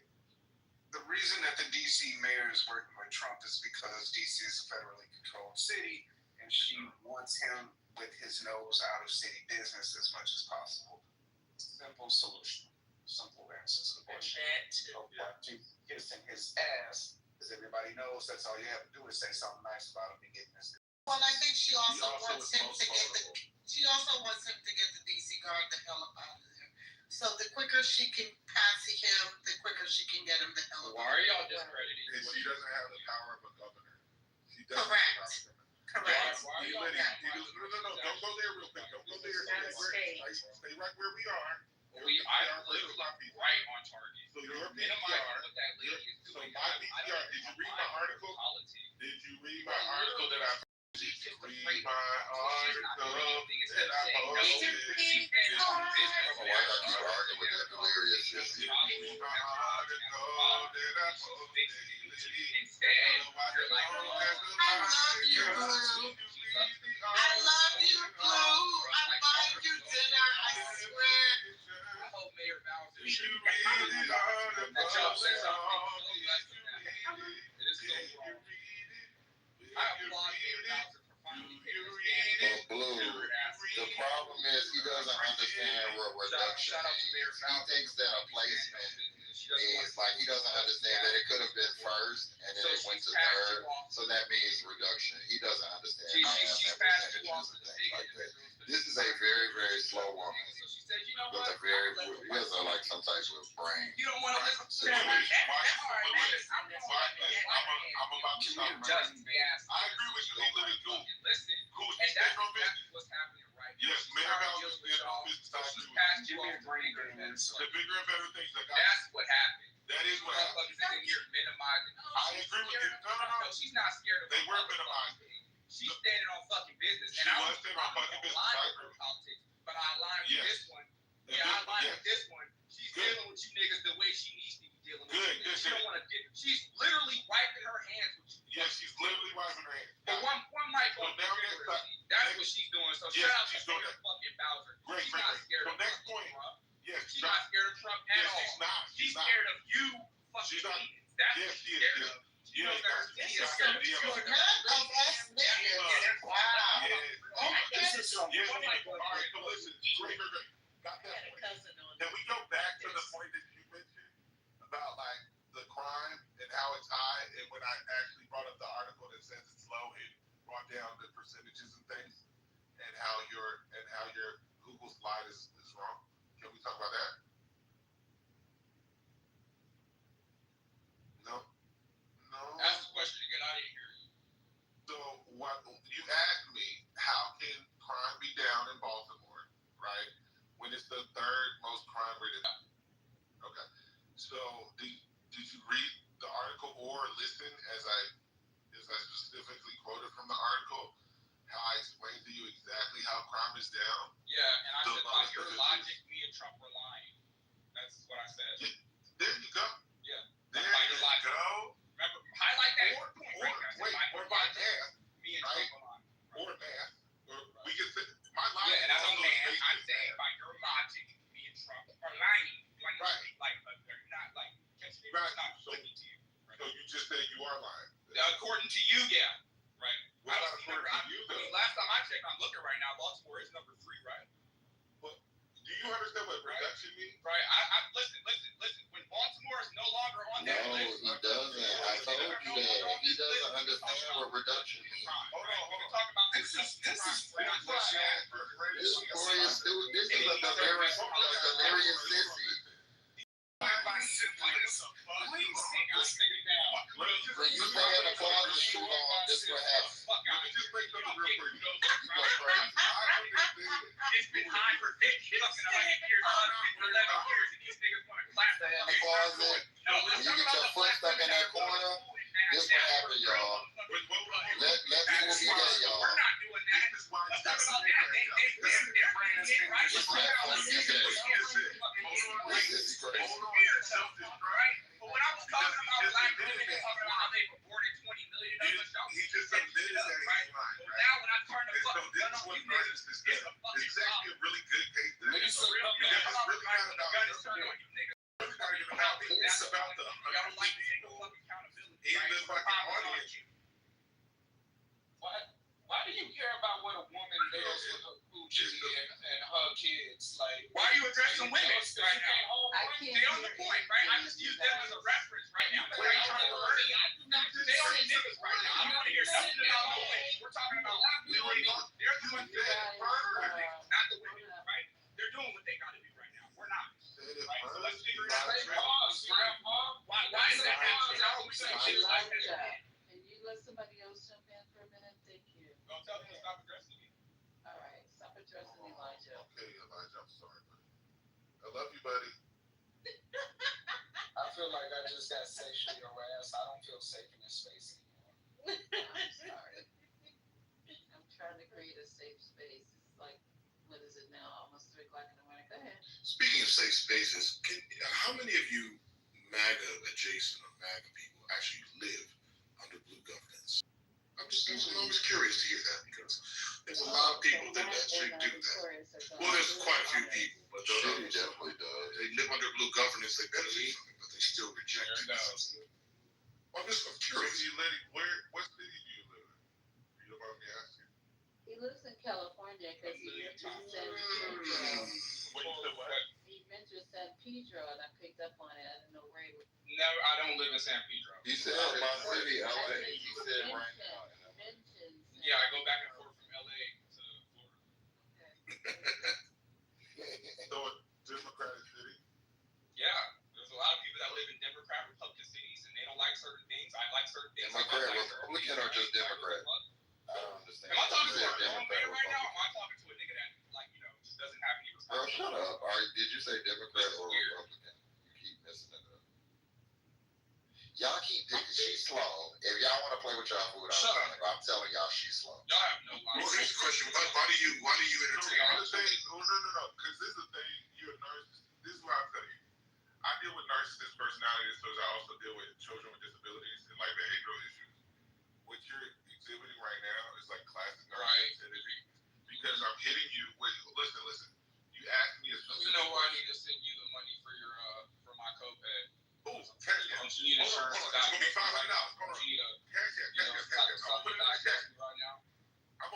So you need my medical insurance right now? Ask me that. Diagnose me what I have.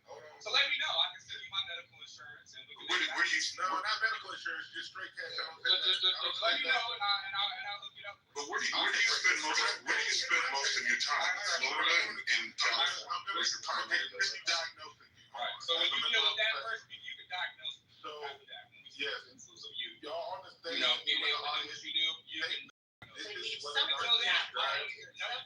What they do. Because you're telling me that I have. They want to bloviate. With that clause. They want to take the information that you're doing. I will never. You're not a fucking therapist. They will never admit it. The niggas that I'm never admit that it's wrong. No. And when he said he was presented with specific information that counteract the information that he gave you, get them to come he moved the goalpost to start talking about abortion. So listen, ladies, if you have a man like this in your life, leave him. Order to deal with it. Hold on, y'all. I'm holding the case study right now. This is a live study. In order to deal with a narcissistic personality disorder, they not get emotionally engaged. You see how I did not get emotionally engaged? The rhetoric changes for time, and he's the least reactive with me. With others, he has an emotional attachment with. This specimen will become upset and agitated. Now that he's not cultured in the conversation, he will try to shift to something that is parallel to what I'm trying to say. So he can take the information. He can take the. You live on here. You don't live on right? Yeah, I can promise you that more people are going to agree with me than you. I can guarantee you. That's a one. This doesn't have anything to do with politics. This doesn't have anything to do with that he don't love. And he has a lot of people that don't love him. Okay, guys, I can only Lisa, take thank you so much. Good God. I really, my head is just pounding. Go ahead, guys. I actually dated somebody with narcissistic personality disorder. They were actually, and they were still held to be in a relationship with, even with, and their parents are going to counseling with them. I was like, oh my God, I never met that before. I just think it's an interesting dynamic that if you despise democratic policies, as much as I hear these people talk about, but I guarantee you at least 85 to 90% of them actually live under democratic governance, much like the man who was just up here. Like he spends his time between California and Florida. But if I was a guessing man, I'd say his primary residence is in California. Now, I don't know that to be true, but I'm saying, but if at all, you despise so much democratic policies, how do you then live under democratic governance? Like if there is no nuance, how do you live under democratic governance in any way, shape, or form? I just want my people to be loved. You know what I'm saying? I think what we saw is just there's a lot of hurt people out here in this world, and they want to rail, and they want to just bloviate, and the truth is like a lot of us just need hugs, and like a newspaper. You sound like the beginning of a 70s song. Just need a hug. Yeah, I want to be like there a little bit. I want to have like kind of on his back and say somebody love. No, you're joking, but that's actually there's some truth in that for sure. When I'm gonna get my G's for being right, because every time these people enter, I always give y'all the rundown. They always show themselves. I always tell y'all, okay, did they never go toe to toe with you? Your mouth is freaking fire, man. You can go. Oh my God. I would like one of them to answer that. Like, come on the stage and actually answer that. Like, I'd like to hear the logic. No, we don't need to hear nothing else from them, please. No. I'm saying that. I'm saying that they can question. Put it in the chat. They can put it in the chat. We don't want to because we had all of them on the stage at one time. Notorious. Yeah, that's probably that cool. Yeah, you have to have a stupid. Not cool. Samoa, Liddy. I mean, what? You can't ask for more. Are you good? But what would you? No, you can't have them all on stage at the same time. Well, they were. It was too much. You gonna let him in the orphanage 2 weeks ago? He's too much for me. Damn. He could go on a He could go on first lady side. It's like catching a pass in the middle of the field. You got to put that nigga in a bed. Holy water and then do the exorcism. Because the hell, he need a mama, daddy, and a therapist. At all. I don't even know what he's talking about. I guess he means the Latinos when he's talking about San Pedro. But he has this hatred for black people. He said black men. He said black women are okay. He's cool with us. But you black men. That must mean he's a black man. He's a black man. He got daddy issues. His daddy left him. The ones who bullied him. His daddy left him at the corner store. He got bullied all through high school and made fun of, and he hates everybody. His daddy left him at the corner store and never came back for him. That's what happened. Okay, well, yeah, he hate us niggas. He hate every, like, black man that seems like super. Like, Ray, his daddy left him at the corner store and never came back for him. He never knew his dad. He left it. That's why he left him at the corner store. And San Pedro. He got a hyphenated last name. He got two last names because his mama didn't know which nigga. Yeah, so that's what happened. That would be nice to Liddy. He obviously needs some intervention, some counseling, and what have you. So It's really interesting to me. Like I try to at least pierce the psychology. Like I want to know, not always what makes them tick, but just like the glaring shit. I want to know, like, how do you live? Like, 'cause I know the guy in the chat, Hokey, he says he lives in California as well. So I'm like, well, yeah, that's what I'm like. How do these people? He barely got his. He barely. And they're gonna have him bust the ass right on that. I already told him. I said I'll pull his damn immigration file fucking with me. He better not play with me. I'ma pull his. I'ma pull his A file and have his ass deported. He better not fucking play with me. Damn idiot. He's not a bright guy. He's a dummy. He just really don't know who the fuck I know. Stop playing with me.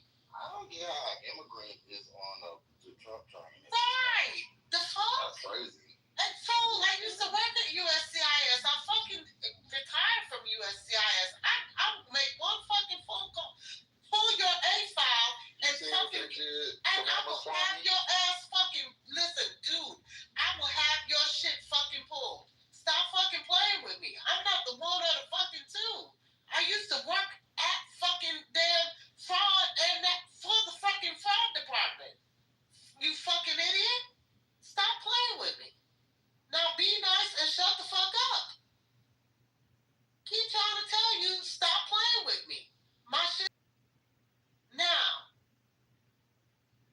y'all don't know who people are in real fucking life. Stop fucking playing with me, Hunky. You can play all that hide the shit, cause I know real fucking doctors on here who will get me your real fucking name, and you will play this game, and I will pull your A file, and your shit will be fucked up. So I suggest you shut the fuck up and leave me the fuck alone. Hello? oh, Hokey's in that Hokey. Okay, stop. I didn't even know he was in here. I keep hearing you go, Hokey. He's not in here. And I go look in the chat. Ain't Hokey from Beirut? Yeah, he all Trump dick sucker. Hey, they ready to send his ass back to the Middle East. This dumbass. I would be, very down right about now, Hokey. I don't know why you're trying to. Okay, whatever. Ooh, child.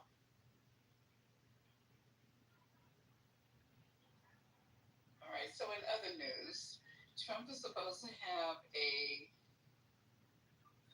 press conference everywhere too, and they're showing old reels of his last press conference and saying that it's live. It's not live because I went on and I was listening to it while you guys were talking. But he's supposed to have some type of announcement at 2:00 today.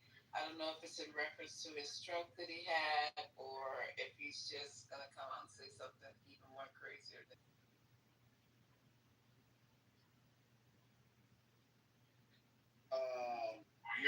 Culturally, one of the lieutenants with HPD said that guy from the story I was telling you about last night is probably going to be charged with murder.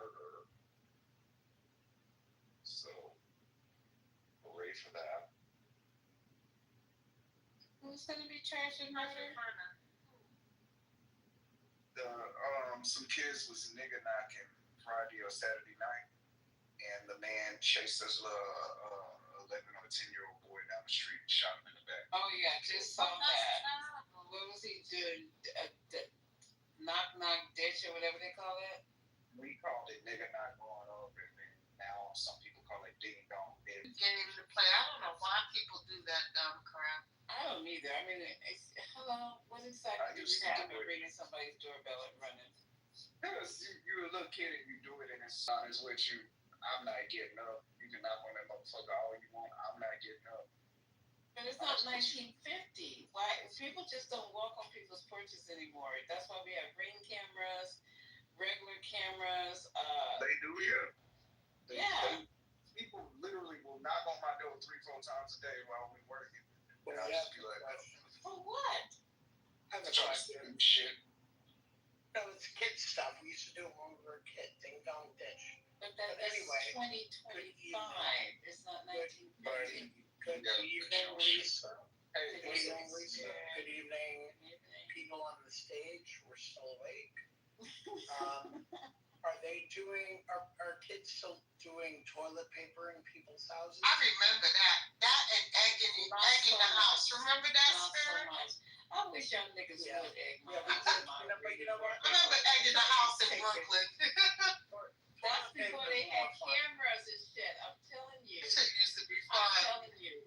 No, my mother has never toilet paper city because the suburbs. You know, you throw it over the front of the house, you run to the back of the house, you get the rest of the toilet paper. You throw in like New York, you're like, you know, once you throw it over the ledge, like that's it. You're not going to cover it.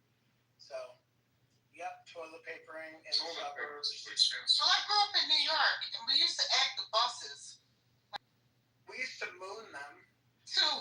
Oh my God. Oh, do you remember when we used to take like the shaving cream, the Nair shaving cream? You used to throw that crap. Oh my God, that was like the worst. They used to do some dumb crap. The toilet paper hanging from the trees was crazy. Yeah, there really was. That shit. Oh no, opening the hydrants in the summer was crazy. I was talking to one of my best friends growing up, and we was talking about it. It was like, dude, what if the people lived on the corner of Nora and St. Charles where the shot was? We used to ding dong ditch that house, nigga knock that house every fucking day after school. Well, I'll tell you the other thing that we did was we would get like a pile of dog shit and like put it in a bag, but then light it on fire and burn dog shit. Who the hell was touching dog shit? Yeah. Well, you got a dog, your dog poops, you pick it up, you put it in a bag, and then you put it on somebody's steps, light it on fire, ring the doorbell, they come out, they stamp it out, and they get dog shit all over them. Nah, I wasn't touching no dog shit, girlfriend. We was like, send somebody here to go do it. And that nigga, as soon as the little kid got up to the house, nigga opened the door, was like, shit, bitch. And we just took off running. And we looked back while we running, he just in the yard laughing. Just laughing. Instead of shooting, he laughed.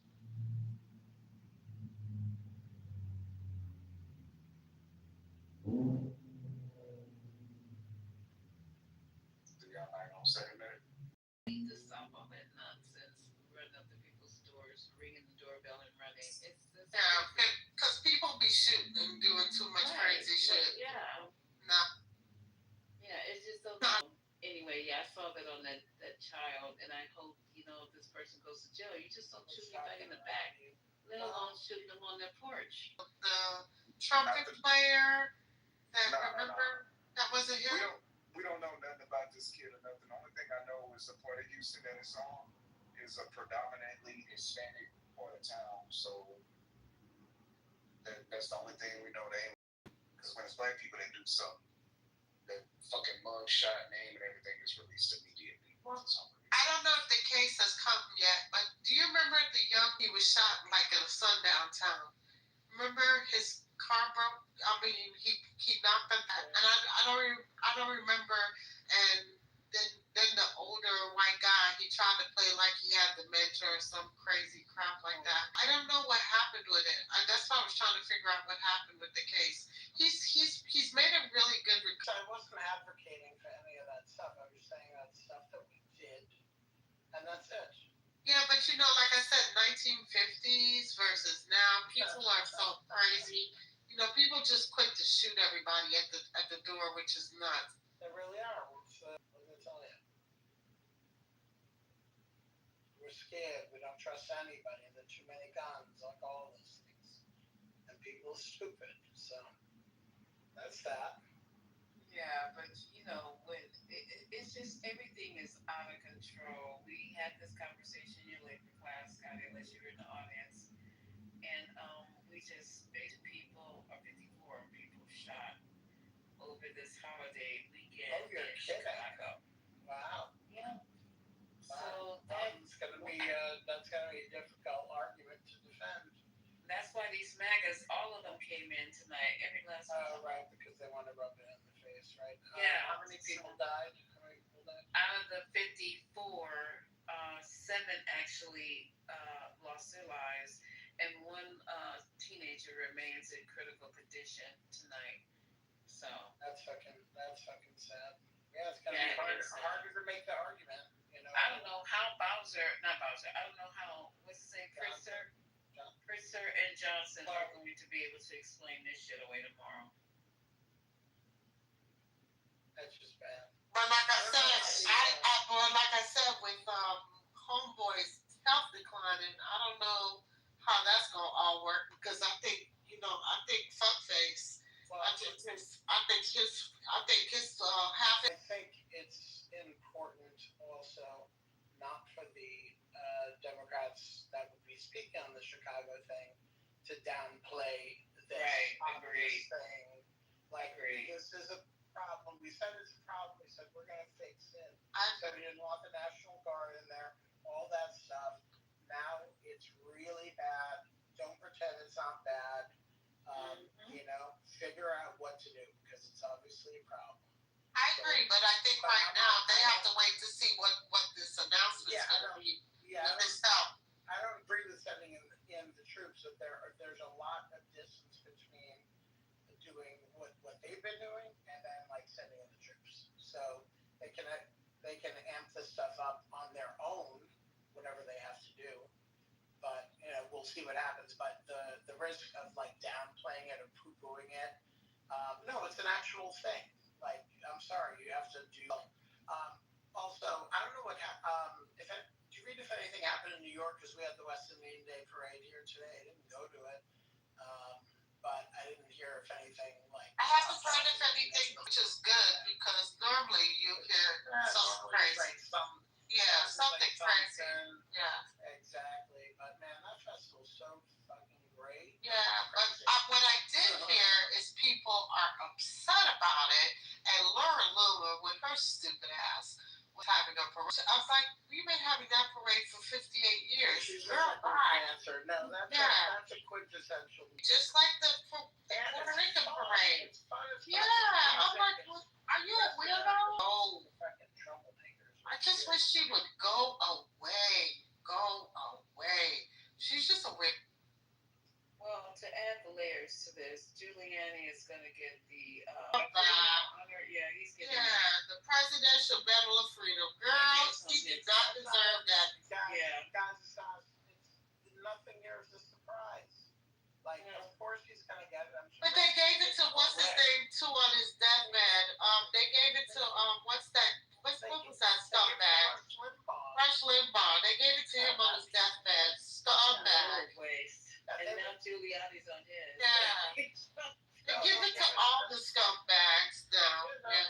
It's really not a surprise. It's honestly not a surprise. So.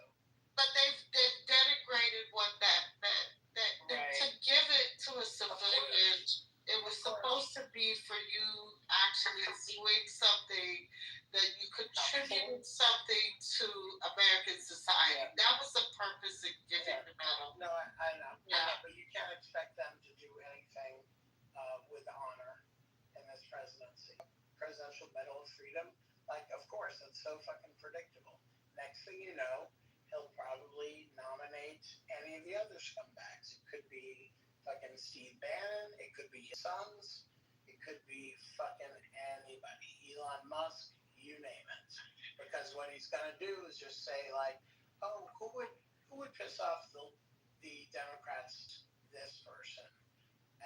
And that's what he's gonna do, because half this presidency is just a fucking troll, and the other half is a grift. So there you go. Oh, that's interesting because accusing the black women of cheating in the election. So I guess that's how he earned his, because he lost his house behind that. So a lot of his assets, because he had to sell like his prized Rolex and quite a few things. Because he lost like, I think it was like 17 million, and he had to sell like one of the condos, and then they allowed him to keep the condo in Florida, if I'm not mistaken. Yeah, they did allow him to keep that one as the primary house, but he had the Rolex, and it was crazy. But those two women came off like the mob, literally, and he destroyed his legacy.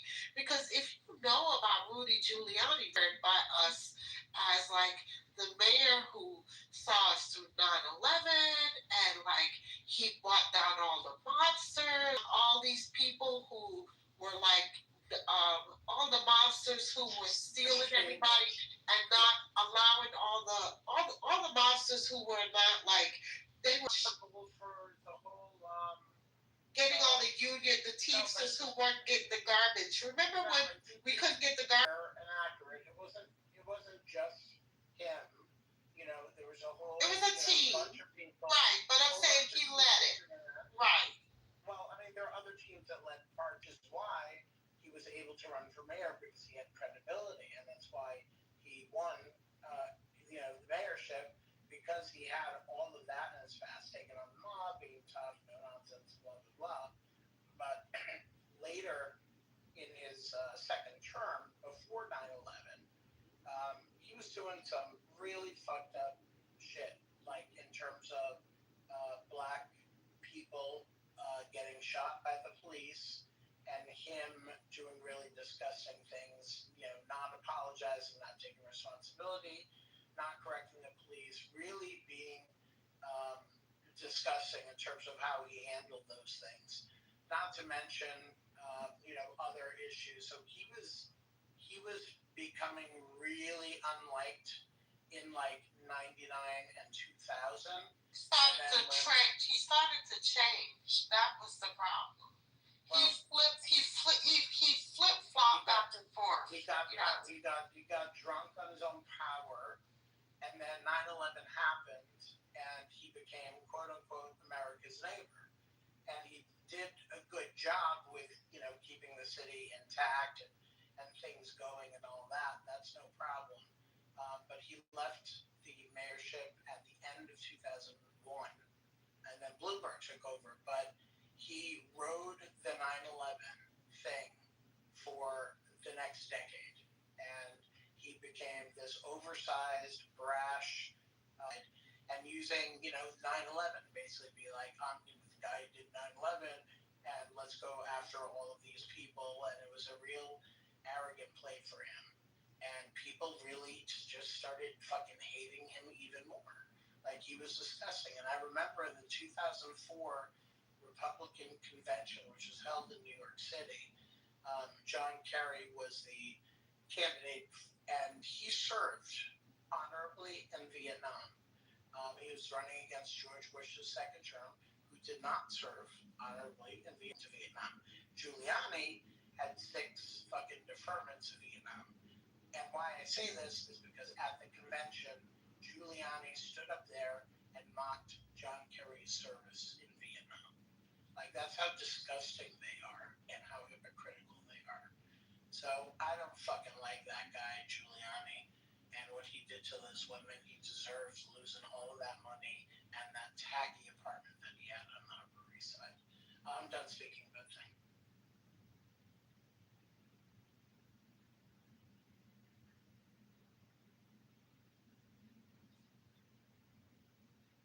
Lisa, what are you doing up so late? I'm trying to see if my president is still alive because he has some strokes and some other shit. So I decided to sit up and wait for them to announce whatever they're gonna announce, even though it's 2:00 in the afternoon today. So it's a big deal. It's everywhere. I don't know what the announcement's gonna be. He released it to the press pool, saying that he has to make a critical announcement today. They're thinking that J.D. Vance made some cryptic statement talking about, paraphrasing. He's just waiting and wondering.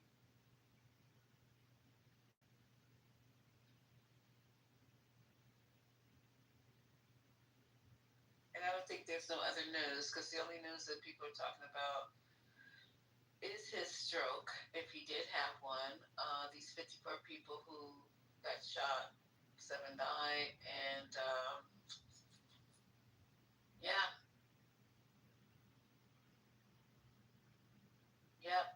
Yep. So I guess he got his wish. We're not talking about Epstein files. At least they're not. They're trying to keep up with the current stuff that's going on. The news can barely keep up with what's currently going on.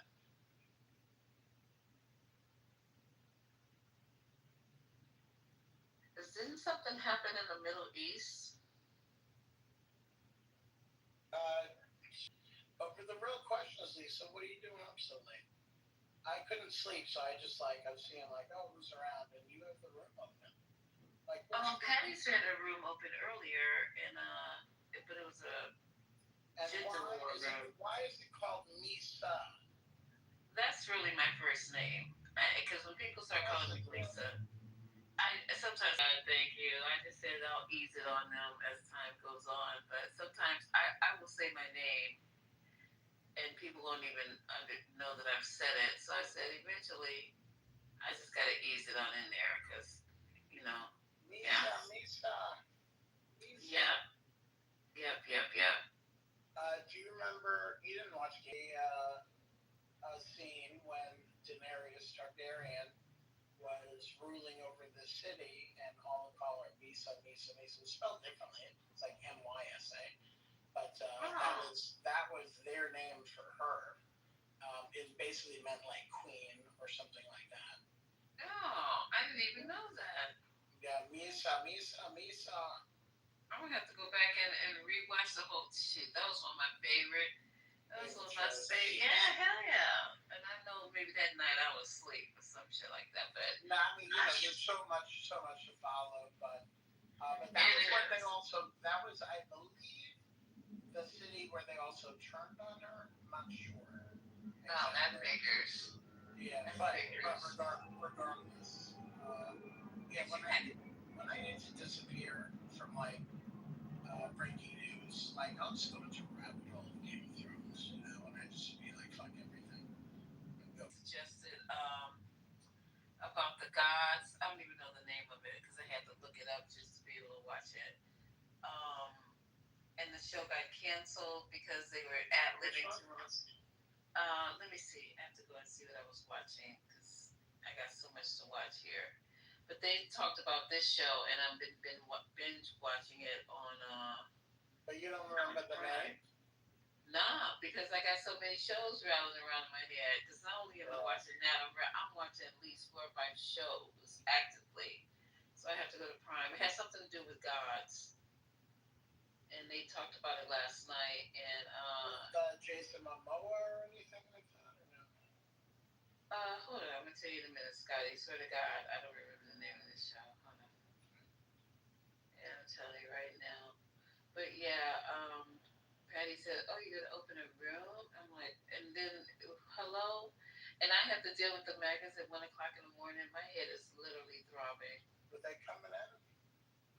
Oh, they were all here. American Gods. Congratulations. He said, "Congratulations." I've never had Matt Cool on my stage ever until tonight. Yeah. Oh. Okay. Yeah. It's called American Gods. Oh, what channel is that? I'm getting it. I actually had to purchase it, the whole first season, and it's streaming. It got 2 prime time Emmy, they start talking about, start ad-libbing, talking about Jesus was black and shit, and they pull this stuff up right away. What's this guy's name? You guys know this guy. Yeah, he's a really good actor. Hold on, I'm gonna get his name. I don't know. Watching it is extremely good. So, American guy. Wait, let me see. Yeah, just trying to give you this guy's name. I've seen him in a lot of stuff. And then too. Did you have a good holiday weekend? Did you stay in the city? I stayed a couple of days in Connecticut because that's where my brothers. That was boring. Well, of course it's gonna be boring, but did you go to New Haven and try the pizza at least? And what does he think? He was like thankful for the recommendation, and yeah, he said if we hear about anything else, let him know. This guy's Ricky Whittle is playing Shadow, but the guy I'm trying to get you guys to know who everybody knows this guy. Hold on for a second. I gotta go back out of this. I gotta go. I don't know, Scotty. My head is hurting after this fight tonight. It's just too much. What, fighting like on stage with the people? Yeah. Oh, what's the fighting about? Like just MAGA stuff? Just MAGA. It was just against the world. So. Oh boy. And I'm like, man, and then like this guy Liddy is a piece of work, man. Oh my god. I don't know that people. I don't either. Liddy, I think I've seen him someplace before, but I don't know him like that. Okay. I don't really know. It's hard to keep track. It is very hard to keep track. But I'm glad they feel comfortable in your room to be able to express themselves. Yeah, they do. I don't know why, but they do. I'm glad there's somebody here to keep them in check. Yeah, me too. Because I would just let them go on for hours. I'll tell you this, one thing we shouldn't be doing, I think, you probably agree with me, I don't like this talk about, is he dead, is he, what does he have this thing on his thing, has a stroke, or whatever, where it turns into,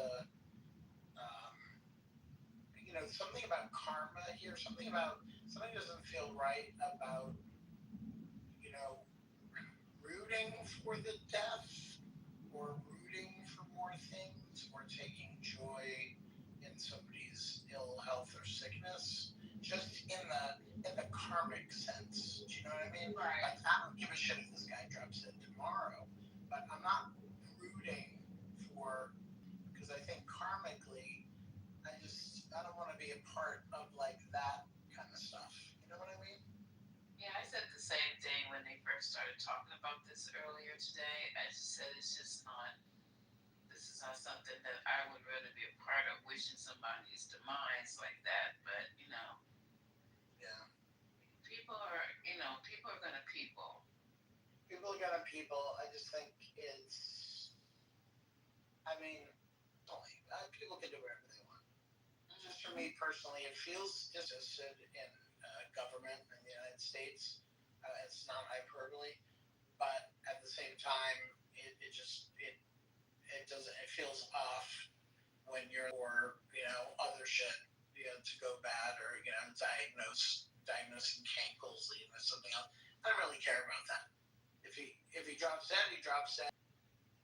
That's all. That's true. That is absolutely true. Yeah, so misery. Yeah, of course. Did you take the train up to Connecticut?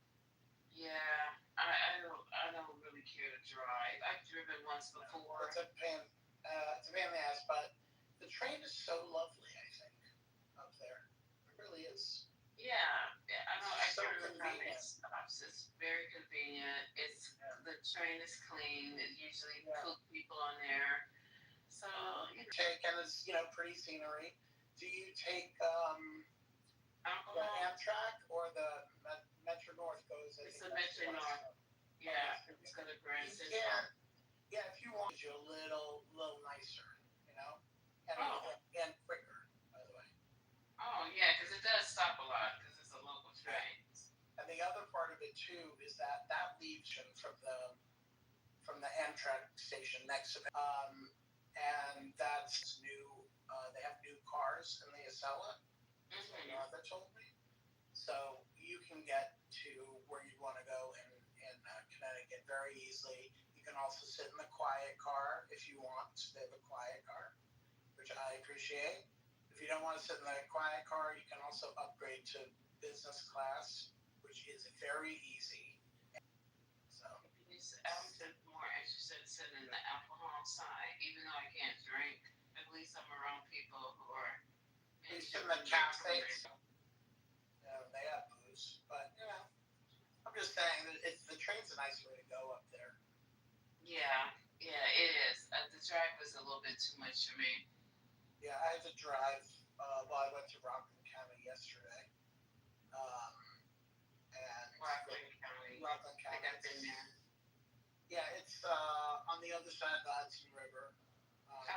Still in New York, but you got to drive through Jersey for a bit to get up there. And it's, it's so pretty up there, but there's no train that goes up there. So there's just buses. So I got my parking spot back when I returned, by the way. That's crazy. Were you there when I was in the room live driving into my neighborhood? Yeah, that was crazy. That's insane. After they took it 5 years ago. So fucking funny. Coming up with new strategies in my head to, steal parking spots in the neighborhood. I told you what to do. Somebody told you put a plank down in the cones. No, that's the thing. No, that's the next move. Get a piece of plywood, put it down, get on the spot, get a cone, put it on the cone, and it'll be there forever. Who's gonna have the nerve to move that? No, nobody, especially with me. That they've dug some hole there. I don't want to park on. And the thing is, I'm not taking up a huge spot. I'm taking up a spot that most likely no. All right. Damn. What is that car like calling out? The big one made by the city yesterday, and I told Robert he should get one of those. I forgot it now. I don't even remember. But do you know who Ian McShane is? Ian McShane? Is it Ian McShane? I said Ian. Yeah, he's the one who stars in this American Gods. I'm not sure. Have you been watching it? What happened? I've been there for a while, girl. I'm not so late, Jess. I was braiding my hair in 2 plaits. Is that true? You're braiding your hair? No, Clubhouse is the best for braiding your hair. I'm telling you that much. Clubhouse is the best for fucking driving a long trip. Yeah, it's unbelievable. I'm looking at American Gods now. I see. So you like it so far, Lisa? I'm loving it. I tried to watch the whole series in one night, but of course I didn't. Wait, so how do I watch? I had to buy it. Just order stars for the little $2.99 thing. I can't fucking take this. And then get rid of it. Yeah, I should have did that, but knowing me, just I'll forget. That's why I got every freaking. Oh shit, Orlando Jones, isn't it? Yeah, the cast is awesome. The cast is fire. It's this other girl, Kristen Chenoweth, you know her? Yeah. Yo, she's in it. I'm trying to do I want to tell you what she's plays like part of the Easter like the Easter lore. I won't tell you. She's like Miss Easter. Okay. It's hilarious. All right, maybe I'll put it in the queue. I need something to go into my dark hole while this administration continues. But it's parts that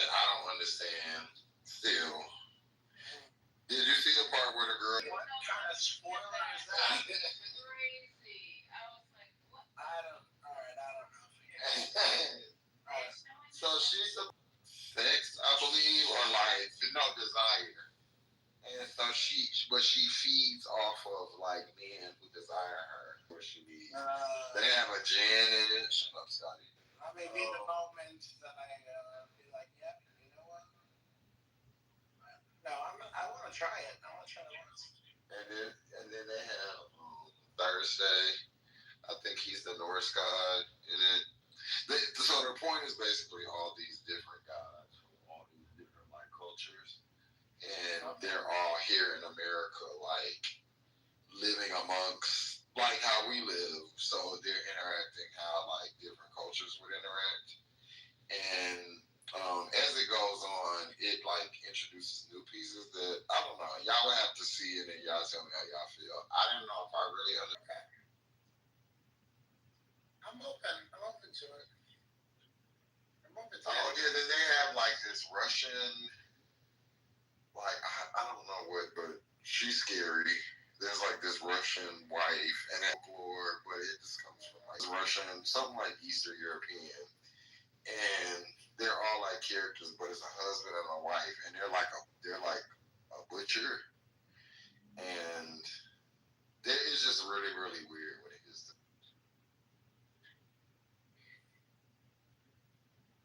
And you saw the Leprechaun, Lisa?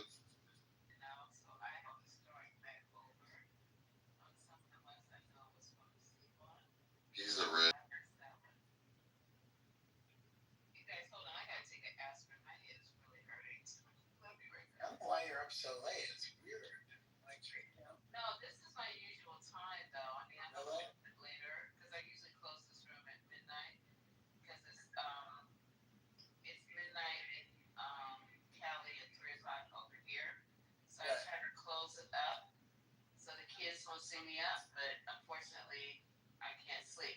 Then I had that IV today. That's what I was telling Patty. I had my B12 IV, and that thing, yeah. What does that do? It gives you, first of all, for me, I take it because I'm tired and run down, and it refreshes me, give me energy. They add whatever else they can add, like potassium, calcium. For me, it lasts a week. Oh, so it's not just like a dose. It's longer, but is that through like a med spa or something like that? It's called a hydration center. I guess some people call it med spas. You can get it there, but these hydration centers are all over New York. There's like they got something.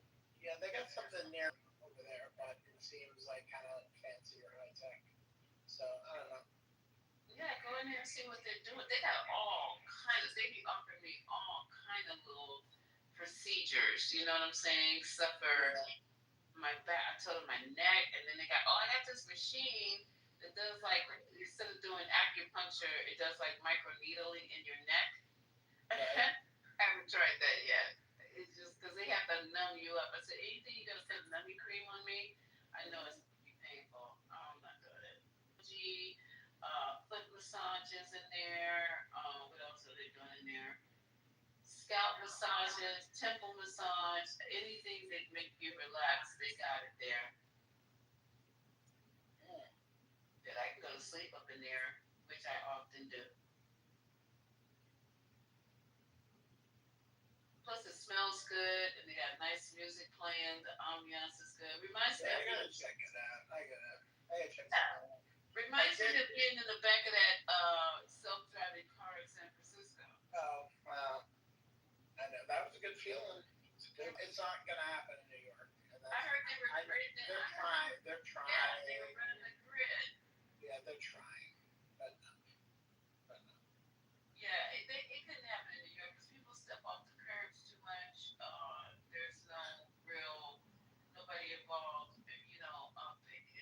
No one pays attention to the laws of pedestrians, and those things stop when something's in front of them. So I can just see it just not working well. Your cone would fuck them up. You know how many traffic jams in general are over here? The streets are too narrow. You can't go around. If something's stuck, like everything's gonna be a fucking disaster. And they can't really, you can't really prohibit where they go as much. Like they won't go on the freeways and stuff like that.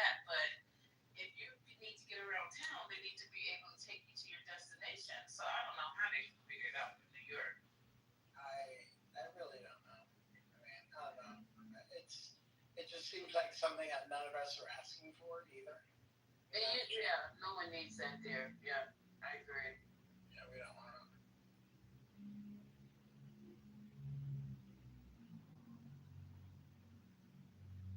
Labor Day weekend was nice though. It was chill.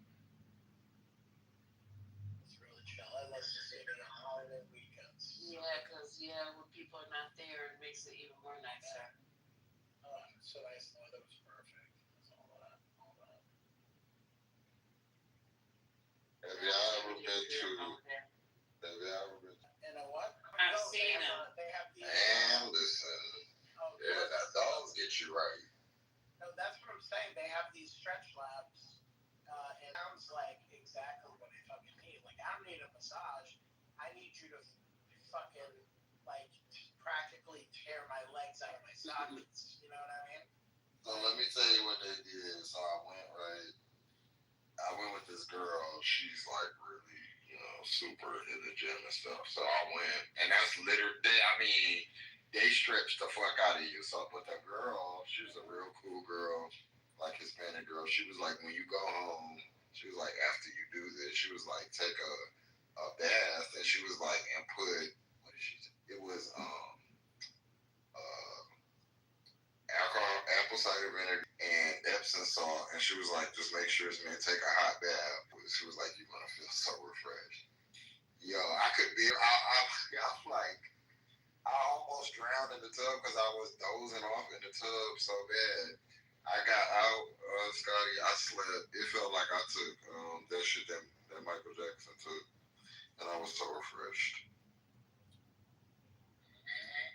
It's better than getting a massage or anything.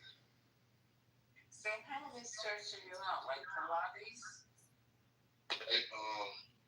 So you do like regular, well, first you start with like regular, stretching things, but they use their weight to help you like really stretch. So they better, I'm gonna instruct them to essentially fuck me up. You don't have to. Okay, good. It's like a slow, like they don't just come, but like you sit on the floor and you got your legs open and you like try to touch your toes. Yeah. They like almost sit on your back to make you, but like slowly, you get almost flat. And that's what my trainer would do as well. And they just tell you like keep breathing or whatever. And that's just your muscle the fuck out.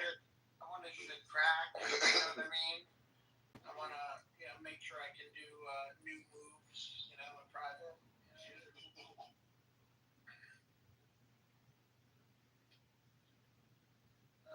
My God.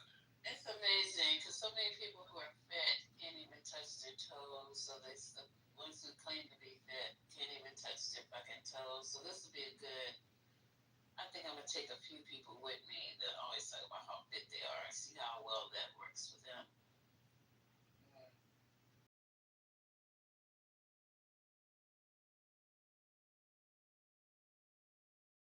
That's the thing. They like I went by there a couple times. They just haven't started yet. And I'm actually, well, I shouldn't say this publicly, but anyway, I'm moving, Lisa. So I'm moving to a different neighborhood. Which is a big deal. But now Scotty leaving the neighborhood. I know. I'm buying a place up in Chelsea. Nice. But there's stretch lab up there, and I'll have to deal with the whole parking thing separately. I don't know what we're gonna do. But there's a stretch place right over there, so that's like one of my first orders of business. Let me know what happened. Take some videos, and they have one in Tribeca, right on Chambers Street. Oh, I'm sure they do. Yeah. And they also have a parking structure for Chelsea too, I think. Like one of those stackables, I think, right? You mean on the pier? And somewhere I think I saw one. I couldn't think. There are cheaper ones where you can leave your car at the pier, but uncovered for a lot of them, which means you know, I don't know. I may look into that. I don't know what I'm gonna do. Well, you leave your car on the street anyway, so uncovered won't matter to you. No, but it was very easy to park on my street. I don't know why it's gonna be easy in the other neighborhood. Driving a car in New York is crazy. I know, but it was so great just because yesterday I woke up and I was like, I want to leave the city. I want to go